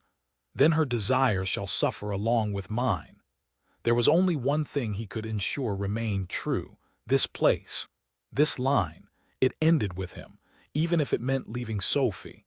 Even if leaving Sophie had somehow become the last thing in the world he wanted to do. His jaw clenched with anger and disbelief and something far more complicated. "Why am I here?" he asked a final time, the words harsh and unpleasant on his tongue. "You're my son," the Duke said simply, something in his eyes that King did not wish to identify. "You're my son, and there was a time when you were my joy. You deserve to know the truth, and more than that, you deserve to know happiness." The Duke paused, looking older. "Pride be damned." The words were the worst kind of blow, and King responded the only way he could. He left the room without a word, going to the only place he could think of to find solace: the labyrinth. Anger and frustration propelled him through the complex maze, every turn bringing back another memory of his youth, of his mistakes, of the past he'd been escaping for a dozen years. He followed the path without hesitation, the memory of the route to the center innate. He was Theseus, headed for the Minotaur, the battle already raging in his mind and heart. But at the center of the labyrinth, he did not find a monster. He found Sophie. The lined labyrinth was as magnificent as she remembered. Sophie sat on the edge of the extravagant marble fountain at the heart of the maze, book forgotten in her lap, shoring up her courage to leave the estate. She'd spent much of the day exploring its twists and turns, the search for the fountain at the center occupying her thoughts just enough to keep her from going mad thinking of King. Of course, she thought plenty of King, of his childhood here, in what he'd confessed was his favorite place on the estate, of the things he must have avoided when he was hidden away inside this labyrinth. As one who was avoiding things herself, she could attest to the benefits of this particular location. He'd escorted her to her bedchamber the previous evening, separated from his own by a wall and an adjoining door, and she'd kept herself from protesting his decision to leave her untouched. She had been masterful at hiding her emotions from him if she were to offer her own opinion on the matter. Of course, once her bedchamber door was shut and the candles beside the bed were snuffed, she'd let the tears come, along with the desire not just for his touch and his words but for the rest. The story he'd told, the love he'd had for Lorna, she ached for him, and for the girl he'd lost. And then she'd ached for herself. She'd ached at the unbearable knowledge that she wanted him. That she wanted his confessions and his desires and his truth. And it didn't matter, because she could want him forever and he would never risk his heart again. So it was best that she was here, inside this complicated maze, invisible to the world. Here she could find courage to ignore what she felt for him, and to leave head high and find herself another life, but never another man. She knew that now. There was no other man for Sophie Talbot, youngest daughter of a North Country coal miner, than the Marquess of Eversley. And the Marquess of Eversley was not for her. So she was leaving. Just as soon as she found him, she'd tell him as much. She dangled her fingers in the cool water, staring up at the magnificent marble battle at the center of the fountain. The Minotaur, head-to-head with Theseus, water cascading around them as they battled hand-to-hand, each as strong as the other. There was something in the fine detail of the sculpture that made her feel for the monster in battle he'd been a pawn in another's game, born a monster as punishment to his mother. It didn't seem fair that his whole life had been spent in solitude, even if the labyrinth of myth was as beautiful as this one. You remembered the way in. She snatched her hand from the water. He'd found her first. Her breath quickened at the words, and she turned to face King at the entrance to her secret hideaway. "I was hiding from me." She smiled, hating the ache that came at the sight of him. Even with the shadow of an afternoon beard, with his hair in a state of disarray, in shirt sleeves rolled to the elbow, he unsettled her. Perhaps those things unsettled her more, giving her a taste of the man he was outside of London's view, of the man she might have had at another time in another place. She looked away, back to the water. "More from the idea of you than from the actuality of you, if that helps." His lips lifted in a small smile. "They are different. The idea of you is much more unsettling." "That's a pity," he said. "I should like to be unsettling in person," except he was terribly unsettling. Indeed, if he were any more unsettling, she'd have run screaming from this place. As it was, she stood, drying her hand on her skirts. "If you are here to hide from me, my lord, I am happy to leave you in peace." She was surprised when, for a moment, he appeared to consider the offer. Surprised and somewhat affronted.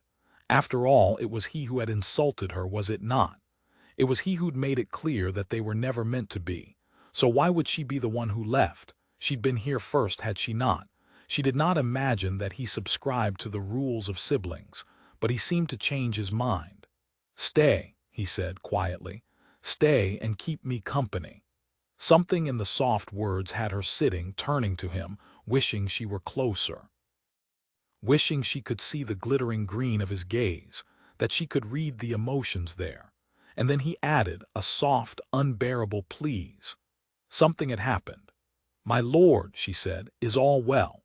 He ignored the question and sat on a low stone bench a few yards away, facing her and the fountain, stretching his long legs out and crossing them at the ankle as he crossed his arms over his chest, revealing wide bronzed forearms that she had difficulty ignoring. He lifted his chin, nodding at her lap. Still reading about hinges. It took a moment for her to remember that she was holding a book. She clutched it more tightly and said with a forced smile, "Do you care for another reading?" He didn't return the expression. "Believe it or not, not even hinges could capture my attention at this moment." She looked down at her book. "It's not about hinges." "What is it?" She couldn't remember. She looked down. "It's the Greek myths." "Is it interesting?" "It's filled with rakes and cads and every sort of scoundrel." "Sounds fascinating. If you enjoy ruiners of women." "And do you?" "Yes." She paused, considering the question. Its answer, she met his gaze. "Well, I like you." "I thought we did not like each other." She shook her head. "I find that I've changed my mind." He stood then, moving toward her, and she finished, "Even though I shouldn't." He sat next to her on the edge of the fountain, raising a hand and tucking one long lock behind her ear. "You shouldn't," he agreed softly. "I won't ruin you, Sophie." "That was the arrangement," she said, "so we have both reneged." "You take excellent care of me," she replied, and his brow furrowed in confusion before she clarified. "Something nice about you," she said. "As agreed, I have not reneged." He closed his eyes for a long moment. When he opened them, they glittered brilliant green. "I still renege. I won't destroy your reputation." Her brow furrowed. "Why not? You don't hesitate with the others." He paused, and she pressed him. "You didn't hesitate with Marcella." Something bothered her about his silence, something that had bothered her that afternoon at the Liverpool soiree. Marcella waving happily from the window above, as though she were perfectly satisfied with King leaving her to pick up the pieces of her ruination. "You don't ruin them, do you?" He raised a brow. "Why would you think that?" She was flooded with memories. "Because I saw Marcella's face when you left, when she looked out the window and thanked you." He looked down to the water, dragging his fingers across the surface. "Perhaps she enjoyed our tryst." Sophie's gaze narrowed. "I don't think so." "Well, that's a bit hurtful." She ignored the attempt to dodge the point. "I don't think there was a tryst, was there?" He inclined his head. "There was not." Her brow furrowed. "Then why the mad escape? Why enrage the Earl?" She paused, realization dawning. "I see. Marcella will marry another." He nodded. "The owner of Hoff and Chawton menswear, if I recall. He's promised me cravats any time I require them. Marcella's father won't be able to argue the match. I imagine he'll be grateful for someone to happily marry his daughter, and Mr. Hoff is very wealthy." Sophie laughed. "You gave her the marriage she'd never have been able to have. She swore it was a love match." "And the others?" Sophie asked. "Did they vow love matches as well?" "Every one." She thought back on the other women, the ones she'd envied during their discussion in the carriage. "You ruin them so they can be happy." She would be happy, ruined by him. "I give them the push they require." "I should have seen it," she said. "If there was something between you, they wouldn't have—" She stopped. She couldn't tell him that. "Wouldn't have been what?" "Nothing." "Oh no, Lady Sophie," he said. "It was just becoming interesting." She exhaled sharply, tired of lying, so she told him the truth. "If there were something between you, they wouldn't have been so quick to tell you goodbye." He stilled at the words. "Marcella wouldn't have been able to do it so easily." He lifted his hand from the fountain, touching her cheek with his cool, wet fingertips. She closed her eyes at the sensation. "It's very difficult to tell you goodbye," she whispered. Silence fell for a yawning stretch of time before he said, quietly, "Is that what you want, to tell me goodbye?" "No, never." King looked to the statue behind them. "What do you know about the Minotaur?" The question set her back. She followed his gaze to the beautiful stretch of marble, a naked man with the head of a bull. "I know he was trapped in the labyrinth. He was kept at the center of an impossible labyrinth, the solution to which was known only by one person." "Ariadne," she said. He raised a brow. She blushed. "I know some of it."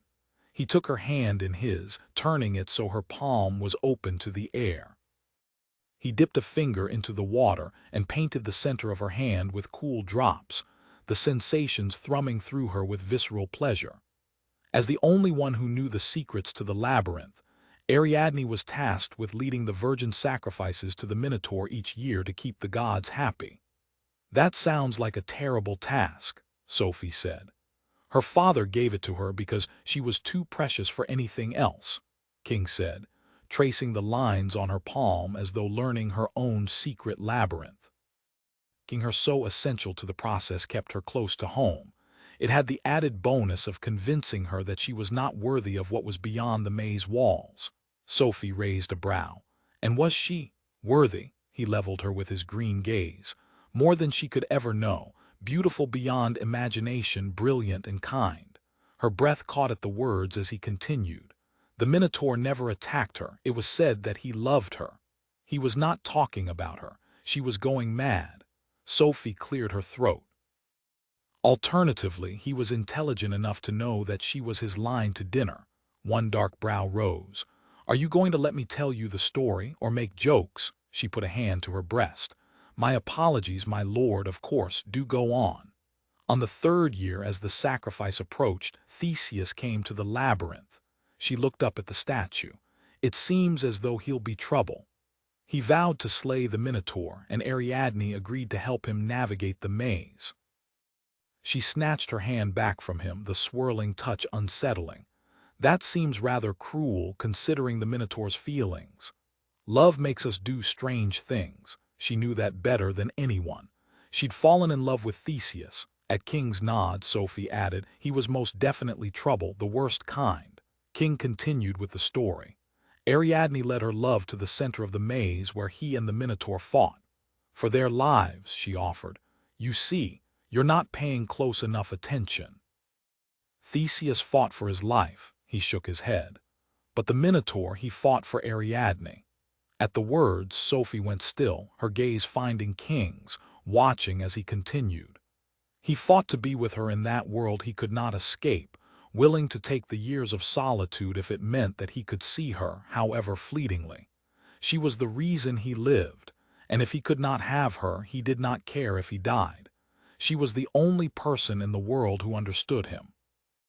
Sophie's breath came faster and faster, and she leaned forward, listening intently. The only person he'd ever loved.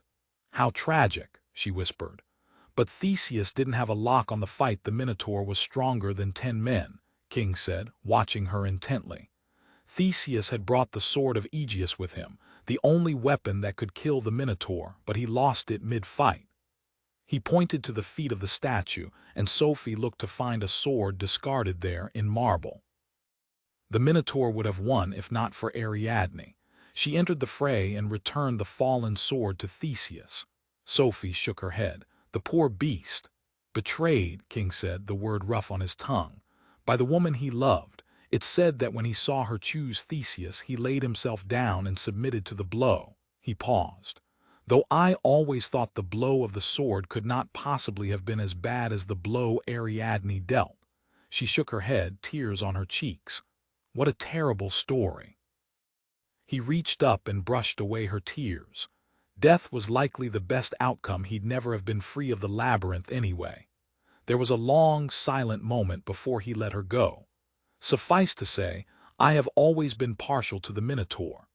Knowing she shouldn't, knowing it was a mistake, she reached for him, putting her hand on his warm arm, willing him to look at her. When he didn't, she came to stand directly in front of him, her skirts brushing against his knees. He did not look up, his gaze locked on her body, staring through it at the tale he told, at something else. "King," she whispered, and he met her gaze, the sadness in his eyes overwhelming her. Without hesitation, she put one hand to his dark hair, loving the feel of it, silk between her fingers. "What has happened?" He closed his eyes at the question, then did the unthinkable, putting his hands to her waist and pulling her closer, pressing his face into her midriff and inhaling, holding her as tight to him as he could. Her free hand joined the first, fingers threading through his hair, holding him as well, wanting him, wanting to hear everything he thought, wanting to tell him everything she felt. She should tell him she wanted to leave. Except here in this moment with his hands on her and his breath against her, she didn't want to leave. She wanted to stay forever. "King," she whispered. He shook his head at his name. "I want you quite desperately, Sophie." Her heart stopped at the words.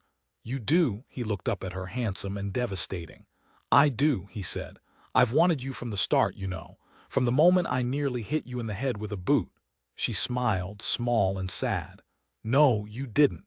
He tilted his head. "Not just then, but definitely by the time I found you drinking with Warnick in the stables.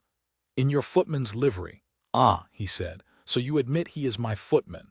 "Never," she laughed, loving the feel of him, loving the look of him, loving him. She took a deep breath. "King, what she didn't love me," he said softly, her brow furrowed. "Who?" "Lorna." She wanted the title and nothing else. She couldn't believe it, not after the way he'd spoken about her. "How do you know that?" "Because I do." He released her and stood putting distance between them. "The line ends with me," he whispered, and she ached at the words even as he continued. "It was so much more than revenge, it was penance. I swore off marriage because I couldn't bear the thought of betraying the girl I'd once loved." Sophie ached at the words, tears threatening as he continued, devastating betrayal in his tone. "But now, she wanted to marry me for money, for title, for security. She lied to me."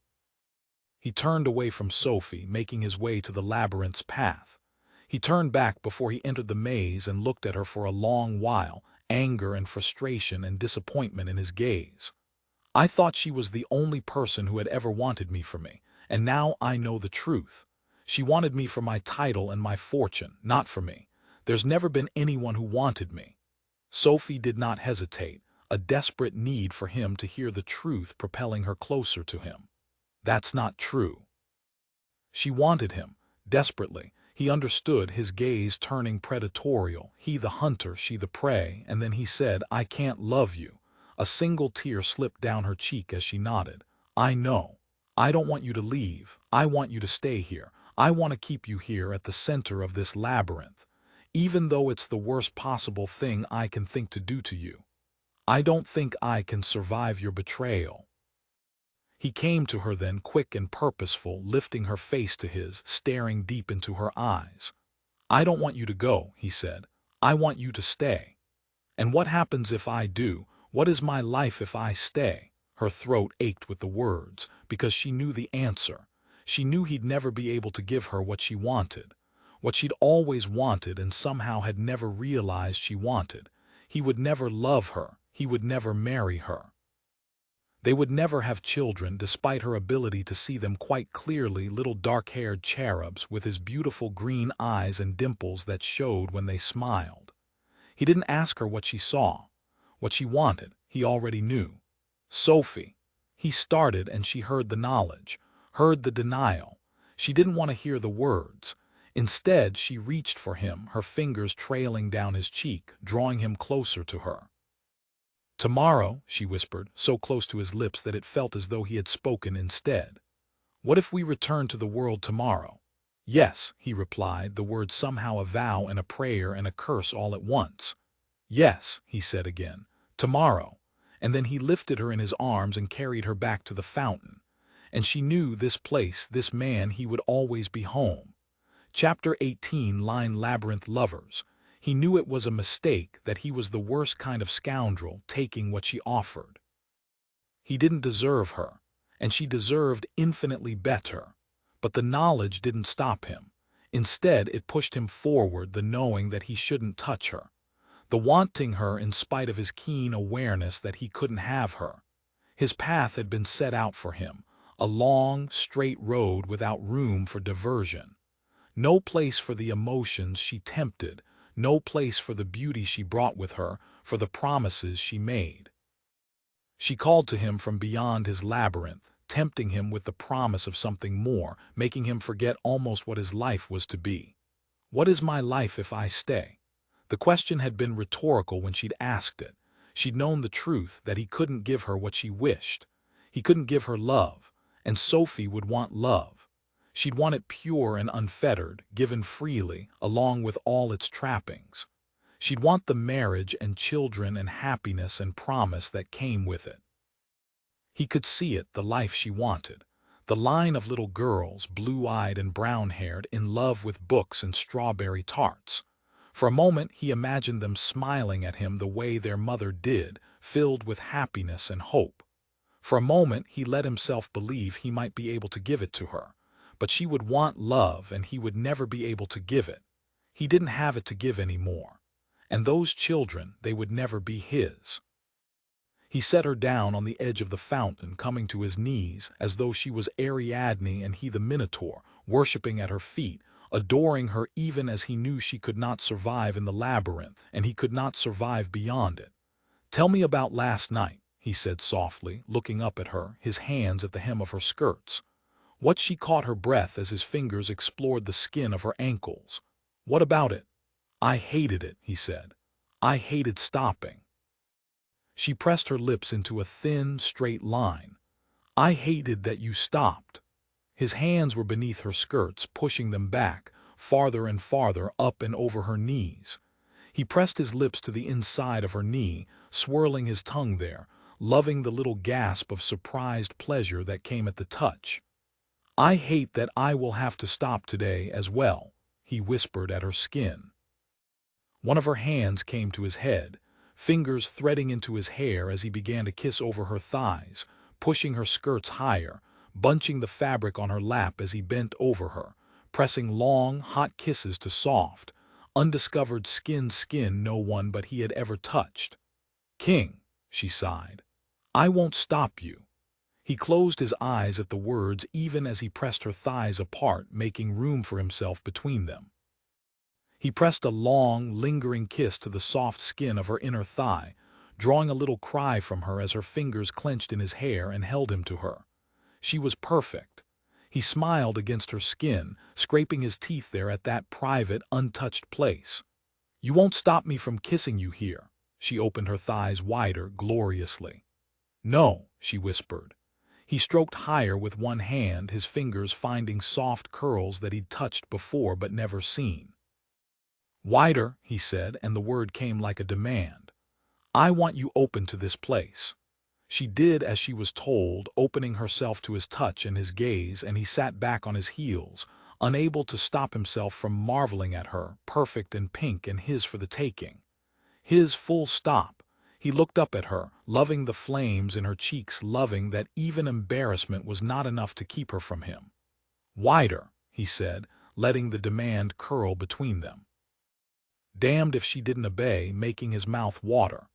"Christ," he whispered, reaching for her, running his fingers softly through those curls until they found the wet heat of her. "You're the most beautiful thing I've ever seen." She looked away. "It's not true." He hated that she didn't believe him. "I know I said I wouldn't tell you that. I know I said I would do as you asked and find another way to compliment you, but I can't."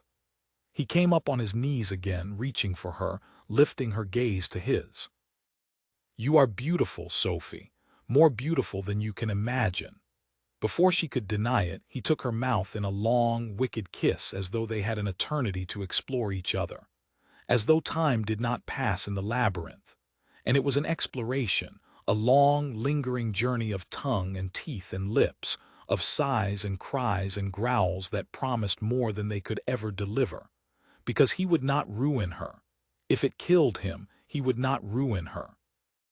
He broke the kiss and ran his lips over her cheek, finding the soft skin beneath her ear, where he lingered before saying, "It's true," she sighed, but he could tell she did not believe him. "I want you naked here in this place, on this grass open to nothing but the sun and the sky and this statue and my mouth. I want to explore every inch of you and learn the sounds you make when you come, hard and fast and yes, love, beautiful." He sucked on the lobe of one ear, long and lingering until she groaned her pleasure, her hand stroking across his chest, down his torso. "King," she whispered. He grasped one of her hands and guided it to where he strained, hard and desperate, against the fabric of his trousers. "Feel what you do to me," he whispered. "You make me ache for you. You make me want to lay you down and take you until there is nothing left but us and the labyrinth." Her eager fingers explored. "Yes," she said without hesitation, flattening her palm against him and making him want to show her precisely how to make him wild. Instead, he shook his head and pulled her away from him. "No, I won't ruin you, Sophie," her brow furrowed. "But this is not for me, love, this is for you." She shook her head. "I want it to be for us both." He couldn't let it be for them both. If he did, he might never let her leave.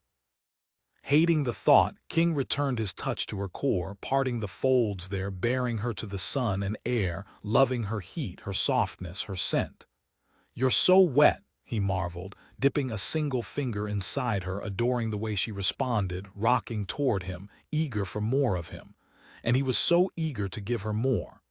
"I can't," he said. "I can't not taste you."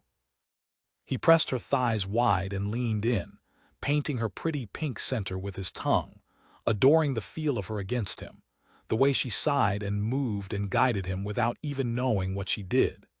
He lifted his lips from her and blew a long stream of air directly on the center of her, adoring her cry of pleasure. Her fingers slid into his hair, clutching him close, pressing him to the open, aching center of her, using him as he tasted her again and again, losing himself in her. He licked and sucked and stroked with tongue and fingers until she rocked against him, her breath coming faster and faster, her hips working to find that magnificent purchase that would give her release. And just before she found it, he stopped, lifting his mouth from her, knowing he was the worst kind of ass when she cried his name in frustration. He pressed his lips to the silk of her inner thigh once, twice, as she settled before looking up at her, finding her blue eyes glittering with desire and something more primitive, something like need. "Poor love," he said, the taste of her on his lips, teasing him as much as the feel of his words against the hot center of her teased her. "King," she groaned, "what are you doing? I want you to talk." Her eyes went wide. "Talk. I want you to tell me all the things you desire." "I desire what?" She shook her head. "I can't." He leaned in and licked long and slow, and she sighed her pleasure. "Please." He lingered over the place where she strained for his touch. "I like it when you beg, love. What more do you desire?" "That." He blew a long stream of air across her aching skin. "What precisely? Don't make me say it," she said. "Why?" he teased. "Because ladies don't say such things." She laughed at that, a little huff of air that made him adore her even more. "Ladies most definitely do not say such things. Try." "I desire." For a long moment he thought she might not say anything, even as he hovered there, a hair's breadth from where she wanted him, from where he wanted to be. And then she did speak, and in 4 words she destroyed him. "I desire your pleasure." He pulled back, meeting her gaze at the words, seeing the truth there. He couldn't find the words to speak. She reached for him, lifting his face to hers. "Whatever you want, King, I want it as well." She pressed her lips to his, long and lingering, before lifting her head and saying, "Don't you see? My pleasure is yours, I am yours." And that was it. The kiss they shared then was nothing short of acclaiming, wicked, and full of promise. "You're mine," he said, as though her words had unlocked him, and perhaps they had. They'd certainly threatened his control, his desire, his need. "You're mine," he repeated, taking her mouth even as she took his. "You're mine." "Yours," she whispered as he released her lips and returned his attention to the core of her. "You gave yourself to me," he whispered, desperate for her. Her fingers guided him to her. "I did," she whispered. "I am yours." And then his mouth was on her, his tongue working at her, and he was pouring everything into the caressed desire and need and frustration and adoration and, yes, anger. Anger that he couldn't have her like this forever here, open to him. Anger that he hadn't met her years earlier. Anger that her love was not enough to heal him now. He kissed her again and again, making wild love to her with his mouth, wanting to reward her for her honesty and punish her for it, as well for the way she seemed to know that what he wanted was in concert with her own desire, for the way she used him, for the way he loved it. His tongue and fingers played over her, and she cried out gloriously to the fountain and the labyrinth and the sun and the sky, first his name, and then a single word, again and again, like a litany and a weapon, at once blessing him and destroying him. Yours. His. He gave her no purchase, remaining there at the throbbing, aching place where she wanted him most, making love to her until she came apart, crying her pleasure on that one word. Yours. He stayed with her until she returned to Earth, to the labyrinth, Ariadne to his Minotaur, somehow able to destroy him with her touch. Yours. He would hear that word spoken in her voice for the rest of his life. Yours, truth and utter lie all at once. She couldn't be his, of course. She couldn't be his because it would require him to be hers. It would require him to love her the way she deserved. And that would never happen. It was impossible. He lifted his head to tell her so, finding her sleepy, sated smile above him, tempting him more than he could ever imagine. And then she spoke, shattering his intentions. "What of your pleasure?" she said, the soft words a blow as hard and harsh as anything he'd ever received in the boxing ring. A blow he'd never wanted so much in his life. "Don't you wish to take it?" He did, of course. Rather more desperately than he ever had. But he couldn't. He wouldn't. She deserved better. "No," he lied, working hard to keep his words calm and collected, hating himself for saying them.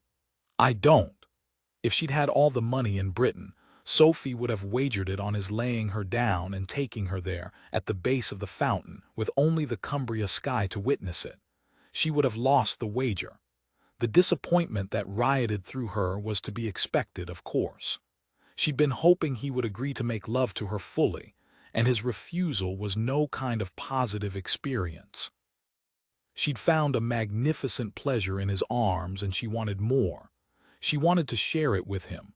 What she had not expected was the desolation. The sense that without him she was alone in the world, that without his touch, without his companionship, she might not survive the day. The sense that without him she might not exist. The thought terrified her. She had not planned for this moment. Ever. She'd never planned to want someone so much, or to wish that her future entwined with his, or to wish to see his face every day for the rest of time. She'd planned to be happy, yes, to marry, to have a family, to live a quiet, peaceful life.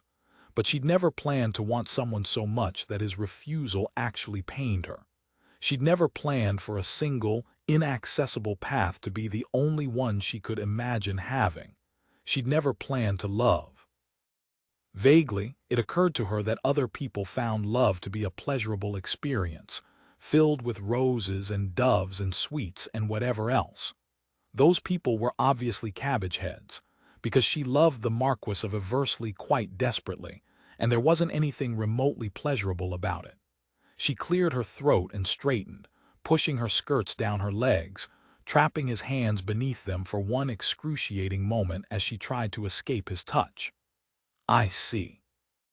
His fingers trailed along her ankle, and she shot to her feet at the sensation, the touch breaking something inside her, making her at once wish to leap into the fountain to wash it from her, and toss herself into his arms and beg him to continue. She did neither, thankfully, stepping away from him as though the events of the afternoon were perfectly ordinary. As though she weren't rushing to protect herself from the pain he seemed to be able to exact without so much as a thought. "I see," she said again, hating the repetition. Willing herself to remain silent, she backed away from him. Why was he still kneeling on the ground? Why wasn't he on his feet? Why was he still here? Why hadn't the statue of the Minotaur sprung to life and gobbled them both up? He rose, spreading his hands wide and coming toward her. She put one hand up. Oh dear, he on his feet was worse by far. "Sophie, let me explain. Dear God." The very last thing she wanted him to do was explain why he did not wish to make love to her. She backed away from him, eyeing the exit to the maze beyond his shoulder. And then he was close enough to block it from her view, forcing her to consider that shoulder in entirety.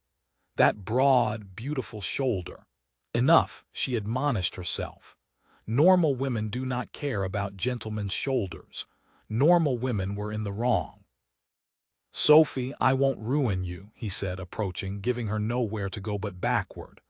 "I see," she said, fairly tripping over herself to get away from him. "I see." Good Lord, could she say nothing else?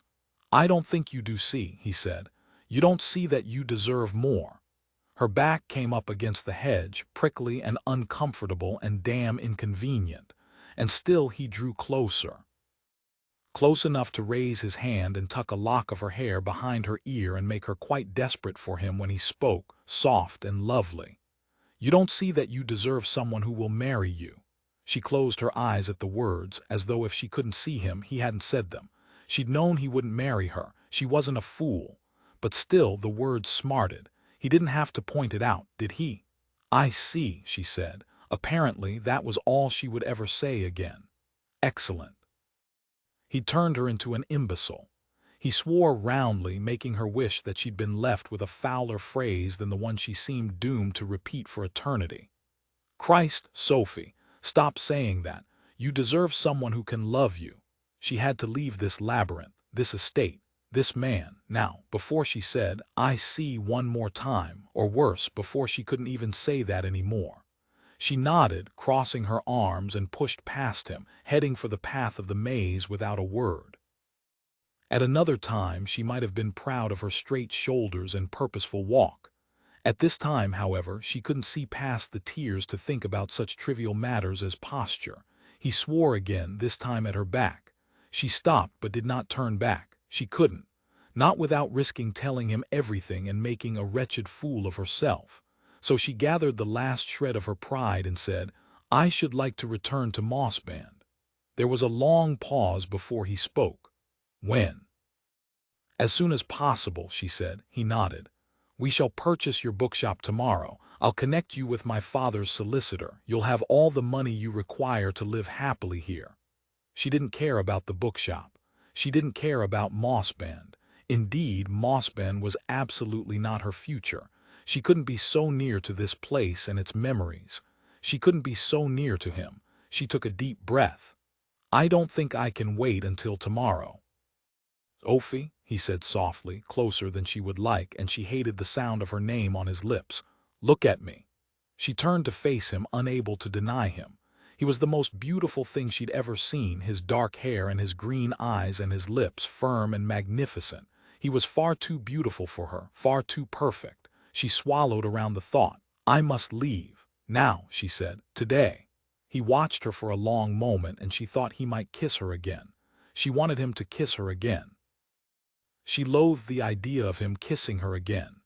Instead, he reached out, offering her his hand, warm and bronzed from the sun.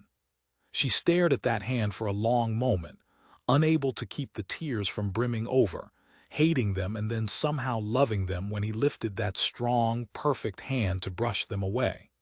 She let him touch her, adoring the feel of him, memorizing it until she couldn't bear it, and she moved to push him away. The moment she touched him, however, he captured her, threading her fingers in his. She tugged at her hand, quite desperate for him to release her even as she reveled in the feel of him. He refused to give her up, instead leading her through the maze, his warm hand wrapped around hers. They walked in silence through the twists and turns to the exit, where he stopped, just inside the hedge, and turned to her, pulling her close, holding her face in his hands. "I'm sorry," he said. "I'm so sorry I cannot be the man you wish me to be." Tears threatened again, and she shook her head. "No more of that. It's you who don't see. I only ever wished you to be the man you are." He did kiss her then, one final, lush moment, and she clung to him, pouring all her emotion into the caress. Desire, sorrow, passion, love, but he'd never know that. He lifted his lips from hers and gestured to the exit, letting her leave the maze first, letting her choose real life instead of this magic, mythic place. She did, stepping out into the world once more, King at her back, already threatening to become a long-ago memory. The only memory that would matter. She heard the horses almost immediately, the wicked thunder that came from a coach and six tearing up the main drive to the castle at full gallop. Together, she and King turned to face the new arrivals, hands shielding their eyes from the gleam of the late afternoon sun on the carriage. On the gilded carriage. On the gilded carriage with cherub outriders. "Bollocks," Sophie whispered, filled with desolation and no small amount of uncertainty. The conveyance stopped in the round drive of Lyne Castle, and an outrider immediately leapt down to open the door and release the inhabitants, who piled out like lambs released into pasture. Exceedingly well-appointed lambs, in lovely silk dresses and outrageous coifs festooned with arrows and feathers, and was that a birdcage? The last of them cried out, "Let me through," and rushed to a nearby rosebush to promptly cast up her accounts. "Let me guess," he said, in a tone dry as sand. "Only a fool would see the outrageous carriage and not divine its inhabitants. That one is Cecily. It's all ruined." Sophie had barely closed the door to the receiving room at Lyne Castle when her mother's dramatic pronouncement loosed a tide of panicked cries. "Every invitation to the country has been rescinded," the countess announced. "Derek won't even speak to me," Cecily said matter-of-factly, opening her reticule and extracting a tube of smelling salts. "He disappeared before the end of the Liverpool garden party, the bastard." "Cecily, language, you see. Everything is ruined," the Countess of White cried, falling into a chair. Cecily passed the salts to the Countess, who inhaled deeply. "Literally everything. We've been exiled." Celeste collapsed into a nearby chair, her elaborate pink skirts cascading over the arms. "We're in Cumbria, for heaven's sake. Could there be anything worse?" She leaned back, only to catch one of the arrows in her coif in the gold brocade of the seat. She snapped forward with a little squeak and yanked the arrow out of her hair, tossing it to her feet. Remarkably, not even stowing away in a footman's livery, being shot on the Great North Road, and faking an engagement with a man who would never marry her was as fraught with difficulty as an afternoon with the Talbot ladies. And it hadn't even been an afternoon. It had been 30 seconds. "And let's not even discuss what's happened to Seraphina," Cecily said, unstrapping her birdcage hat from atop her head. Sophie might have questioned the millinery if not for the pronouncement, and instead turned to her older sister, the only arrival who had remained silent. Seraphina stood by the large window, staring out at the estate beyond. "What's happened with you?" Sira waved a hand. "Nothing more than you already know." "Of course more," their mother cried, standing once more. "The Duke won't even allow her in the house. He says that after your actions he wants nothing to do with her or with any of us, and she's to have his child." Sophie did not look away from her sister. "Is this true, bollocks?" "Sophie, language," Sira waved that hand again. "It's not you, Sophie. If it hadn't been you it would have been something else." She met Sophie's gaze. "What of you? Are you well?" "I am," she lied. She might be heartbroken, but she was not exiled by her husband and increasing, so there was that, was there not? Sira watched her for a long moment, seeing more than the others did. She always could see Sophie's truth. "You mustn't worry, Sophie, this is not on you." "It damn well is," Cecily protested. "Cecily," their mother spoke up. "Language, if ever there was a time to curse, mother, it's this." She turned on Sophie. "You certainly should worry about the rest of us. Derek won't even speak to me. He says he requires the support of the aristocracy. And thanks to you, now he won't get it," she sighed. "He'll never marry me." Sophie didn't think a missed marriage to Derek Hawkins was such a trial, but she was attempting to be supportive.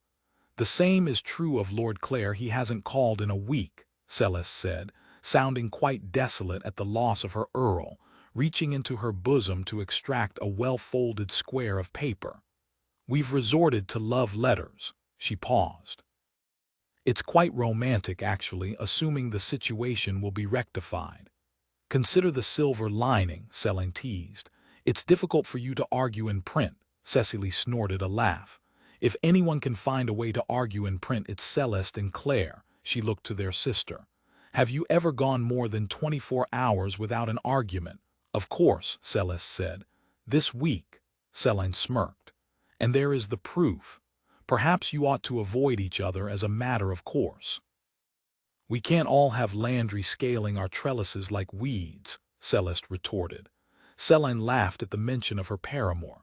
"That's Mark being careful," she explained to Sophie, pouring scotch from a bottle on a nearby sideboard and passing the glasses around. "He won't use the front door." "Why does he care what people think?" Sophie asked. Mark Landry had more money than most of London combined, and not an ounce of interest in society. She would never have imagined he'd worry about reputation. "Haven has power," Cecily said, accepting the drink from Selene. "More than we would have imagined, and he's furious. The aristocracy is shunning Landrys for Tattersalls. They won't buy horseflesh from anyone close to you. Presumably Derek had similar threats, but unlike Landry, he's a goddamn coward." "Cecily," the Countess barked. "Well, he is," Cecily said. "See if he gets back into my graces after this. What a betrayal," she toasted Selene. "You should keep Mark, though. He's a poppet." "I should like to," Selene said before turning to Sophie, "but he's waiting for you to fix it." "You must fix it," their mother cried. Sophie looked from one to the next. "How am I to do that?" No one seemed to have an immediate answer. "Who would have imagined that you would be the scandal?" Cecily opined, taking the chair by the fireplace. "Landing Haven in a fish pond and running off with Eversley." "I did not run off with Eversley," Sophie said. "You most certainly did," their mother cried. "It wasn't running off. I landed myself in the wrong carriage." "Oh, well, let's tell the scandal sheets. I'm sure they'll scramble to get it right," Cecily said. "They do work so terribly hard to check their facts."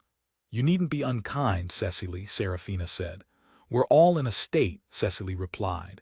"None more so than you, or must we remind you that you and your child are currently without a home?" "Of course that's not true," Sophie interjected. "No?" Selene asked. "Then you've a plan to marry the Marquess and rescue us all."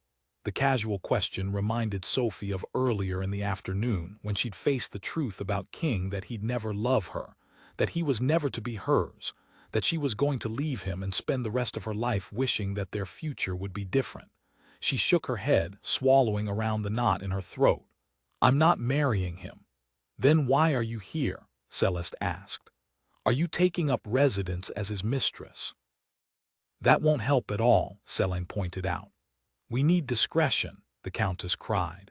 Sophie ignored the willingness that flared at the suggestion. If he'd offered her the role of mistress, she would take it. She would take whatever she could get of him, whatever time he might give her. She'd take him here or in London, forever or for an afternoon. She loved him. Surely, of all the emotions the human heart could explore, love was the worst. She looked away from her family. "I was returning to Mossben when you arrived." "He was returning me to the inn," Cecily groaned. "We're ruined." The Countess collapsed to her settee once more, dramatic as ever. "I knew all those books would eventually do you in." None of the other Talbot girls appeared to mind the accusation in the Countess's words, so Sophie did not linger on it either. "To be fair, our reputations weren't the most welcome to begin with."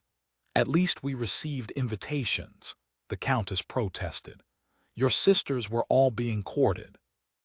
Selene's brow furrowed for the first time since they arrived.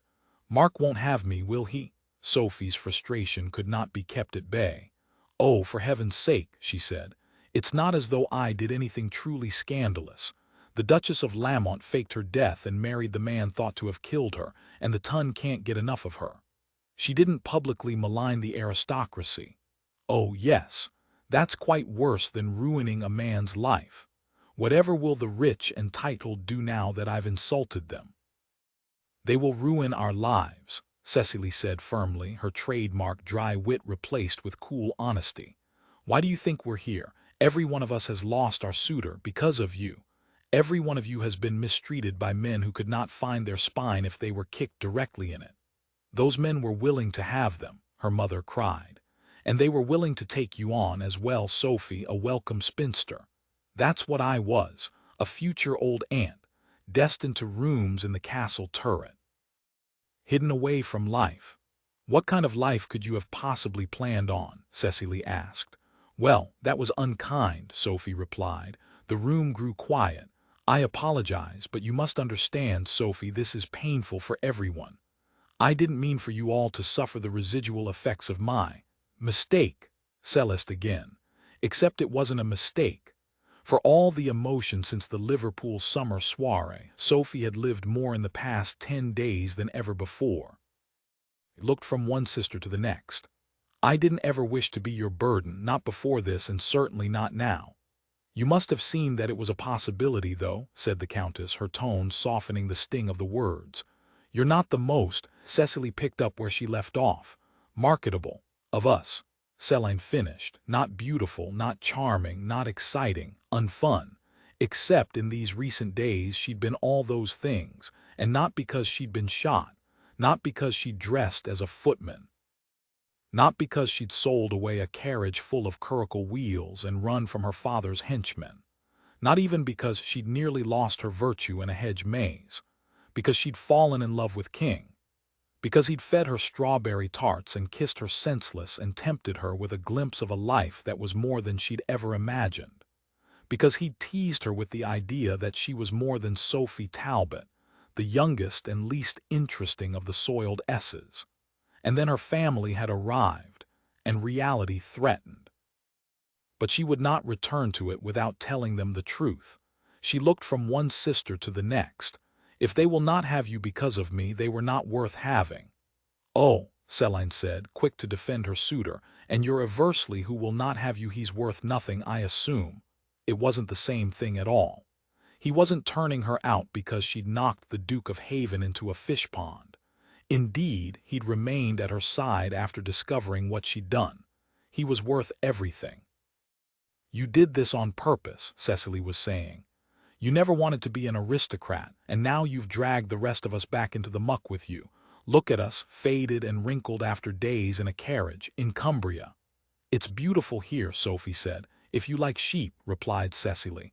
"And green," added Celeste. "It's not London," Celine sighed. "Honestly, we should be called the spoiled S's." "None more than you, Sophie." The retort was from Seraphina, and Sophie turned to her, shocked by the words. Her eldest sister spoke quietly, the words somehow firm and kind. "Do you know how we responded when we returned home after the Liverpool party to discover that you'd left with nothing more than the word of an alleged footman dressed in stable boy's clothing? We were so proud of you. You turned your back on a world for which you'd never cared. I thought it was quite wonderful." She tilted her chin toward the other Talbot sisters. "As did they, though they won't admit it." "I'll admit it," Cecily said. "You've always been the first to defend us. I was very happy to defend you." "And I," Celine said. "Mark thought you were damn fantastic." "Celine, language." "It was Mark's language, mother." "Well, I am unable to admonish him." Sophie smiled. She'd missed her sisters, her mother, the whole wild family. "But it wasn't so easy to be proud of you when London turned on us. We didn't expect the aristocracy to simply exile us," Celine added. "Which I'm sure sounds like heaven to you, Sophie, but—" "It's not for us," Celeste finished. Of course, Sophie knew that. She didn't wish them the life she wanted. She wished them all the life they wanted for themselves. Happiness in the shape of garden parties and titles and invitations to Windsor Castle. She sighed. "I am sorry that I have caused such trouble," she began. "But if the scandal sheets have taught us anything, it is this. When the summer is over and you've all returned to London without me, society will forget you ever had a youngest sister, and your gentlemen will return. And if they do not, you're all young, beautiful, and outrageously wealthy," she pointed out. "The three most important qualities in a future bride. You'll find other gentlemen who deserve you more." Silence fell. "You deny it," she said, looking from one to the next. "I assure you, you all remain beautiful despite my scandalous behavior. I shall ask Papa for my dowry and fade away. All will be well." She turned to Celine. "It's you who always says we're like cats. You'll survive this, easily." "Even cats have a limit on their lives," the Countess said, the sad word strangely familiar. An echo of the Liverpool Summer Soiree, when everything had changed. "It's not beauty that's the problem," Sira spoke quietly from her place on the edge of the tableau. "Sophie, it's the blunt." The words came from the door, which Sophie hadn't heard open. Her breath caught as she turned to her father, crop still in hand, trousers still covered in dust and horse sweat. "Papa," she paused. "You came." And that's when she knew that something terrible must have happened. Jack Talbot did not hie across Britain with his wife and 4 daughters for a lark. A sense of wild foreboding threaded through Sophie, and she had the keen realization that this day would be the most important of her life. It was the day she said goodbye to King, and the day that her father changed everything. Her father looked to the rest of the girls. "Find your rooms, girlies." They did as they were told, leaving in a squawking gaggle along with the countess to find rooms that were no doubt being aired for the first time in an age. If she weren't so shocked by her father's arrival, she would have been amused by the idea of the Duke of Lyne coming face to face with the dangerous daughters. Once alone with her father, she asked, "Why are you here, Papa?" "I came," he said, "because I can't take care of this." She blinked. "Papa, you know as well as I do society will find another thing to loathe in less than a week. It likely has already. But Haven won't." "Haven is an ass," she said. "That's never been more true, kitten, but he's a duke. He holds the purse strings." Her brows snapped together. "You're Jack Talbot. You're richer than all of them combined." Her father went silent. "Not without them, Sophie. That was the deal I struck for the title your mother wanted so badly. They invest, I mine, and you all become ladies. I can't make money without the knobs, and you've done an excellent job of running them off. Calling Haven a whore did it better than I ever could have." Fear gripped her at the words. It made sense, of course. Titles weren't simply doled out, not without requirements. "I thought it was a wager," he smiled. "It was, but Prinny made the terms, and I accepted them. They've stopped investing. Pulled their funds to a man. Haven took great glee in making it so. I received notice from 13 of them by sundown after your excitement. The rest came in the morning." He paused for a long moment before he approached her, and for the first time in her life she saw Jack Talbot's age, his worry. "You want your dowry, your freedom." He shook his head. "I want to give it to you, but there ain't no dowry to be had, kitten. I can't keep your mother and sisters in new clothes and gilded carriages," and he looked to a nearby table. "Now why in hell do they need bird cages on their heads?" She smiled, half-heartedly. "At least there's no bird in it. Don't say that in front of Cecily or I'll have to find funds for bird feed." She shook her head. "Papa, I thought you'd be surprised how quickly blunt flows out the door, kitten, especially when the knobs want you gone." He reached for her and she went into the embrace.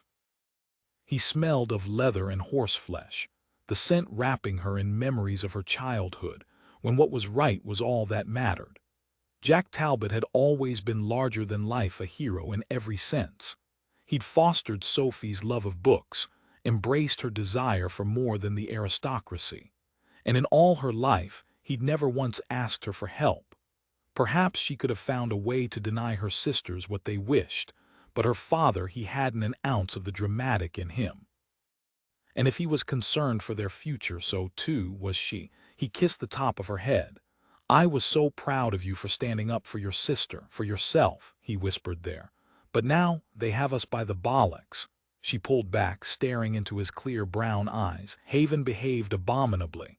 And I'd have beaten him blue, love, don't you doubt it, but the world was watching you, his world. You embarrassed him in front of it.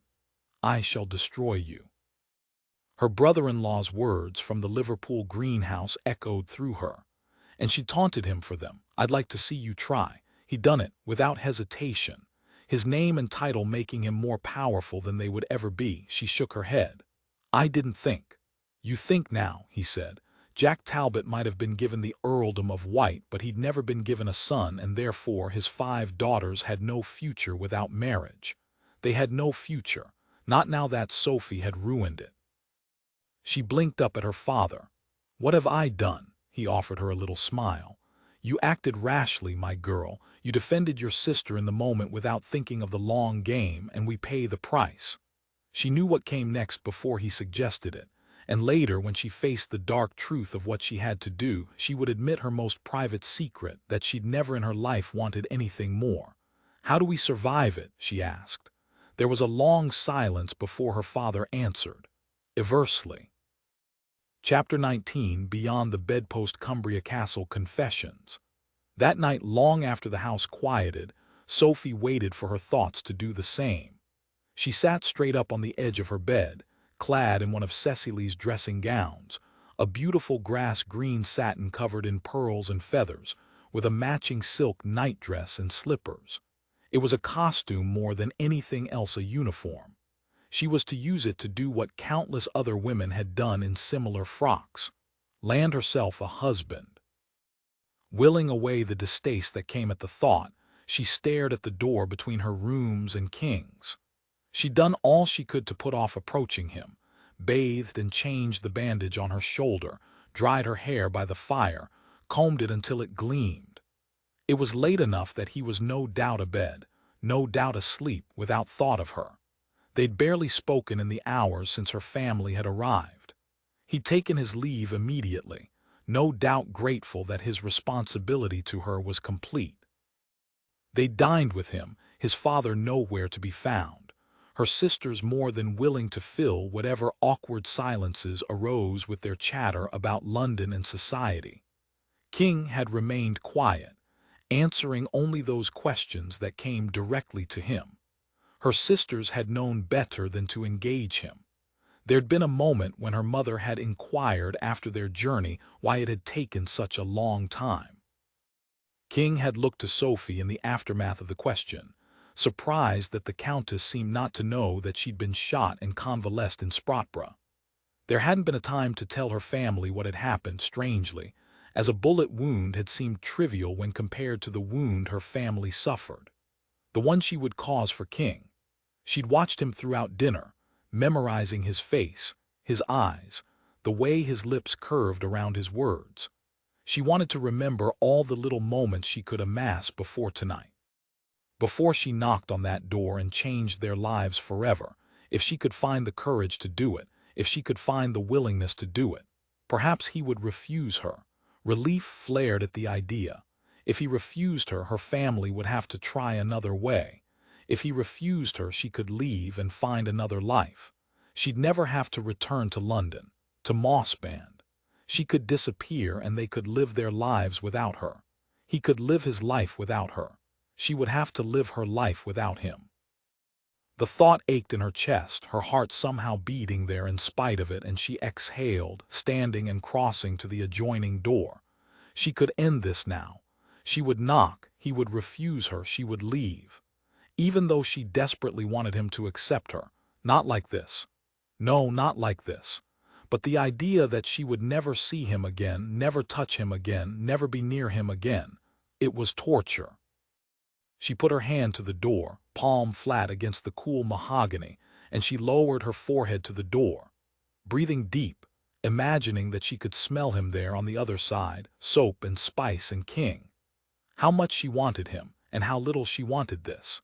She straightened and lifted her hand, preparing to announce herself, when a knock sounded on the main door to her chamber. She pulled her hand back from its task as though she'd been burned, immediately putting distance between her and the entrance to his rooms. She crossed to the door and opened it to reveal Seraphina, her hands at her stomach. The eldest Talbot sister was out of breath. "I was afraid I had missed you." Sophie stood back and waved Sira into the room. "I have been postponing." Sira crossed to the center of the bedchamber and turned to face Sophie as she closed the door, locking them both inside. "Do you love him?" The question surprised Sophie, and it was a moment before she found her reply. "Does it matter?" Sira sat on the edge of the bed, catching her breath. "It does, rather." Sophie crossed and poured her sister a glass of water, watching as she drank deep before saying, "Why? If you don't, you shouldn't do this." Sophie shook her head. "You think I'll find another who loves me. I think you shouldn't marry a man who doesn't care for you. It was too late for that. It is easy for you to say such a thing. Nothing about my actions will change your future." Sophie sat next to Seraphina. "I'm so sorry, Sira." "If I hadn't," Sira reached over and took Sophie's hand, clutching tight. "You defended me, no one else would have." They were both lost in the memory before Sira chuckled. "And he deserved it." "He deserved much worse," Sophie said. The chuckle became a laugh. "Right on his backside in that pool." Sophie joined her sister in laughter. "Poor fish." "Oh, I hope he's put off fish forever," Sira giggled. "The cook is French with a particular skill for poison." They laughed together for an age, brushing tears from their eyes before reality returned and they grew serious once more. Sophie turned to her sister. "I would do it again," she confessed. The events of the Liverpool soiree had brought her to King, and she wouldn't ever change that. Sira squeezed Sophie's hand and nodded, then repeated her question. "Do you love him?" The tears returned, this time without a hint of laughter, pricking the backs of Sophie's eyes with honesty. "I do," she whispered. "I love him quite desperately, more than she'd ever thought possible. She lied to me. How broken he'd been when he confessed that, how devastated. She couldn't do this. She couldn't lie to him. What a monster that would make her. Ariadne in the labyrinth, undeserving of him, and she desperately wanted to deserve him. She'd never deserve him like this." Sira turned to her then, taking both her hands in hers and giving voice to Sophie's thoughts. "You mustn't do this." "But if I don't, what of you? What of Cecily and Celeste and Celine? What of Papa?" Sira smiled. "We climb like ivy. Think you one harsh winter will end our journey?" "You can say it." Seraphina nodded. "I can, because my life is cast in stone. I am Duchess of Haven, and I carry the future Duke inside me." Sophie watched as her sister's gaze grew sad. "Because of that, I can tell you that if you love him, you should tell him." She shook her head. "I never told Haven, and look at the mess I've made." She lifted Sophie's hands to her lips and spoke to them. "Tell him, Sophie. Give yourself a chance at happiness." "I can't love you." Sophie shook her head. "He doesn't want love. Perhaps he doesn't know he already has it." Sira's eyes swam with unshed tears. "I never told him, Sophie, and by the time I thought to, I'd already lost him." She took a deep breath. "What father asks? It's so much. Yes, it might save him, might save Cecily and Celeste and Celine. You'll be a marchioness and a duchess, and that title might help us all, but Eversley, he'll hate you for it." She couldn't bear the idea of King hating her, but what of the family she loved? "You cannot protect us all, Sophie, not forever." She looked to Seraphina, her eldest sister, whom Sophie had always considered her most kindred sister. "I love you." Sira pulled her close, wrapping her in a tight embrace. "I know, we know. Why do you think we came to you? But you love him as well. And love does not come in half measures. You shall hate yourself forever if you trap him. I know it better than any." She didn't want him trapped. She wanted him to want her, as desperately as she wanted him. She couldn't do it, not even for the family she loved. There had to be another way. "Sophie, please, tell him you love him and see what comes of it." Sophie looked to the door beyond which he slept, hope and terror warring for position in her chest. "What if he laughs?" "I'll toss him in the nearest fish pond," Seraphina vowed. Sophie gave a little huff of humorless laughter at that. "What if I can't love you? What if he doesn't love me?" Sira was quiet for a long time and then said, "What if he does?" Sophie nodded. "If he doesn't, I must leave. Mother and Papa, I shall help you." "With what money?" "There are benefits to being the Duchess of Haven," Sira said with a little smile. "I shall help you, wherever you wish to go. Wales, the Outer Hebrides, America, wherever. Far from here, far from him, free from him, as though she would ever be free of him." Sophie nodded. "Tomorrow." "Tomorrow." She nodded and stood, knowing that she could not have him forever, wishing that she could at least have him tonight. She tightened the belt on her extravagant dressing gown, festooned with feathers and brocade. "This is a ridiculous gown," Sira chuckled. "Cecily would tell you it makes your bosom look wonderful." She reached up and pulled the pins from Sophie's hair, loosing it around her shoulders and arranging it this way and that. When she was satisfied with the work, she met Sophie's gaze. "He shan't know what struck him." Sophie took a deep breath, eyeing the adjoining door as Sira moved to leave the room. "Sira," Sophie called, staying her sister as she opened the door. Seraphina turned back. Sophie did not know what to say, but the eldest Talbot seemed to understand nonetheless. Her hand moved to her swelling midsection, stroking over it, protecting it. "Tell him, and let the road roll out before you." Sophie nodded. She would, for her sister, for herself. The door closed behind Seraphina with a soft click, and the sound propelled Sophie across the room to where she'd been standing before her sister had arrived. Her heart pounded nearly unbearably. She'd never been so nervous in all her life. If she did not knock now, she would lose her nerve. She'd promised Seraphina she'd knock. "What if he doesn't love me? What if he does? She lifted her hand, willing herself to knock. Perhaps he wasn't even in the room. Perhaps he was a sound sleeper. She wouldn't like to wake him, stop being a cabbage head and knock on the ruddy door. Sophie took a deep breath, willing her heart to stop its racing, and knocked. The door opened instantly, as though he'd been standing on the other side, waiting for her. She gave a little yelp of surprise at the instantaneous response, and he raised a brow. "Did I scare you?" "A bit, yes," she said, taking him in, his dark curls fallen haphazardly over his brow, his shirt sleeves rolled up to his elbow, boots off, feet bare. So desperately handsome it was difficult to look at him. He was too much for her, she was not enough for him. "You do know that the normal response to knocking is for one to open the door." His casual teasing made her immediately more comfortable. She knew this man. She'd spent days on end with him. She smirked. "You do know that most people don't linger on one side of a door and wait for knocking. Most people don't share a door with you." Her heart skipped a beat, and he used her surprise to take her in top to toe. "Christ, I know I'm not supposed to say it, Sophie, but you are beautiful." This time she believed him, somehow. She looked down at the dressing gown. "It's Cecily's." "I'm not talking about the gown." She didn't know what to say, so she asked, "Were you waiting for me?" "Hoping more than waiting." Her brow furrowed. For what could he be hoping? He'd said goodbye to her earlier in the day. He'd made it clear that they were not to be. "But this afternoon you said—" "I know what I said." He paused. "Why did you knock?" "There were a half-dozen reasons, and only one that mattered." "Tell him." She couldn't. "I'm leaving tomorrow." He nodded. "I assumed your family was not planning to take up residence." "I don't imagine your father would like that." "The idea does have its charms."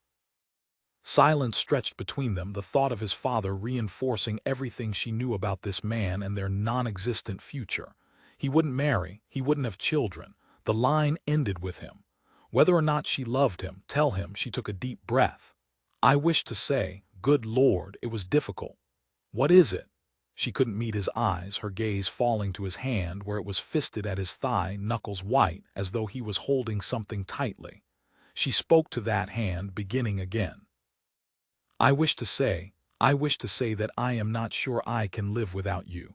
I wish to say that I will always be yours. I wish to say—" Sophie. Her name was more than a prompt and less than a question. She looked up at him then, his green eyes utterly focused on her. "I wish to say that I love you." For a moment the universe stilled. He did not speak. He did not move. He did not look away from her. Sophie's heart stopped beating. Indeed, the only evidence that she'd spoken at all was the heat that flooded her cheeks in the aftermath of her confession. When she could not bear the silence a moment longer, she added in a flood of words, "I'm leaving tomorrow, and I'm not going back to London. I'm going to find my freedom, and earlier. We agreed that tonight might be ours." She paused. "I know I said I couldn't bear to be with you any longer." She looked down at that hand again. "But I changed my mind. I should like to be with you. Tonight, just this once, I should like you to ruin me. Because you've ruined me anyway, really, for all others. You once asked me how all this ended, and I don't know, honestly. I don't know that happily is viable anymore. But I know that tonight, with you." She trailed off, then whispered, "I could be happy tonight." He remained still, but when he spoke, the words came like gravel, pulled from somewhere deep and dark inside him. "Say it again." She shuffled her feet, feeling like a child on display, suddenly uncertain of her words. "Please, Sophie," he begged. "Again." As though she could resist him. "I love you," she whispered. And then that fist released, and he moved, reaching for her, tangling his hand in her hair, pulling her to him for a long, wicked, wonderful kiss, stealing her breath and her sanity until he pulled back and pressed his forehead to hers, his thumb raking over her jaw as he met her gaze. Again. "I love you," she said, the words lost in another wild kiss, this one accompanied by his hand stroking down her back, pulling her tight against him and lifting her high off the ground, encouraging her to wrap her legs around him as he backed away from the door and kicked it closed with one long, muscled leg. He carried her to his bed, following her down, pressing her into the soft mattress, the weight of him welcome between her thighs. She gasped at the sensation, the pleasure of him there where she'd wanted him for days. He rained kisses over her face and neck, speaking as he went. "Christ, Sophie, I shouldn't want this. I shouldn't take it. I can't be what you desire." Except he was what she desired. He was the only thing she'd ever desired in her life. "I shouldn't accept your love," he said between soft, drugging kisses, his fingers working at the sash of her dressing gown, his lips on the soft skin of her neck. "I'll never be good enough for it." He paused, lifting his head, meeting her eyes. "But Christ, I want it." "It's yours," she said, leaning up and catching his bottom lip in her teeth, sucking at it until he groaned his pleasure and gave her the kiss she desired. As AMI he cursed, the word a benediction in this, and released the belt of her dressing gown. "I've never seen you naked," he said, working at the pearls of the nightgown beneath. "I want that. I want that before you leave. Before you go and find a life more perfect than what I can give you. I'll spend an eternity in hell for it," he vowed, "but I don't care. I want to see you naked. I want to worship you until you remember nothing but my name, but my touch, but this place. I want to worship you until I can't close my eyes without seeing you. I want the memory of you, Sophie, forever. So when another man loves you and gives you the life you deserve, I can torture myself with it." Tears threatened at the words. There would be no other men. No other love. She wanted to scream at him she was his alone. Forever. She wanted it too, and she loved the feel of the silk sliding off her, baring her skin to the candlelight and his gaze. He pulled back, lifting off her, sitting up, and she was instantly nervous at the loss of him, moving to sit up herself to cover her nudity. "No," he said, pressing her back down to the bed flat against the crisp linen sheets, open to his gaze and his touch. His attention lingered on her shoulder. "How does it feel?" She smiled at his care. "I barely notice it." "Liar," he said. "Let's see if we can make it truth."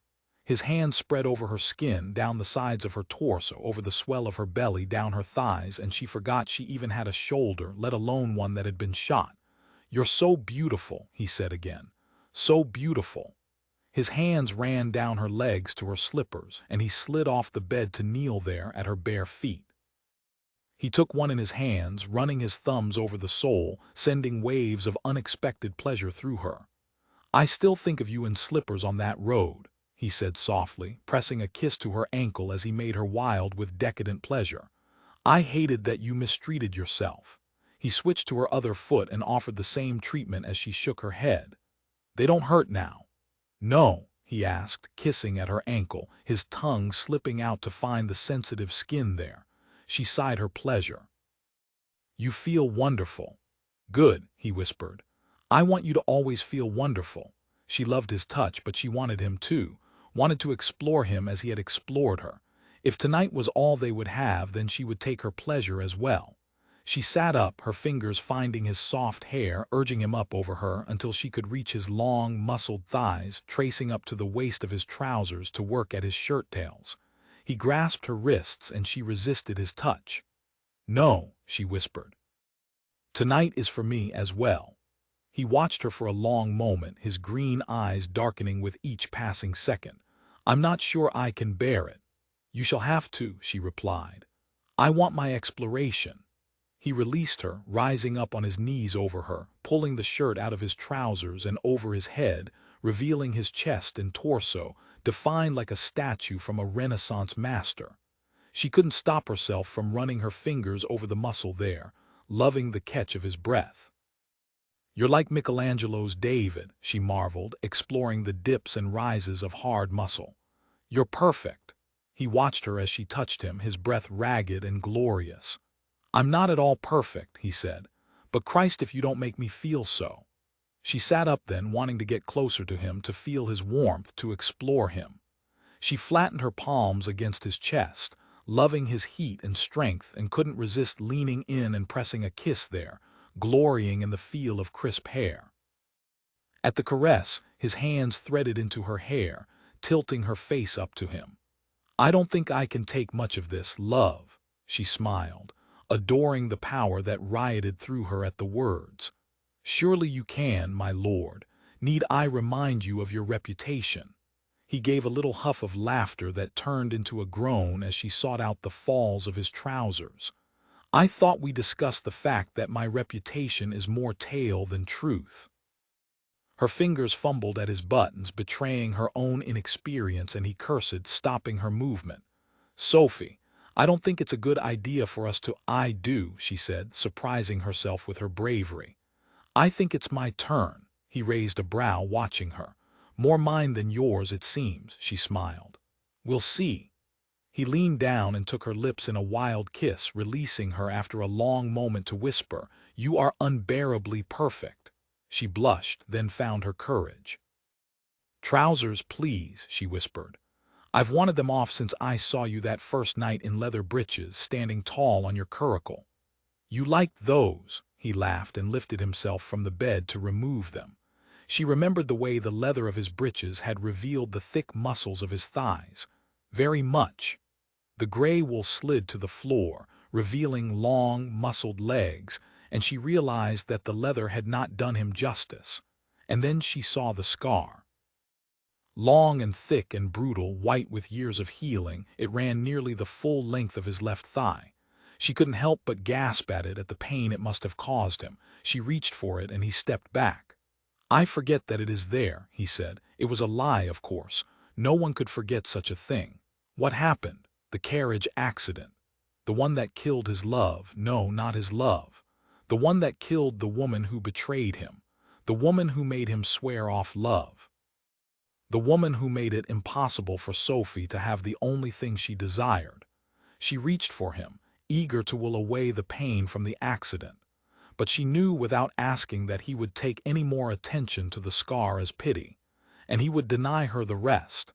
Instead, she moved toward him, coming to the edge of the bed where he stood, one hand covering the most critical part of him, and she let her gaze fall to that mysterious place. "I wish to see you." He watched her for a long moment and then moved his hand, revealing the hard length of himself, throbbing high against his stomach. Her gaze did not waver, not even when she said the only thing that came to mind.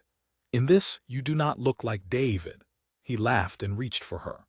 "I shall take that as a compliment," he growled, pulling her closer, brushing the edges of her dressing gown over her shoulders and down her arms until she, too, was naked. "I don't suppose you would lie down for me." "It would make everything much easier," she said, and he did, remarkably, stretching out on his back and lifting her to straddle him, her knees on either side of his hips. She stared down at him, taking in his sheer masculine beauty. "You are—" she trailed off. He reached up to cup her breasts, playing at the hard tips until she sighed and rocked against him, making him groan. She would never get her exploration this way. She clasped his hands. "Stop. It's my turn." He raised a brow. "You don't want me to touch you." "Of course I do, but I wish to touch you more." He exhaled, long and graveled, before he stretched his arms up, stacking them beneath his head. "I am yours to explore, my lady." And he allowed her to stroke and discover over his arms and chest, leaning over to kiss the corded muscles of his shoulders, to suck at the skin of his neck, to kiss down the slope of his chest until his breath came in quick pants and he groaned her name. "You're the worst kind of tease," he whispered. "I can feel you there, hot and wet above me." She pressed against him, reveling in him, hard and hot. "Does it hurt?" "Yes," he said, "in the best kind of way." "How?" He reached for her, pulling her down for a kiss. "You're so curious." If this is the only time, she stopped. She wouldn't think about this being the only time. She collected herself. "How does it hurt?" "It aches for you." She scooted back, revealing the hard length of him. "May I touch it?" He gritted his teeth. "I shouldn't let you," he said. "I should pack you into that pretty green gown and send you back to bed before it's too late." She shook her head. "I wish you wouldn't." And she touched him anyway, stroking him in a long, lingering touch, reveling in the way he sucked in a breath of air and closed his eyes. "Does that help?" "Do it again." The command sent wicked pleasure through her. She obeyed. "Like this." King's green eyes opened, and he leveled her with the most glorious look she'd ever seen, his hands coming to hers, showing her how to touch him, how to stroke. He grew under her ministrations, somehow harder, longer, more handsome. She could not stop staring at him even when she said, "What you did to me, with your mouth." He groaned, harsh and unsettling in the quiet room. "Yes, I'd like to." She didn't finish the sentence, instead scooting back, leaning down to press a kiss to the hard, hot tip of him, straining above their hands. He growled at the touch and she lifted her head. It's fucking perfect," he said. "Christ, Sophie." Somehow, the foul language made the entire moment more perfect, and she lowered her lips again, taking him into her mouth, licking at him, sucking tentatively, glorying in the way he moved against her, showing her what he liked, chanting her name like a prayer. "Sophie, love, yes," she continued, learning the taste and feel of him, loving the pleasure she gave him, loving the fact that she could give him this pleasure here now once before she left. She put all her love into the caress, wanting him to know the truth that there would never be anyone else for her. After too short a time, he thrust his hands into her hair and lifted her from him. "Stop," he said, sitting up, his strong arms pulling her up to straddle him as he stole her lips in a long, wicked kiss. He released her with a gasping breath and repeated himself. "Stop. Did you not?" He rolled her down onto her back, finding his way between her thighs, his hands coming to her hair, holding her still for another kiss. "I did, Christ. I've never enjoyed anything like I did that." He pressed his forehead to hers, his eyes closed. "You must go back to your room, love. We cannot do this." No, she didn't want to leave him. She put her hand to his cheek. "King," he shook his head. "I stood on this side of the damn door for an age trying to convince myself that you are not mine, that I can't have you. If we do this, Sophie," he trailed off, and she heard a myriad of finishes of the sentence. "If we do this, I'll never forgive myself. If we do this, you'll be ruined. If we do this, you'll still be alone tomorrow." She reached up and kissed him softly. "I don't care. I want it. You want me. I love you," she vowed. "I'll only ever love you.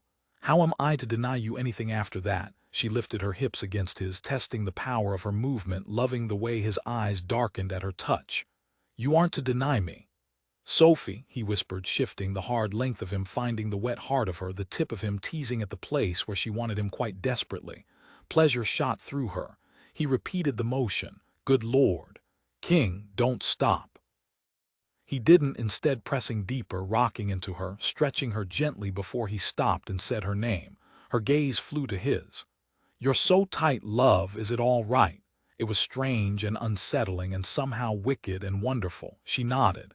"Is there more?" He laughed, catching her lips in a long kiss. "There is. More, please." And he gave it to her, rocking deeper and deeper until she was filled beyond anything she'd ever experienced. And he was so close to her. They were together for this one moment, for this one night. She'd never forget this moment. When she took her last breath, it would be this moment she remembered. The moment when King was hers. Forever, tears came unbidden and he stilled. "No, Christ, no," he began to pull out of her. "Sophie, love, I'm sorry." "No," she cried, tightening her thighs around him. "Number, don't stop. I'm hurting you. You're not." There was nothing near pain in the way he touched her, nothing close to it. "Love, I can see it," he said. "I can see the tears." She shook her head. "You're not hurting me. It feels rather wonderful." He kissed her, holding her still, staring deep into her eyes. "What then?" "This hurts me, this moment, the truth of it, that this is all I'll ever have of you." She couldn't tell him any of that, of course. So instead, she told him the only thing that mattered.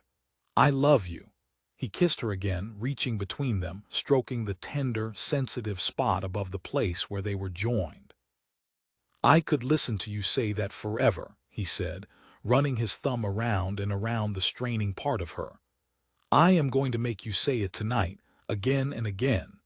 I am going to make you say it when you come. I am going to watch the words on your lips as you fall apart in my arms and as I put you back together." She would tell him whenever he liked. The words had freed her, and she whispered them over and over like a prayer as he lifted himself over her, rocking against her, long and slow, wreaking havoc on her body and mind.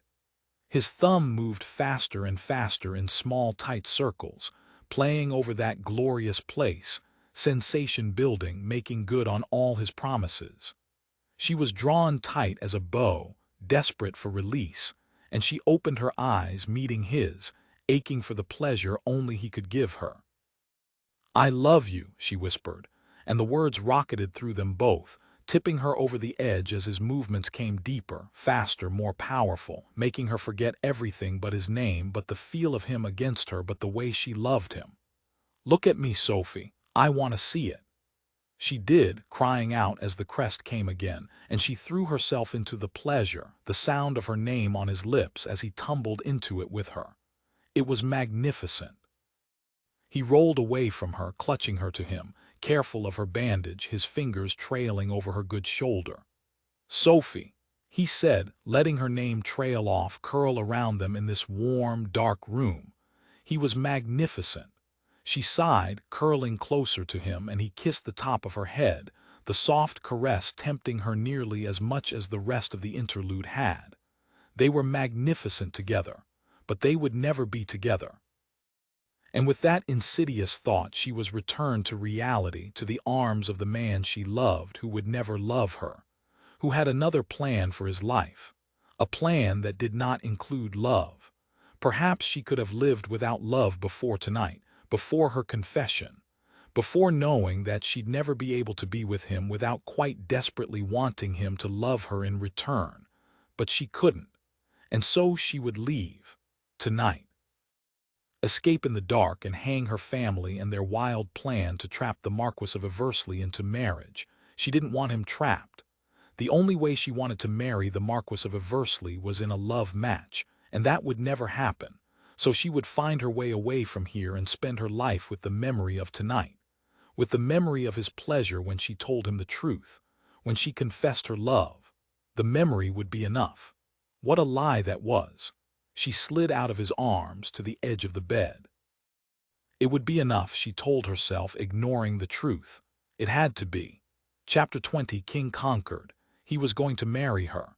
Indeed, he likely should have told her so before he made love to her here in his bed, before he ruined her quite thoroughly. But there was something tremendous about making love to her, knowing that she was willing to give everything to him without the promise of a title, knowing she didn't care about the promise of a title, knowing she wanted him for him and not his name and not his fortune, knowing she loved him. She loved him. The moment she'd said it, he'd known their fate. He'd known that he would take her here in this bed against the cool linen sheets where he'd fought to find sleep and instead found visions of her. He'd known he'd take her virginity and with it her future. He'd known they would marry. She loved him. He wanted her to say it again, as though she hadn't said it a dozen times already. He didn't think he'd ever tire of hearing her say the words, of knowing the truth of them. Sophie Talbot loved him. Her love made him want her thoroughly, without hesitation, even if he could never find a way to love her in return.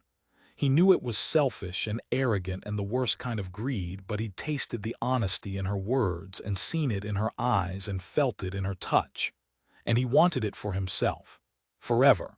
So he'd taken her without hesitation, without telling her the truth that if she let him take her, they would marry. He'd been afraid she'd stop him if she'd known, afraid she would demand his love in return for her hand in marriage. And so he'd resorted to the worst kind of trick. She'd have to marry him now, as she was well and truly ruined. And despite the fact that her ruination had been part of their ever-evolving agreement, there was no way on earth he was allowing her to leave him. Ever. It occurred to him as they lay quietly in his bed, drenched in candlelight and shadows, her skin soft against his touch, her breath slowing, pleasure threading through them both, her profession of love still lingering in the heavy air, that he should tell her what was to come next. He should propose. She deserved a proposal. He could manage a proposal, a summer fair in the Mossbend town square, a masquerade ball, jewels, and public declarations of his intention. Except Sophie wouldn't want anything so extravagant. She sighed in his arms, cuddling closer to him, and he kissed the top of her head. He'd take her to the center of the labyrinth again, with a plateful of Agnes's strawberry tarts and a soft wool blanket. He'd go to Mossbend and fetch a basketful of sugar buns from Robbie the baker. King smiled in the darkness. His lady had a sweet tooth. He'd feed it for the rest of his life with pleasure.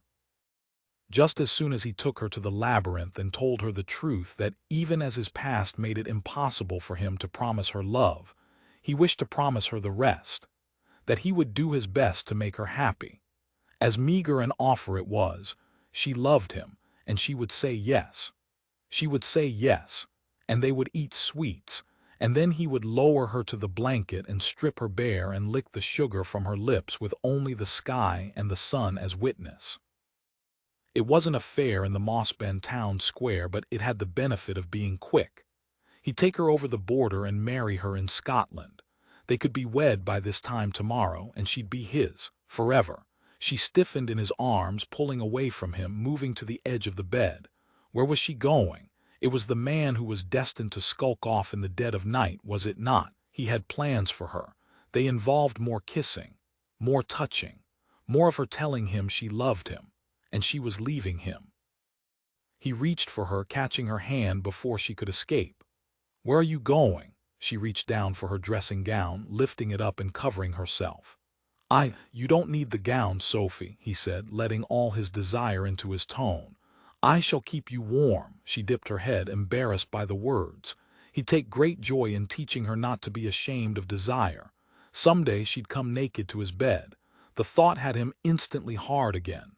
"Sophie," he said, "come back to bed." "I cannot," she said, standing and pulling the gown back on, tying the belt haphazardly. "We mustn't be caught."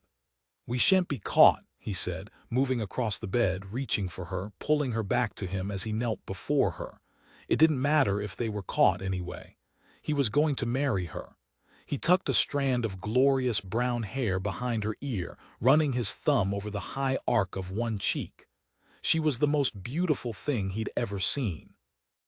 "Stay," he whispered, leaning in and stealing a kiss, long and lush, reveling in the way her tongue matched his stroke for stroke until they were both gasping for breath. He pulled her close, worrying the soft skin of her ear with his teeth and tongue. "Stay, love, there's so much more to explore." She sighed at the words, but stepped back nonetheless. "I cannot," she said, the words catching in her throat as she backed away. "We agreed one night." That was before, of course, before she'd loved him, before he'd made love to her. She couldn't imagine he'd let her go now. She couldn't imagine one night would ever be enough. And yet she was leaving him. Cold realization threaded through him. "Where are you going?" She met his gaze. "Away, away from here, away from him. And if I wish you to stay, what then?" She shook her head. "I can't, it's too much." There was something in the words, something soft and raw and sad, and he realized that she was leaving him because she wanted to stay, because she thought he wouldn't give her what she desired. And perhaps he wouldn't in the long run. Perhaps he'd never be the man she deserved, but damned if he wasn't going to try, damned if he didn't want to spend his whole life trying to make her happy. He came off the bed then, following her as she made for the adjoining door. "Sophie," he said. "Wait." She shook her head, and he could have sworn there were tears there in her eyes as she turned away, making a run for the door. His plans changed. He wasn't going to propose tomorrow. He was going to propose now. He couldn't bear her sadness even for a moment. He loved her. Good Lord. He stopped short at the realization, so clear as he considered the possibility that he might have hurt her. He loved her. He never wanted her hurt again. He'd do anything to stop it. He'd do anything for her, forever, and he wanted her to know it, immediately. "Sophie, wait," he said, unable to keep the laughter from his tone as she tore the door open, desperate to be rid of him. He was going to catch her and take her back to bed and tell her how much he loved her. Again and again, until he'd professed it as much as she had, until she believed him as he believed her. He was going to propose to her and capture her pretty agreement with his lips and make love to her until the sun rose and painted her with gold. She loved him, except she'd gone still, her gaze fixated on something in her bedchamber, horror on her face.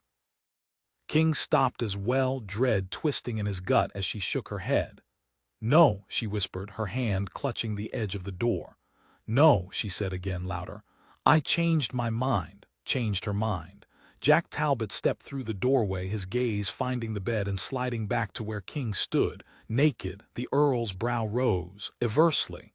King looked only at Sophie. You changed your mind about what? You've ruined her, her father said. Understanding flared, clear and angry on a wave of pain he would not acknowledge.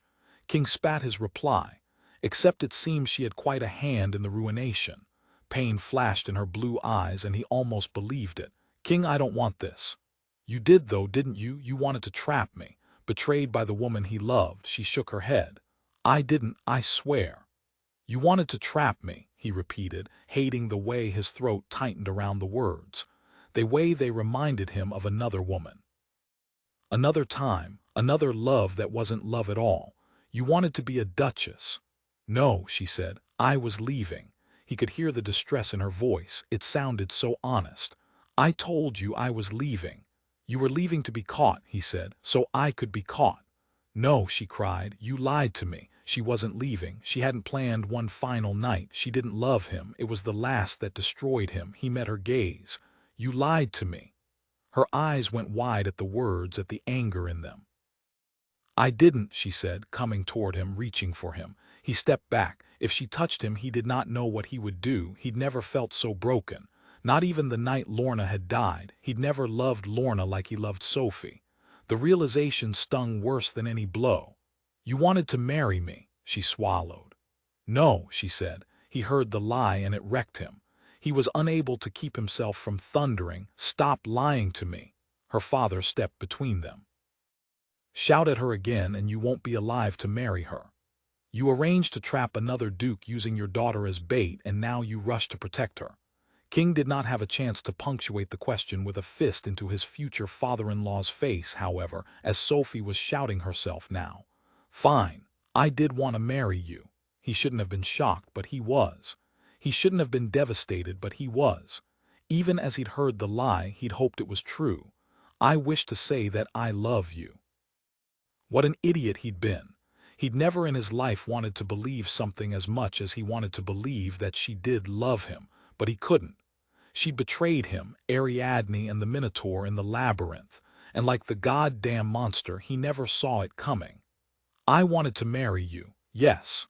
No woman in her right mind wouldn't want to marry you.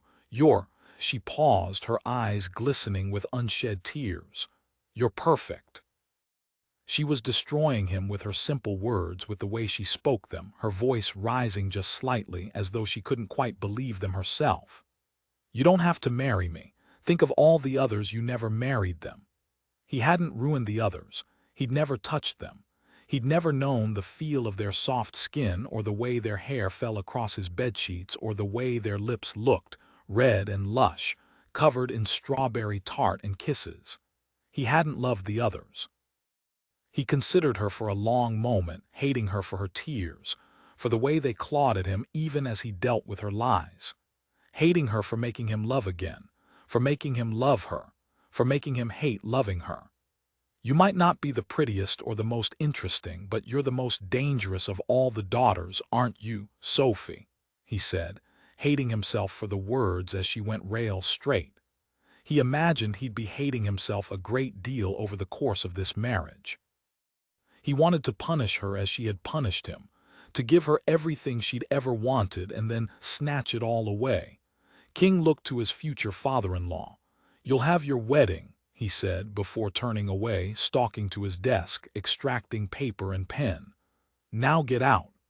King summoned her to the drive of Lyne Castle the next afternoon. Sophie arrived coiffed and dressed in a deep, beautiful purple that Celeste had provided her sister, had sworn that the gown tighter than Sophie might like would be flattering enough to draw King's attention. It was a stunning gown, all lush satin skirts and low necklines, with slippers to match. They, too, were too tight, but Sophie was willing to do anything necessary for a chance to convince King that she hadn't lied. So it seemed that being trussed into a new frock and uncomfortable shoes was a small price to pay for it.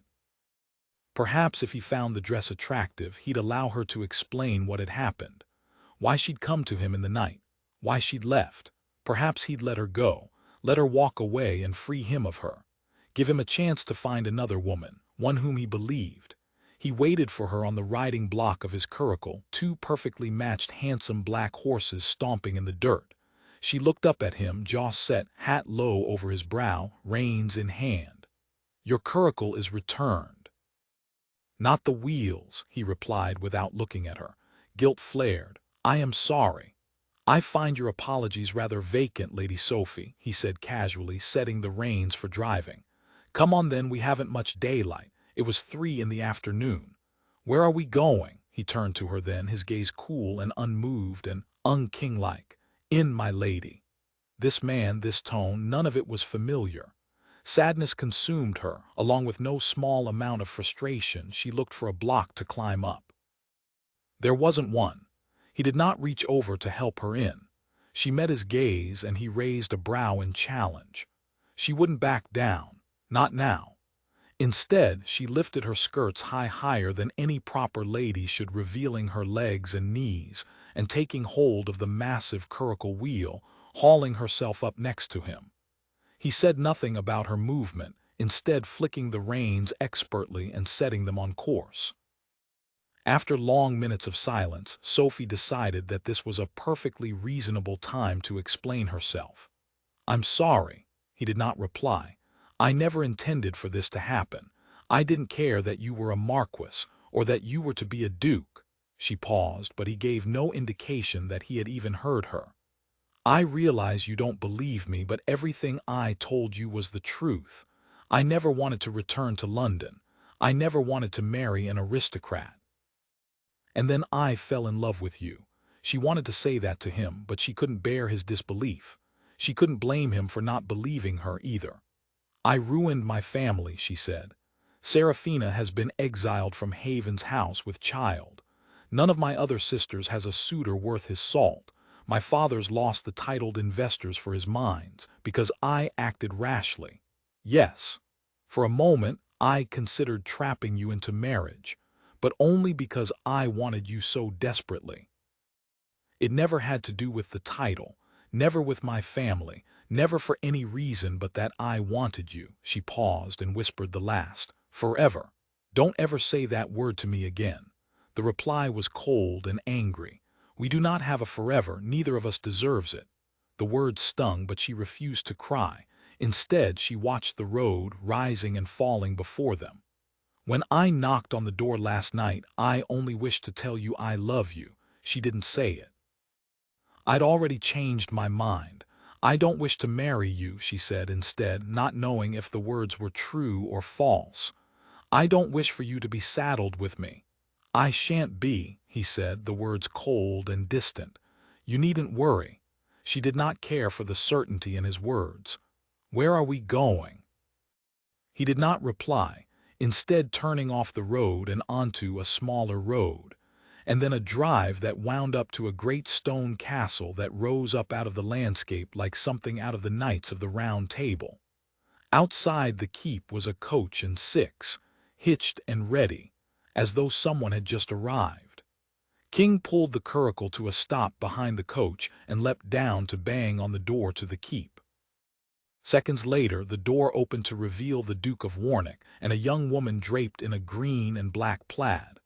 Warwick stepped out of the keep with a smile, clapping King on the back heartily before turning to her. Lady Sophie, he said, coming forward to help her down, your husband-to-be is already neglecting you, I see. Sophie blinked. Husband-to-be? Warwick tilted his head to one side, watching her with curiosity before turning back to King. You haven't asked her. A little late for that, no. King did not look at her. She knows we're to be married, she's simply playing coy. Sophie forced a smile at the words. Of course, she said, attempting to hide her confusion. I simply did not know that you knew, your grace, he laughed. We have lax rules in Scotland, my lady, but the ones governing witnesses to weddings are fairly firm. I know, as your officiant, Sophie blinked. Our officiant. Yes, don't worry, I've been to several weddings. I shall take today seriously. Today, she said. Yes. We're to be married today. Aye, the massive Scot said with a smile. Else why would King have ferreted you away to Scotland? Of course, she said. Why else? but she wanted to scream. "You make a beautiful bride, if I may say so," the Duke continued as though all was perfectly normal. "Of course, the last time I saw you, you were much more, interestingly, dressed." "Shut up, Warwick," King growled. Sophie blinked, unable to be embarrassed of her footman's garb, as all her affront was taken up with the fact that she was about to be wed. "We're to be married here, in your house." Warwick looked back at the massive keep. "One of them. Unfortunately, it's not the nicest." "We won't be going in," King said. "If nothing else, the Scots understand marital expediency." He looked to the plaid-covered girl. "I assume you are our second witness." "I am, Lord," she said. "And what's your name?" He asked, the words an octave lower than his usual voice. "Catherine." He smiled at her, and Sophie couldn't help the way her heart pounded at the dimples that flashed there in his handsome face. "Well, Catherine, you may call me King." The girl returned his smile warmly, and Sophie wanted to hit him hard. King turned to Warwick, who was watching the scene carefully. "Let's have this done." Warwick nodded. "I suppose we can skip the dearly beloved bit." "Indeed," said King. "I don't know," snapped Sophie. "Catherine seems fairly beloved." Warwick's black brows rose, and he looked to King. "Dearly beloved, then." King smirked. "Whatever my betrothed wishes." "Dearly beloved," the Duke intoned, "we are gathered here today to join this man," he indicated King, "and this woman," he waved to Sophie, "in holy matrimony." "Wait," Sophie said. "My lady," asked the Duke, all solicitousness. "We're doing this now?" "Yes," said King. "In the drive of the Duke of Warwick's castle." "Och, you see, she doesn't like the castle." Warwick pointed out before leaning in. "My Highland keep is much nicer." No, it's not the castle. The castle is lovely, but the drive, we couldn't do it in a place more authentic." King stared at her for a long moment and then said, "If I were marrying a more authentic bride, I might be troubled to find somewhere better." She gasped at the words. "You're horrid." "Indeed, it seems I am. Aren't we a sound match?" "Perhaps we should wait and finish the ceremony another time," the Duke said, looking from King to Sophie. "Perhaps so," she said. She wasn't going to marry him, not like this, not with him furious. She turned for the curricle and took several steps before landing herself on a particularly jagged rock. She gasped her pain and reached down to inspect her slipper. "Perhaps never is a good time for Lord Eversley." "You should be more careful about where you walk," King said, his gaze on her foot. For the first time since she'd met him in the drive at Lyne Castle, he revealed emotion. He was livid. "Well, I'm sorry if I wasn't prepared for a craggy-drived wedding. You should be more careful about where you take me," she retorted. "Now you've torn my slipper." Warwick snorted his laughter. "We're to be married, in this place." "At this time," King said, looking away from her, the words cold and curt. He glowered at the Duke. "Do it." She stopped and turned back. "I don't think you understand," she began. "I'm not," Catherine interrupted her, speaking from her place in the doorway to the castle. "It's done." Everyone looked at her. "I beg your pardon?" Sophie asked. "I said it's done." Catherine pointed at her. "You said we're to be married here." She pointed to King. "And he said we're to be married in this place at this time. I witnessed it, as did Alec." She looked to the Duke. "You heard it, didn't you?" "I did," Warwick said, surprise in the words. "It's that simple, no dearly beloved required." Catherine shrugged one shoulder. "It's the marriage that's important, not how you get to it." She looked to Sophie and King. "It's done. We've witnessed your intent to be married, and so you're married." She smiled. "Congratulations." It couldn't be true. Warwick's brows rose and he nodded. "Fair enough." "That was significantly less painful than I expected it to be," King said. "No," she said. If she was to marry him, she wanted something to feel like marriage. This couldn't be it. The Duke looked to her. "You don't wish to marry him?" "Not like this," she said. "This is the only way it happens," King replied. "I want it over and done." Sophie met his gaze, hating him, loving him. "My lady, do you wish to marry him?" Warwick asked again, serious this time. She didn't look away from King, couldn't, and she told the truth. Made the vow there in that mad place. "I do."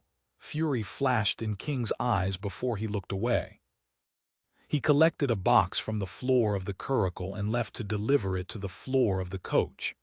As Sophie saw it, she had two options. She could watch him leave her there, in the drive belonging to the Duke of Warwick and whoever Catherine was, or she could tell him the truth, every bit of it, and let him decide what came next. 1 month earlier, she might have chosen the first option. But she was a different Sophie now, and so she followed him, not caring that their first argument as husband and wife was going to be immediately following their wedding, which she seemed to have missed anyway. "I didn't want this," she said. "Not like this." "I'm afraid I was not in the market for half the ton at St. George's," he said. "You needn't have been in the market for any of it," she said. "I never asked for you to marry me." "You are correct. There wasn't a moment of asking." She closed her eyes, hating the words. "I thought you did not intend to be saddled with me." He moved to the front of the coach and six, inspecting the perfectly matched chestnuts and testing the harnesses for each of the great beasts. "I shan't be," he said, unhitching one of the horses and reconnecting it to the coach. "We may be married, but there's no reason for us to ever interact again." The words made her ache. The thought of having him so close and yet impossibly far away made her want to scream her frustration. She'd never intended for any of this. "It's that simple." "It is rather," he said, moving to the next horse. "I've a half-dozen houses throughout Britain. Choose one." She watched him. "I choose the one where you are." His hands hesitated on the harness briefly, barely enough to be noticed. "You want Lyne Castle," he laughed humorlessly. "By all means. My father will no doubt adore having you in residence. What with you being everything he's always dreaded in a daughter-in-law." She ignored the pain that came with the cold words. "I don't choose Lyne Castle. I choose wherever you are. The castle today, the town house in Mayfair tomorrow. I choose to live with my husband, whom I love." She trailed off, but he heard her nonetheless. "You needn't lie any longer, Sophie. You got the marriage you were hoping for. I've no need for your professions of love. And you lost the chance to live with me when you lied to me and trapped me into marriage." She did her best to suffer the blow. "I had plans to leave and be found by your father. I'm aware of those plans. They worked well." "No," she said. "I had plans to leave the castle, to leave Cumbria. I never wanted anything from you but the one thing I knew you couldn't give me. And yet, somehow, you managed to require it of me," he said, the words filled with ire. "Eversley," he fairly spat, moving to the next horse, checking its harness. "Marchioness, future Duchess, well played." "Not the title, King, not the marriage." She paused. "I didn't wish to marry you, I only wished to love you." He looked back at the harness, securing it carefully before coming around the horses to face her. "Never say those words to me again. I'm tired of hearing them. I'm tired of believing them. Love is nothing but the worst kind of lie." "Not from me," she said. "Never from me." "Your lie was the worst of them all," he said, and she heard the pain in the words. "Even as I struggled with the truth of the past, with the knowledge that Lorna betrayed me, with the knowledge that she'd never cared for more than my title, you gave me a new truth. You tempted me with a future." Tears came at the words, at the confession that she had not expected, that she could not bear. "King," he stopped her from speaking. "You threatened to heal me," he said. "You tempted me with your pretty vows." He paused. "You made me think I could love again." She reached for him, but he backed away from her touch, opening the door to the coach. "Get in." She did, grateful for the privacy, eager for the journey back to Lyne Castle, for the chance to convince him that they could try again. Once seated, she looked to him, framed in the door. He did not join her, however. He wasn't coming with her. Uncertainty unfurled through her. "Where are you sending me?" "To London," he said matter-of-factly. "Isn't that what you wanted all along? To return to the aristocracy, the conquering heroine, the next Duchess of Lyne?" Her stomach dropped. It was nothing like what she wanted. "I never wanted any of that, and you know it." "Well, Sophie, it seems that we all must make do with not getting what we want today." He met her gaze, his eyes glittering green and furious. "The irony of it is this: I would have given you whatever you asked. I would have begged you for forever if you hadn't been so quick to steal it." The words were more damaging than any blow. Before she could recover, he closed the door and the carriage began to move. King watched the coach trundle down the long drive, twisting and turning until it was out of sight, until she was out of sight, until he was alone in Scotland, newly married and filled with anger and something far, far more dangerous, something like sorrow. Well, that was the strangest wedding I've ever witnessed. Warwick leaned against the low stone wall that marked the long-ago filled-in moat of the castle, cheroot in hand, watching him.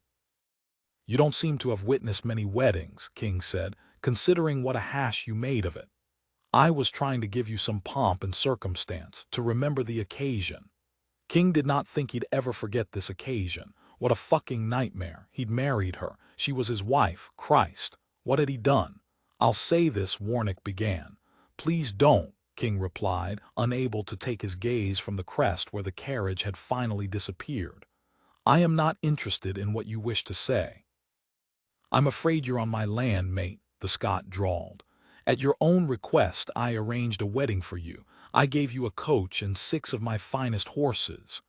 "They weren't hitched correctly," King said, thinking of her in that carriage careening down the Great North Road. Had he checked all 6 horses? "They were hitched fine," Warwick said. "You're just mad." "Was there food in the carriage and water?" "Everything you asked," the Duke replied. "Boiled water?" King asked.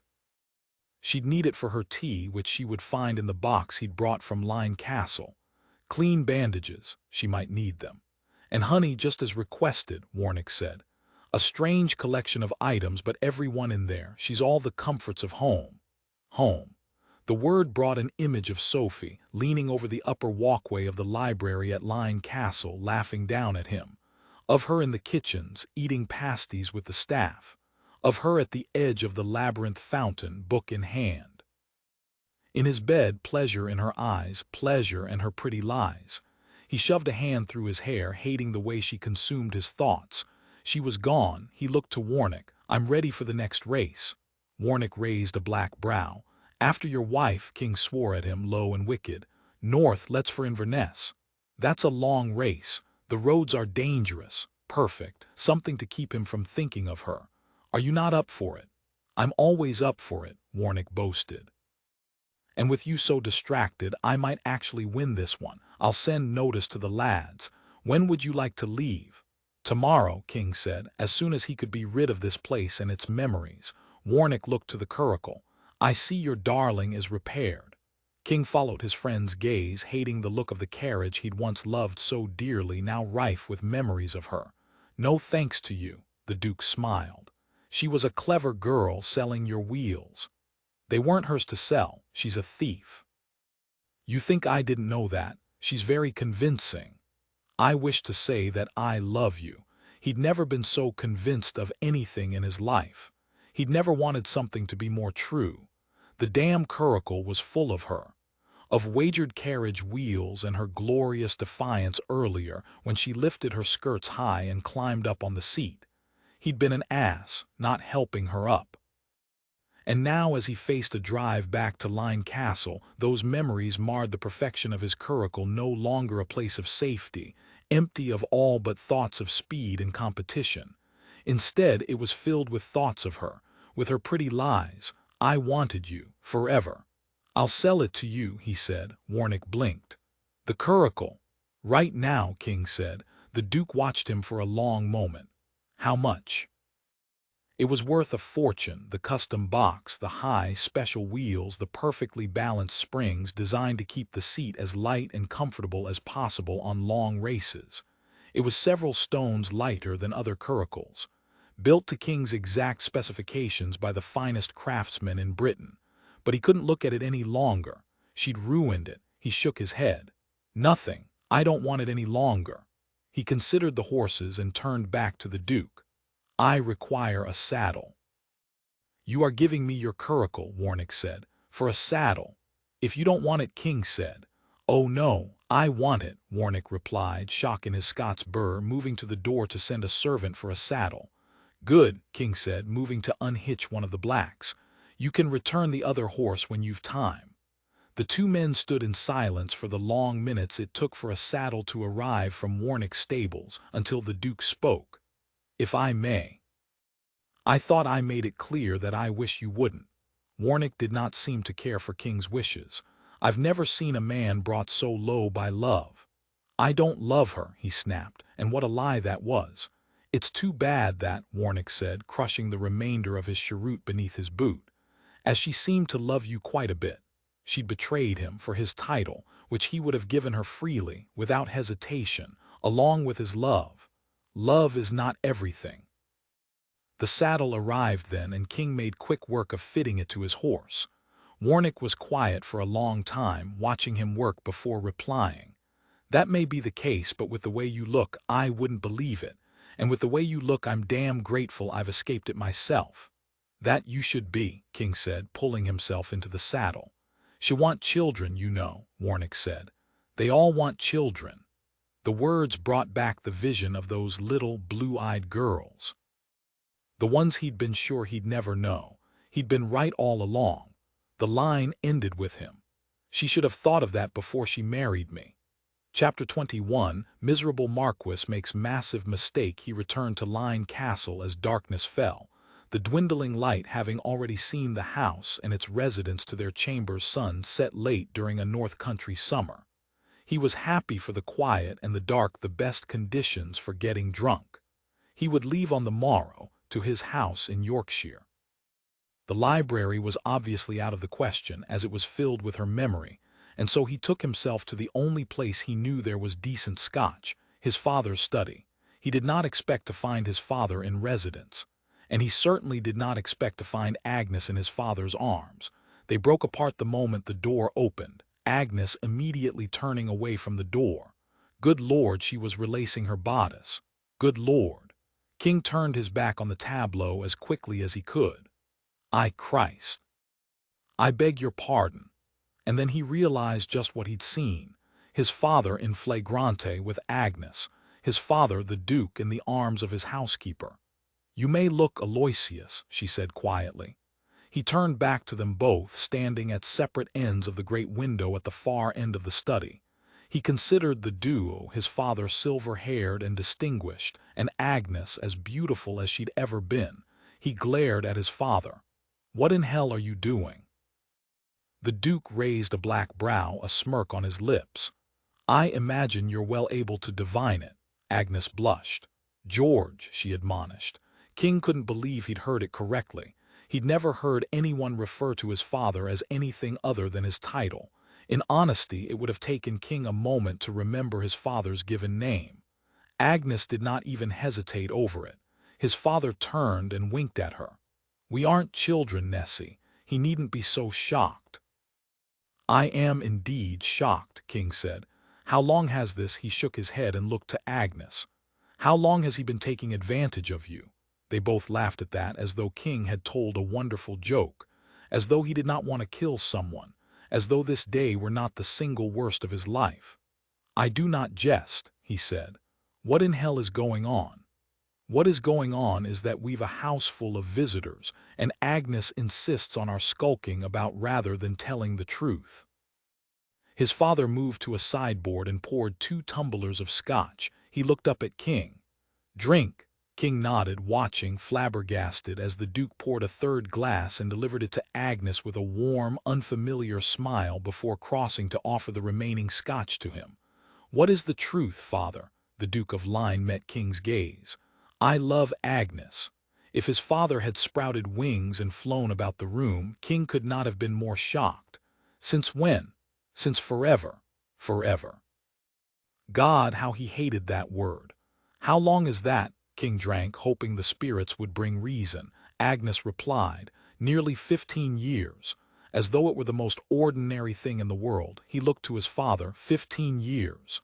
The Duke met his gaze, all seriousness. Since you left. Anger flared and frustration, and not a small amount of jealousy. His father had had Agnes. He'd had no one. You didn't marry her. I've asked her every day for the lion's share of that time, the Duke said, looking to Agnes, and damned if King didn't see the truth in that look. They loved each other. She won't say yes. King turned to Agnes. Why in hell not? The Duke put up his hands. Perhaps you will understand it. Agnes ignored his father. I'm a housekeeper. Oh yes, that's much better than being a duchess, King said. It is rather, she said. And in her words, he heard Sophie in her slippers, nose to nose with him on the Great North Road, lambasting the aristocracy and him with it. Arrogant, vapid, without purpose, and altogether too reliant on your title and fortune, which you have come by without any effort of your own. And somehow I am looking to trap you into marriage. Agnes explained. I don't want the whole world thinking I trapped him, thinking he's saddled with me for some idiotic reason. I don't want the aristocracy in our business. Hang the aristocracy, Nessie, his father said, going to her. Easier said than done, Agnes replied, lifting her hand to his face, stroking his cheek. I don't wish to marry you, I wish to love you, and that will just have to be enough. The words crashed over him. He stilled. What did you say? I didn't wish to marry you. I only wish to love you. I don't wish for you to be saddled with me. Aloysius! How many times had she said it? That she didn't want the marriage, that she wouldn't go through with it. How many times had he told her she no longer had a choice? He'd made a terrible mistake. He looked to his father. But Lorna, you drove her away. You didn't wish me to marry for love. I drove her away because she was after your money, your title. His father took a deep breath and said, I never expected it to go the way it did. I never intended the girl's death. I never intended your desertion. Lyne drank deep before looking into his glass. You had the anger of youth and I had the imperfection of age. I let you go, he said to the amber liquid. I never imagined you'd be so. He trailed off. Agnes finished the sentence. So like him, the two of you, so proud, so obstinate, so unwilling to listen. King watched his father, finally seeing the cracks in the great Duke of Lyne, recognizing them the way they broke the cool, unmoved facade and made a man. The Duke looked to him. You brought Lady Sophie to anger me, so I gave you what you wished, because it is easier to be the man you wish me to be than the man I wish to attempt to be. He looked to Agnes. But I don't think she's after your title. Agnes smiled. I'd wager all I have on her being after something much more valuable. I only wish to love you, and he'd packed her in a carriage and sent her away. He looked to his father. I married her. His father nodded. I spoke to the father today. He told me the girl had lost him quite a bit of investment, something about haven and a lake. It was a fish pond. Either way, he said he forced the marriage, except he hadn't, not really. Sophie had said it herself. King could have refused. They were scandalous enough, she was scandalous enough for no one to have questioned his decision. But he'd wanted to marry her. Even as he'd wanted to punish her, he'd wanted her for himself. Forever. She didn't want it. Smart girl, Agnes said, looking to his father. She was smart. He didn't deserve her, and she deserved infinitely better. I forced it. Smart boy, his father said, meeting her gaze. Perhaps I should post bans without your approval, then you'd have to marry me. King set his glass down. Scotland is faster. The Duke raised a brow. Gretna Green, Warnock's Drive. He closed his eyes. We didn't even say vows. It wasn't true. She'd said them. She'd looked him straight in the eye, proud and strong and braver than he by half. And she'd said, loud enough for all to hear, I do. And he'd never been so angry in all his life. What an ass he'd been. His father grew serious. Have you made a mess of it? She was alone in a carriage on her wedding night, when she should be with him. I have. Does she love you? Yes. He'd closed the door on the words, too busy pretending he could live a life without her now that he'd lived it with her. Pretending he could live a day without her. He looked to his father and said the only thing that mattered. I love her. The Duke of Lyne nodded to the door. Then you'd best go repair what you've broken. King was already moving. He tore through the empty night roads, stopping at inn after inn, finding no sign of Sophie. With each successive stop, he grew more frustrated, hope dwindling as he considered the mistakes he had made, desperate to find her and put them right. How does it end? I hope it ends happily. It would. He'd make it end so. He'd find her. He'd sent her away, crying, and he would not stop until he found her and made certain she never cried again. He'd ride straight to London without stopping if he had to. He'd meet her in Mayfair. He'd do anything he could to make sure she never cried again. He leaned into his steed and allowed himself, for the first time since he realized he loved her, to imagine what it would be to have her. Fully. Forever. He imagined her in his arms and in his bed and in his home, filling it with books and banter and babies. With babies. The line would not end with him any longer. He'd give her children sweet-faced little girls with a penchant for adventure, just like their mother, who was the most adventurous woman he'd ever known. From the moment he'd climbed down the Liverpool trellis, Sophie Talbot had led him on an adventure. Sophie Talbot no longer. Sophie, Marchioness of Eversley, his wife, his love. Goddammit, would he never catch up to her? The thought had barely formed when he came upon a sharp turn in the road and saw a coach several hundred yards ahead, exterior lanterns swinging in the dark. It was large enough to be the one he sought, and as he drew closer he heard the thundering of hoofbeats, loud enough to be from 6 matched horses. It was she. He nudged his mount on, eager to reach her, to win her back, to love her. He'd get her a cat, black, with white paws and a white nose. Perhaps then she'd forgive him. 200 yards halved and halved again, and he could see that it was the right carriage as it approached the next turn in the road. Sophie's carriage, emblazoned with the crest of Warwick's clan on the back. He couldn't stop himself from calling out her name as the coach turned. "Sophie," he called, pushing his horse harder, faster. He'd be alongside it in no time, and then he'd have her again, if she'd have him. The thought stung. She would have him. He'd do whatever it took to win her back. He'd resort to any actions. He'd stop this carriage and hie her away on his horse, like a highwayman of yore. He'd take her somewhere beautiful and secluded and right all his wrongs. He'd prove to her how well he could love her better than anyone ever could. He would spend the rest of his life proving it to her. Lady Eversley, he called this time, as though her married name could convince the universe that he deserved her. He'd had enough of being away from her. Now he wanted to be with her, forever. The coach took the curve in the road, and King used the turn to draw closer, close enough to hear the telltale pop as the inside front wheel strained. He'd heard that precise sound before, only that time, that night, he hadn't understood what it heralded. Fear overcame everything else. "Stop!" he shouted, pushing his horse to its limits, begging the steed to go faster even as he yelled, "Slow that carriage." It was too late. The turn was too sharp and the carriage too large, and the wheel popped again.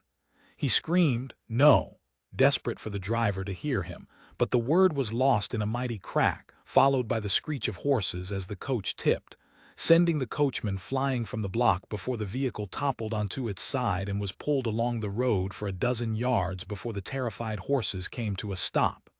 "Sophie!" he screamed, leaping from his still-moving steed, desperate to get to her. "No. No, no, no," he repeated again and again as he ran toward the carriage, unhooking a lantern and scaling it without pause, tearing open the door to find her. Let her be alive. Dear God, just let her live. I'll do anything for her to live. You must be alive, love. I've so much to tell you, he said into the darkness, willing her to hear him. I won't lose you, Sophie, not just as I found you. You're not done with me yet. It was dark inside, and he held the lantern high, searching for her. Live, he said. Live, please, God, live. The words were a litany as he found the pile of silk, that beautiful purple gown she'd been wearing earlier in the day. She wasn't in it, the dress. She wasn't in the carriage. Relief slammed through him, blessed and welcome, his heart beating once more. She was alive, and on the heels of that realization came another devastating one. She'd left him. Chapter 22, Happy Never After. Sophie spent the first few hours on the ride from Scotland in tears. They'd flown freely as she recounted every minute they'd spent together, every conversation, every touch. The anger he hadn't hidden from her the night her father had found them, as King had stood, naked and furious, the Minotaur betrayed. Except she hadn't betrayed him. She would have done anything to stay with him there at the center of that impossible maze. Forever. But neither of them deserved forever. He'd said it himself before he'd packed her into Warwick's coach with those final, devastating words. I would have given you forever if you hadn't been so quick to steal it. Her tears had eventually dried, and then she'd spent what seemed like an endless time staring at the countryside, sheep and cows and bales of hay over and over, until night had fallen and she couldn't stare at anything. and all she could think was that he had ruined her in the end, for all others, forever. And in the darkness she'd found strength, and made her decision. He'd left her with a purse full of coin, bandages, and salve, and an unimpeachable understanding that he didn't wish to see her ever again. And so he wouldn't. When her coach had stopped to change horses, the mail coach had blocked the drive, in the midst of its own change of horses and coachmen, and it had left with a new passenger, dressed as a stable boy. After all, she couldn't very well start a new life in one of her sister's frivolous gowns. Warnick's coachman hadn't even noticed that she'd left. Dawn crept into the mail coach, turning the inside of the vehicle silver gray, revealing the other travelers in various states of slumber. Sophie wondered at their destinations, wondered at her own. Perhaps she'd return to Sprotbrough. The thought of the town brought thoughts of King, of his lifting her from the bath, of his kissing her behind the taproom, of his hiding her from her father's men. Tears threatened unbidden. No, Sprotbrough would not do. The coach began to slow, and Sophie closed her eyes, willing away the memories that consumed her, of his welcome touch, of his teasing laugh, of his deep, wonderful voice, whispering her name. She would never be free of that voice. Sophie, she shot up at the words. It couldn't be. The other passengers in the coach began to wake, and the man closest to the window pushed back the curtain to find the source of the noise. He sat up. "We ain't at an inn." She closed her eyes as the coach stopped. "Is it highwaymen?" The woman next to her asked, panic in her voice. "I don't think so," replied the first.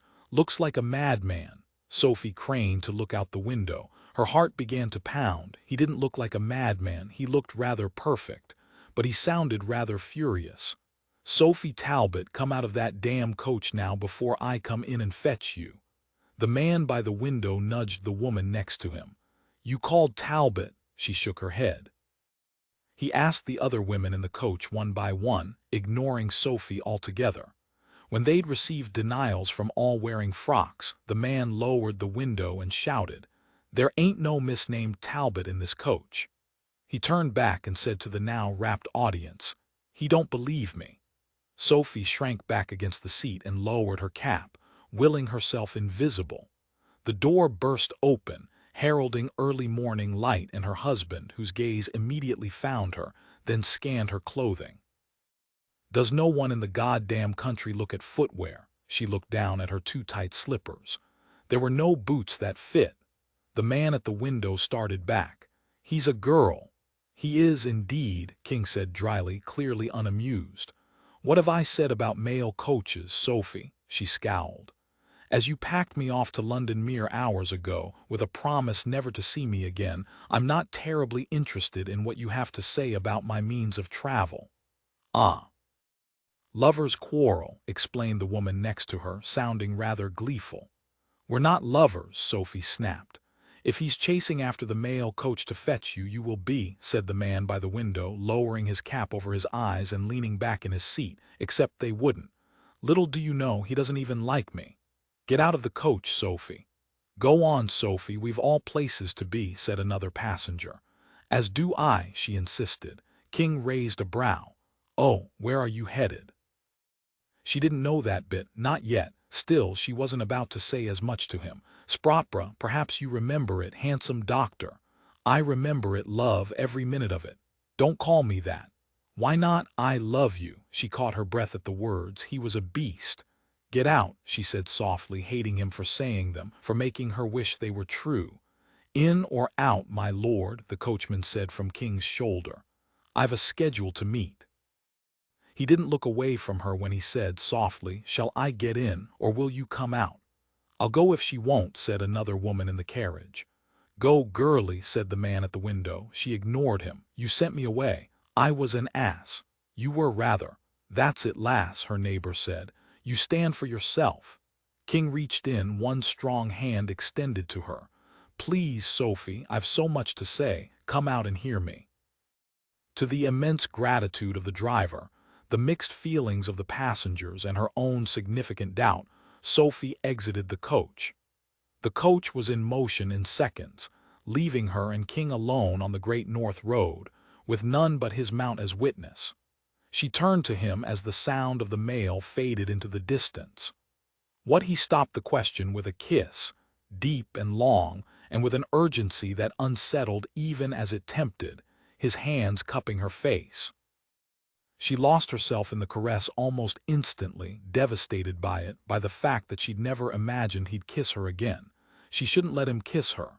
It wasn't fair that she so desperately wanted him to kiss her. As he released her, leaving them both gasping for air, she realized his hands were trembling. She clasped them with her own. "King, I thought you were dead," he whispered before taking her lips again, equally as urgently. She pulled away. "What? I wasn't dead. I was on a mail coach." The carriage crashed. Her eyes went wide as she remembered how he so carefully checked the horses' harnesses whenever he was preparing for a journey, a vestige of the drive with Lorna. "How?" "The wheel broke," he said. "I watched it fall." He shook his head. "I couldn't stop it. You could have died." She took his hands in hers, holding them tightly, knowing he relived the moment, his worst nightmare. "The coachman. Well, miraculously well. Thank God. But you could have been killed," he repeated. She pressed his hands to her cheeks. "I am quite alive." "I nearly lost you," he said, the words quiet and devastating. "And then just as I discovered you weren't in the coach, that you were alive, I lost you again." She released him and took a deep breath, stepping away from the words, from their truth. "You sent me away." He reached for her. "Sophie," she stepped back. "I told you that I loved you and you sent me away." He cursed, running his hands through his hair. "I know, I was wrong. Christ. I didn't wish to marry you," she said, hating the sadness in her words, the weakness there. "Not like that." "I know," he said. "I'm not sure you do," she said, and she couldn't bear to look at him any longer. She turned, looking down the road where the mail coach had disappeared. She was trapped, just as he was. "I can't be married to you, King, not like this. That's why I left the carriage." She paused and looked back to him, meeting his beautiful green eyes. She loved him too much to be married to him without trust, without love. "I told you everything. I bared myself, my love, and it wasn't enough. You deserve better than to be trapped in a marriage you don't want." She shook her head and added, "And I deserve more." She turned her back to walk away, not knowing where she was going, but knowing she could not stay with him. He called after her. "I want it." She closed her eyes but did not stop. "God knows that you do deserve more, but I'm sorry, Sophie, you can't have it. You're my wife, and I want you, every bit of you.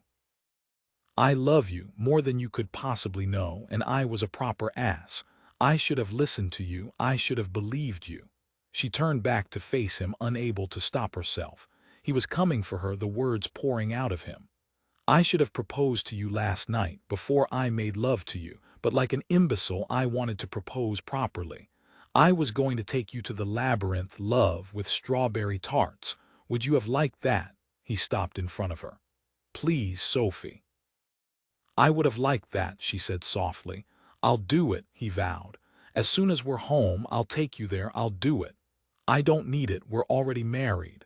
"I do," he said. "Christ, I do. Give me your hands." She did, marveling as he lowered himself to his knees in front of her. "No, King." He kissed her hands, first one, then the other. "We don't have witnesses, but this will have to do. I love you, Sophie Talbot. I love your beauty and your brilliance, and I swear here before you and God and the Great North Road that I wanted to marry you yesterday, and I want to marry you today. And I fully intend to want to marry you for all the days for the rest of our lives." She stared down at the top of his head, marveling at those beautiful curls, unable to believe that he was here and that he wanted her. "You believe me. I did not wish to trap you." He stood, pressing his forehead to hers. "I was an ass. I was angry and shocked, and he paused. "I wanted to trap you, I think, and then like a fool I sent you away." He closed his eyes. "I saw the carriage topple and he opened them. Christ, Sophie, I died in that moment. I don't know what I would have. I am alive." She pressed his hand to her breast where her heart beat strong and true. "King, I am alive." She smiled. "You seem to have made a career of rescuing me." He slid that hand up to her jaw, tilting her face to his, staring deeply into her eyes. "I will always rescue you." He kissed her again before continuing. I sent you away because I was terrified of you, terrified of how you made me feel, terrified of the life you made me want to live. I sent you away because I was afraid I would never be the kind of man who deserved you. I want to be that man, Sophie. I need to love you. I need you to love me again. I need you to teach our children how to love. Children, I hope you don't mind, but I'd quite like a collection of brown-haired, blue-eyed, book-loving daughters. You love me. He threaded his fingers through hers, bringing her hand to his lips. Quite desperately, she shook her head. I never thought I would have it, she said softly. I never thought I was interesting enough. I never thought anyone would love me. To be honest, I never really worried about it. I had my family and I was happy. And then I met you. She paused. And you turned my life upside down. I believe it was you who turned my life upside down, she smiled. All I wanted was a lift to Mayfair. Do you regret that Mayfair wasn't in my plans? She shook her head. Not a bit, though I could have done without all the excitement on the road. Too much excitement. He stole another kiss. You are never traveling by coach again. I was never exciting before I met you, she said. I don't believe it, he said. It's true. Fingers stole into his hair, pulling him to her. I never once stole a footman before you. She kissed him then, long and lingering. When the caress broke, he nipped at her lip. Thief. Another kiss. This ends happily, he vowed softly, and she believed him. Say it again, he said. I want to be certain that I haven't lost you. I love you, my husband, my king. She paused, then whispered, now you say it again. And he did again and again until she couldn't remember a time when it wasn't true. Epilogue. Sophie, St. James, Surprise, November 1833. This is deeply embarrassing, Sophie said from her place high atop her husband's curricle. Are we able to be seen by a great deal of people? As it is midday on a Tuesday, he replied, the words deep and dry and lovely. Yes, we are, she blushed. This is absurd. Shall I tell you some news that I think will take your mind from it? She turned to him, loving the way he laughed. She smiled. Do I look ridiculous? You look perfect. He took one of her gloved hands and lifted it for a kiss. I received news from the idyllic Sprotbrough this morning. She straightened. Mary, John, and Bess had ultimately chosen to settle in Sprotbrough, and your doctor reports that Mary is the best nurse this side of the Channel and that John has a particular head for anatomy. The doctor has hopes that such a head, combined with nimble fingers, will make him a brilliant surgeon someday. Bess is running her governess ragged. Sophie smiled. And the doctor? I'm sure the madman enjoys every bit of the mayhem. She smiled at that. I think it's wonderful. Everyone received their happy ever after. She had high hopes for Mary becoming more than the doctor's nurse. The carriage made a left turn, and Sophie lifted her hands to remove her blindfold. Is the blindfold entirely necessary? King caught her hands before she could achieve her goal. You're not being a very good soiled S, you know. Not even my sisters would allow themselves to be blindfolded in full view of all of London. Not even Cecily. Perhaps Cecily, she allowed. Once Eversley and the Duke of Lyne had combined forces to restore Jack Talbot to the ranks of the aristocratically worthy, Sophie's sisters had returned triumphantly to London. While the Earl of Clare and Mark Landry had been received happily by their respective dangerous daughters, Derek Hawkins had not been so lucky. Cecily had fairly pushed the footman out of the way when Derek had arrived at the front door of the Talbot house and, in front of all Mayfair, given him the thorough set-down that the pompous, arrogant man deserved. Since then, Cecily had become the most talked-about Talbot in London. Until now. This will be in the gossip columns tomorrow, she said. I can see the headlines now. Sophie sans sight, she laughed. That's not really salacious enough. Blindfolded beyond bedroom. She blushed again, the image delightfully scandalous. That's too salacious. He lowered his voice. I am happy to show you how perfectly salacious it is this evening. She turned toward him and matched his tone. Now I really do wish that we were not in public, he growled, and she was suddenly quite warm beneath the traveling blanket. You shan't distract me from my surprise, he said, bringing the carriage to a stop. We're here.